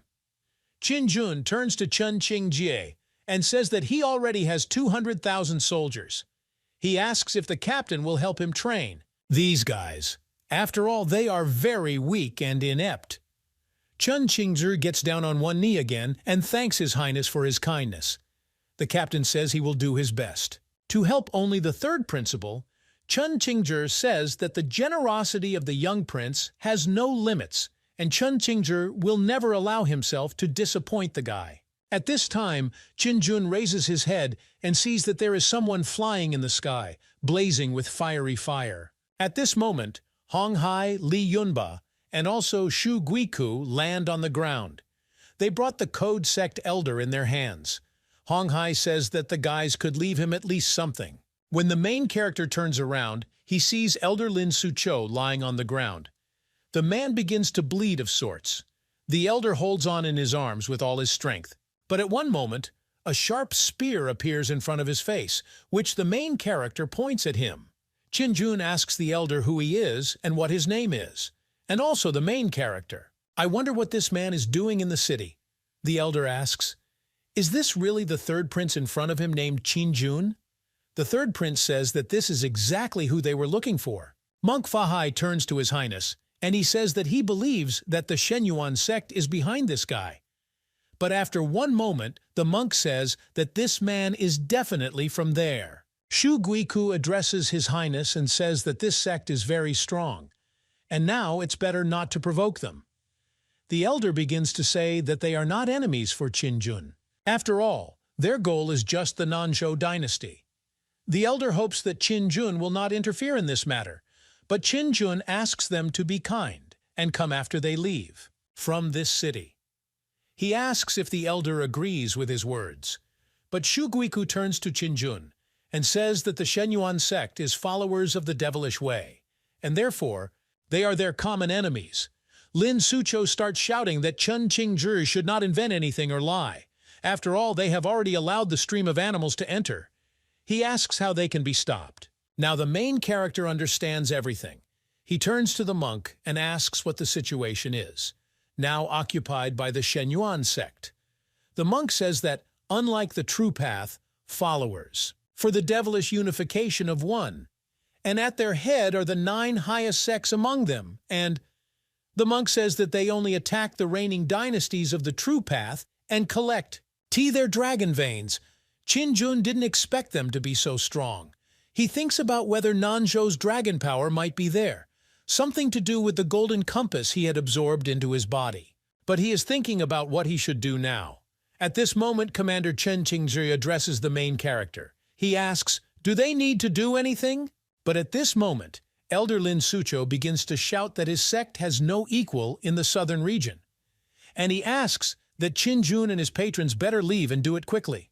But at this moment, the guardian of the Bronze Gate addresses His Highness Qin. Shu Guiku asks for help in repelling the evil spirits of the Bronze Gate. He begs His Highness for help. The guards also begin to ask. They say that even at the cost of their lives, the people in the city should not suffer from this sect. They turn to His Highness and says that if Qin helps them, he may consider that the dynasty's army is already his servants. Elder Lin Sucho does not understand what these people are even hoping for. After all, true rulers will not make concessions for the sake of mercy alone. At this moment, the system activated a mission called the True Path and the Devil's Path. The mission details are if the owner helps the Bronze Gate repel the onslaught of the Shenyuan sect, then the owner will join the True Path. If not, he will join the Devil's Path. The system says that if Qin joins to the True Path, he will receive 1 level and the ticket for the mixed call Qin does not understand. Does the system really want to direct him to the True Path? At this time, the army continues to beg His Majesty for salvation. They are on their knees and still asking Qin to help them. Qin understands that in order to live another century, he needs to strive for good. At this moment, Qin decides to press down his spear, which is located at the elder's neck.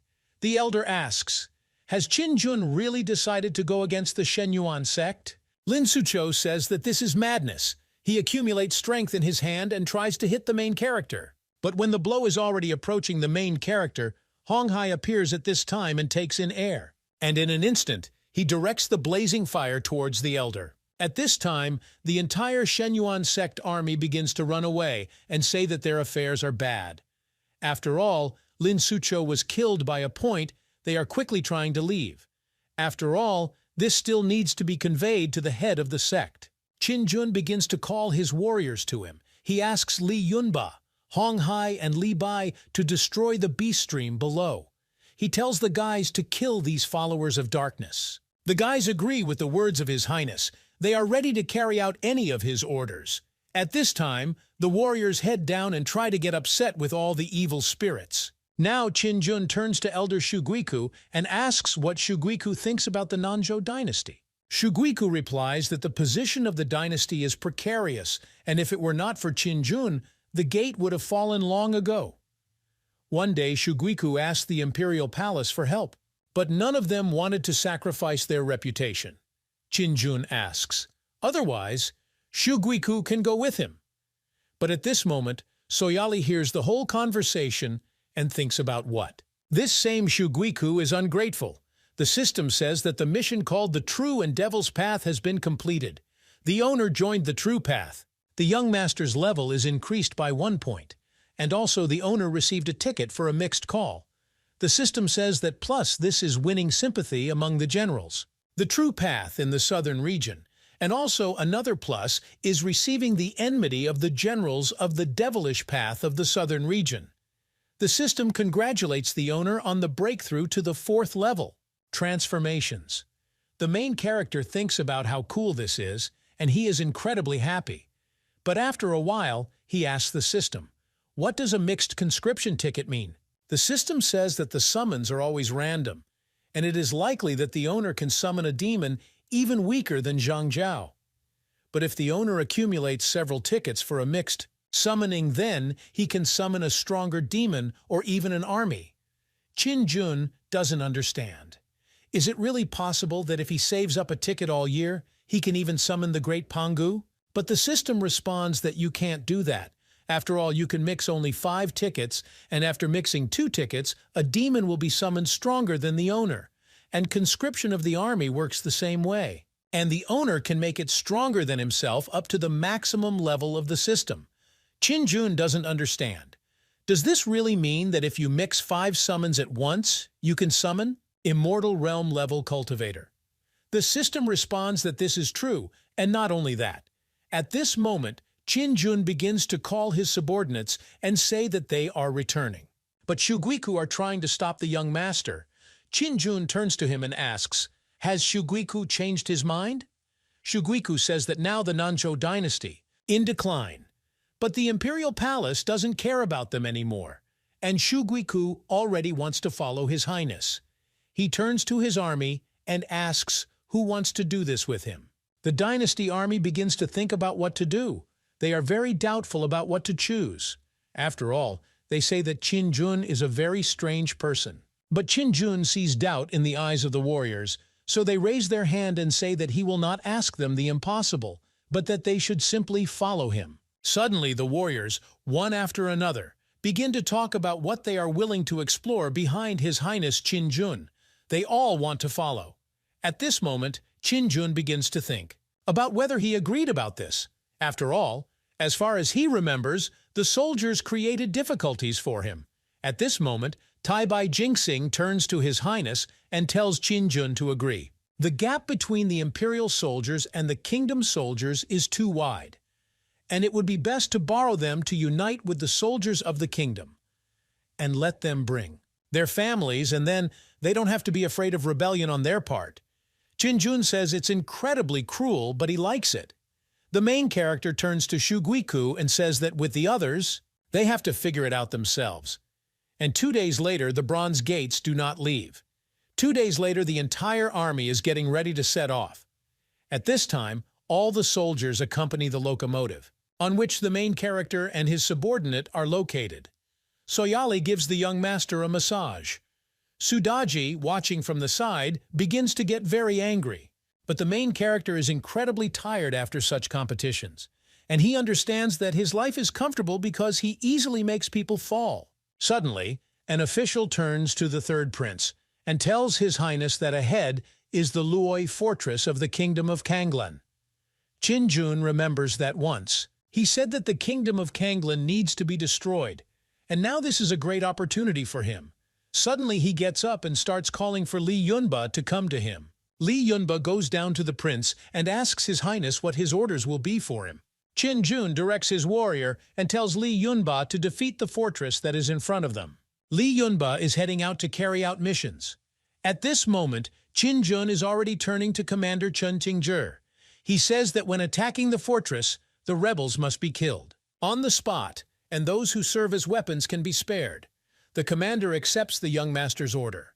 Chen Qingzhi sends his soldiers to attack at the young master's orders. At this time, the army of the Kanglan Kingdom sees a huge army ahead that they do not understand. Is this really an attack on their kingdom? At this moment, Li Yunba appears and he shouts for the entire army to follow him and destroy everything in his path. At this moment, he strikes and an explosion occurs. Commander Chen Qingzhi shouts for all the soldiers to go on the attack because this is the first war of His Majesty's army. They cannot disgrace themselves. The warriors go on the attack. Smoke and dust rises around. The army is already breaking through the gates of this kingdom. The army is screaming for people to surrender, and they will not kill them. People start running away. After all, they see that the enemy army is chasing them and they need to hide quickly. At this moment, Li Yunba destroys everything that is in his way. He is very glad that now he has such an opportunity. 15 minutes later, the main character watches everything that happens from his locomotive.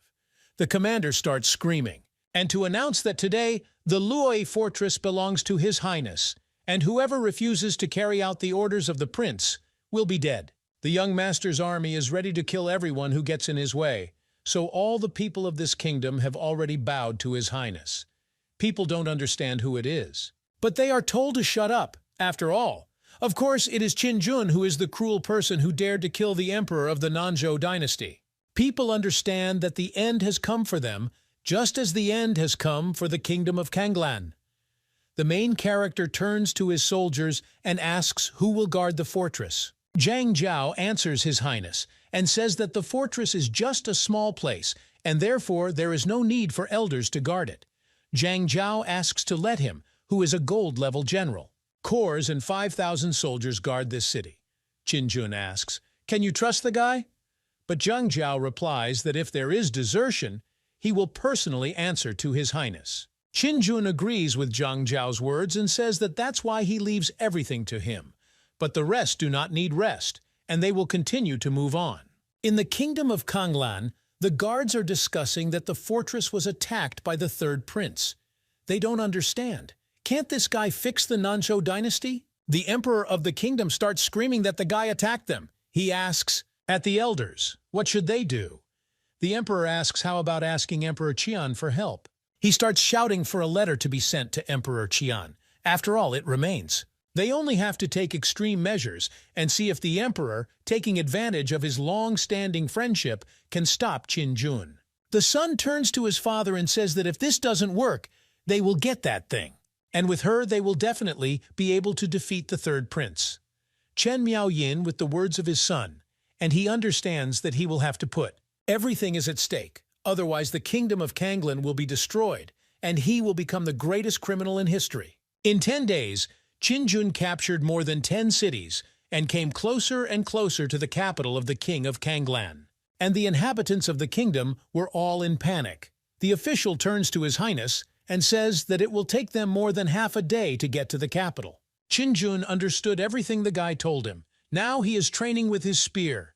But suddenly he froze in an instant. The growling dog asks what is happening to His Highness. Qin Jun holds his head with his hand and says that he suddenly lost contact with the wolf. After all, when Qin Jun tamed him, he signed a contract, and he was not allowed to enter the Nanzhou dynasty, so Qin Jun allowed him to practice on his own. The prince could feel the wolf, but now this connection seemed to be cut off. The dog says that the wolf Kang Junlan has made a spiritual contract with His Highness, and he will not be able to escape. Moreover, a more powerful being could break the spiritual contract between them. He tells the owner to feel it before their connection is severed. Are there any memories there? Qin Jun begins to think, and he sees a huge demonic bull with red eyes and a huge stick in his hands. Qin Jun sees a demonic bull in front of him. He doesn't understand what this thing is. He turns to the system and asks, "Did the demonic bull come to this world ahead of time?" Qin Jun turns to the system and asks what if he did not summon the demonic bull, and he appeared again before. He asks the system if the demonic bull obeys him. The system responds that, according to the assumption, if the gap between their forces is large, then it will obey the owner or even crush him to death. Qin Jun falls to his knees, and he asks whether the system cannot disgrace him. But he decides that perhaps this is an opportunity for the Kang Junlan wolf. Besides, these are just guesses. Even if he arrives earlier, Qin Jun is not hostile to him and has no intention of fighting. At this moment, the official says that King Kanglan has almost arrived. Qin Jun thinks that this earth will now be his. He approaches the edge of the locomotive and looks into the distance. At this moment, his subordinates approach His Highness and ask him to allow them to fight. After all, Hong Hai, Li Yunba, and Li Bai really want to fight. Qin Jun replies that he will only allow for Li Bai to do this. After all, the forces of Li Yunba and Hong Hai are too destructive. After all, after these two scoundrels, the city was completely destroyed, and it took a lot of human and financial resources to restore it. Now Li Bai is happy that he drew his Qingliang sword.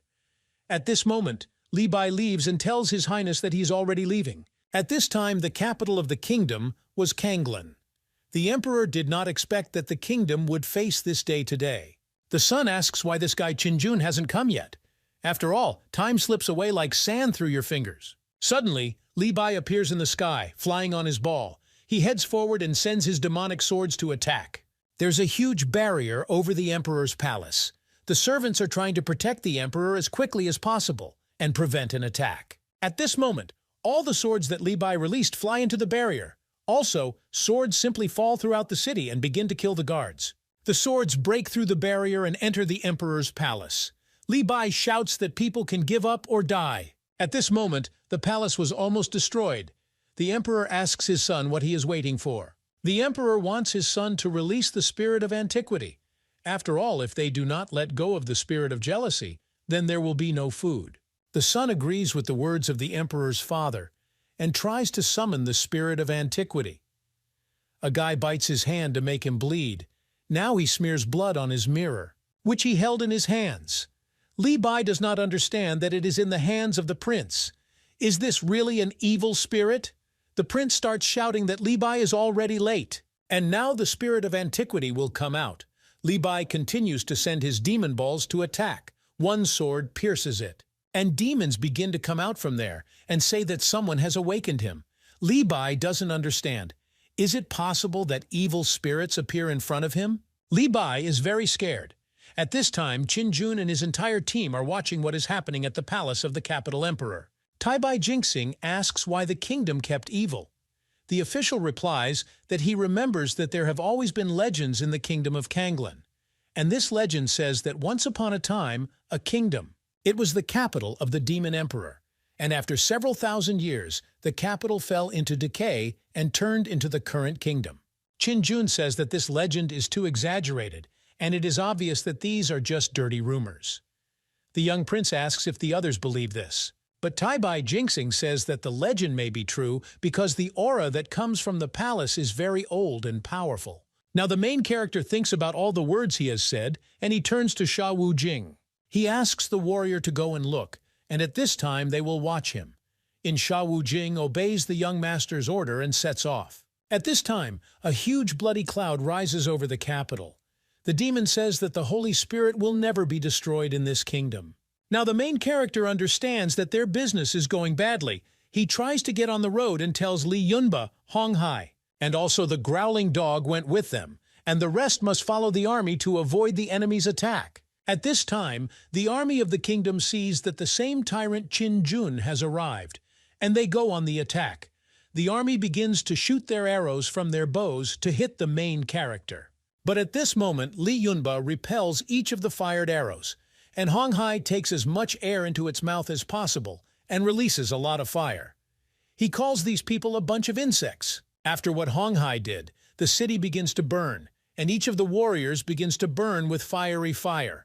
When the main character flies up to the capital's palace, he sees Li Bai and Sha Wujing there fighting some monster.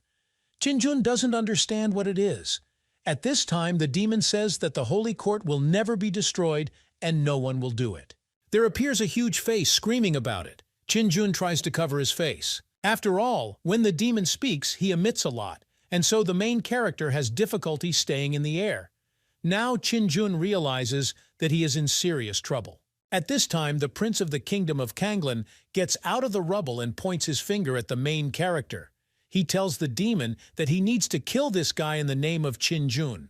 At this time, a demonic spirit escapes from the body of the young prince of the Kanglan kingdom. His body seems to be torn into pieces. He experiences incredible pain and begins to scream. The guy's bones can be seen from how severe the pain is. He screams with great force. The growling dog says that this is an ancient evil, and he is afraid that everything is as the official said. After all, this evil came from the demon dynasty. Qin doesn't understand. Is it really the yard mentioned? An ancient spirit. This is the dwelling of the demon emperor. The main character begins to think, and he moves his eyebrows into a bunch. And with his incredibly blue eyes, he looks into the distance. At this time, Hong Hai approaches the main character. Qin asks if the child is sure that he can defeat the enemy. Hong Hai replies that he is not entirely sure, but he thinks that his true fire is samadhi. May not work on this demon, because this demon may be invulnerable to the elements. Qin doesn't understand. Isn't even Hong Hai will be able to cope with this spirit of antiquity. Now the main character does not understand what he should do if Hong Hai really cannot complete the task. At this time, the demonic spirit turns into the guise of a person, and he does not understand where he is and who he is. He turns to the main character and asks why. The prince contains the Wheel of Fate, but the main character is perplexed by what the demon said. Qin can't understand what the Wheel of Fate is. At this moment, Hong Hai tries to protect His Highness. At this moment, Li Yunba flies up to them and says, so that Qin will not be afraid. After all, he is already here. Li Yunba attacks the demonic spirits and tries to strike him down, after which the demon uses the shield and Li Yunba hits with his general weapon. Such contact produces an incredibly strong blow. Out of anger, Hong Hai begins to burn with fire. He asks how the spirit of antiquity feels about such incredible fire. The guy takes out his demonic fire spear and tells the demon to try how sharp it is.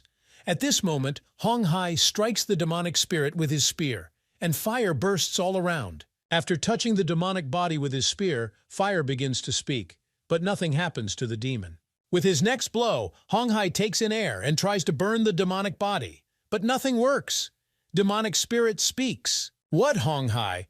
All this makes it useless because he is not his opponent, and fire will not be able to hit the demonic body. Hong Hai starts to get angry and shout that the demonic spirit is very arrogant. Now Hong Hai is trying to do everything possible to defeat the demonic spirit. But at one point, when Hong Hai tries to strike, the demonic spirit simply disappears. Hong Hai tries to call His Highness, But at this moment, the demonic spirit is already behind His Majesty. Qin turns around and sees a demonic spirit standing behind him. The main character does not understand how this creature managed.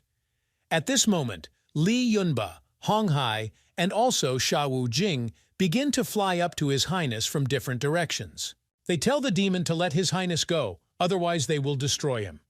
But at this moment, the demonic body takes the main character by the shoulder and tells Qin to stand still and not move anywhere. At this moment, all the protagonist's subordinates also freeze in space so that the demonic body does not become their master. The demon says that the Wheel of Fate has already merged with the main character's body into one whole, and this becomes interesting for him. But Qin replies that he doesn't understand what the Wheel of Fate is. The demon replies that he also forgot what it is, but he feels that this Wheel of Fate is connected with Qin. At this moment, unexpectedly for everyone, the demonic spirits disappear, and at the last moment he says that they will meet with the main character again. At the end, he wishes good luck for Qin.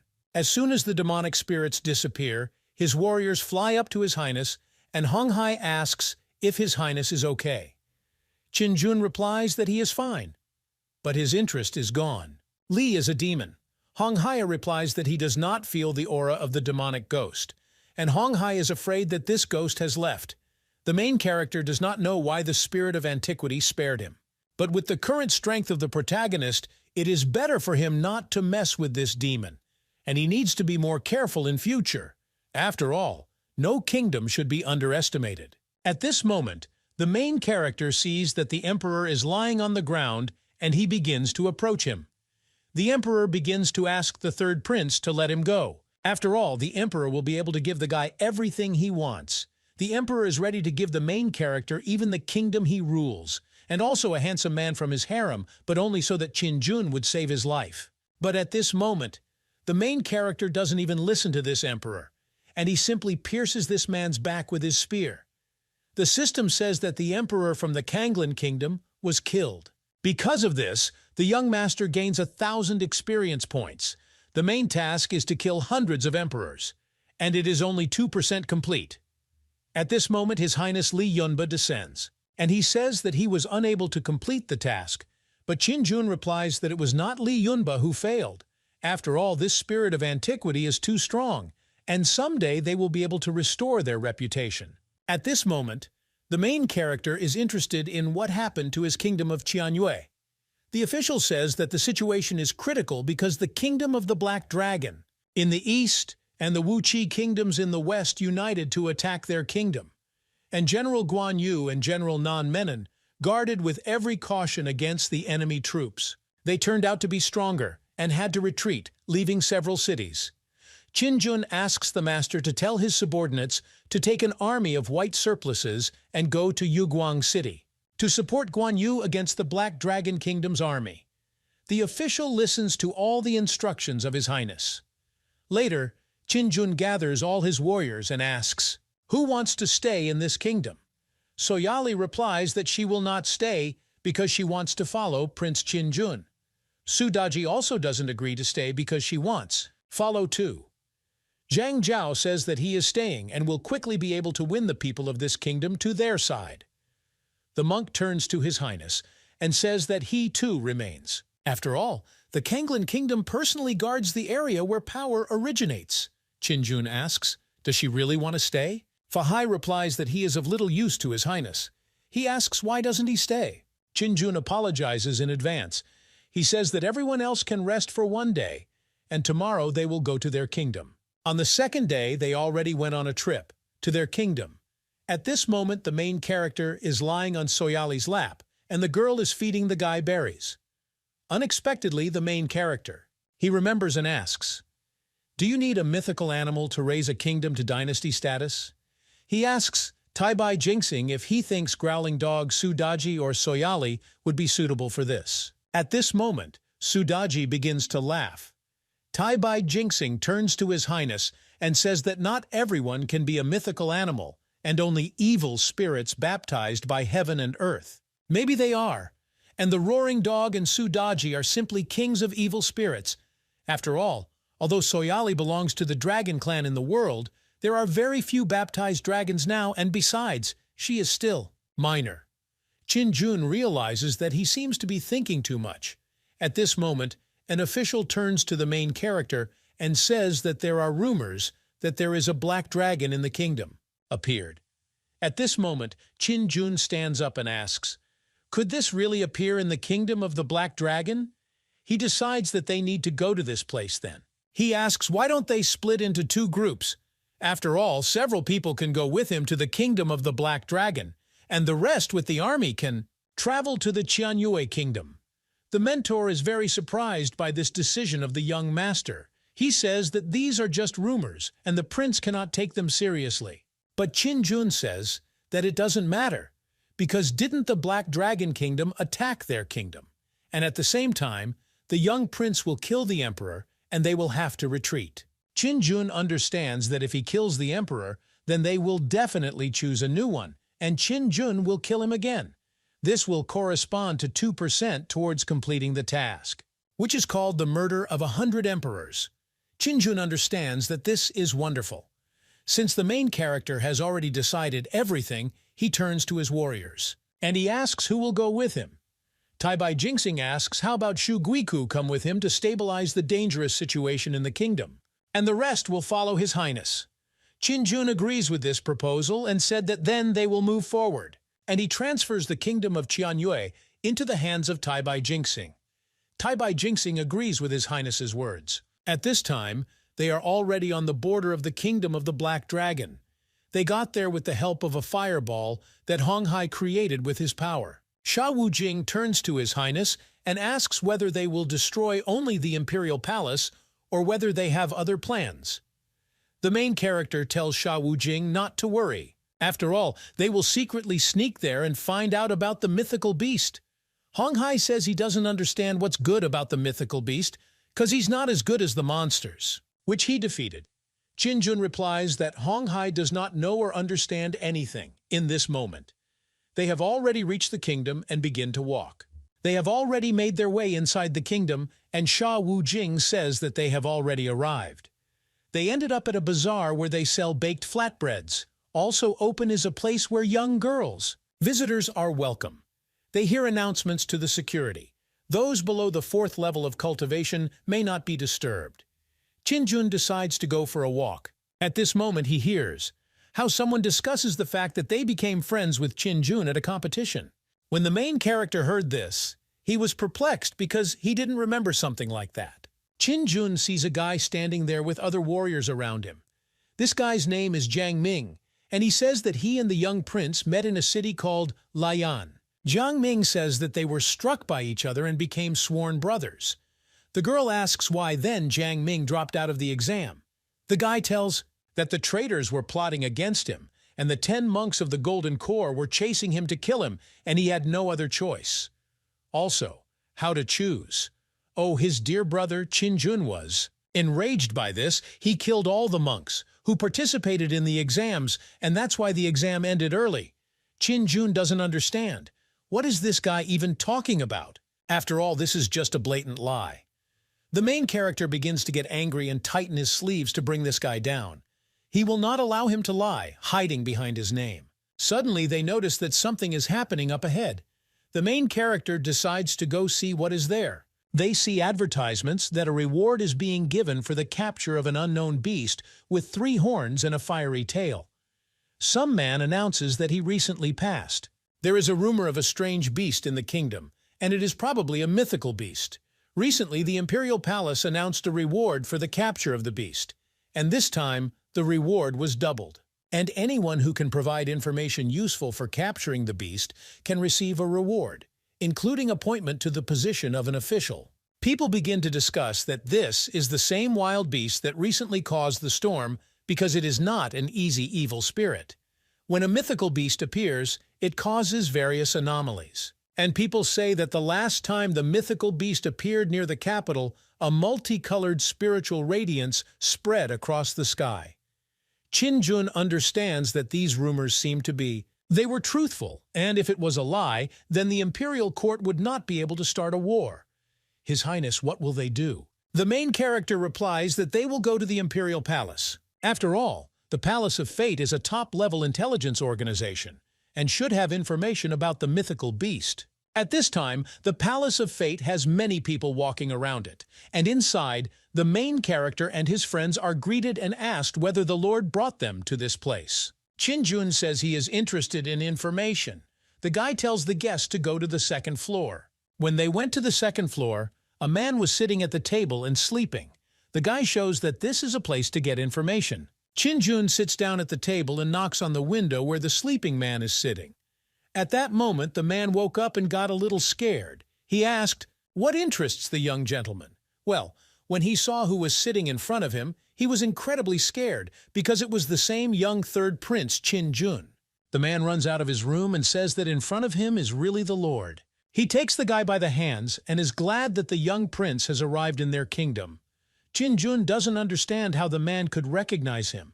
The man says that the Palace of Fate painted their portraits so that every member of the organization would remember them. The man sees that Qin has come to the Black Dragon Kingdom with two of his strongest subordinates. The Black Dragon Kingdom recently started a war. Qin says he understands everything, and he needs the latest news about the mythical beast. The man replies that he will do everything, only asks the young gentleman to go up to the fourth floor, and there he will give him the information. At this time on the fourth floor, everyone sat down in their chairs. Hong Hai says that the Palace of Fate is very attentive to guests. Qin hopes that they can give them useful information. Sha Wujing appeals to His Highness and asks if Qin wants him to kill the Emperor now and return to help with the search for the beast. But Qin replies that there is no need to do this because he himself must kill the Emperor. After all, this is the Emperor's kingdom. At this moment, Soyali is watching the young lord and talking about how cool Qin is. Suddenly, a man in black comes to them and asks where the manager is now. But Qin simply remains silent in bewilderment. And he looks. The guy in black starts to get angry and says that he asked them. He doesn't understand how they can be so rude. Hong Hai starts to get angry and tells the guy in black not to make any noise, otherwise he will beat him to death. At this moment, the child is eating. The man in black starts shouting and calling Hong Hai an impudent man. He is already starting to take out his sword to start the battle. But at this moment the masters come, and they ask the gentleman, what is he doing? The gentleman begins to shout that these people are too rude to him, and he says either they will drive them away or he will kill them. The masters are trying to calm the master down, because they don't understand. Why be so angry? After all, this is some kind of misunderstanding, and they are all their dear guests. The master asks the master, didn't put them in a predicament. The gentleman is saying that a noble gentleman who relies on his family background cannot behave so arrogantly. He turns to Qin and tells the young master to be careful not to get hurt in the future. But Qin tells the guy with the black one to shut his mouth. The young prince speaks for Sha Wujing to throw this guy off the premises. In an instant, Sha Wujing appears in front of the guy in black. With just one blow of his hand, he hits a man in the face. And so his blood starts to flow. The next moment, this guy just flies out of the fourth floor window and people see him land on the ground. Now the wall is huge, and Qin says that the master has flown away, and now they can continue to discuss with the masters. The master brought a stack of scrolls and said that this is all the information about the mythical beast. Qin asks if this information is reliable because there are a lot of scrolls. He takes one of them in his hands. The man bows to the young princes, says, that information is specifically transmitted by monks to the Palace of Fate, and they all have a certain degree of reliability, but they are divided into ranks. Buyers. They can receive information of a certain rank in accordance with their financial capabilities. Qin is ready to buy them all. He asks how much it will cost. Well, the gentleman replies that he gives everything to the young master, and Qin can consider this a gift for their acquaintance, and at the same time as an apology for the recent incident. At this moment, Sudaji lifts the scrolls into space with her power because the young master ordered her. At this time, Qin thanks the masters. The master guides the main character and his warriors through. The master says that His Highness should contact them if they can help with anything. Qin thanks the elder and says that he would repay them in the future. At this moment, an unexpected mission appears. The details of the mission are almost the Palace of Fate, and after completing the mission, the main character will receive 2 chances. When summoning evil spirits, there is also 1 chance to summon an army of evil spirits, 1 chance to draw random summons, and 1 chance to transfer skills. He will see that the greater the reward, it is more difficult for him to complete such a mission, and now it looks like he will need to plan everything well. Jinjun whispers to the master that when he unites with the Kingdom of Black Dragon, then the first thing he will do is advance their Palace of Fate. The masters thank His Highness for what he said. At this time, the main character and his subordinates turn around, and Jinjun says goodbye to the masters. Now Sudaji asks His Highness where they will go next. Jinjun replies that the sun is about to set and they must find a hotel first. After some time, they are already at the hotel. Sudaji places all the scrolls she took on the table.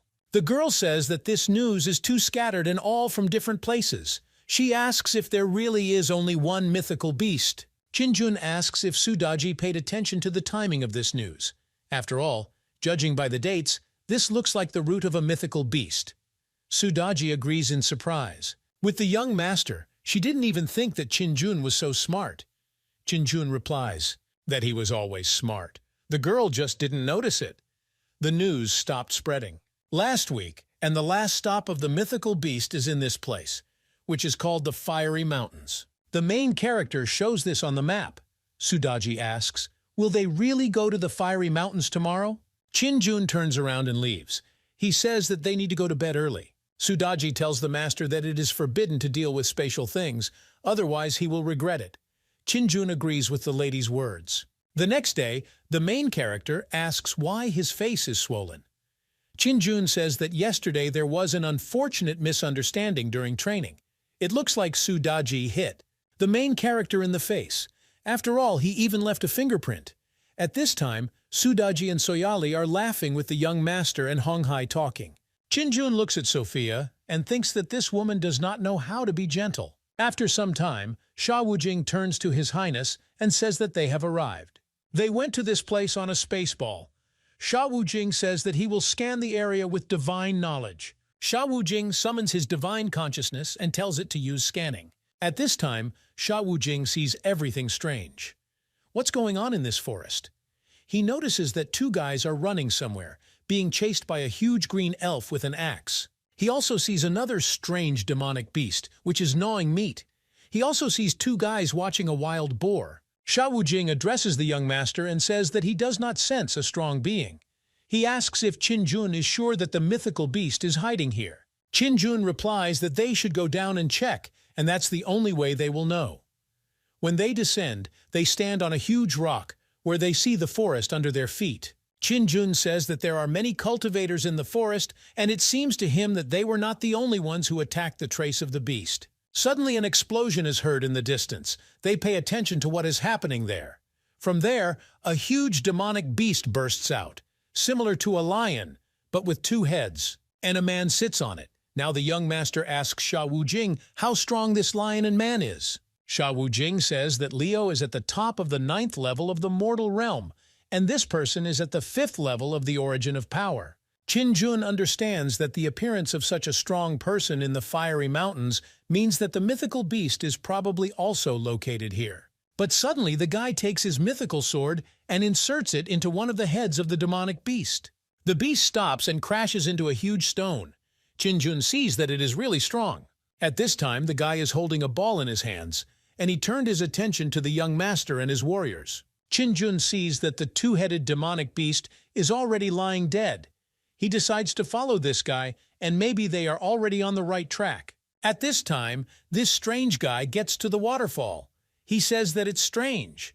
Yesterday, he felt the presence of this strange beast, but today it seemed as if he had evaporated. At this time, the main character and Honghai are watching the guy behind the bushes. Honghai turns to His Highness and asks, is this guy going into the blind? He's interested in, will they continue to follow him? Jinjun says they should go with this guy. After all, it seems that he found something. After all, at this moment the guy jumps into the water. A strange guy dives into the water and begins to swim. The main character approaches the shore and his subordinates approach him. Sha Wujing begins to scan everything that happens near the water. He says that there really are evil spirits below at the peak of the emergence of power. But he is not particularly different from ordinary evil spirits. He asks, is this really a mythical beast? But Qinjun is surprised that there are creatures there who are at the peak of the emergence of power. At this moment, an explosion occurs near the water, and water begins to pour on them. Sha Wujing says, about the fact that there is an egg at the bottom of the lake, and its aura, although very weak, is there. How long will it take for it to hatch?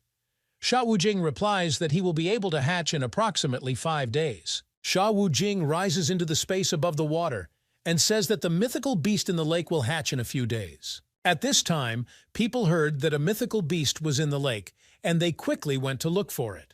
After all, this beast must belong to them. Qinjun says this guy is smart. After all, he, having failed to cope with the evil spirits that guard the egg, attracted the attention of most of the monks in order to get rid of the evil spirits. Qinjun says that this is very interesting, but of course it is good to build rosy dreams. But unfortunately, this guy met the young prince Qinjun. Qinjun turns around and leaves. He tells his warriors to come with him and to rest nearby and wait for this beast to hatch. After the egg of a mythical beast became known, more and more people were sent to this place, and the royal family of the Black Dragon Kingdom also heard the news.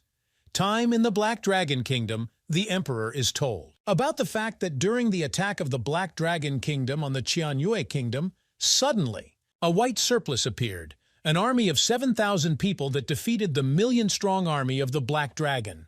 The servants begin to discuss whether it was they who crossed the Bronze Gate. They don't understand how he really returned to his kingdom so quickly. After all, he had just conquered the kingdom of Kanglan. They don't understand whether Qinjun is not on good terms with the emperor's father. They do not understand why Qinjun wants to save the kingdoms. But at this moment the emperor begins to shout, so that everyone stops discussing. He tells everyone to continue sending troops and wait for the command. And later he will send the strongest warriors and they will destroy General Guan Yu. And white surplices.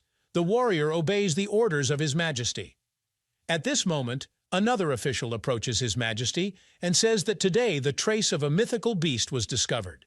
On a mountain ridge, it turned out to be the egg of a mythical beast, and now people were sent from everywhere to the fiery mountains. The emperor asks which people want to go to this place. The general of the Black Dragon Army says that he wants to do this. The emperor entrusts this to the general of the matter. But if he encounters insurmountable resistance, then he must retreat immediately because the kingdom cannot lose the general. The general accepted the emperor's order. At this time, people are at the waterfall and continue to jump into the water. At this time, Jiang Ming also came to jump into the water. But Qinjun and his team lie under a tree and say that fate itself connected them with this child. Sha Wujing announces that it is time for the egg to hatch. Suddenly, he announces that the imperial court has arrived on a mission and everyone must leave this place immediately. People don't understand why they have to do this because the imperial court has no power over the cultivator sects. The general says that people should do this only because he is the strongest. At this time, the same strange guy who killed the two-headed beast rises from the water. Qinjun says that he has an unpleasant feeling when people insult him in public. Honghai says that this man is very arrogant and he wants to kill him. But Qinjun says, so that Honghai does not rush, because until the egg with the mythical beast hatches, they do not make any movements. After all, if someone defeats something protecting him, they will begin to act. But now they should just enjoy the show that will take place. The general asks the guy who he is. The guy replies that he is the one whom the general cannot offend. The two enter into battle and the fire begins to burn around them. Sha Wujing says that there is a demonic aura around that man in the cloak, and he is very similar to that master from the sect called Poor, who was killed but hid it well. Aura. But now it has leaked out and Sha Wujing has sensed it. Sudaji asks, is this guy really from the Abyss sect? Qinjun replies that this is quite possible. When Honghai heard the Abyss sect, he said that if he is here, then His Highness doesn't need to worry. At this time, the guys who are watching what is happening say that General Mott is really strong. Jiang Ming says that this is indeed true, but he cannot compare with the chieftain of the Holy Children. The chieftain of the Holy Children is able to crush him with one finger. People don't understand who will win this fight either. Sha Wujing says that this guy in the cloak can win, but it seems he doesn't want his demonic identity to be known. Qin Jun sees that it seems that the epic beast's plans are changing a little, and the Black Dragon Kingdom dared to attack his Qianyue Kingdom. He does not understand. Is it really the Abyss sect? Supports the Black Dragon Kingdom. After all, previously being under the rule of the dynasty, they would not have dared to do this, but now the dynasty is in chaos, and this is a very good chance for them. However, if the Abyss sect is behind them, Qin Jun doesn't understand why the general should fight for a mythical beast with a man in a cloak. At this moment, the man in the cloak becomes stronger, and the general falls into the water. Everyone is perplexed by what is happening. At this moment, a demon appears who says that whoever dares to enter, he will die in the lake. Sha Wujing sees that this mythical beast has a complex origin, and most mythical beasts become such during life, but this one is still in the egg. Released his aura. Sha Wujing says that this dishonesty probably wants to eat the mythical animal to evolve. Qin Jun asks, is there really nothing that can evolve? Eating a mythical beast. All Sudaji says that of course it is, and the mythical beast is very tasty. Soyali starts screaming for Qin Jun to look into the lake. At this moment, a huge beam begins to shine from the lake. After all, it looks like evil spirits are hatching from an egg. Qin Jun says that once the mythical beast hatches, they should enter, go into battle, and make sure the monster doesn't eat him. But at this moment, Hong Hai turns to His Highness and asks permission to do this to him. After all, his art of transformation is perfect, and this monster, he won't even notice him. Qin Jun agrees, and the guy hits the road.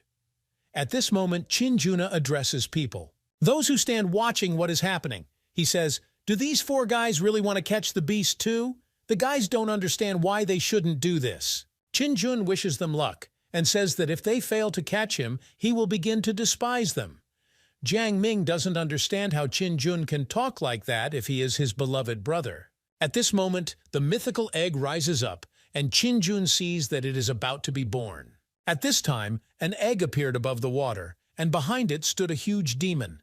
People begin to try to destroy the evil spirits. One guy shouts that people should not let the evil spirits wait for the birth of the mythical beast and destroy it. A huge number of people are trying to harm the demon, but the demon begins to get angry because of such a confrontation between people, and he waves only his hand, causing all the people to fly off to the sides. At this time, the guy who killed the two-headed beast attacks the demon and calls him a vile brat. He tells the demon to stop making him angry. The guy takes his sword and points it towards the demon. When the guy is already approaching the demon, he pierces his head with his sword. The main character and his subordinates watched all this happening. Suddenly, they notice three masters in the sky. Qin Jun doesn't understand when these people manage to arrive. He points his finger up at them. These are four masters in long cloaks and a huge red scorpion painted on their clothes. Sha Wujing says that these are followers of the Abyss sect. Qin Jun asks Sha Wujing how strong these people are. Sha Wujing says that the strongest of them has reached the 9th level. Immortal Kingdom, Qin Jun asks. Is everything to you the Abyss level of the Immortal Realm considered low grade? After all, last time their enemy was Immortal Realm level. He is asking, is it really the same this time? After all, it seems that this time, having stolen a mythical creature from them, the sect will be very offended. The dog addresses His Highness and says that the Abyss sect has been frequently appearing near the Nanzhou dynasty lately. Qin Jun asks, do they really want to start a demon war?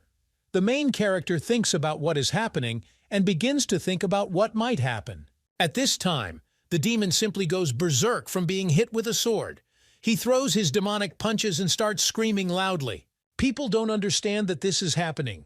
Do they really see the hand of a mythical beast in front of them? The water starts splashing all over the place. People almost die from fear from what is happening. At this time, the demon is already in the sky. Now he reaches out his hand and wants to grab people to destroy them. At this time, the guards of the Abyss sect are constantly watching what is happening to the demon. 17 Sect Guardian says that this mythical beast belongs to them. After all, the egg is about to completely crack and a beast will crawl out. At this time, more and more space begins to walk along the egg, and from there the silhouette of a very strange animal begins to be seen. At this moment, the egg is even higher, and a huge red flower appears in front of it, which protects the egg from everything that happens around it. The Abyss sect and the hunter guy starts flying towards the egg. The hunter says that there is no owner of this egg because only the strongest of them will receive it. 17 Guards says that this mythical beast was born due to the blessing of heaven, and this is not something that the Black Flame sect can claim for itself. Now the main character realized that the guy was from the Black Flame sect. He does not understand. Is this really a demonic force? After all, there is too much demonic power hiding in the Black Dragon Kingdom. Sha Wujing turns to His Highness and asks if he can join the fight. But Qin Jun replies that the guy should not rush because let them fight a little before the main characters, his subordinates, begin to engage in battle. Soyali turns to Qin Jun and says that she feels that the mythical beast in the egg is very similar to the clan of dragons. When Qin Jun heard that this beast was from the Dragon Clan, he became very interested in what the beast would be like. The egg is about to crack and everyone is interested. What kind of animal will be there? The Abyss sect is already waiting to see what will happen and what kind of beast it will be. They are already looking forward to what is happening. But when the egg is completely cracked, a child appears in front of them with deer antlers and a scaly snake tail. But at the end of the tail, there is a leaf from a tree. Qin Jun doesn't understand. Could this really be a light-bringing dragon? After all, in a past life, he read about mythical beasts, and the notes about the flower-bearing dragon were well remembered by him. In the book called About Mountains and Seas, it was written that outside the northwestern sea, in the north of the scales, there is Mount Zhangwei. God lives there with a human face and a serpentine body. By opening his eyes, he gives light to the world, and by closing them, he plunges the earth into darkness. He doesn't eat, doesn't sleep, and doesn't breathe. He can illuminate the entire earth, and his name is the Luminous Dragon. Qin Jun turns to the system and asks if he is right in his statements. The system responds that the owner is completely right.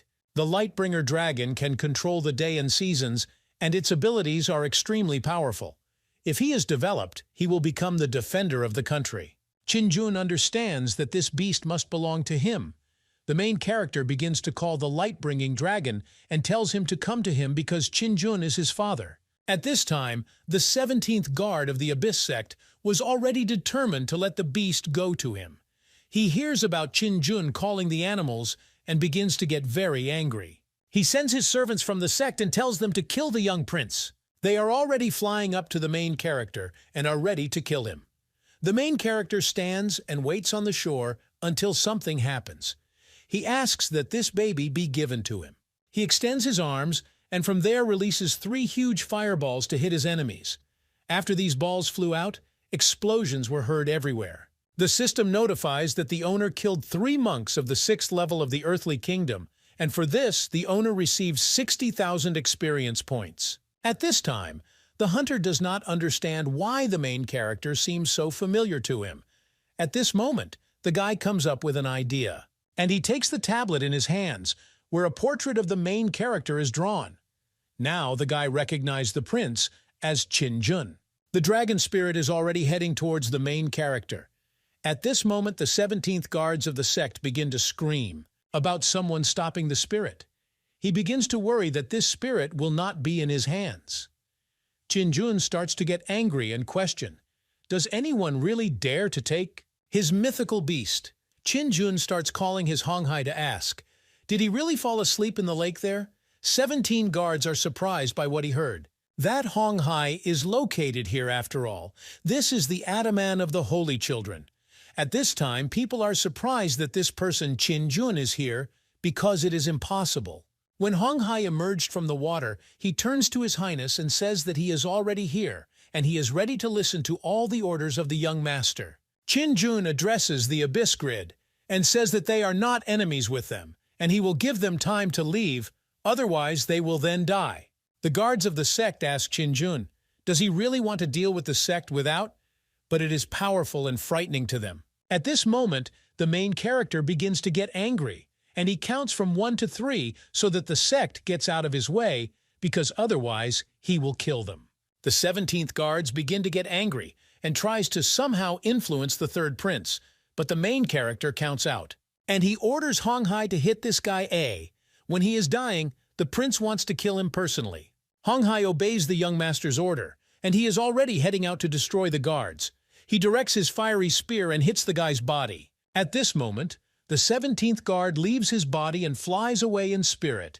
He says that it is uneven for Hong Hai, and he needs to return everyone to bring the soldiers. He is ready to run away, but at the last moment, Hong Hai grabs him by the hem of his clothes and asks if the guards really want to escape. Hong Hai says the guy won't succeed, but the guards ask Hong Hai to let him go. After all, he no longer needs the mythical beast. He says that the prince can take it for himself. Hong Hai attracts this spirit until the main character tells His Highness to kill this guy already. At this moment, Qin Jun takes air into his mouth and releases fire. He directs his fire towards the guy's spirit. The guards begin to scream and ask how Qin Jun dared to offend everyone who was an abyss. He tells Qin Jun to be cursed. The system says that the owner killed a monk of the 9th level of the immortal realm, and for this he received 1 million experience points. The system congratulates the owner on his promotion to the 5th level of the earthly kingdom. The main character has upgraded his magical artifacts, as well as treasures and spiritual abilities. After all, the guy now has 36 spirits of the stars of the Big Dipper, and he has also improved his techniques. Qin Jun rejoices and says that this is already the 5th level of the earthly realm, and if he kills another strong cultivator of the immortal realm, he will be able to increase the level again. He turns to the light-bringing dragon and tells her to come to him. After all, Qin Jun will take good care of her. The dragon flies up to the main character, and people don't understand. Really, this is true, Qin Jun. After all, if the Ataman of the Holy Children came, then who is this guy, if not Qin Jun? People realize that it seems they are not destined to be with the mythical beast. Jiang Ming thinks about it. Did Qin Jun really hear that he said that he didn't want to settle the score? At this moment, one guy comes up to Jiang Ming and asks if it's true that Qin Jun is standing there. But isn't Qin Jun Jiang Ming's brother? Jiang Ming gets angry and tells the guy to shut his mouth. Su Daji calls out to His Highness and tells Qin Jun to be careful. But the main character tells Su Daji to calm down, because this child will not harm him. Qin Jun picks up the child and says that from this day on, everyone will call her the flower-bearing dragon. The dragon rejoices at what is happening. But at one moment, she grabs the main character and begins to bite his hand. Sha Wujing got scared and starts calling His Highness. He is afraid that the dragon will harm the young one. To the principle of the whole, the dog often tells Sha Wujing not to panic because the dragon did not attack the prince. Qin Jun watches in fascination as the luminous dragon bites his hand and the girl wraps her tail around the guy's entire body. A snake icon appears on the protagonist's forehead. Qin Jun doesn't understand. Is this really a soul contract? After all, it looks like the dragon fooled him. The system congratulates the owner on his submission. Physical beast of luck. And as a reward, the main character gets a chance to summon a demon. The light-bringing dragon rushes into the arms of the main character. Qin Jun accesses the system and asks, can he take a look at the list of characteristics of the light-bringing dragon? The system says that the luminous dragon is a mythical beast of good fortune. His race is the spirit of cultivation. This is the first level of the heavenly realm. Unexpectedly, Qin Jun notices some message. The system responds that the luminiferous dragon was not summoned by the system, so that's all that. I managed to find out about her. Now Qin Jun understands that it seems that the system is not omnipotent either. After some time now, Sophia and the rest of his subordinates approach the main character, and Sudaji says that it is time for them to go. Qin Jun agrees with the girl's words. They are already on their way.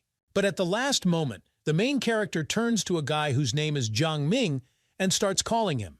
He asks if this guy said that he and he are brothers. Qin Jun asks why he doesn't remember this. Qin Jun flies up and starts laughing. He asks, does this guy really want to become his brother? If he really wants it, then he needs to practice for another 500 years. Now people are starting to get angry and say that Jiang Ming might as well be ashamed before lying to them. Now it became clear to everyone that Qin Jun had exposed all the words that Jiang Ming said. And now, they want to see how Jiang Ming will hide behind the name of the prince. One guy thinks that if he were the main character, he would beat Jiang Ming to death. At this moment, Jiang Ming cannot stand all the insults from his friends and wants to leave. But suddenly Jiang Ming receives a magical blow and the guy begins to bleed from his mouth, and then he simply falls unconscious to the ground. 2 days later, the capital of the Black Dragon Kingdom. The main character and all his subordinates are walking along the alley. Sudaji addresses His Highness and asks if they will go and kill him. Qin Jun says that of course they will because he doesn't want to waste time. At this moment, the main character and his subordinates approach the kingdom's castle and hear that people are turning to His Majesty the Emperor and asking why he attacked the Qianyue kingdom. After all, now Qin Jun has come to their kingdom and people are now also involved in this. And the general is dead. They don't understand who will now defend the kingdom of the Black Dragon.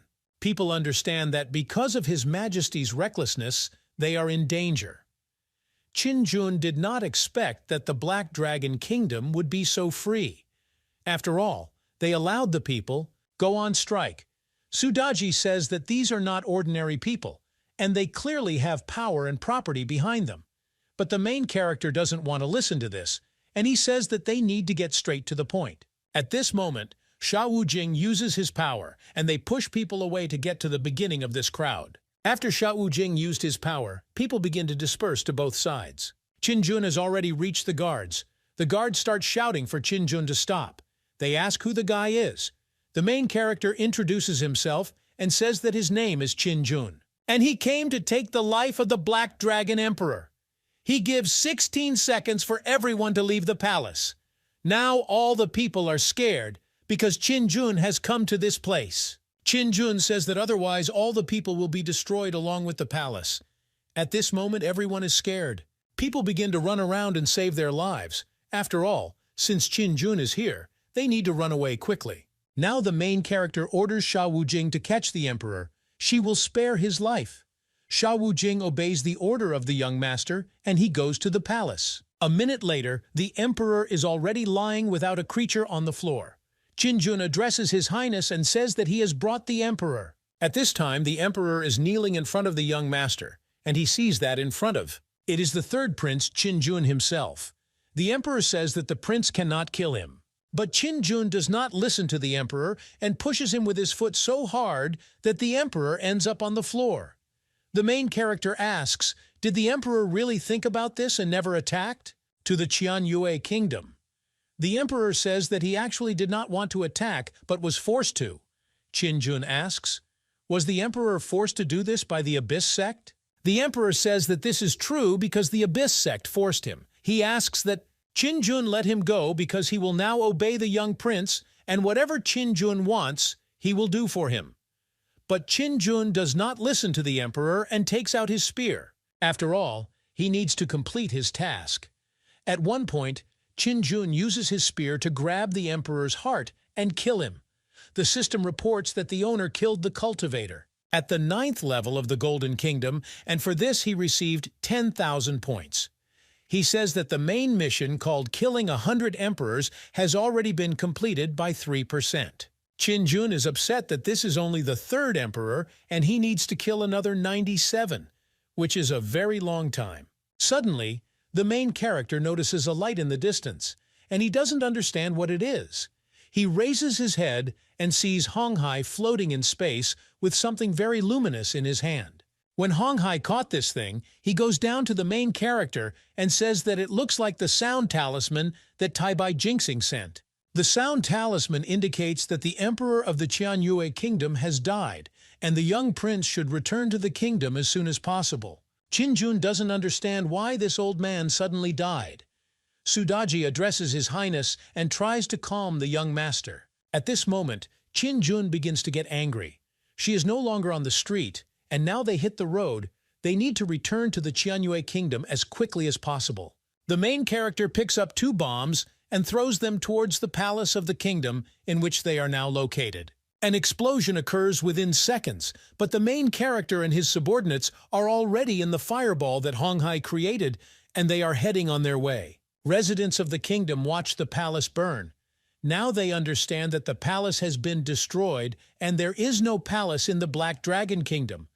People are very upset, but they have no choice. At this time, people and heirs had already gathered in the Qingyue Kingdom. Qin Sui advises his brothers to be quieter and lower than the grass so as not to be noticed.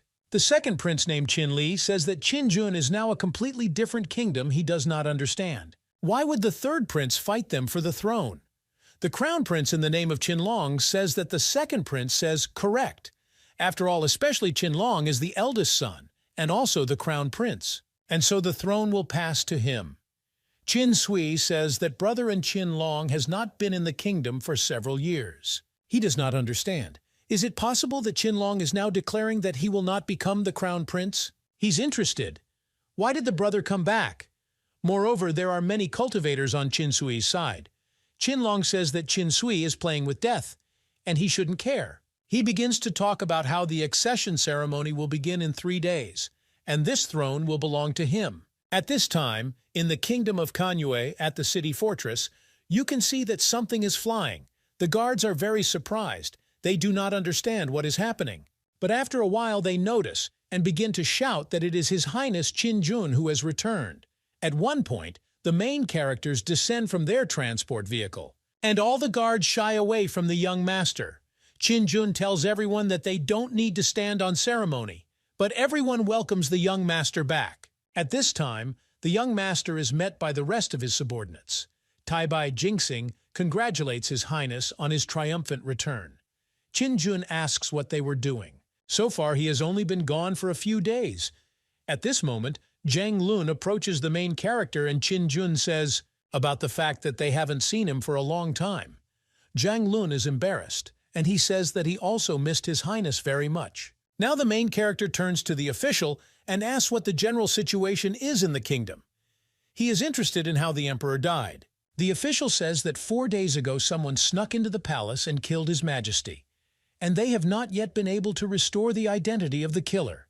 The official says he is with his brother. Li was in the palace, but he was unable to stop the enemy. After all, the enemy was the level of the earthly immortal realm, and only in the dynasty, and all your dreams are there, such cultivators. Li Bai says that he made a mistake because the enemy was too fast and he was able to escape. But Qin Jun tells the guy not to be upset because it's not his fault. Now Qin Jun begins to get angry, and he realizes that this may be the work of the Abyss sector. Taibai Jingxing addresses His Highness and tells Qin Jun not to be impulsive.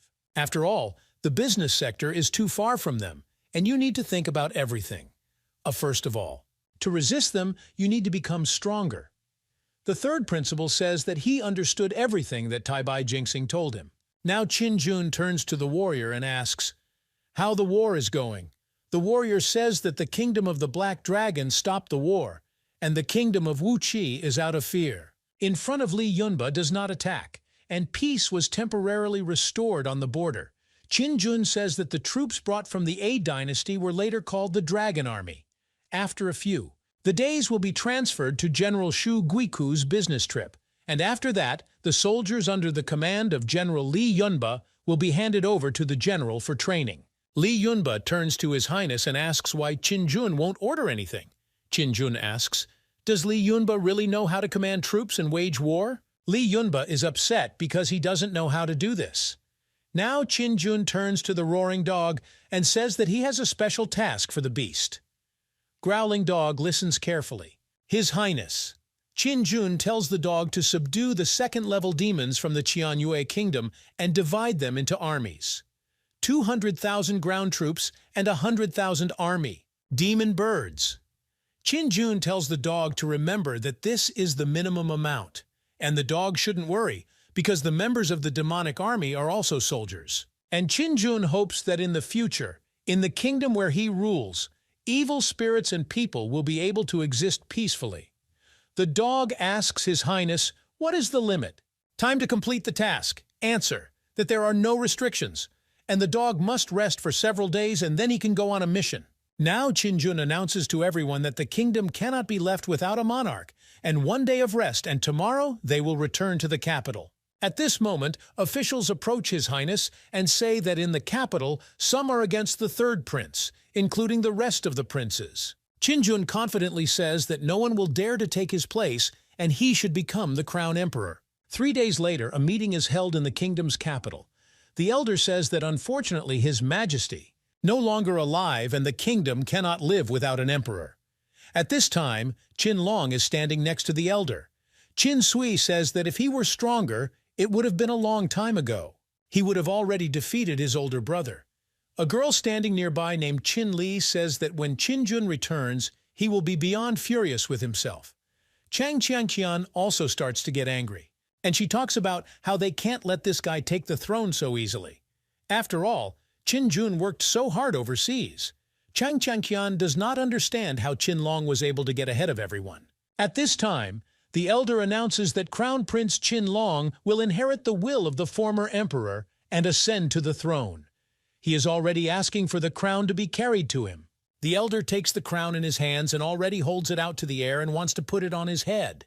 But at this moment, Chang Qianqian appears and begins to ask why on earth Qin Long became the emperor. At this moment, the elder is already stretching out his hands with the crown, and Qin Long bows his head to put this crown on him. They send them into battle and say that Chang Qianqian is an intruder and needs to be captured. Chang Qianqian starts asking about when the Black Dragon Kingdom and the kingdom of Wuqi attacked them who saved this situation. She asks, wasn't it Qinjun? She does not understand. Does Qin Long really want to become an emperor? People start getting angry and telling Qin Long to leave this place. After all, this title can only be held by Qinjun, and they want Qinjun to become the emperor. Qin Long starts to get angry, and he walks towards the girl. Chang Qianqian has already taken out her sword, and she is ready to hold the defense. But suddenly, the head of the Xuanling sect blocks what is happening with his hand.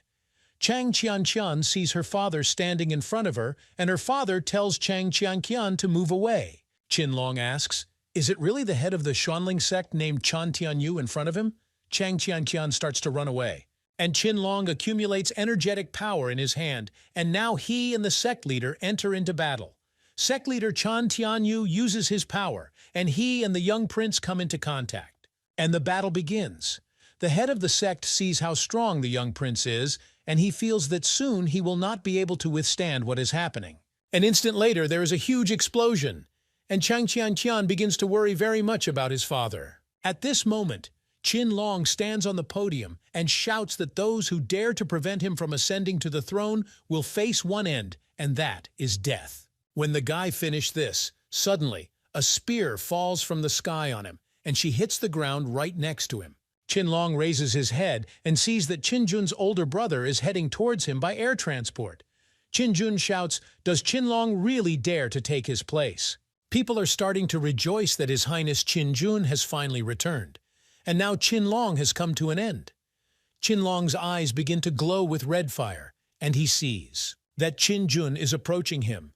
Qin Long begins to use his huge aura and says that Qinjun has finally returned.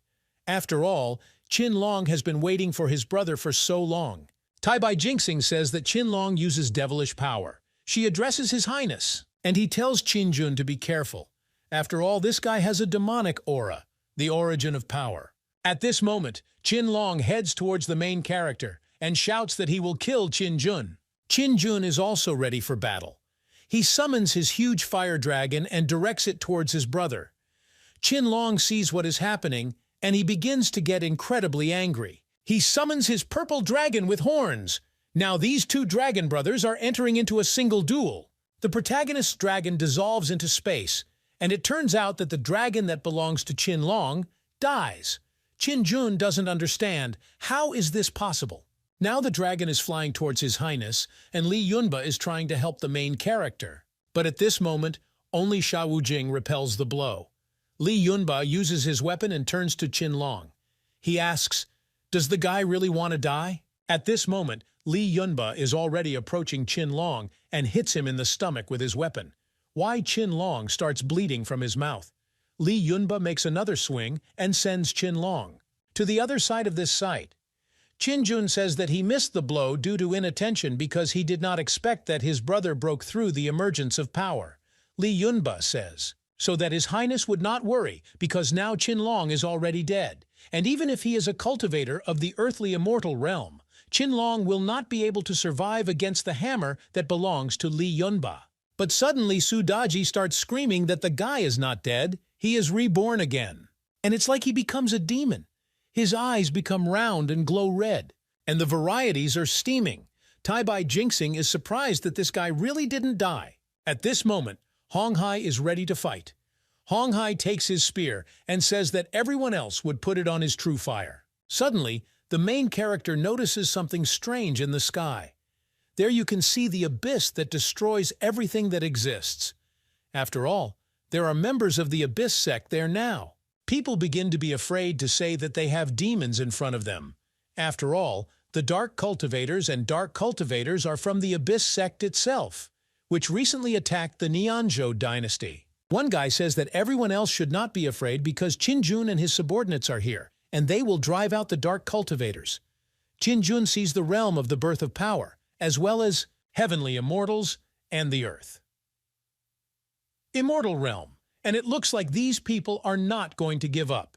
He tells his subordinates not to stand still and kill their enemies.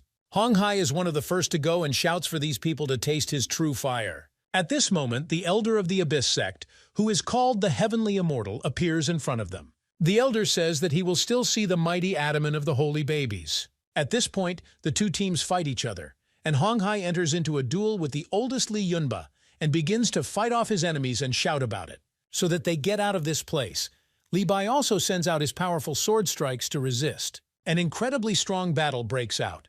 Qin Jun doesn't understand what's happening. He sees that Tai-Bai Jinxing is fighting its enemies on equal terms. Qin Jun doesn't understand.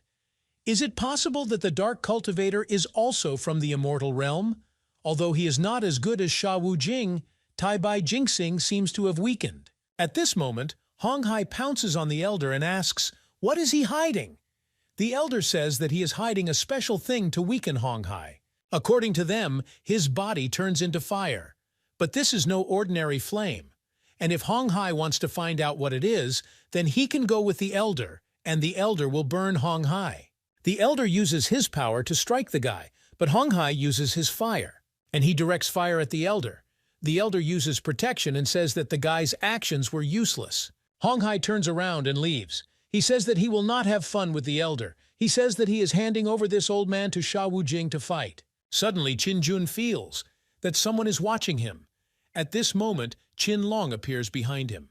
In whose body there is a demon, he calls the main character and growls that he will kill him. Qin Jun uses his imperial armor and asks, does his brother really want to kill him? Now they will see if Qinlong has the ability to do this. Qin Jun also uses his spear and calls for the moment of dawn.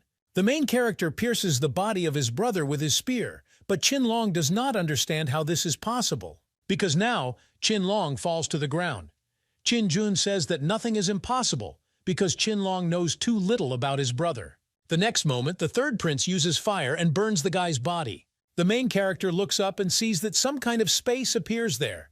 He doesn't understand what it is, and he doesn't really like this black hole. Qin Jun asks Hong Hai to destroy the black hole, otherwise the sect without their ice will have stronger enemies. Hong Hai obeys the young master's order and heads out to destroy this abyss. But the guy doesn't succeed. He uses his fire and an explosion occurs. Everything around starts to burn and everyone gets hot. Qin Jun kneels down and he doesn't understand what's happening. The elder rejoices that the master will come soon and the end will come to everything. Qin Jun asks the system how strong is this elder who is coming now.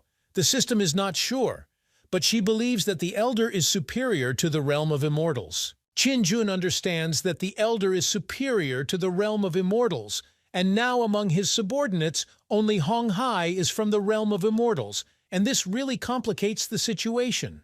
Black darkness turns to the elder, does not say that he gave the crystal to him, but the elder still needs the demon's help. The elder replies that the crystal is indeed. He was able to restrain the chieftain of the holy babies, but Qin Jun also has Sha Wu Jing as his subordinates, and his cultivation above the elder. The demon begins to get incredibly angry, that if the elder is unhappy, then he can go out and fight him. Li Yunba also starts screaming. What if an elder has courage? Then let him go into battle. After all, what kind of hero is he who hid and tucked his tail like a dog? At this moment, a guy appears, and it is Elder An from the No sect. He is from the immortal realm. The elder says that anyone who dares to talk to him like that will die. Lee Yunba begins to get angry at such words from the elder, and he sets off on his way. But Qin Jun tries to stop his subordinate and asks Lee Yunba not to do this. At this time, Elder An, who has a green mask with fangs on his face, extends his hand and wants to strike the guy. Lee Yunba is already heading into battle. Suddenly, a huge power accumulation hand with incredibly sharp claws appears in front of him. The guy's powers turn out to be much weaker than that of this demonic hand. Lee Yunba hits his hand, and in just an instant the guy pushes off and begins to fall down. His whole body begins to burn with fire because he flies at incredibly high speed. Qin Jun sends Sha Wujing to check how Lee Yunba is feeling now. At this time, there is a very strange aura around them, and therefore Qin Jun and Taibai Jinxing try to cover their faces. Sha Wujing is already going to check how they are feeling. When he approaches the guy, Lee Yunba is lying on the ground and a hole has formed around him from the blow. Sha Wujing picks up a guy, and he says that Lee Yunba just lost consciousness and his life is not in danger yet. Now Sha Wujing must take the wrong Lee Yunba to a safe place for someone to heal him. Hong Hai begins to get incredibly angry. He is already ablaze with fire, and you can also see fire in his eyes.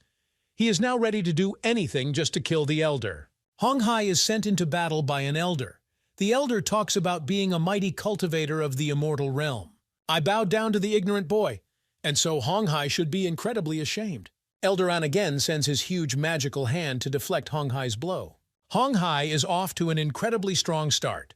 To get angry, he uses his fiery spear, and he is ready to pierce this magical hand right through and defeat his enemy. Hong Hai is incredibly angry and manages to stab his hand, and it disappears into thin air. The elder doesn't understand. Did a non-entity dare to challenge the Abyss sect? At this moment, a huge star-colored circle appears behind the elder. It hits Hong Hai's body. The guy loses the fire that was burning around him, and now the guy falls to the ground. He loses his strength and falls unconscious. The young prince cannot watch everything that is happening, and he rushes to help Hong Hai. Taibai Jinxing and Su Daji begin to fly after him. They try to save His Highness. Elder An turns to Qin Jun and says that the guy overestimated his strength and his subordinates are in a difficult situation. The elder asks if Qin Jun repents of his actions. But unexpectedly for everyone, a fiery fire appears in Hong Hai's eyes again. He heads into battle and says that he will kill the elder and destroy him. Qin Jun tries to stop the guy, but the fire in the guy's body is so angry that he cannot be stopped. Qin Jun contacts the system and asks if he summons the demon. Will he be able to arrive very quickly? But the system cannot promise this to the owner. Hong Hai is already heading to strike the elder again. The elder uses a magic circle and points it towards Hong Hai. The magic circle and the demon enter into battle. Their forces begin to fight. All you can see around is red and blue fire. At this time, fire begins to fall on the city and people. People run away and ask for help. Everything in the city begins to burn. Hong Hai repulsed the enemy's blow, and now he is heading straight to the elder. Now the guy summons a fire dragon with his hand, and he is ready to hit his enemy. But the elder again creates his magic circle and shouts that it is beyond Hong Hai's strength because he is much stronger. Hong Hai again enters into battle with his opponent, but much closer to the elder. The main character turns to the system again and asks, how can he summon a demon or spirit that is higher than the immortal realm?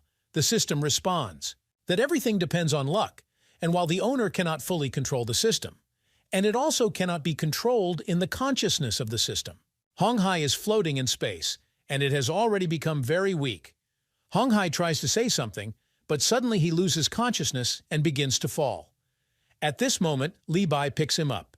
Now Qin Jun, who has a light-bringing dragon sitting on his back, flies up to the elder and is ready to fight.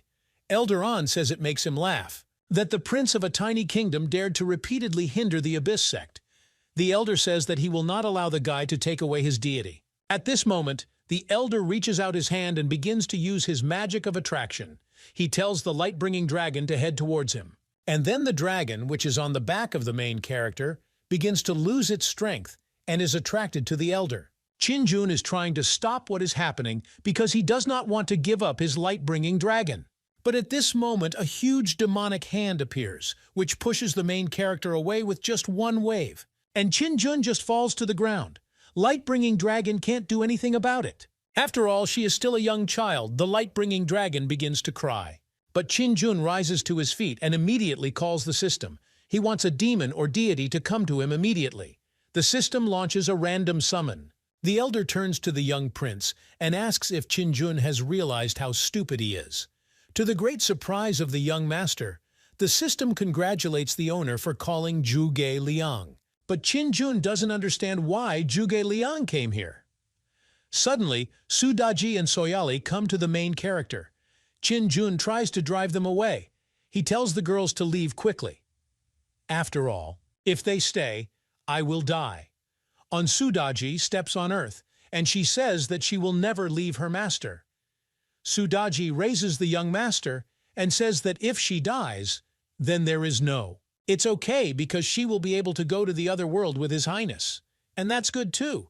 Soyali also starts screaming that she will be with her owner until the very end. The elder notices how beautiful the girls are next to the young master.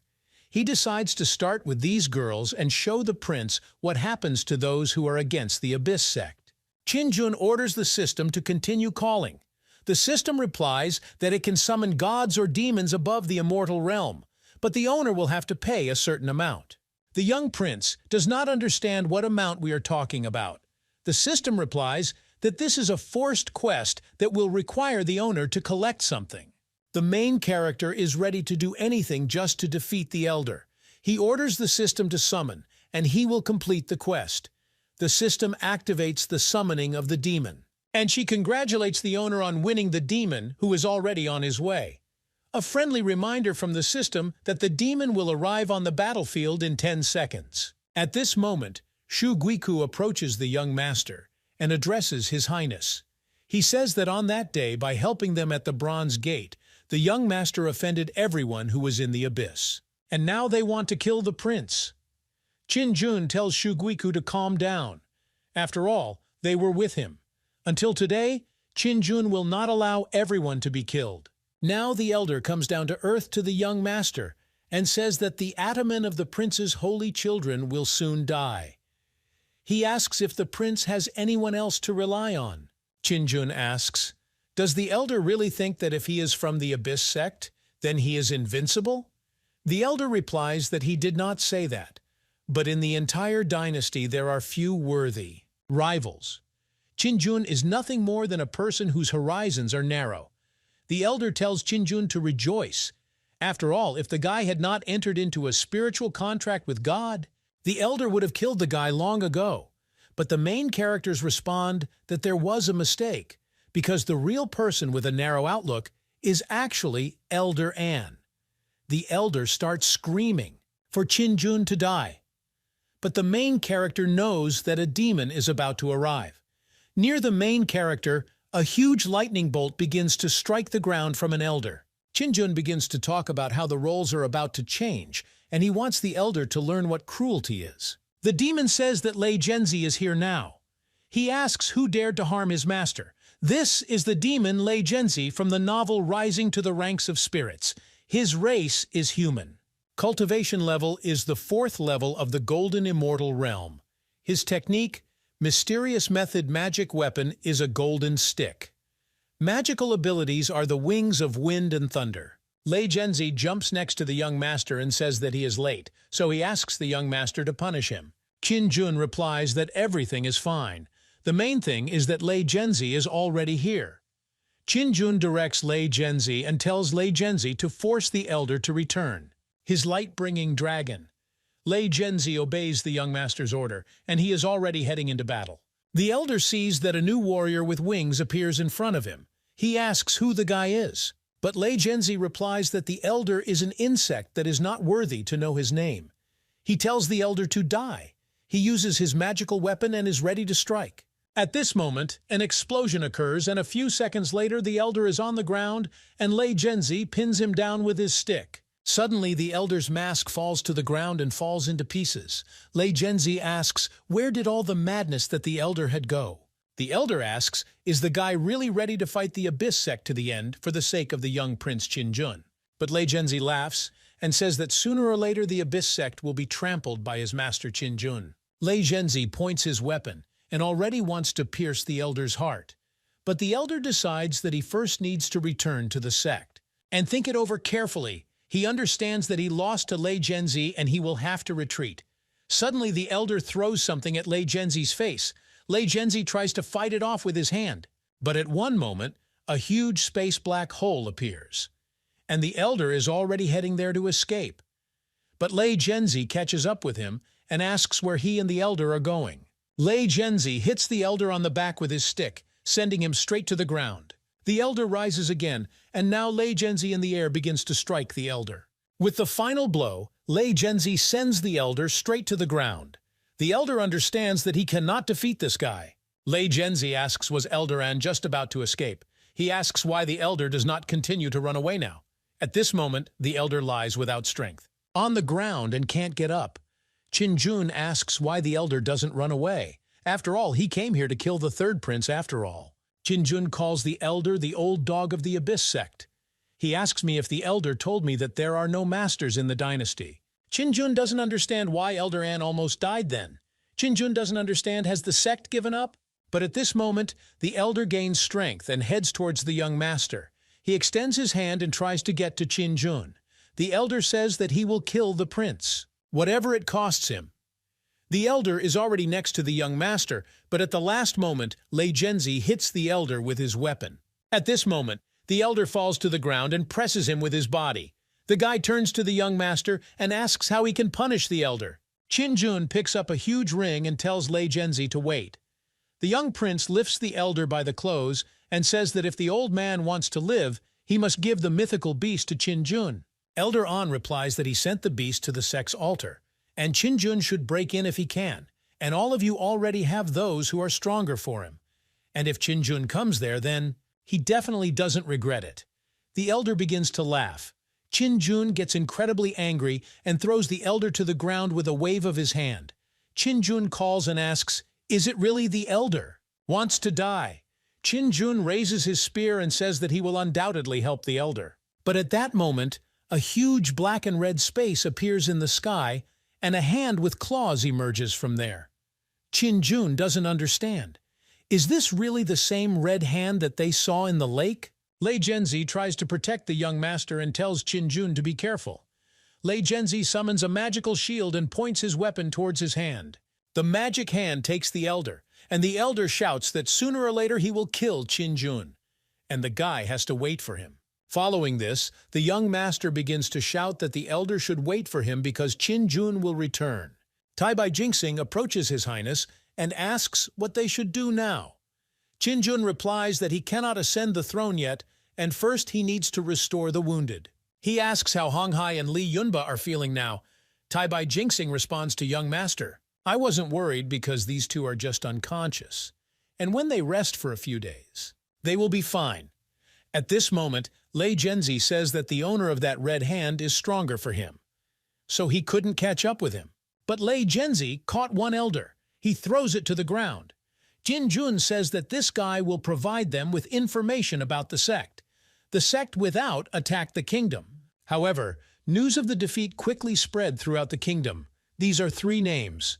Qinjun, Lei Genzi, and Hong Hai have attracted the attention of all the young boarders. At the same time, the news of Qinjun's imminent ascension to the throne spread throughout the kingdom. 5 days later, in the royal prison, Qinjun and his subordinates look at the elder, who is bound in chains. Standing next to the young master is Zhuge Liang.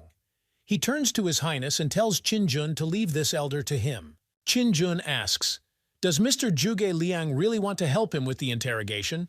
The gentleman replies that, of course, Zhuge Liang is here only for this. Lei Genzi is angry at what he heard, but Zhuge Liang says that he has his own abilities. Qinjun and Soyali turn around and leave. Qinjun says that he will leave the interrogation to these two, and Lei Genzi will be there to protect Zhuge Liang. Qinjun asks Lei Genzi to help Zhuge Liang if he fails. Qin-jun will think about where to assign him. If he succeeds and proves his abilities, then Qin-jun can relax. Soyali turns to the young master and says that tomorrow Qin-jun will ascend the throne. She asks if the young master has prepared anything for her. Qin-jun asks what the girl wants. Soyali says that of course she wants to become an empress, but Qin-jun doesn't understand whether Sudaji agrees with this. Soyali starts crying and says that Sudaji doesn't agree. At this moment, some guy turns to His Highness and says that tomorrow is the coronation, and the young master needs to order an imperial robe. But Qin-jun replies that there is no need to do this because he already has it. The guy asks, "Is His Highness going to postpone the coronation after all? More than 10 kingdoms came to congratulate him?" But Qin-jun says that they can just accept the gifts. After all, he has a lot to do. He also says that the imperial examination must continue. Qin-jun thinks that he has not forgotten Nikita, who uses his power so skillfully. And the guy needs to develop such a talent with hidden potential. The servant listens to what the young master tells him. The servant will talk to the elders. The next day, the main characters put on a black robe, and Sudaji and Soyali were already standing behind him. He tells the girls to follow him. The army has already lined up, and the main characters are walking along the path. At this moment, they announce that His Majesty is coming. The main character sits on the throne and says that the palanquin should be carried to him. Qin-jun realizes that in a few months, he has ascended the throne, and he wonders how many prizes he will receive for completing this task. At this moment, the main character is carried on the throne by servants and accompanied by guards. The protagonist's subordinates look at what is happening. Everyone around begins to stand up on their knees and shout that they are greeting His Majesty Qin-jun. The hero goes upstairs and is accompanied by Lei Genzi, Sudaji, and Soyali. When they have already climbed the steps, Qin-jun shouts that a demonic beast should be sacrificed to them. At this moment, Li Yunba throws a huge boar in front of the young master's feet and screams that the demonic beast is already here. Li Yunba turns to His Highness and says that he is giving him this boar with a golden core. The main character calls on his fire dragon to fight the boar. At this moment, the boar is already attacking the young master. The fire dragon pierces through the boar's body, taking away its golden core. People begin to rejoice and greet His Majesty. They say that Qin-jun is the most powerful sovereign in all ages. The dragon spirit begins to fly away, and Qin-jun feels that the dragon spirit has increased. He asks the system what it is. The system says that this power of faith, thanks to which the spirit of the dragon increases, as well as its faith and luck. Now the people are praising the main character, and there is faith in their hearts, which is accumulating, and allows the dragon spirit to grow. Now Qin-jun understands that it seems that he will not be able to be a tyrant in the future. The system congratulates the owner on registration. A golden dragon with 4 claws. As a reward, the owner's level increased. The system congratulates the owner on the breakthrough to the 6th level of the earthly kingdom. The mentor says that unfortunately the first emperor died and fate cannot be avoided. The throne cannot be empty, and the subjects remain without a master. Third principle of Qin-jun. He achieved great success and saved kingdoms more than once. Today, the third prince ascended the throne and became Emperor Qin-jun. From this day forward, the kingdom of Kanyue will be renamed Dakin. At this moment, General Zadu begins to greet the emperor, and all his subordinates wish the emperor long life. All people begin to shy away and also wish long life and prosperity to the emperor. Qin-jun stands and looks down on all his subordinates. He says that people should believe in him, and then their kingdom will not remain a simple kingdom, and someday they could become even bigger than the empire. In Dakin, all the land will belong to the emperor, and all people will become subjects. People begin to repeat the words of the young prince, that all the land will belong to the emperor, and all people will become his subjects. The system says that the task dominion over the kingdom of Kanyue has been completed, and received 500,000 points for this.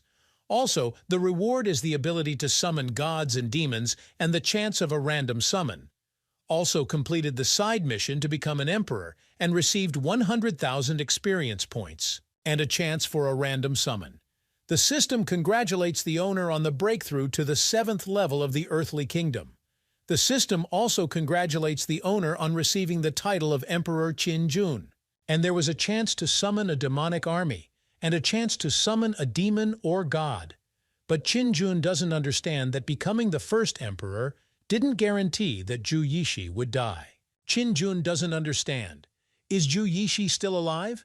At this moment, the young emperor of the dynasty appears in front of the main character, and he congratulates Emperor Qin on his accession to the throne. Qin asks, "Did the guy really have free time to visit his kingdom?"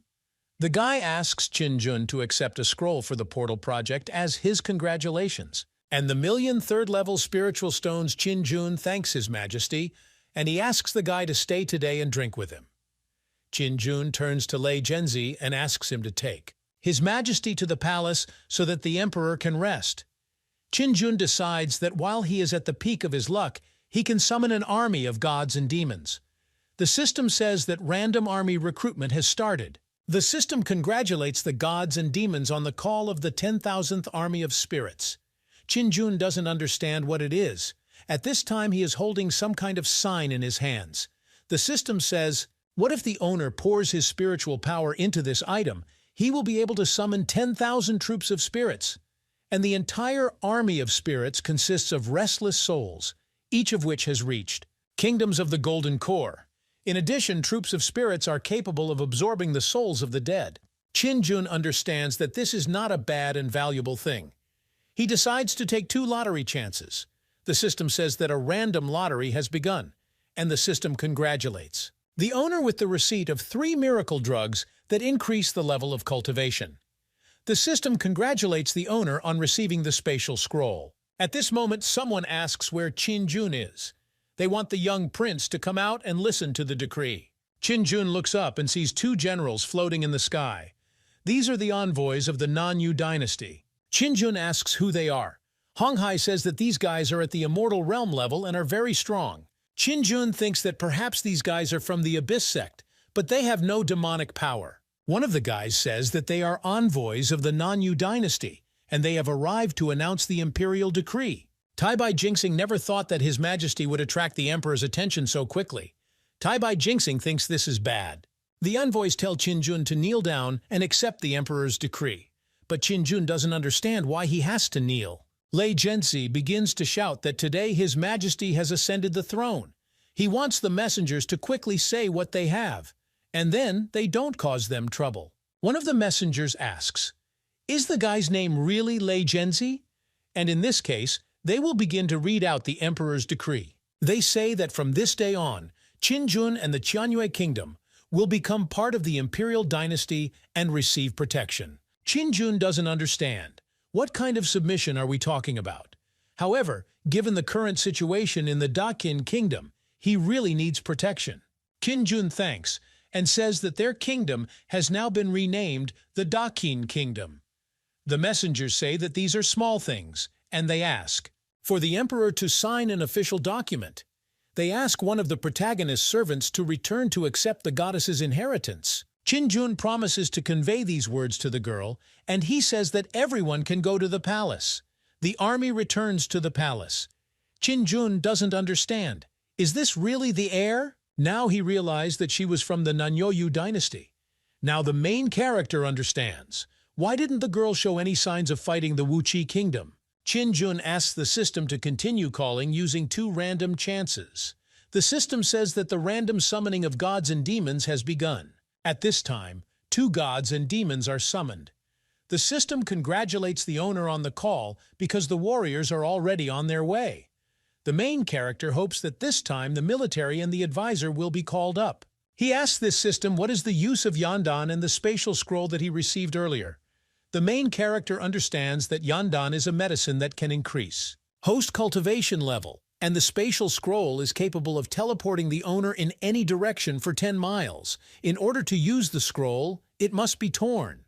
Qin realizes that this time he is lucky because he only has to wait for the arrival of demons or gods. A few hours later, Qin sees off the messengers and asks for forgiveness for not being able to see them off further. He tells the messengers to take care of themselves, but when they leave, the guy starts to get angry and shout that this is robbery in broad daylight.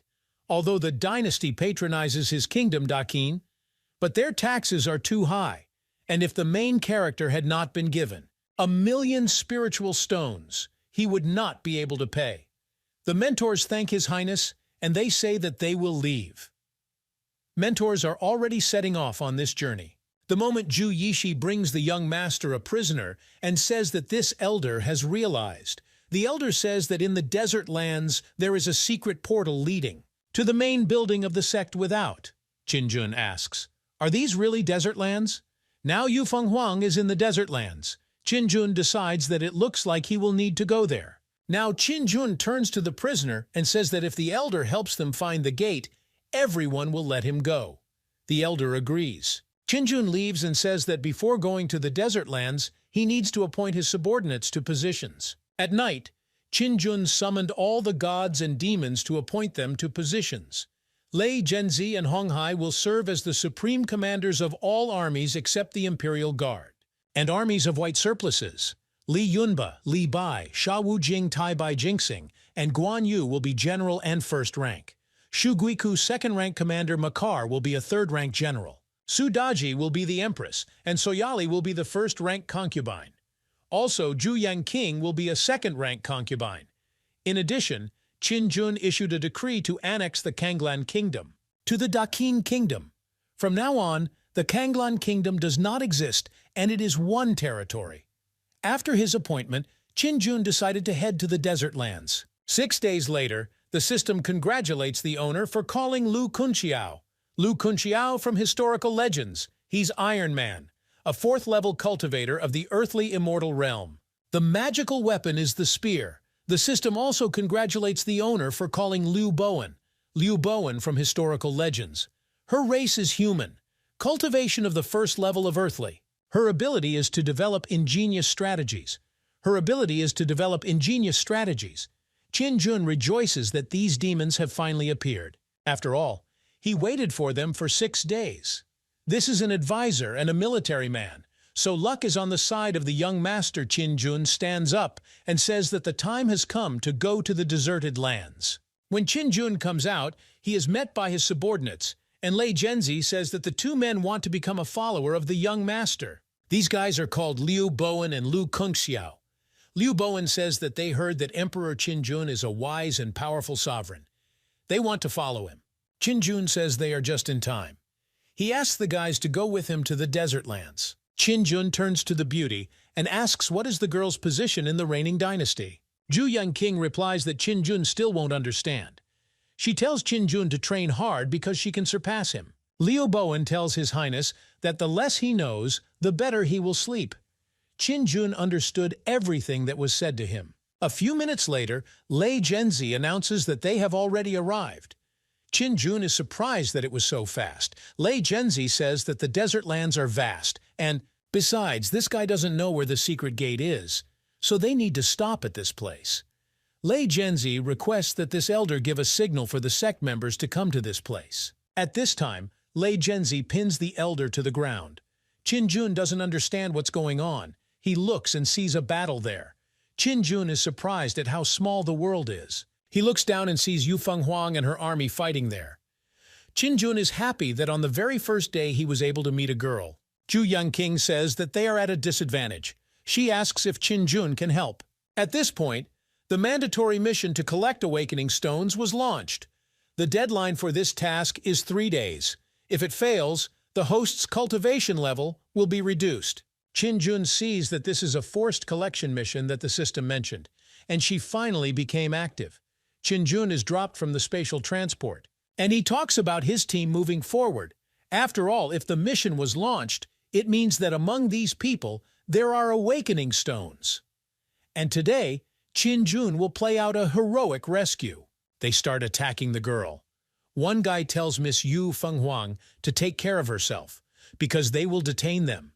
And even if they have to die, they will not give them the awakening stones. Yu Fenghuang says that they were chased for 4 days, and if she leaves, it will only be with everyone else. The girl says that if she leaves everyone, she still won't be able to return alive to the Temple of Saints. Jiang Tzuyu asks, "Is it really the holy girl from the Holy Temple of Naming?" This guy is the young master of Yuhu Temple named Jiang Tzuyu. He heard that the girl is incredibly beautiful. And it turns out that the rumors were not true. The guy also heard that the girl is the bride of the young master. The guy decides that then he should taste the girl. Yu Feng Huang realizes that her spiritual power will not dry up soon. She doesn't understand.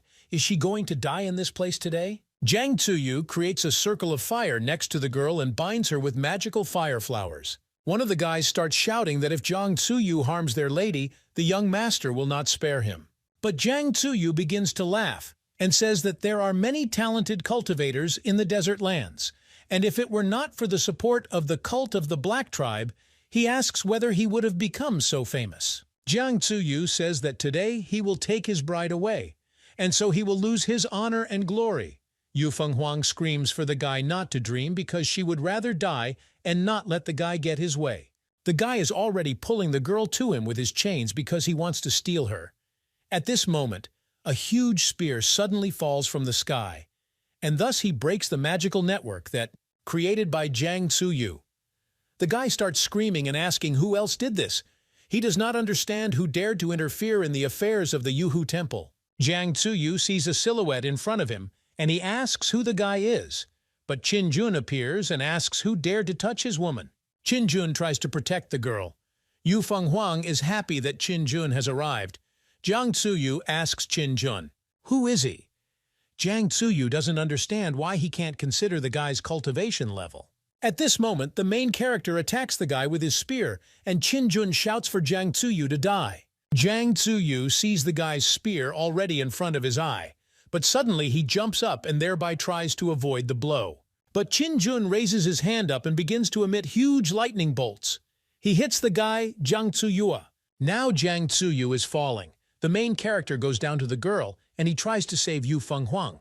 He grabs the girl with his hand at the point, and with his other hand, he uses magical power to free the girl from the chains. At this moment, a crowd of people attacks the main character and tries to kill the main character. Qin Jun calls Lu Kunxiao and tells the guy to destroy everyone. Lu Kunxiao rushes after the main character and begins to destroy the guards. He deals blow after blow, scattering everyone to the sides. Jiang Tzuyu, who is watching all this from the side, does not understand what kind of monster this guy is. Yu Feng Huang turns to the main character and asks where the guy found a warrior who is not inferior in strength to Li Yunba. Qin Jun asks why he should tell about this. Qin Jun says that he will only tell if the girl becomes his concubine. Yu Feng Huang asks, is the famous Emperor Qin Jun really lacking women? Qin Jun replies that of course it's not enough. Suddenly, the main character notices that Jiang Tzuyu wants to use the space scroll to escape. The main character pounces on the guy and tries to catch him. Jiang Tzuyu tears the scroll, and Qin Jun only manages to extend his spear. But Jiang Tzuyu disappears into space. Qin Jun says that Jiang Tzuyu ran away and he is very sorry. At this moment, one of the warriors who defended Yu Feng Huang approaches and thanks the young master for his help. He says they don't know the young master's name. The guy asks if the young gentleman could tell me his name. The young master says that his name is Qin Jun, and next to him are his subordinates. Qin Jun asks if anyone knows about the Awakening Stone. When the guy heard about the Awakening Stone, he begins to tune into the enemy. He asks the young master what he needs. Qin Jun replies that it is obvious that he wants to get these stones. The main character uses his strength and rises up in space. At this moment, Yu Feng Huang approaches the guy and says that her sacred cult needs the Awakening Stone, and Qin Jun can't take it away. Qin Jun asks, is it really the Awakening Stone? Is already in the girl. Qin Jun asks Yu Feng Huang to be obedient and give the stone to him. Well, Yu Feng Huang starts to get angry, and she resists. She doesn't want to give the stone to the guy. Zhu Yongqing approaches the girl and says that if Qin Jun really wants it, then let Yu Feng Huang give the stone to the guy. Does Yu Feng Huang really not know that if Qin Jun wanted something, he will still get it? The lady's guard begins to get angry and say that Yu Feng Huang cannot give this guy the Awakening Stone. But Qin Jun says that if they had not helped them, they would have been dead long ago. The guards see the evil Lu Kunxiao appearing behind the young master, which makes the guy very scared. Yu Feng Huang picks up the stone. Awakening says that she will give it to the young master. But Qin Jun must promise to fulfill her conditions. She asks Qin Jun to help her destroy the Yuhu temple. At this moment, a guy from the guard comes up and says that the temple is Yuhu. They are not inferior in strength to the cult of Nanming. He asks how Qinjun and his men can destroy them, but Qinjun agrees with the girl's proposal, and he says that as soon as he finishes his business, that will help her. Qinjun does not understand whether the task will be completed as soon as he receives the awakening stone. The system says that the awakening stone is capable of awakening blood kinship, and after receiving the stone, the system will give a mandatory mission, and the owner must accept her. Qinjun asks if his end will come if the enemy is too strong. The system responds that it will set a time limit according to the enemy's cultivation level, and the owner can be calm. After all, in addition, the collection mission is not limited to one awakening stone. Qinjun understands that everything has a price. He is already stretching out his hand to pick up the stone. Yu Fenghuang presses him to himself, and he says that Qinjun must go and destroy the cult now. Qinjun says that they will deal with this as soon as possible. He is interested in whether the stone will give up. Wake up him, girl, as quickly as possible. Yu Fenghuang hands the awakening stone into the guy's hand and tells Qinjun to keep his word. Young master. He tells the girl not to worry. She can show them the way, and they will move forward. At this time, in the city of Shusha, a son comes to the head of the Yuhu cult named Jian Zhangtian and says that he failed, but no one knew that a crowd of mysterious cultivators would appear, among which will be the Hua origin cultivator. The cult leader is surprised that his son met an origin of power cultivator. Zhang Tsuyu bows to his father because he is very guilty. At this moment, the head of the cult knocks his hand on the table, which makes a huge sound. Jian Zhangtian says that he wants to see who was able to resist them. At this time, Yu Fenghuang, Qinjun, and some servants are walking around the city. Yu Fenghuang says that in the desert lands there are 3 types of people whom it is better not to provoke. These are beggars, monks, and beautiful women. Yu Fenghuang says that there are no rules or laws about survival of the fittest. Qinjun says that this place is in complete chaos. After all, there are fights and theft all around. Qinjun is surprised by what is happening. The young prince is against Zhu Yangqing, taking him to her people.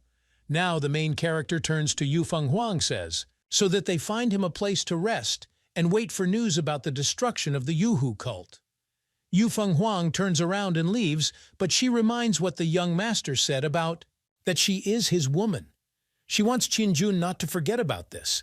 The main character tells the girl not to worry because he will never forget this. The main character, Zhu Yangqing, and some servants came to their dynasty's intelligence organization. Zhu Yangqing tells the main character to follow her. Zhu Yangqing starts to walk forward, and she leads the guy into the room. There they are met by a young gentleman. Zhu Yangqing hands the guy his gold card, and the guy even opened his mouth in surprise. He says that the lady can follow him. Zhu Yangqing turns around. The main character tells Qinjun to wait for her in this place. But Qinjun doesn't understand why there is such secrecy. Qinjun is on a chair waiting. At this moment, some elder comes up to him and greets the young master. The elder tries to approach the prince but is stopped by Lu Kunxiao. The elder sees that this man has an unusual destiny. But today there will be bloodshed, and if the master wants to save the situation, then he can pay, and then the elder will take the trouble away from the prince. Qinjun doesn't understand. Are there really charlatans in this place who want to deceive? The man bows to the young master and says that the young prince must be joking. After all, he is not a fraudster at all. He says his name is San Liang. The man asks what the young gentleman's name is. The prince replies that he has no name. After all, he is a monk and he is very irritable, so he asks the man to go away from here and not piss him off. San Liang says that it looks like he really doesn't have a chance, and if so, he's leaving. The elder actually turns around and leaves. Qinjun doesn't understand. Did this man just leave like that? After all, he didn't even have time to answer him. But Lei Zhenzi tells His Majesty that this man is not a simple monk. After all, Lei Zhenzi does not see his limit. Qinjun thinks about the fact that Lei Zhenzi is at the level of the Golden Kingdom, and he cannot consider its limits. Qinjun understands that it was not in vain that Yu Fenghuang said not to provoke the monks in the desert lands. After all, they are not as simple as they seem. At this moment, Zhu Yangqing calls the young master, and Qinjun turns around and believes that there is another girl standing next to Zhu Yangqing. Zhu Yangqing says the young master can go, After all, this girl will take the guy to the portal. Qin-jun turns around and leaves. He says that then he went and wishes the girl a good trip. But the girl says that Ju-Yan King has a special status and she hopes that Qin-jun will not, to pester her. Ju-Yan King is embarrassed and does not understand what the girl is talking about. At this moment, Qin-jun turns and says that Ju-Yan King is his woman, and no one will change that. The girl begins to get angry and say that the prince is impudent. After all, it is the toad who wants to snatch a tasty morsel. Say that despite his status, Qin-jun is going to enter into a relationship with Ju-Yan King. The girl turns to Ju-Yan King and says that she is a member of the reigning dynasty and under no circumstances should fall in love with this prince. Ju-Yan King replies that she understood everything, but the girl thinks that she has long been a concubine of this emperor.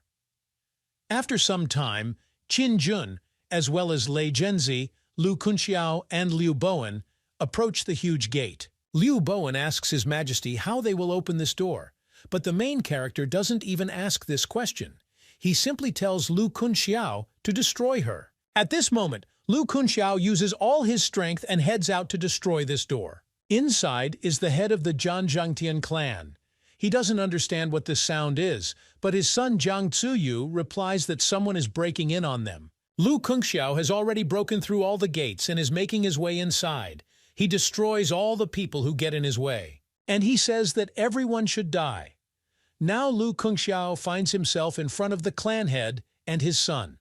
The head of the Zhangjiangtian clan is surprised that in front of him is a warrior of the level of the earthly immortal realm. Jiang Zuyu turns to his father and says that this guy is a subordinate of the person who prevented him from suppressing the Nanming cult. Zhangjiangtian asks the guy who he is and why he attacked their Yuhu cult. Lu Kunxiao replies that the man does not deserve to know this. Zhangjiangtian starts to get angry, and he takes out his sword. He says that people broke in here to kill. They don't even say their names yet. Lu Kunxiao asks if the guys know that this is a direct insult to their Yuhu cult. At this moment, Zhangjiangtian and Lu Kunxiao engage in battle. Lu Kunxiao strikes Zhangjiangtian, tries to defend himself. At this moment, Jiang Zuyu is very scared, and he doesn't know what to do.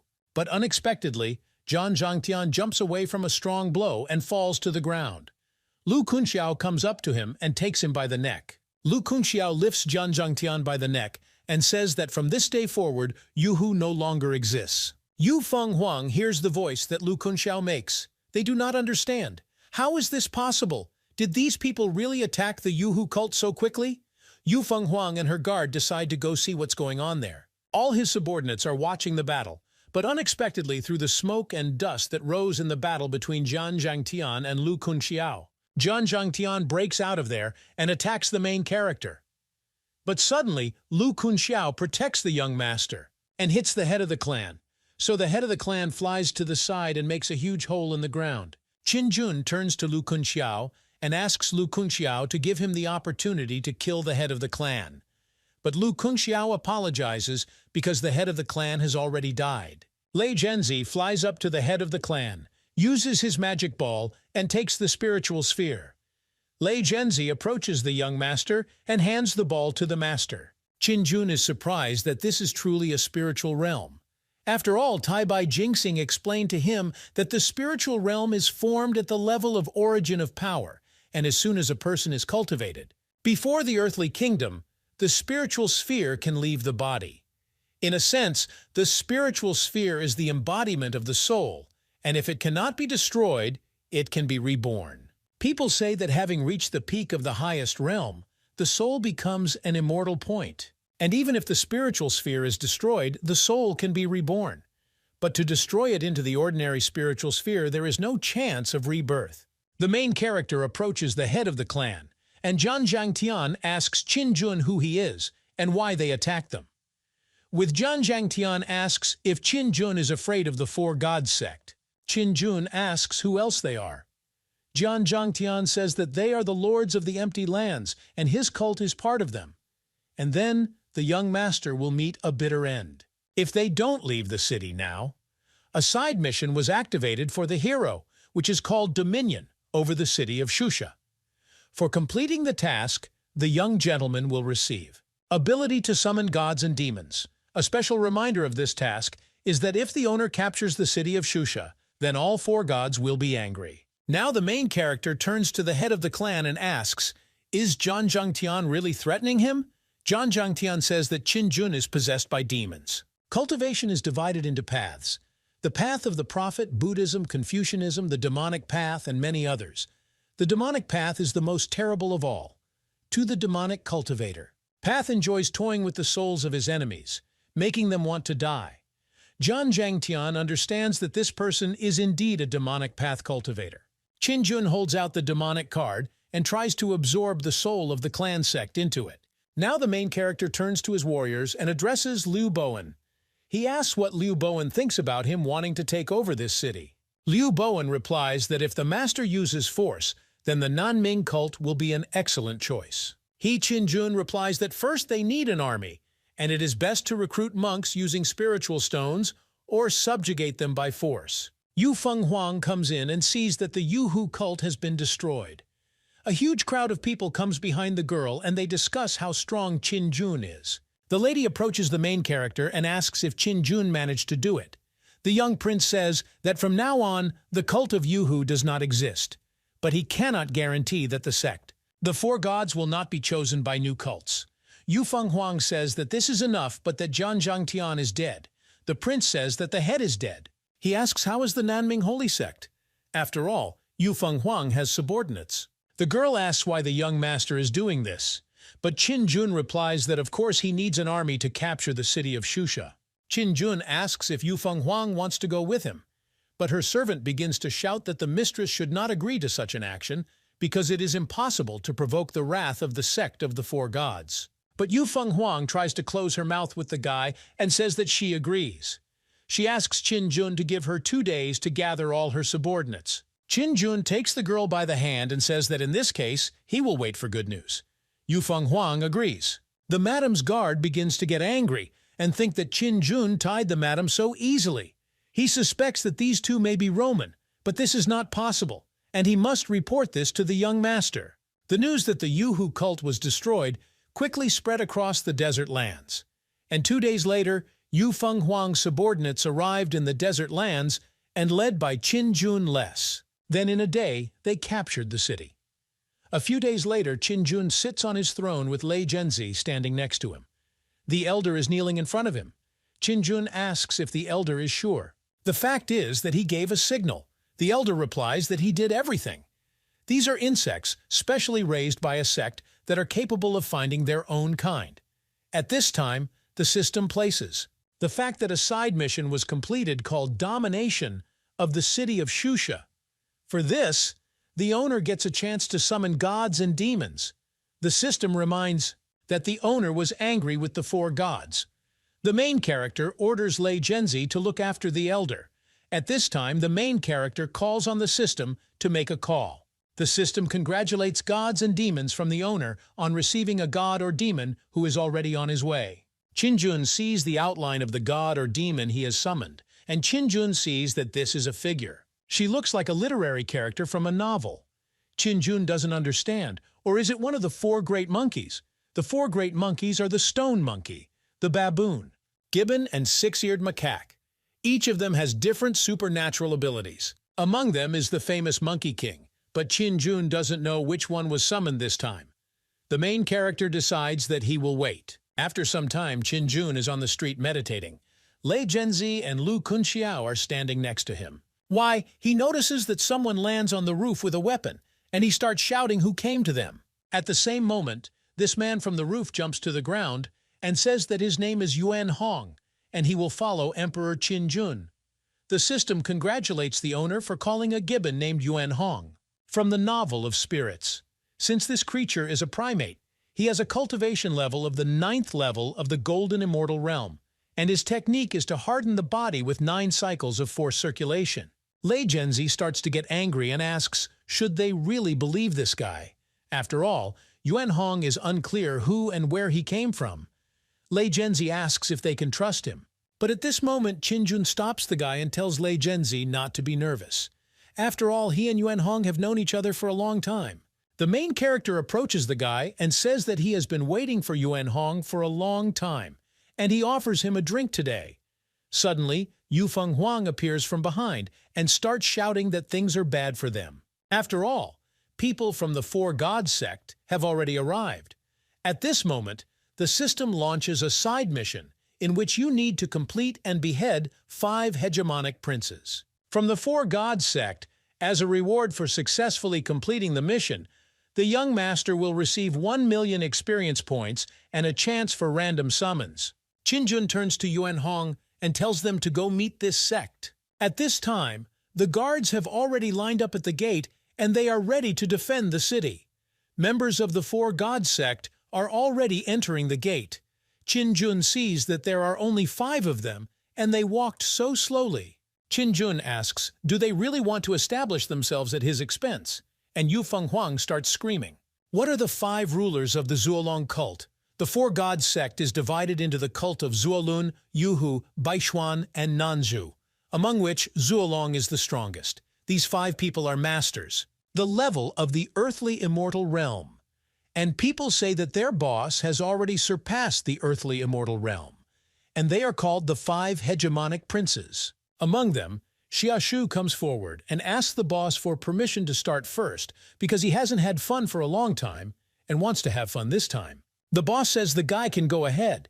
Xiaoshu asks which one is Qinjun, and he wants the guy to come out. At this moment, Qinjun orders Yuan Hong to go and fight. Yuan Hong comes out and stands opposite the guy from all 4 gods. Xiaoshu says that the monkey overestimated his strength. He takes out his sword and says that he will send the guy to the underworld. But just as the guy tries to make a punch, Yuan Hong swings his weapon and knocks the guy's head off the shoulders. People are surprised that Yuan Hong killed this guy instantly. They don't understand how this happened because Xiaoshu is one of the 5 hegemonic princes, and he couldn't withstand even one blow. People don't understand where this monkey came from. The emperor's subordinates begin to frighten them. The members of the Four Gods sect also don't understand how this is possible, Qinjun asks. Were they really that confident just now? He asks who will go next.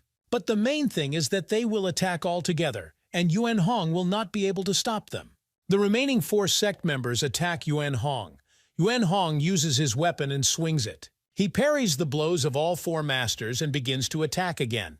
The boss doesn't understand. Who is this guy? He takes out his dagger and wants to stab this guy, but he doesn't have time to do or say anything before Yuan Hong pierces the enemy's body with his stick. Yuan Hong says that the guy is too weak. Yuan Hong pushes away his enemy, and only blood flies up around Yufeng Huang does not understand where Qinjun finds such strong warriors. After all, this is already too much. Everyone is surprised by what is happening. Lei Zhenzi thinks that this guy Yuan Hong is at the level of the golden immortal realm.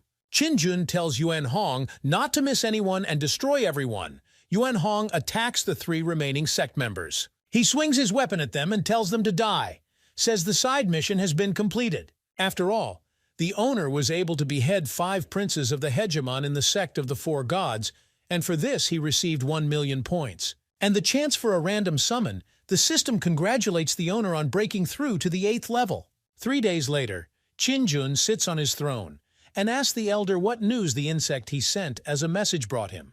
The elder replies that the secret division of the sect is in the Valley of Death. Qinjun doesn't understand what Death Valley is. Liu Bowen says what he heard about her. After all, Death Valley is located 100 miles from the city of Shusha, and many cultivators go there to practice. Although most of them die, those who survived achieve considerable results. Qinjun said that they will leave tomorrow. He orders that Liu Bowen hand over the city of Shusha to the protection of Sudaji. The young principal understands that he has already been delayed for half a month, and if he continues to delay, he is afraid that something bad might happen to the light-bringing dragon. After some time, the main character and his subordinate are already in the forest. Qinjun pushes the elder and asks how to contact this unit. The elder replies that he does not know. Qinjun asks Lei Zhenzi if they can use divine consciousness to find out the location of the sect. Nadavit replies that this is impossible. After all, in the Valley of Death, there is a ban that blocks his divine consciousness. Qinjun says that then they will have to use the demons. Qinjun takes out his bell and begins to summon the black and white demon. They suddenly appear in front of them, and they ask, why did the young master call them? Qinjun asks for help finding people. After all, these people have the same aura as this elder, and they are all devilish cultivators. The black and white demons approach the captured elder and obey the young master's orders. The young master says that they need to wait a little and everything will be fine. Yuan Hong notices someone coming. A monk suddenly emerges from the forest. He says that the sky rotates without stopping, and the laws of the Buddha are immense. And they met the young master again. Qin Jun asks, "Is the monk really stalking him?" But the monk replies that this is impossible. After all, the young master's subordinate is so strong that even if he pursued, the subordinate would have long ago. They would have found him by now. He asks if the main character wants to listen to the legend of the Valley of Death. Qin Jun replies that the monk should already talk and not waste time. Shows what people are saying. That a long time ago a demon was rampant in Nanyu, and he committed lawlessness. The righteous devil cultivator united to suppress it, and the Valley of Death is the place where the demon was sealed. Qin Jun asks what the monk is doing here then. The monk replies that Buddha cannot say. Qin Jun asks who else Buddha is. The monk replies that of course he says, "O Tathagata, Buddha." Qin Jun is surprised. He turns to the system and asks if Buddha is not one of the 5 demons who arrived ahead of schedule. After all, according to the system, when Qin Jun moved into this body, its owner was about 17 years old, and among them were the Fahai, as well as the Liuli and the King of the Bulls. What remains is that the system says that everything is possible if the owner cannot restrain, and who this can lead to a hostile situation.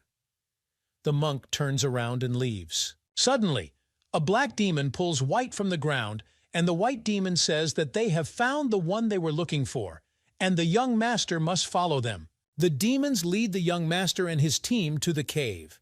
Qin Jun asks if the demons are sure that it is here. The black demon says that there are dozens of devilish cultivators inside. In addition, they notice that there is a magical lake under this place, and there's a very strong accumulation of aura here, and it looks like something is brewing.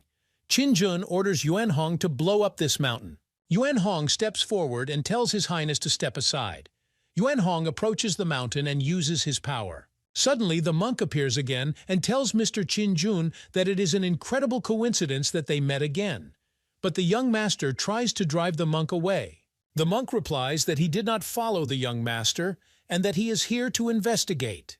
Traces of the legendary Death Valley demon, and he says it looks like it's here. At this moment, Yuan Hong uses his power and an incredible explosion occurs. People who passed by do not understand what happened there. They decide to go look because maybe there is some rare treasure there. They decide that they need to hurry because this cannot be missed. When the explosion occurred, a huge pit appeared in front of the young master and his subordinates. When they looked down, there was some kind of burning water and a lot of dead people. Qin Jun turns to the elder and says that there is no portal in this place. He asks if the elder deceived him. He is interested in the Linden division of the sect here. But the elder replies that he doesn't know, because he only heard that there are divisions in the desert lands. Liu Bowen approaches the young master and offers to go down and ask around who the living people are. They go down, and the main character approaches one guy who is lying on the ground.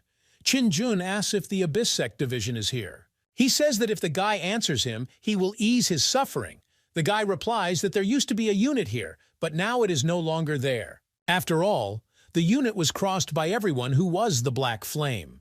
At this moment, when the guy told all this, he loses consciousness. Qin Jun says that luckily the guy told him the place is different. It would be too dramatic. The Black Demon asks His Majesty if the Master does not temper the body. He tells Qin Jun not to miss this magical lake. The monk begins to scream and tell the young master to get up quickly and take care of the demon's curse. The young master begins to get angry and tells Lu Kunxiao to go and help shut the monk's mouth. Lu Kunxiao rises up and wants to hit the monk. At this time, people have already reached this place and they don't understand. Isn't this a body-hardening treasure called Black Flames? After all, isn't this a shrine that has been formed for more than 5 centuries? People say that black flames do not allow the cultivator's body to be hardened and cleanse your soul and brain. And even the most worthless can become geniuses. People are happy that the lake turned out to be big, and they go forward. They ask that the Black Tongues accept them all who are of black flame. Qin-jun sees that some people have appeared there, and he orders Yuan-hong to detain them. Yuan-hong goes into battle. Qin-jun turns to Lei Zhenzi and asks if in this lake something dangerous. Lei Zhenzi has already checked everything, and he answers that there is no danger.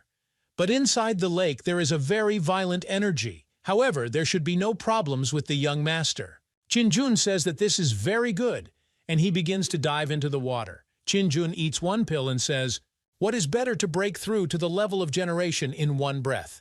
He eats this pill and plunges into the water. He feels that this is a breakthrough. His body begins to turn red and crack. The system says that mysterious energy distorts the host's body. The guy's body fills with red. His eyes begin to glow. The system gives a warning that a mysterious energy wants to change the host's blood vessels. Lu Kunxiao continues to fight the monk, but the monk begins to shout that a demon will soon appear and everything will be over. Something incomprehensible begins to happen to the main character. All his strength bulges out. His subordinates begin to get scared. Liu Bowen asks what's going on. Pressure stops everyone and tells them not to make unnecessary movements, otherwise they could harm His Majesty. Qin-jun begins to rise upward into space. Everyone is waiting and does not understand what is happening. But the monk says that it's all over, and the Valley of Death is really the place where the demon is imprisoned. Yuan-hong grabs the monk by the clothes and tells him to tell him how to save His Majesty. But the monk says that the protagonist's psyche is already damaged, and he will not be able to save him. The monk says that now he cannot do anything, and he wishes all the best and is about to leave. Lei Zhenzi asks what they should do. Yuan-hong replies that they should wait until the end. After all, Yuan-hong hopes that His Majesty will not let them down. The main character asks the system what is happening.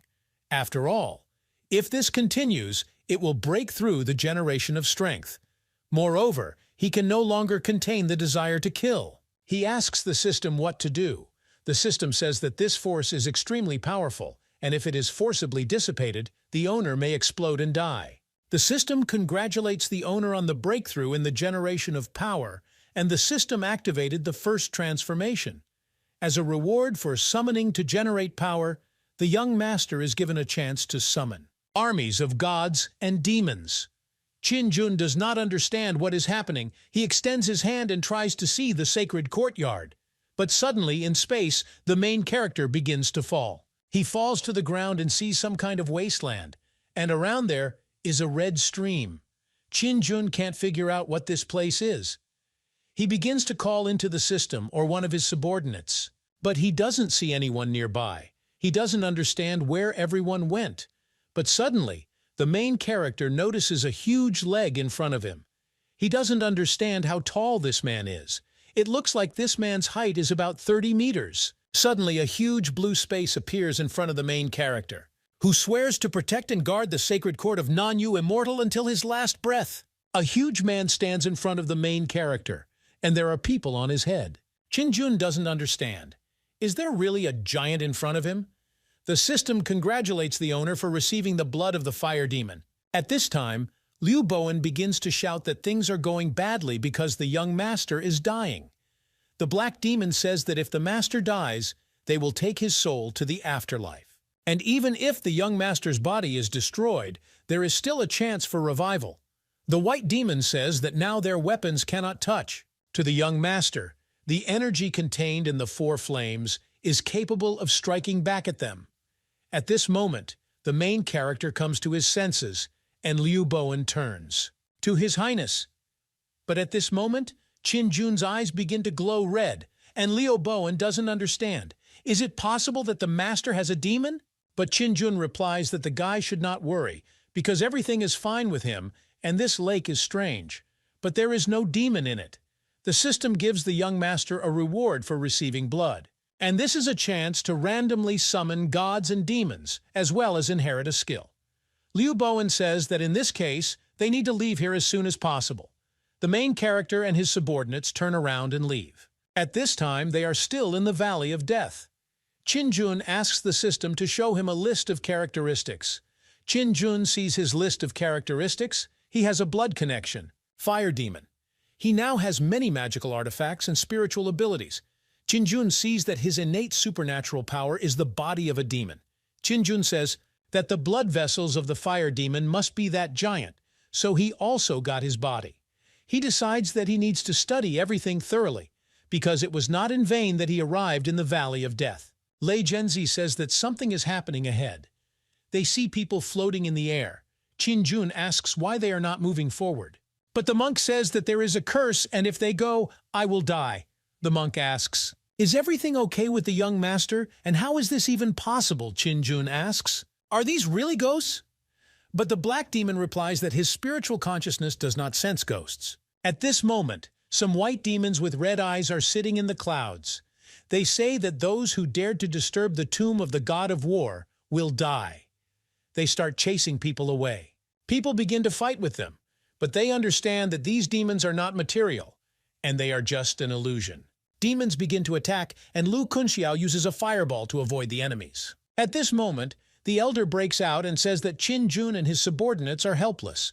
The elder says that Qinjun should just try to torture him again. But the main character replies that the elder is just stupid. Demons attack the main character, and Qinjun uses his inner fire. He burns everyone. The main character tells the demons to disappear.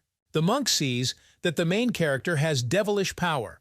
He doesn't understand where she came from in the guy's body. He wonders if Qinjun's body has been captured by demons. The system says that since the Sanliang are hostile to the owner, the Buddhists started hunting for him.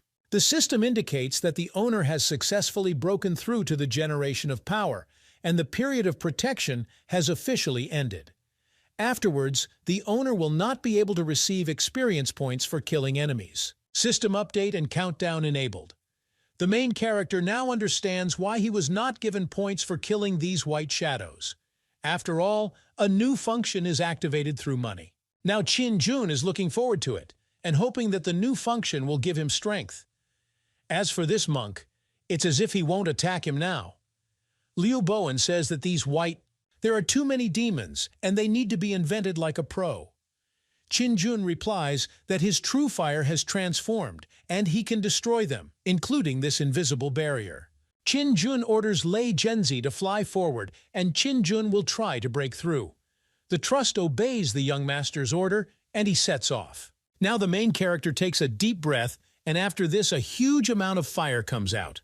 People see that the barrier is broken, and they decide that they need to escape. At this time, Qinjun breaks forward.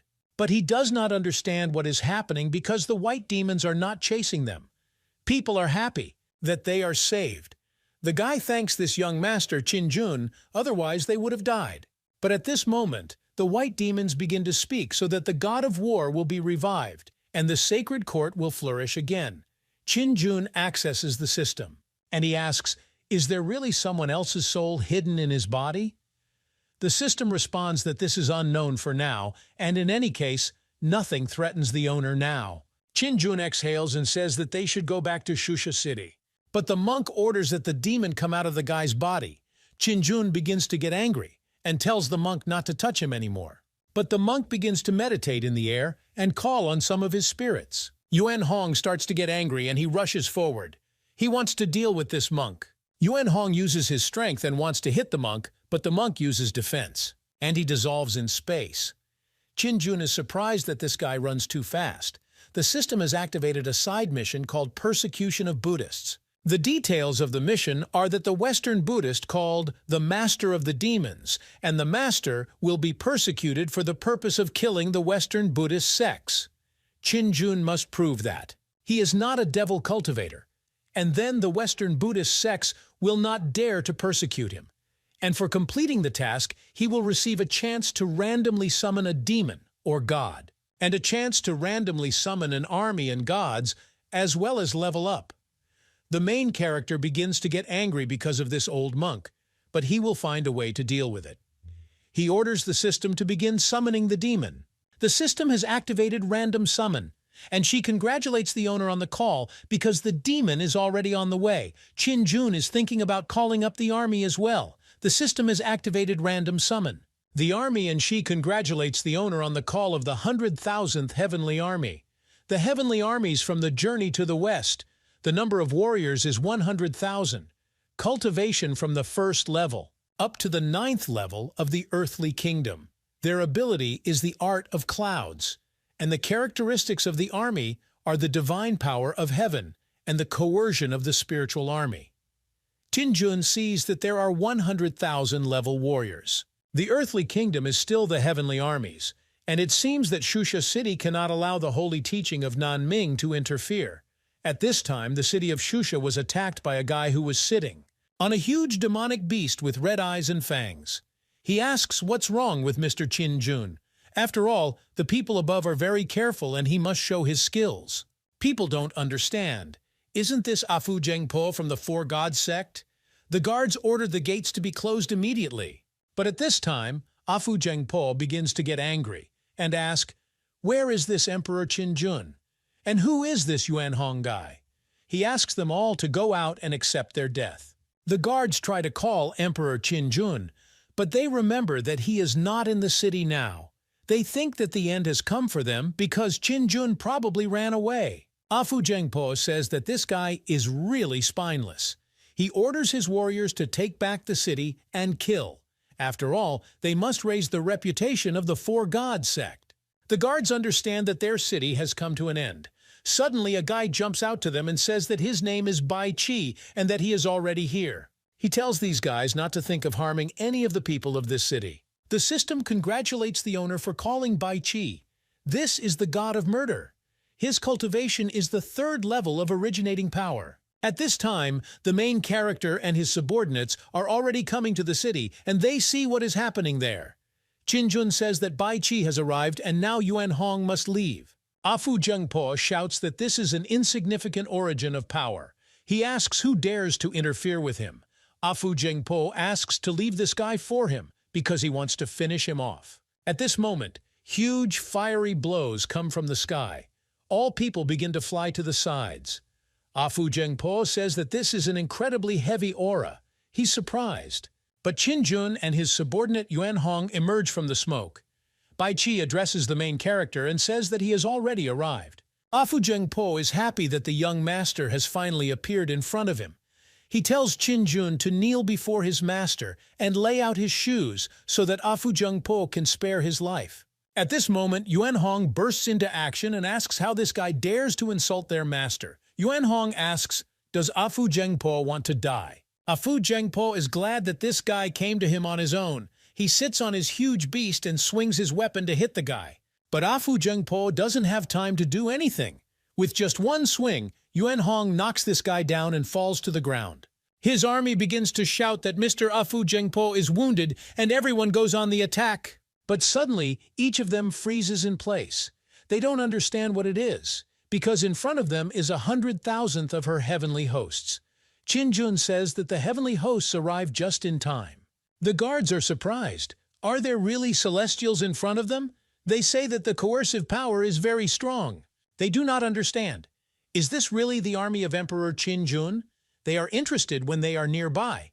Why should they be afraid of the Four Gods sect? At this time, the army of 100,000 welcomes the sovereign, and Qin orders the army to kill his enemies. The system says that the owner killed a 3rd-level cultivator of the heavenly realm, and for that he gets 200,000 experience points.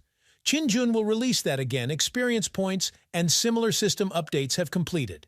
He decides to deal with them and follow new functions. Qin says that this time the Four Gods sect started a war with them. Before you go, everyone who has black flames. To begin with, Qin decides to deal with this. Li Yunba asks what the gentleman wants to do. Qin replies that he wants to make a surprise attack.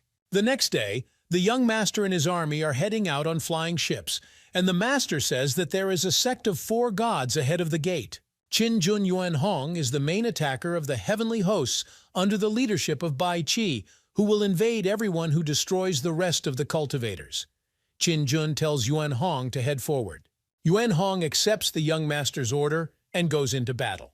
Meanwhile, people of the Four Gods sect, what is happening, and something is flying towards them like sticks, but they see that someone is on it. Yuan Hong attacks the sect with his stick. He lands and people fly away in different directions from such a magical blow. At this time, the elders fly out from the sect head's building. The head of the three gods says that if Qinjun wants to fight, then let him do it openly. He asks, what is this sudden attack? Qinjun replies that they themselves did not attack his city Shusha openly, so Qinjun learned it from them. The main character asks where his heavenly host is. The warriors do not answer that they are listening to the order of the young master. Qinjun orders them to attack all four gods and kill those who resist on the spot. Qinjun says that people who surrender should be spared. The wars are already going on the attack, and Qinjun's subordinates are also going on the attack. It's starting. The sect leader asks, does Qinjun really think that they can be intimidated so easily? The head of the sect says that the entire army and elders should be behind him and not give up until the end. The sect leader orders someone to kill Qinjun. At this moment, all members of the sect have the heads of some animals instead of their heads. For some it is a dragon, for others it is a crocodile, and for others it is a bird. In an instant, these heads turn into full-fledged animals, and the head of the sect tells them to attack. Qinjun sees that there are 4 mythical beasts in front of him. Now he understands why all of them are called that. But this is not enough to kill the main character. Yuan Hong attacks and shouts about how impudent this is. He uses his weapon and accelerates forward, repelling the attack of these 4 beasts. Yuan Hong swings his weapon and tries to strike the beasts. After his blow, these animals fall to the ground. People are surprised because even the 4 sacred beasts united and could not resist Yuan Hong. They don't understand how strong this guy is. At this moment, the head of the sect attacks the main character and tells Qinjun to die. But suddenly, Lei Zhenzi appears in front of him and says that the head of the sect simply overestimated his strength. Lei Zhenzi makes a blow, but the sect leader tries to deflect it with his sword. The sect leader's weapon and Lei Zhenzi's weapon are touching. But his sword cracks, and Lei Zhenzi's stick hits the sect leader right in the head. Lei Zhenzi makes another blow, completely defeating the head of the sect. Qinjun sees that this is a waste of experience points for cultivators of the realm of saints. The main character thinks that the next battle will also end in victory. At this time, Yuan Hong is standing on a huge stone, and the 4 main beasts are lying dead around. Flying ships land on the ground, and around them stands the 100,000th army of the protagonist. Qinjun jumps off his ship and says that they did a very good job. He is met by Liu Bowen and asks His Majesty what they will do next. Qinjun replies that the 4 god sect has turned into ruins. He tells his subordinates to search everything here and take away the most valuable ones.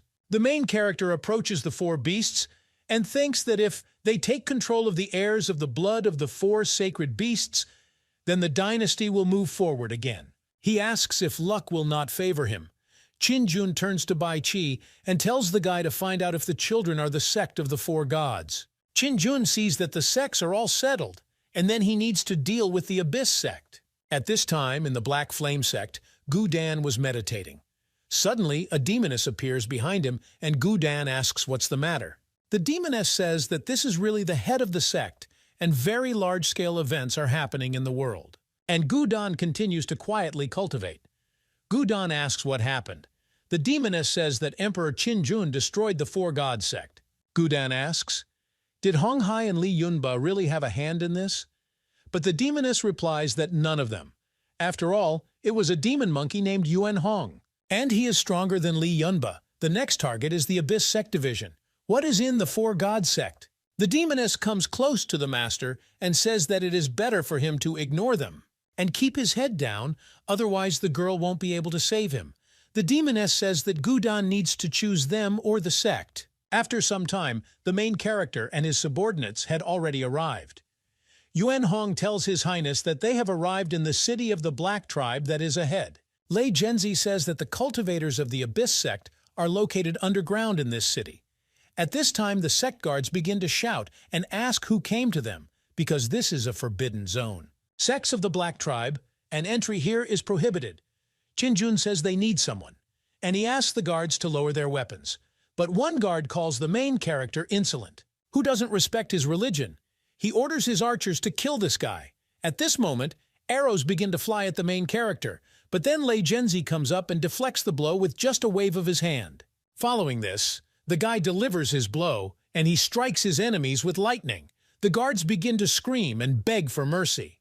Lei Zhenzi walks up to the gate and breaks it open with his foot. He turns to His Majesty and tells them to go inside already. At this moment, a guy comes out to meet them, followed by a crowd of people.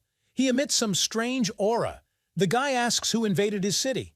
Qin-jun replies that he came to them to find someone, and they are down underground. The guy begins to scream in surprise because the Emperor Qin-jun himself is in front of him, who destroyed all 4 gods. The guards run up, and they start to get angry. They don't understand. Does Qin-jun really want to destroy them after the 4 gods sect? After all, as expected from Emperor Qin-jun, his aura is terrifying. The young master asks in surprise, "Do these guys really know him?" At this moment, the head of the Black Flame City suddenly comes out. All the guards begin to greet the head. At this moment, the chapter turns to the main character and asks who the emperor is looking for. Qin-jun replies that he is looking for people from the abyss. The guy says that the head should knows about their enmity. The head replies that if the young prince needs people and the abyss sects, then he will accompany them. The head says that Qin-jun should follow him. Qin-jun understands that the head of the Black Flame sect is well aware of current affairs, but he needs to be careful. After all, what if this is actually a trap? The head of the sect and the main character approach a brick building, and the head of the sect opens the entrance. He lets the young master through, and Qin-jun is very interested in what is inside. When they enter, a black portal is visible, and people are standing around him. Qin-jun sees that this is a portal to the main headquarters of the sect without. The head of the Black Flame sect bows to the young master and asks Emperor Qin-jun to do whatever he wants, just not destroy his city. After some time, the main character and his subordinates approach the portal. The portal is guarded by people, and Qin-jun asks to be taken to the headquarters of the Abyss sect so that he will not kill people. But a guard appears there and starts screaming about what is unknown and broke into them, and they must prepare for battle. But at this moment, Lei Zhenzi strikes the guys with lightning with his lightning-fast power. At this moment, a demoness appears behind the head of the sect named Gudan and tells him to control his emotions. Gudan asks, "Has the girl gone crazy?" He asks, "Does the demoness really want to be discovered?"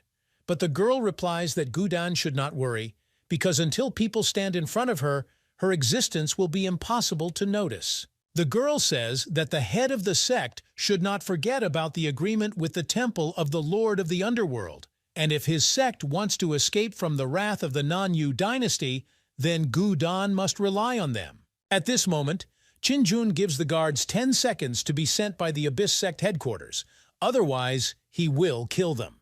The guards respond that they agree. Qin-jun says that in this case, they should open a portal for him. The guardians line up around the portal and they take each other's hands. They begin to perform magical actions to open the portal. When the portal opens, the main character is already putting on his magical armor and tells him and his subordinates to go forward. But at this moment, it turns out that the guards opened a portal to the wrong place, and when Qin-jun and his subordinate get there, they must die. But suddenly, the guards notice that Gudan begins to use his power and direct it towards the portal. In just one moment, Gudan destroyed the portal with his strength. He understands that he cannot repel the temple of the Lord of the vast world and cannot destroy the gates of the abyss. After what happened, Gudan starts laughing and saying that if Qin-jun goes there, he will die. But at this moment, the main character, his subordinates have already passed through the portal. Qin-jun does not understand. Is this really the main headquarters of the sect without? After all, there the color space is filled with red, and there are bones and skeletons lying around. Yuan Hong tries to protect His Highness. Yuan Hong tells Qin-jun to stand behind him, and Lei Zhenzi knows that something is wrong here. Qin-jun says that there is no one around and it seems that this is not the sect's headquarters. Lei Zhenzi decides to take off and look around, so he asks Qin-jun not to move for now. Lei Zhenzi takes off and tries to look around what is happening around. When he lands, he turns to His Majesty and says that there is a high level of protection above and he cannot break through it. When Yuan Hong heard this, he decided to try it himself. But Qin-jun replies that Yuan Hong should not do this because he does not own lightning magic, and it will be bad if they disturb high-ranking people. Abyss cultivators. Qin-jun says to go ahead and look around. The Demon Emperor walks ahead along the bone-strewn road. Once he draws his sword, he is invincible. When the main character and his subordinate begin to walk to look around, they notice some strange man who is lying on a stone, and in his hands is a huge sword that is the same size as him. Lei Genzi tells His Majesty to be careful because this is not an ordinary person. When a man sees guys standing in front of him, he asks if he is dreaming. After all, he is interested. Where could there be people in this place? At this moment, the man approaches the main character as close as possible and asks why he has the aura of the Wheel of Fortune. Lei Genzi begins to get angry and asks how this man even dares to behave. He says that the man should stay as far away from the master as possible. But the man continues to approach the main character, and he insists that Qin-jun answer him, why does he need the Wheel of Fortune? But Qin-jun doesn't understand which Wheel of Fortune we are talking about. After all, is this really the golden compass that Hong Hai once brought him? The man asks. Does Qin-jun really not know what it is? He turns around and says that one way or another, the Wheel of Fortune has already merged with the main character, and it's not his thing, so he shouldn't worry about it. Qin-jun doesn't understand. Has he really brought another madman on himself? But this old man is too strange. He needs to stay away from this man. Qin-jun turns around and leaves. He tells his subordinates to follow him, but the man begins to shout to the main character and says that if they want to get out, they don't have to waste their energy. After all, this is a forbidden zone, and the man has been imprisoned for many years, and he knows that there is no way to escape from this place. Qin-jun asks what the man's name is and where he is from. The man replies that he forgot his name and who he is. He only remembers his last name.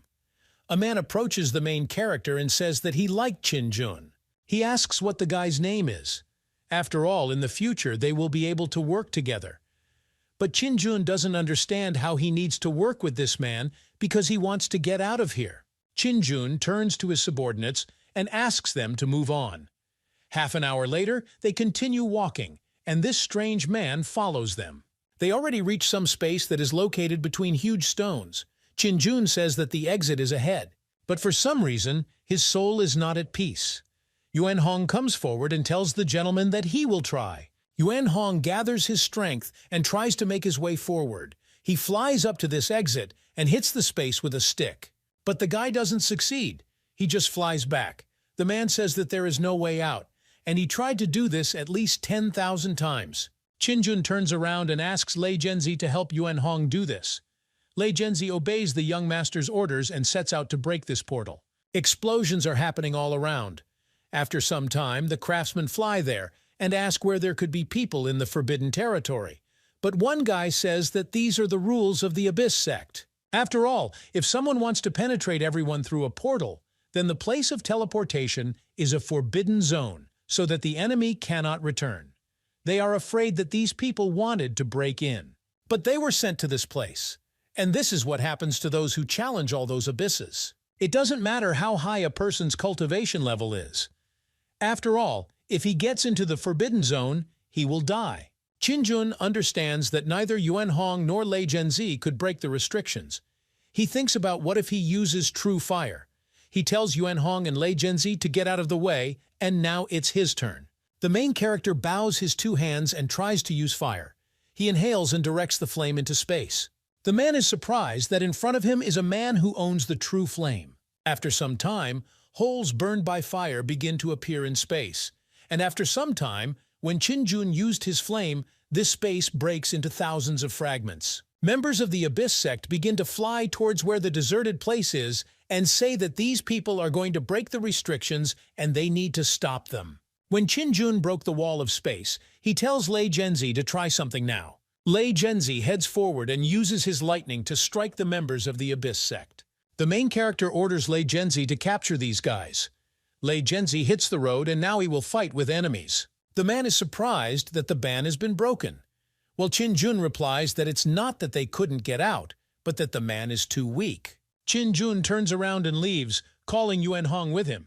But the man tries to catch up with them and asks Qin-jun to wait for him. After a while, Qin-jun approaches where the bound members of the Abyss sect are sitting. The main ones ask who they are and what they need. Qin-jun asks the guy to take them to the main headquarters sector, but the guy refuses to do this. At the same moment, Lei Genzi strikes the guy with his lightning and pierces every part of his body. Jun says that if the guy doesn't take them away, then he will kill all these heretics in front of the guy's eyes. Lei Genzi begins to strike all the other sect members with lightning. The first genius of the Abyss sect thinks that the ugly guy with wings on his back owns the lightning technique. He suggests that this could be Lei Genzi from the Dakin kingdom. And if this is really so, then the famous Emperor Jun is standing in front of him. The main one of all says that Jun should not kill them, and he is ready to take all the guys without them. The guy understands that if all the geniuses of the sect die, then he too will be inferior. Jun replies that this is the right decision, and he asks Lei Genzi to take this guy with him. They turn around and start to leave, but the three guys who remained on their knees be indignant. The first genius of the sect asks, are they really going to just abandon them? Jun replies that of course they will do that. After all, they are not threats.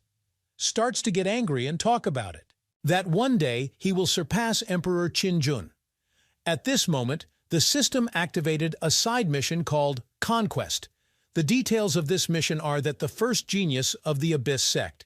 He vowed to surpass the owner, and if the owner subjugates him, he will have a chance to summon a demon or god, a dungeon of god or a demon. And if the owner kills him, he will get a chance in a random lottery. Jun doesn't understand what kind of dungeon, god, or demon is. Is this really a new feature in the latest update? The system replies that in addition to the dungeon function, there is also a talent search function. And the dungeon of god or demon is where the owner can choose the summoned god or demon and send him to the original time. The time ratio is 1,000 to 1, and 1 day in this world is equal to 1,000 days in theirs. You can use this once a month, and you can get it by completing missions. Searching for talent, the owner must search for talent in his country 5 people at a time. And to get this, Jun must complete missions. Jun understands that these functions are amazing, and he must not kill this guy and must subdue him. But he doesn't understand why. Exactly this guy. But the system responds that it is the first genius of the sect that increases his luck. Jun decides to take up this matter after saving his light-bringing dragon. At this moment, the guy from the sect says that they have already arrived and their headquarters is ahead. Yuan Hong turns to His Majesty and says that he feels a strong devilish energy, and it seems that this place is really the Abyss sect. The main character turns to the guy from the sect and says that he can hit the road. But at this moment, Jun uses his true fire and burns the guy.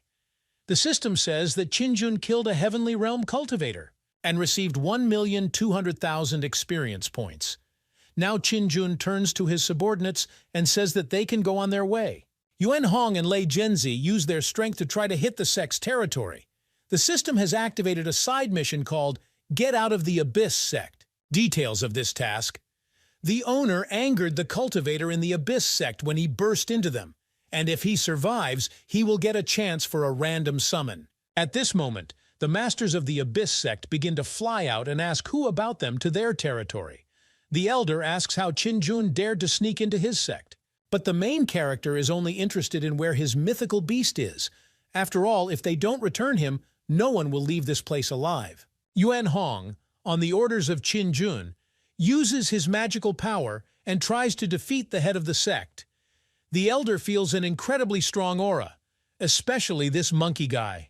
But the elder is sure that today, these guys will definitely die. The elder shouts that Jun should not cross the boundaries of what is permitted. At this moment, a portal opens and a sect leader named Nangun Letian appears. Jun asks, could it be that the sect leader is now in front of him? Jun asks Nangun Letian to return the mythical beast to him, and he will leave this place alone. But Nangun Letian shouts that he will not do this, because this beast has been worshipped by the Abyss sect for many generations, and he can't give this beast to the guy. The main character replies that there is only one thing left, and that is battle. Jun begins to summon his demon Yuan Hong to go on the offensive. But at this moment, the man tries to stop the main character and asks the guy in red clothes what his relationship is with Yi Lu. Jun thinks that this old man is unfamiliar with the head of the sector. He doesn't understand. Isn't this too dangerous? But the head of the sect begins to shout and ask who the man is. After some time, this man continues to the head of the sect and grabs him by the clothes. The sect leader is surprised at how fast this old man is. The old man begins to attack this guy, and after some time, Nangun Letian ends up on the floor. The old man again raises the head of the sect and tells Nangun Letian to answer him honestly what his relationship with Yi Lu. Ma She replies that Yi Lu is his teacher. The man asks how many years have passed since he died. The head of the sect replies that 5,407 years have passed. Qin Jun is surprised that 5,407 years have passed since that time. Is this sect leader really that old? And is this old man and Nangun Letian teacher somehow connected? Do they really have the same last names dots? But if it's father and son, then it's all over. At this moment, the transfer of thoughts occurs. And Yuanhong says that they are in a bad situation, and they are ready to retreat at any moment. This old man is saying that Yi Lu is his disciple, so Nangun Letian is his disciple's disciple. The head of the sect agrees with the man's words and calls him a mentor. The elder realizes that having such a strong person on their side, Qin Jun is now guaranteed to die. But Qin Jun doesn't understand. Was he really unlucky and accidentally saved the mentor of his enemy? But at this moment, the elder turns to Masha and says that Qin Jun is his savior and head of the sect and must return the beast to him. He says that it was not in vain that he freed this man. But the man says that from now on he will follow Qin Jun. He asks Nangun Letian to return the mythical beast to the guy, and then the elder will teach the sect leader supernatural power. Nangun Letian begins to get angry, but Qin Jun tells Nangun Letian to hurry up because he really wants to obey his mentor. The elder begins to get angry and tells the man to shut his mouth. Does he really want to say that this man is really the mentor of their leader? The elder is interested in why this man is on the side of the enemy. But the mentor begins to get angry, and he draws his sword. He asks how the elder will change talking to him like that. He swings his sword, and the aged know. Nangun Letian is surprised that this mentor killed an immortal realm cultivator with one blow, and even his soul was scattered. The man says that he was imprisoned in a forbidden territory for 1,000 years. But the sect leader did not save him. And if it weren't for Qin Jun, then your mentor would have stuck there for several more millennia. So he tells Nangun Letian to stop talking, and if he doesn't give up the beast, then mentor. Today, instead of Yi Lu, he will restore order in their sect. The man says that he will count to 3 and everyone must follow his order. Nangun Letian asks the master to think twice. After all, this will humiliate the dignity of all of them. But the mentor does not stop, and he begins to get angry. At one point, he hits the ground with his sword and asks how a bunch of creeping reptiles are. Dare to resist him. After all, at one time, even the reigning dynasty walked under it. Nangun Letian turns to the mentor and says that this beast belongs to them, and Qin Jun stole the demonic beast and they wanted to return it. But Qin Jun intercepted the mythical beast. Qin Jun asks, even if this is so, then why does the light-bringing dragon have a spiritual contract with him? The mentor gets angry and says that it looks like today he must help the sect sort out order.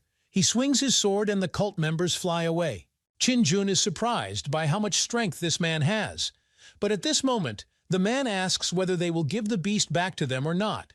Nangun Letian understands that even if he wanted to, he couldn't. After all, even though the luminous dragon is their deity, it is not they who control it, but the temple. Qin Jun asks where this temple is located. Well, Nangun Letian doesn't know because he only saw their envoys. And they appear once 100 years. And if it were not for the support of the temple, the Abyss sect would not have existed long ago. A man approaches the main character and asks if this is not a simple mythical beast. He tells Qin Jun not to worry for no reason. But Qin Jun replies that for him, the luminous dragon is not just a mythical beast. He understands that they almost destroyed everyone who and he still does not feel the power of the flower-bearing dragon. And the head told the truth. Qin Jun turns around and leaves. He tells his subordinates to come with him. But the man asks Qin Jun to wait for him. At this moment, Nangun Letian stops the mentor and asks where he is going. But the mentor replies that of course he will follow Qin Jun. After all, this guy is very lucky. And it will be great for him to follow the young master. He shouts for Qin Jun to wait for him. The system says that the owner has successfully completed a side mission called Getting Out of the Abyss Sect. And for this, the young master gets a chance with a random summon of a demon or god. Lei Genzi asks His Highness where they are going. Qin Jun replies that they must first explore the area and then return to the city. Qin Jun turns to the man and asks, "Does the old man know the sacred courtyard of Nanyu?" The man replies that the sacred court is an old legend, and people say that a long time ago there were no kingdoms or dynasties. Nanyu was controlled. The sacred courtyard, and all races respected people. Even at that time, the human race did not separate the path of heresy from the righteous path. The man was born when the sacred court fell into decay, and then immortal spirits appeared who called themselves arbiters of justice and destroyed the sacred court. Qin Jun asks, "What immortal spirits are we talking about?" The man replies that only with heaven's approval can the gods be crowned immortals. And the sacred courtyard was destroyed, and the balance of power was disrupted. And since then, the human race has declined, and kingdoms and dynasties began to be created, but the man continued. Doesn't want to talk about it. Indeed, in the understanding of the main character, the blood of Ji Yongsheng flows through his veins. After all, this will ensure a good life for the young prince in the future. The main character approaches the old man and asks why he doesn't go with them. The old man agrees. But suddenly Lei Genzi says that there is a city ahead, and Qin Jun says that they should head there. After some time, the main character and his subordinate had already arrived in the city. They sit at tables and eat. At this time, they hear that they are selling first-class werewolf skin, and also anti-aging pills. Qin Jun says that if you think about it, there is no special border between the cities of the evil path of the righteous path. He is against the system opening the border of summoning gods and demons. The system begins randomly summoning a god or demon. Qin Jun sees from the silhouette that there is a horse there. After all, judging by the silhouette, it could be Shengong Bao. At this moment, unexpectedly, Qin Jun hears that someone is turning to the gentleman and asking if he is keeping the man's cat on a leash. Cat people are very strong in battle and fit well as battle pets. But these pets are quite expensive, and only a child from a rich family can afford one, such as Mr. Baiji. People heard that in the mountains. A whole tribe of cat people is hiding outside the city, and they are trying to make them healthy. With all their might, including the young master's family, the old man says that in the past, when the sacred court still existed, the cat people race was the right hand. The human race, and they fought fearlessly side by side, and now it's come to the point that they exploit their former allies by using them as pets and keeping them at bay.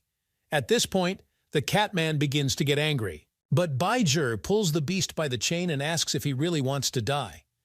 The system has activated a side quest called Saving Cat People. The details of this quest are that the cat people were once subordinate to Ji Yongsheng, god of war in the ancient sacred courtyard of Nanyu. Now that cat people have problems, they need to be saved from human wrath. And as a reward, he will receive a catman as an ally, and will also receive a chance to copy God or a demon and a chance to find a sage. Now Qin Jun understands that these cat people are related to Ji Yongsheng. At this moment, the animal cat behaves restlessly, and Baizhi hits his beast for behaving badly. The main character watches this, and suddenly he throws his chopsticks at this guy who digs into his hand. With such a blow, Baizhi lowers the chain on which he holds the beast. The Catman rushes towards the main character's table. Qin Jun addresses Lei Genzi and asks the demon to help untie the chain from the Catman's body. When Lei Genzi did this, the Catman became very surprised by what happened. The beast begins to make sounds, but the elder understands them, and he talks about how this guy says his name is Xiao Ju, and he hopes that the young master will help save his sister. Baizhi starts to get angry, and he uses his sword to attack the main character. But at this moment, the Catman protects the young master and attacks Baizhi. People are surprised that the Catman killed Mr. Baizhi. They don't understand what's going on here. Qin Jun jumps down to the Catman and asks where the beast's sister is now. He just wants the Catman to lead him to his sister. An hour later, 5 craftsmen sit near the fire and warm themselves. At this moment, a Catman suddenly attacks them, and people do not understand what is happening. But in an instant, a huge demonic lightning strikes them. But they don't understand where this thunder comes from and what's going on. People think that apparently this Catman came to inform them about something. But they have nothing to fear because the cat people race is too weak now to do something and turn the situation around. People cannot release dozens of cats from this valley. At this moment, Wang Shu is sitting in the cave, and the children of the cat people are sitting next to her. She is worried about people coming up to them. But at this moment, when the girl looks out of the cave, she sees that Xiao Ju is standing in front of her, and Qin Jun and his subordinates come down after him. Qin Jun sees that there is a very sweet, beautiful girl in front of him. The girl is greeted and says that her name is Wang Shu, and she is the daughter of the patriarch of the Cat People clan. She thanks the young master for saving her brother. The girl talks about it. As for their other problems, the young master need not worry. At this moment, Xiao Ju begins to make sounds. But Wang Shu replies that the child should not say that because these are those people who have enslaved the cat people race and they cannot trust them. Qin Jun says that he is not like that and he wants to save them. And not only them, but all the time people have cats. Wang Shu asks, "What is the main character up to?" At this moment, the old man says that their race of cat people is on the verge of extinction. He asks what girls care what they have already planned. After all, they were able to break through their magic formation, and that means they could easily kill them. The man says that if they have any ulterior motives. Then he doesn't understand why they even need to talk to cat people now. Qin Jun says that they will rest here tonight and let Madame Wang Shu think about his proposal. And if they still refuse, they will not force them. Qin Jun begins to approach the cat people's children, and Wang Shu asks what the guy wants to do. But at this moment, Qin Jun takes out a baked chicken and offers it to the children to eat. Qin Jun tells them not to worry because there is enough food for everyone. Wang Shu is surprised that this man is different from other monks and people at once. At this moment, the flying ship is heading to the place where the cat people's lair is located. After all, they still have a little time left. The head says that today they must capture the princess of the cat people, otherwise someone else will do it. But suddenly some guy stops them and tells them to stand still. At this moment, the guy introduces himself and says that his name is Shenggong Bao, and he is an idle Taoist wandering along the rivers and mountains. He says that in such a wilderness, he rarely meets monks, and that's why he just wanted to come and meet them. At this moment, next to the guy there is a huge, demonic beast with red eyes. But the guys start chasing him away and telling him to go his own way. After all, they have important things to do. Shenggong Bao asks, is it really their business that concerns the cat people race? The head begins to get angry and asks how the guy knows this. But the guy answers so that his brothers do not misunderstand him. After all, he is a Taoist monk, and he will not harm nature. Shenggong Bao has arrived in the mountains on a matter that concerns countless human lives. And this matter is connected with the radio of the cat people, which they want to completely destroy. The head asks Baiji what he should do. After all, thousands of lives are involved here. Baiji replies that earlier he met that man with a cat's head, and he wanted to convey information. The newly appointed head of the demons. The head asks, is this the same head of demons who united the countless kingdom of northern demons over several tens of thousands of years? Baiji replies that it is so, but he thinks that these guys are stupid because they believed his lies too easily, and the matter with the cat tribe is very important. After all, they have a unique ability to change the consciousness of others, and if you get at least one of the cat tribe, you can convey false information. Baiji is happy that he can do this. The head bows to the guy and he says that being the head of the city, he asks Baiji to go with them on the mission to save humanity and put it on Baiji's shoulders. The guy replies that he can handle it without any problems. At this time, the main character is sitting meditating, and he hears that someone is shouting to the cat tribe that they are being given time until one smoking candle burns out. If he doesn't get out of there by this time, they will blow up the valley, and I'll all die here.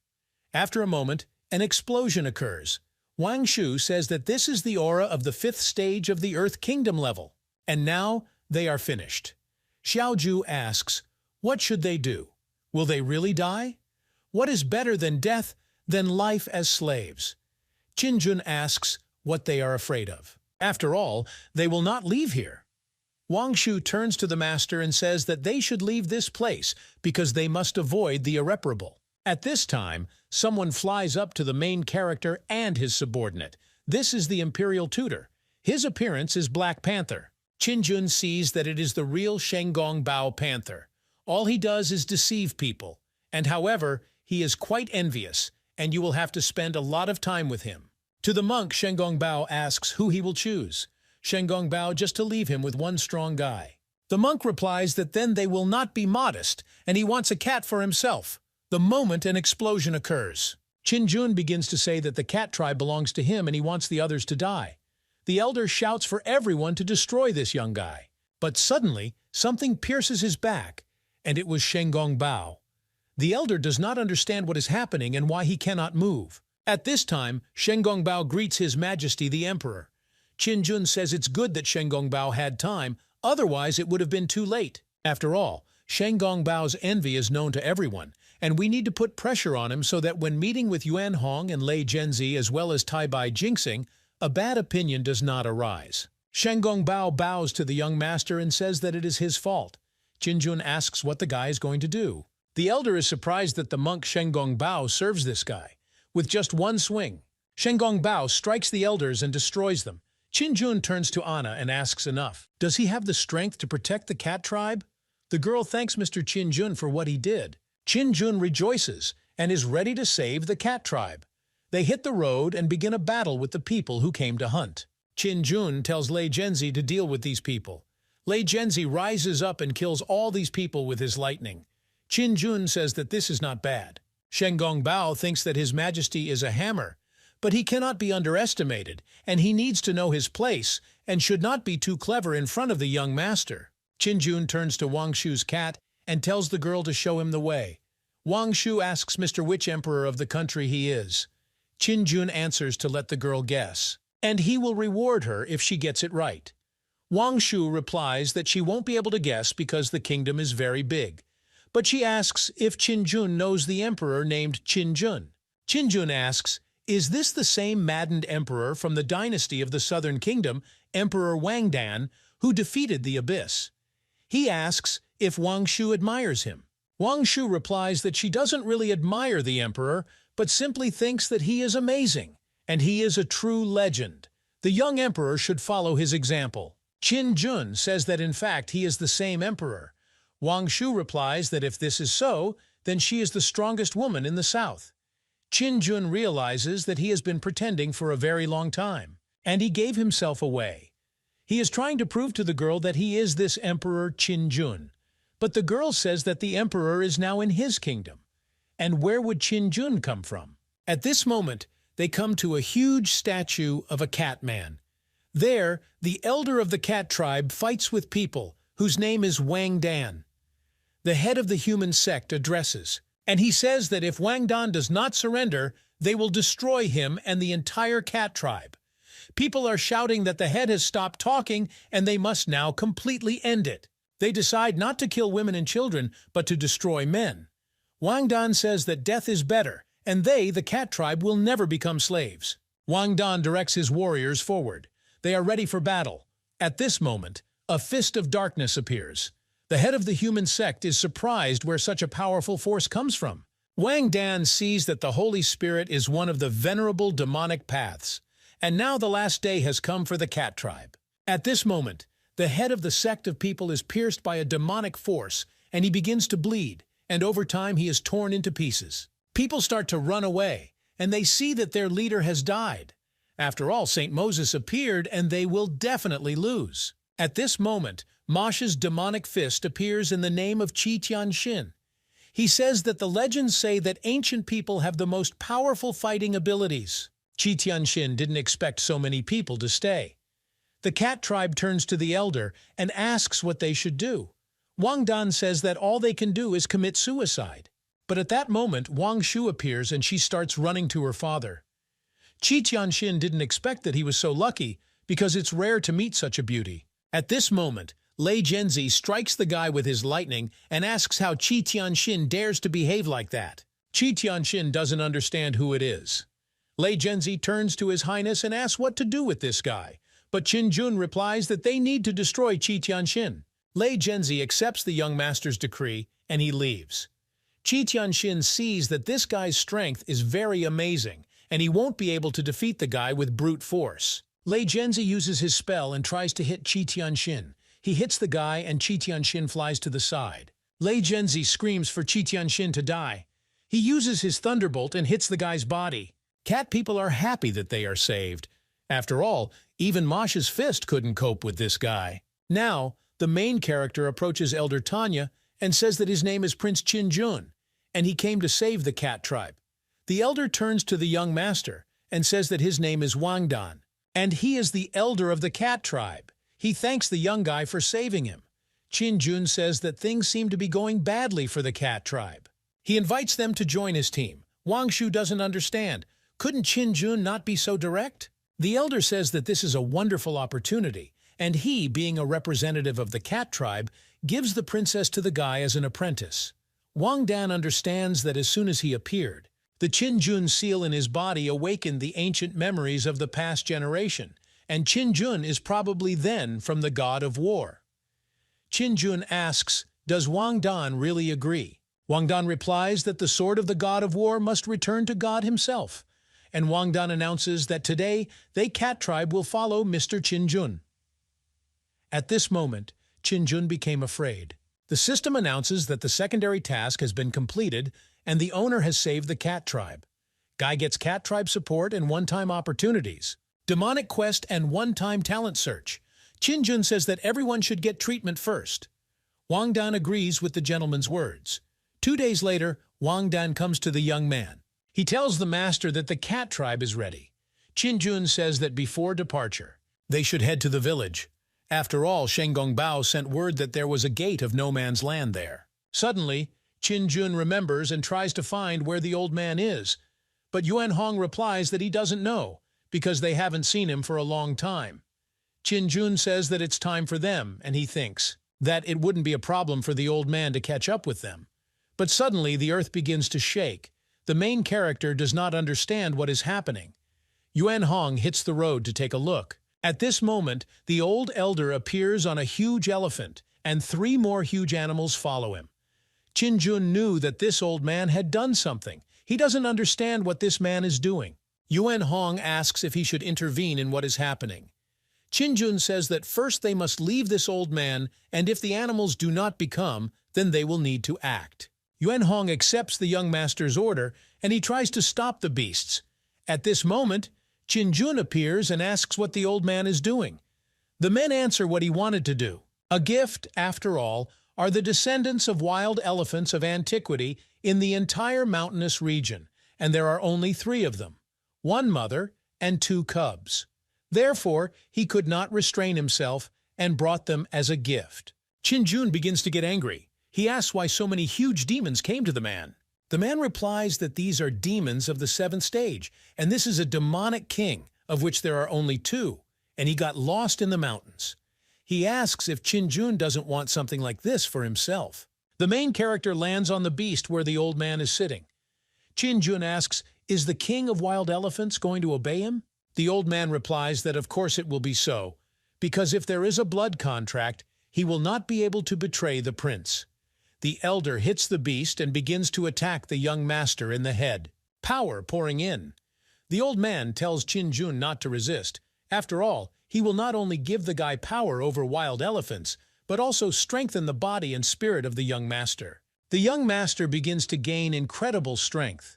Suddenly he finds himself on the mountain and does not understand.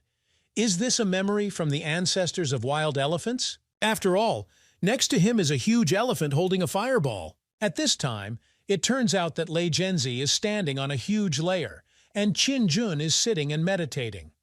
Lei Zhenzi asks His Highness how the young emperor is feeling. Qinjun replies that he is fine. The old man says that, of course, Vedic elephants are great creatures, and they once rolled up the sun and the moon with their trunks, and their spirit could turn back rivers and mountains.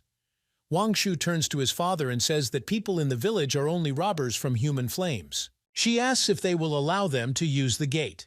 Wang Dan replies that there is no need to worry about it. After all, thanks to the sovereign, all this is not a problem. Qinjun sees that the man most likely likes to be his subordinate. At this time, throughout the lands where the tower is, people have gathered, and they are shouting that if the people of the sect do not surrender, they will be killed. The sect master turns to the leader and says that he does not want to die. He asks the head to send a message to the cult. But the head replies that he has already sent the message, but they are not answered. The head asks if there is any way to send him away, but the man next to him asks how the gentleman dares to call himself a disciple of the sect. The gentleman begins to get angry and say that he just temporarily wanted to learn from men and that he was not his student. The man asks why would he allow the guy to use the gate if he is not his student. The head of the sect begins to shout and say that they will stop making noise. You first need to fight back this alliance. People from the alliance start shouting and telling the sect to repent. After all, how dare they delay the alliance? The head of the alliance will not leave everyone in the sect alive. He orders that everything. They went on the attack and destroyed the sect's tower. At this moment, a portal opens and the young master and his subordinates emerge from there. He sees that this place is a lot of fun. People begin to surround the main character and his subordinates and ask who they are. After all, there is an alliance here, and the alliance guards request that Qin Jun and his subordinates leave this place. After all, it doesn't concern them. Yuan Hong turns to His Majesty and says that it seems to him that they were transported to the domain of the Nanming sect. Qin Jun recalls that Yu Feng Huang belongs to the Nanming sect. That's why they can't leave him here to die alone. A guy turns to the head and says that Qin Jun has demons from the cat family on his side, and they are at the level of the demonic path. Surely this is the help of a sect. But the head of the alliance begins to scream and say that death has come to these people. He sends his brothers forward to kill. Qin Jun orders Yuan Hong to get rid of these people. Yuan Hong begins to hit each of his enemies with his speed. Elder Wang Dan sends his sons of the Cat clan to help. People begin to get scared and run away. They wish the demons dead. At this moment, the head of the alliance with his huge 2 weapons attacks the main character. But at this moment, Yuan Hong appears from behind, and he tells the head of the clan to die. He sends this guy away and hits him with a stick. The alliance people are already starting to run away. Yuan Hong swings his demonic weapon and hits all the people. The head of the sect watches everything that happens from his estate. He says that this is the demonic monkey Qin Jun. He doesn't understand if she's in. Subordinate to Mr. Qin Jun, the head of the sect rejoices that the heavens will bless and all who. Yuan Hong approaches His Majesty and says that everything is ready. Qin Jun agrees that they will move on. Qin Jun suggests that the girl Wang Shu sit with him on the King of Wild Elephants. But Wang Shu replies that she doesn't want to, because Qin Jun just wants to be close to her. Suddenly, the sect leader flies out of the gate and sees the young master and his team flying away. The chapter says that he is sorry that his cultivation level is too low, and he won't be able to keep up with Mr. Qin Jun's speed. Otherwise, he wouldn't miss the chance to meet him. The gentleman says that Qin Jun is an ordinary prince of a small state. He does not understand. Why should the head get to know him? The head replies that the ruler of the small country attacked several tens of thousands of alliance warriors and saved the disciples of the great sect. And since the gentleman no longer wants to remain in the sect, he can leave. The gentleman begins to get angry because of what Qin Jun did. 2 days later, in the city of Shusha, the young master's subordinates are sitting on the head's estate. And Liu Bowen says that the alliance is very cruel, and they destroyed many forces in no man's lands. Liu Bowen is afraid that they will soon reach Shusha city. Yu Feng Huang answer that such huge forces as the alliance usually do not attack certain enemies because they have a dynasty behind them. Yu Feng Huang is afraid that this time everything is connected with the Sheng dynasty. Lu Kunxiao asks, do they really have to compromise and just wait for the alliance to repair the city of Shusha? Yu Feng Huang asks, does Lu Kunxiao really think that His Majesty will allow this to happen? Liu Bowen says that Emperor Sheng, he lured the sovereign of Da-King to his side. Liu Bowen thinks that if they pretend not to know about the occupation of the city, then the emperor will not blame them. At this moment, a servant bursts into their room and says that he has brought a report, that the Zhengqi alliance was defeated in the Battle of Nanming Tower. But Yu Feng Huang doesn't understand. How is this possible, she asks. Has reinforcement arrived? The servant says that, according to reliable information, the head of the city has returned, and he will soon arrive in Shusha. Lu Kunxiao asks, has His Highness really returned? They should go and greet the young master. At this moment, an army of 100,000 greets His Majesty and congratulates him on his victory. Qin returns to the city on a huge beast. Qin takes off from his beast, and his subordinates are already kneeling in front of him. Qin tells everyone to stand up. Next to the main character is a subordinate mentor, Yu Fenghuang, whose name is Dan Mingzi. Qin says that he represents the Ionic allies who joined them recently. This is the Cat tribe in Xuanwen village. Both forces are of the demonic kind. He turns to Dan Mingzi and tells his subordinate to prepare housing for them. Qin turns to his subordinates and tells them to go tell him news about the city of Shusha and news from the state of Sudaji. At this time, the central hall of the estate of the head of the city.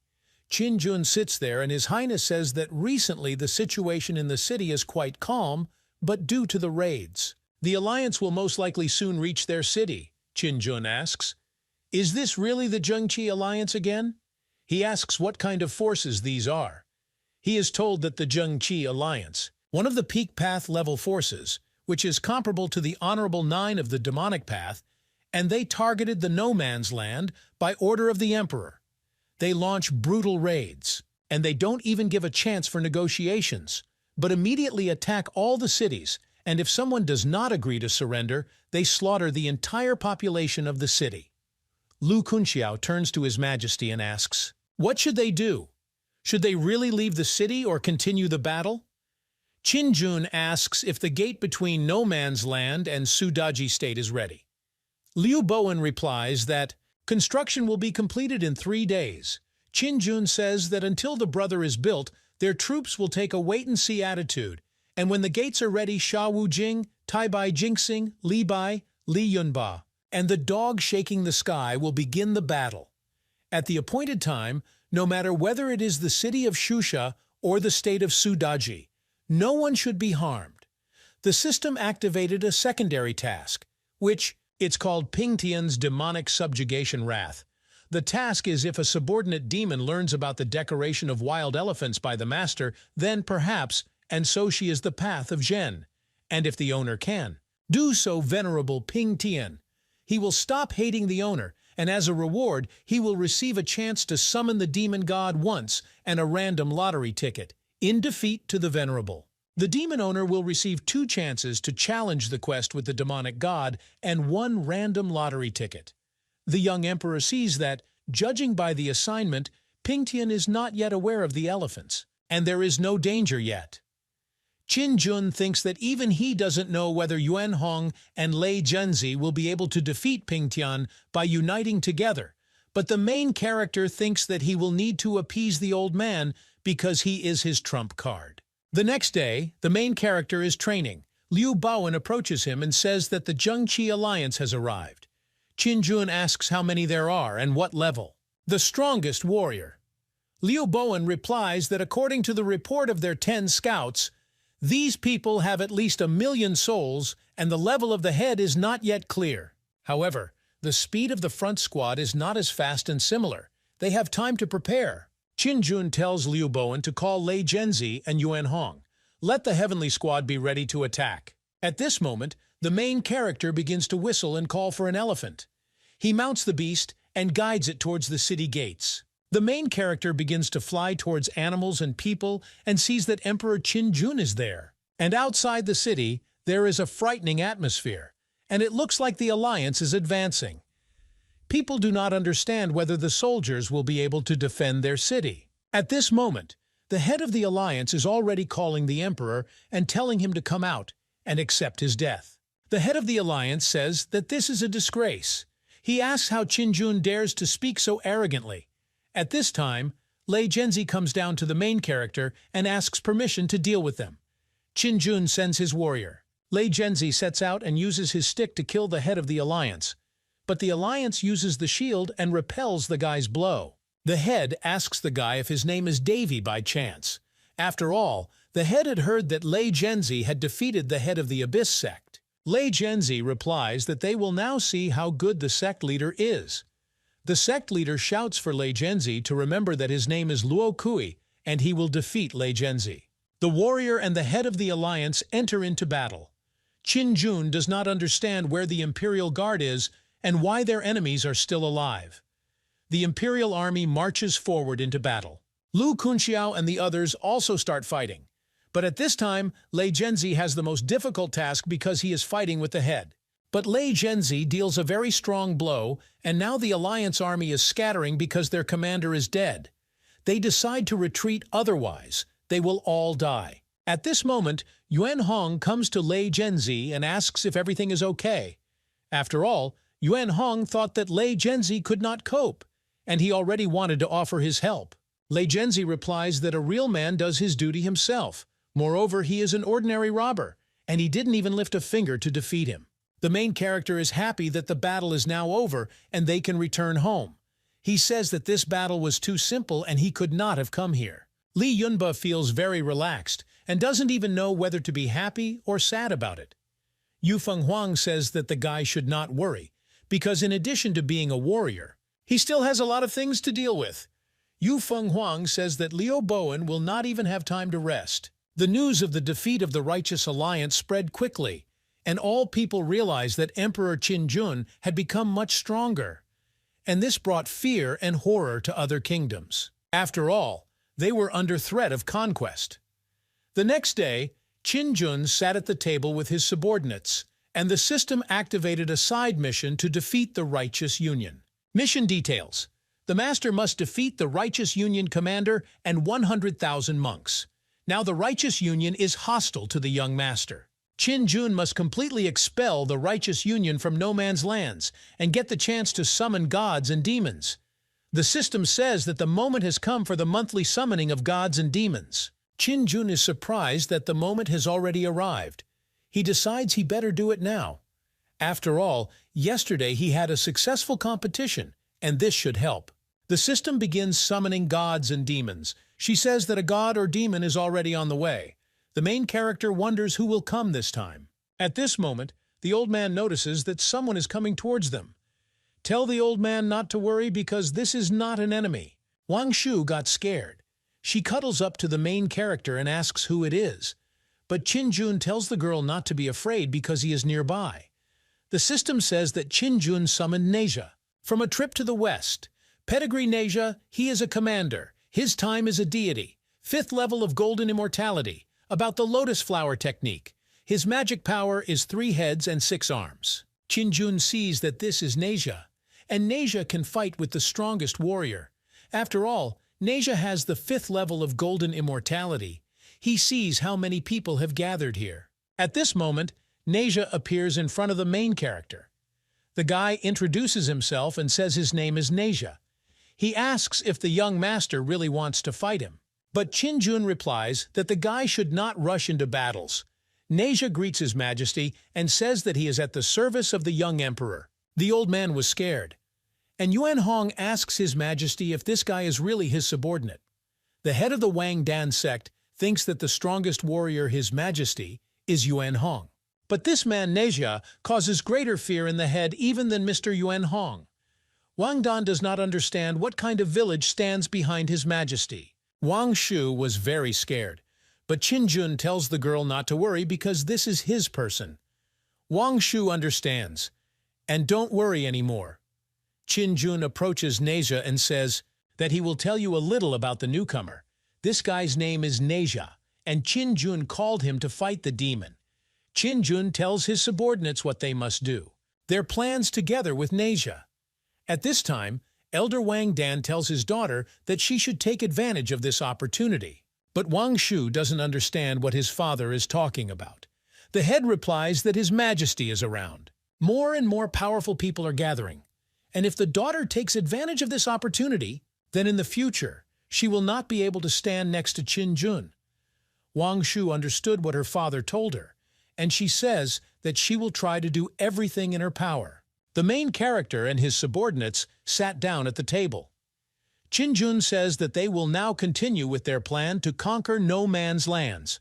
Neja says what His Majesty will say. That's what they will do. Qin Jun says that in no man's land there is no one who can resist Neja. But the Righteous Union represents the ruling sacred dynasty of which they are few. What do they know? Liu Bowen turns to His Majesty and says that they need to conquer other cities along the border of Shusha City. They had just finished building the portal all the way, and they had There will be no support shortages. Moreover, with the authority of His Majesty, they will attract even more supporters. Yuan Hong says that this is a good method that should work. Qin Jun replies that starting tomorrow, Lei Zhenzi becomes the supreme commander, and Li Bai and Lu Kunxiao lead the imperial army in a campaign against the nearest city. After some time, a portal opened in the southern district of Shusha. Su Daji, Soyali, and other subordinates appear there. Soyali asks, "Where is His Majesty? Didn't he come?" Soyali does not understand. Are they really out of favor with the ruler Qin Jun? Sha Wujing asks, "Is this really a no-man's land?" After all, there was tension in the air, some kind of murderous aura, and he even remembered one poem. At this moment, the master appears in front of them and says that the main character's subordinates should not misunderstand him.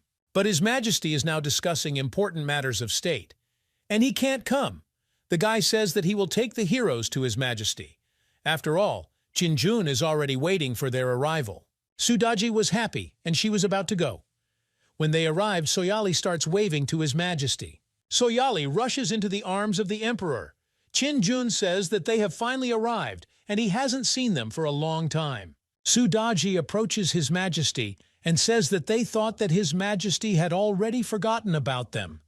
The main character says that it seems that he has opened all the portals. He tells Sudaji to wait until the evening, and they will talk to her again.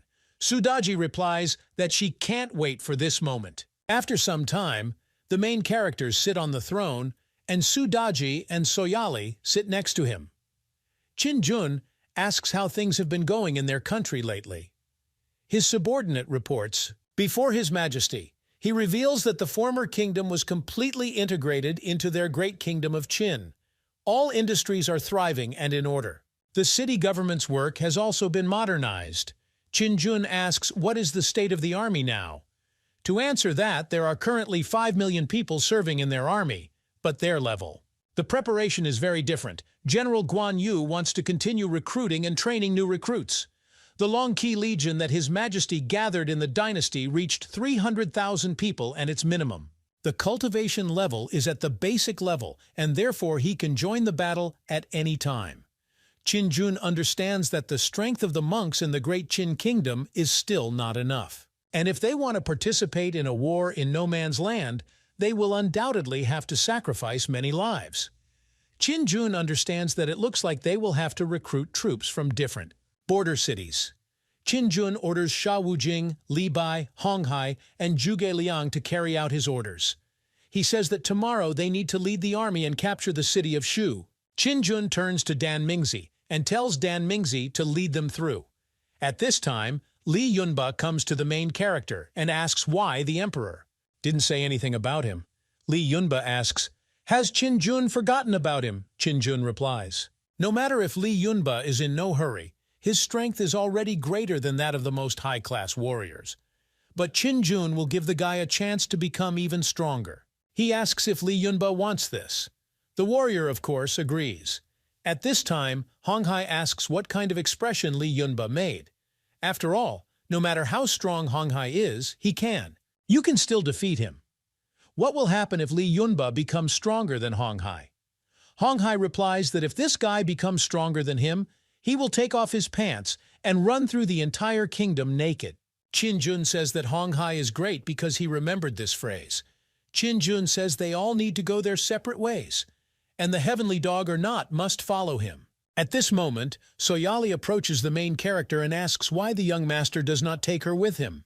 But Sudaji takes the girl and says that the young emperor is too busy now and will return in the evening.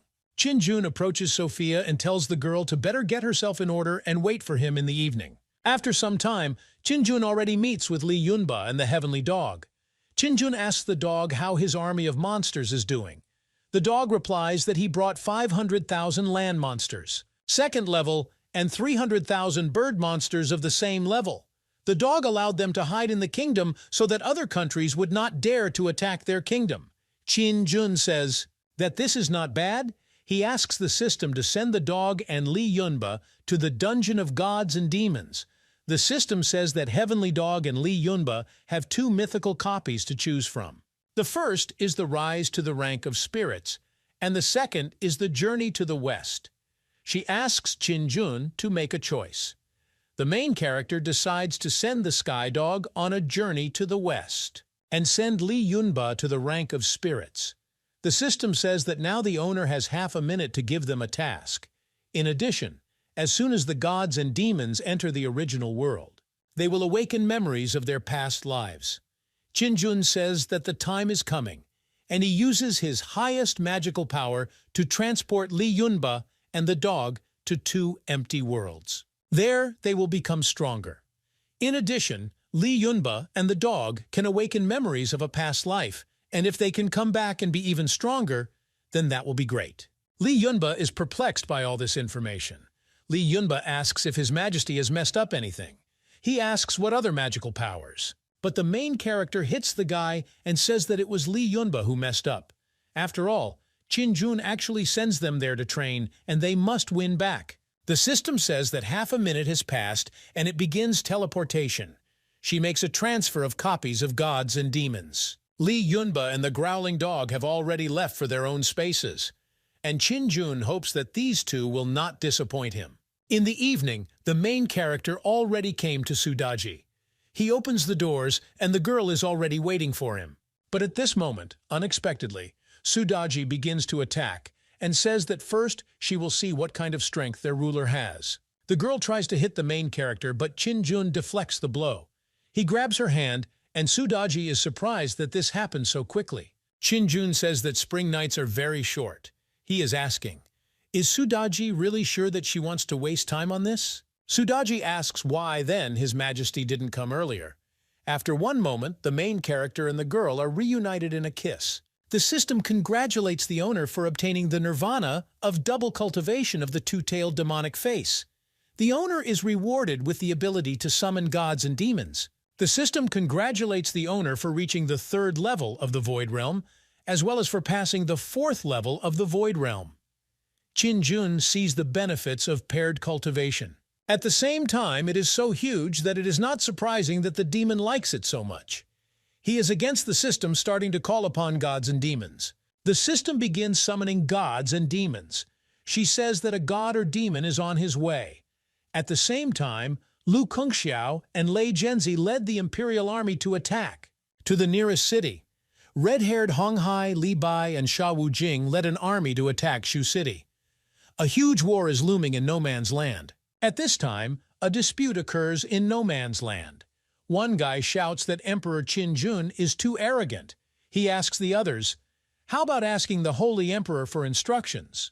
The head of the Righteous Union replies that there is no need to disturb the Holy Emperor. After all, he may doubt the competence of their Righteous Union. People talk about what can be sent to them. Someone to Emperor Qin Jun to announce their situation. But Emperor Qin Jun will not compromise. The head of the union says that they wanted the best, but it turns out as always. And it seems they will not solve this issue. Suddenly, strange people come into their room.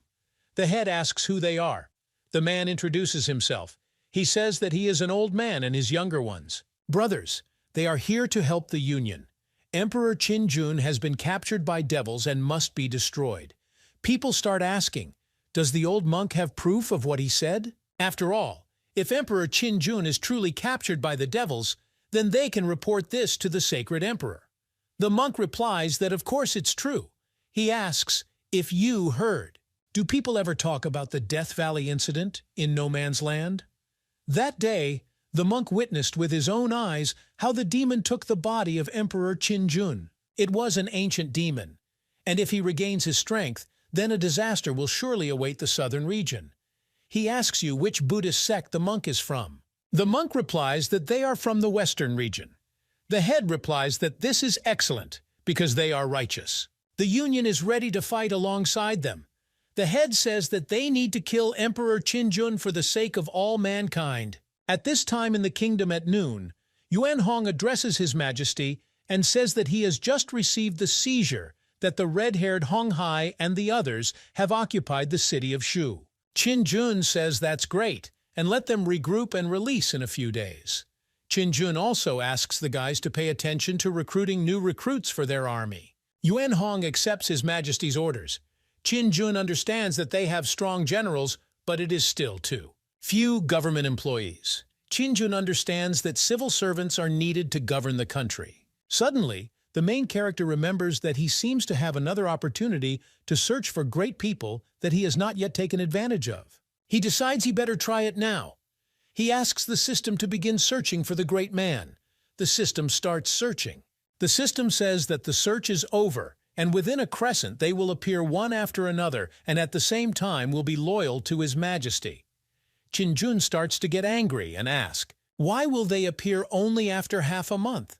Qin-jun says that he will already be dead by then. The system responds that since the territory of the young master's country is large, and the majority of virtuous great people have a low level of development, so they have to make their way into the ruling elite through formal means. Qin-jun asks maybe, does he see a list of their attributes? But the system responds that Qin-jun cannot do this. Qin-jun is angry that the system is failing him at a crucial moment. After all, he will soon. He will sit down and take the exams himself. At this moment, Neja comes to the main character and says that he is bored. He is asking, is it possible for him to go and overthrow the righteous union alone? But Qin-jun replies that this cannot be done. At this time, the system says that the owner has launched a side mission, the Righteous Alliance and the Buddhist sect united. Buddhist sect of Western. Both the region and the Righteous Union have joined forces and are preparing to fight together against the army of the young emperor. At the same time, they will spread the news about the fact that the ruler was possessed by the devil, and if the owner defeats them, then he will have the opportunity to summon gods and demons, the chance to copy gods and demons, and the ability to search for virtuous people. Qin-jun begins to get angry and asks if they could have told him this earlier. Qin-jun says that Neja can only go so that he is careful and does not get hurt. Qin-jun asks Neja, didn't say he had anything to do with him. The system says a note that if something goes wrong, the Righteous Union will kill the master. Qin-jun says to Neja, expelled the Righteous Union from no man's lands. Neja leaves and says that he will soon cope. Neja leaves and Qin-jun says that this union cannot be called righteous. So they may not be surprised that the young master's decision is just as unrighteous. After some time, the main character comes into Sudaji's room and says that they haven't seen her for a long time.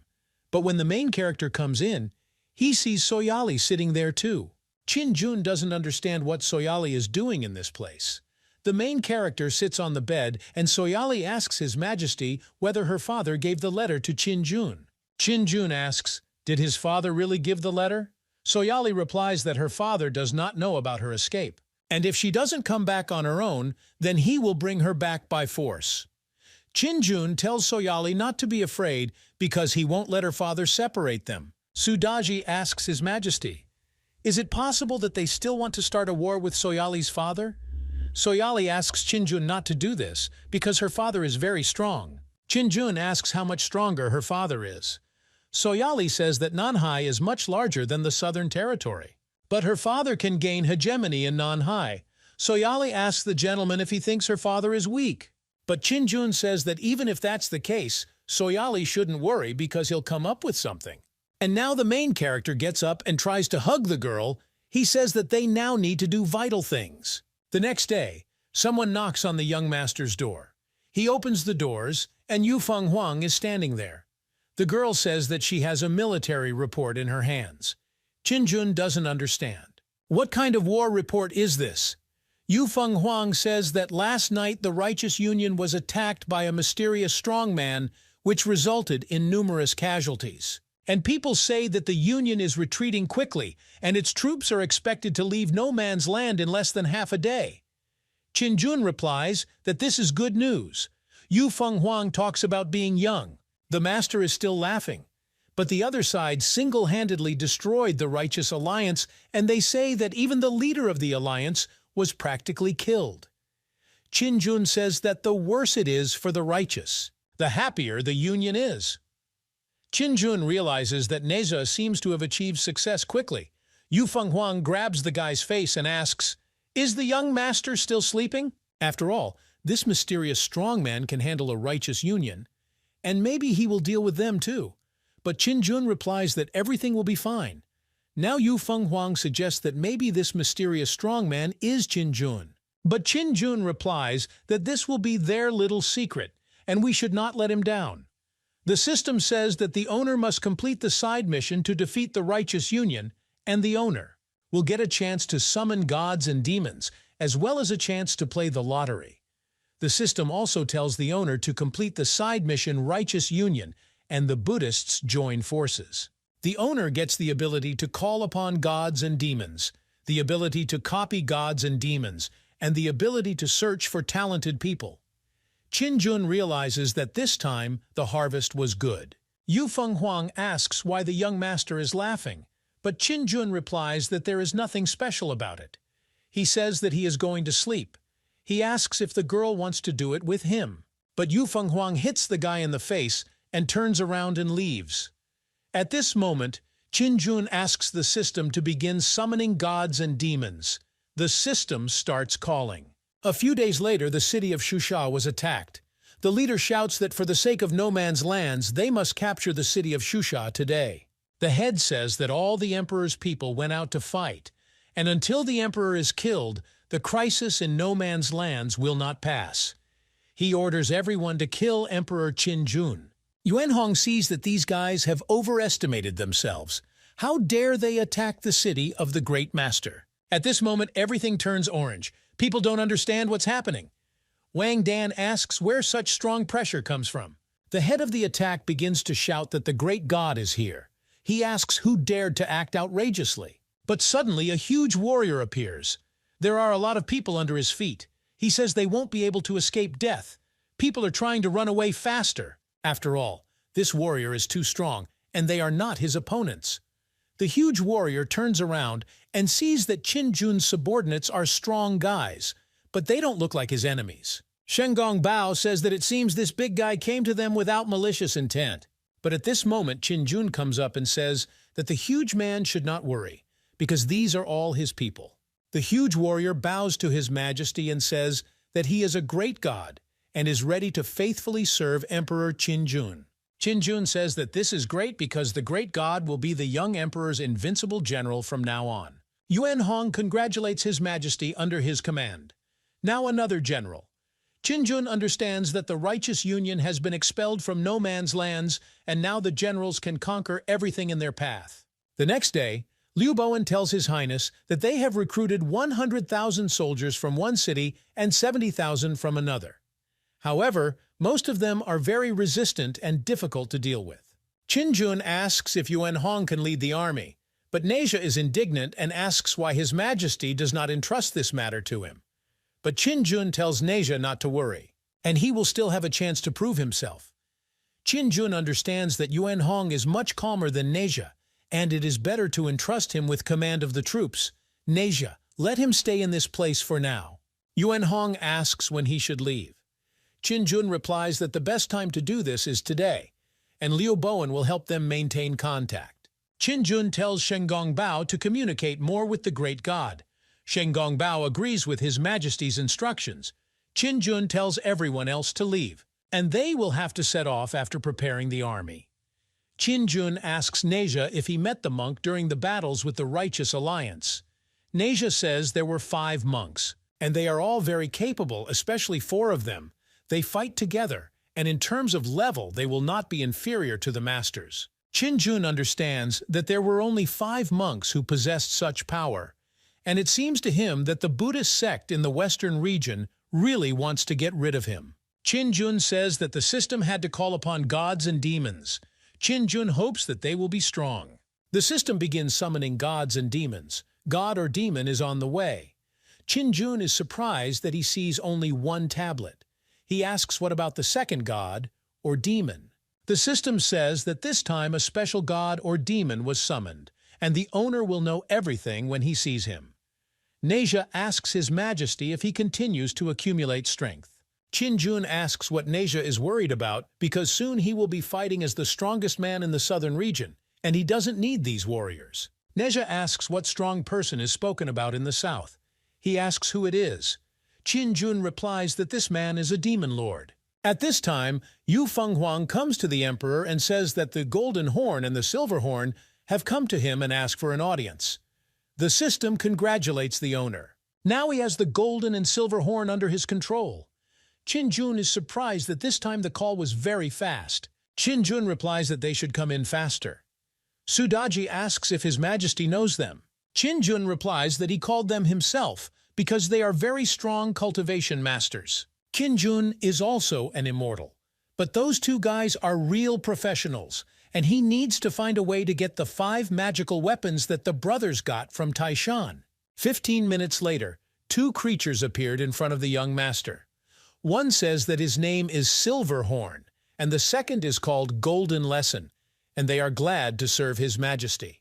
Qin-jun says that it is very good that they are already here, and Qin-jun really hopes for their help. The guys answer that they will not let the young master down Qin-jun, and indeed he has heard a lot. These two have, and he believes that with their help he can achieve great society. The guys say that His Majesty overpraises them. Silverhorn hands the Sword of 7 Stars to the young master and says that they have prepared it as a gift. Qin-jun is surprised that the guys are stupid, and he immediately sees that life. She didn't teach them anything. Qin-jun says that this is great, and from now on the Sword of 7 Stars will serve as his faithful weapon. The guys thank His Majesty for his hospitality. Qin-jun says that the guys can now join, and they will soon have a banquet to celebrate their arrival. Half a month passed unnoticed, and the 3 armies continued to attack and capture dozens of cities. But at this moment, the news that Emperor Qin-jun had been captured by the devil from Death Valley spread quickly, and countless people began to condemn the ruler of Qin-jun, threatening to destroy the demon.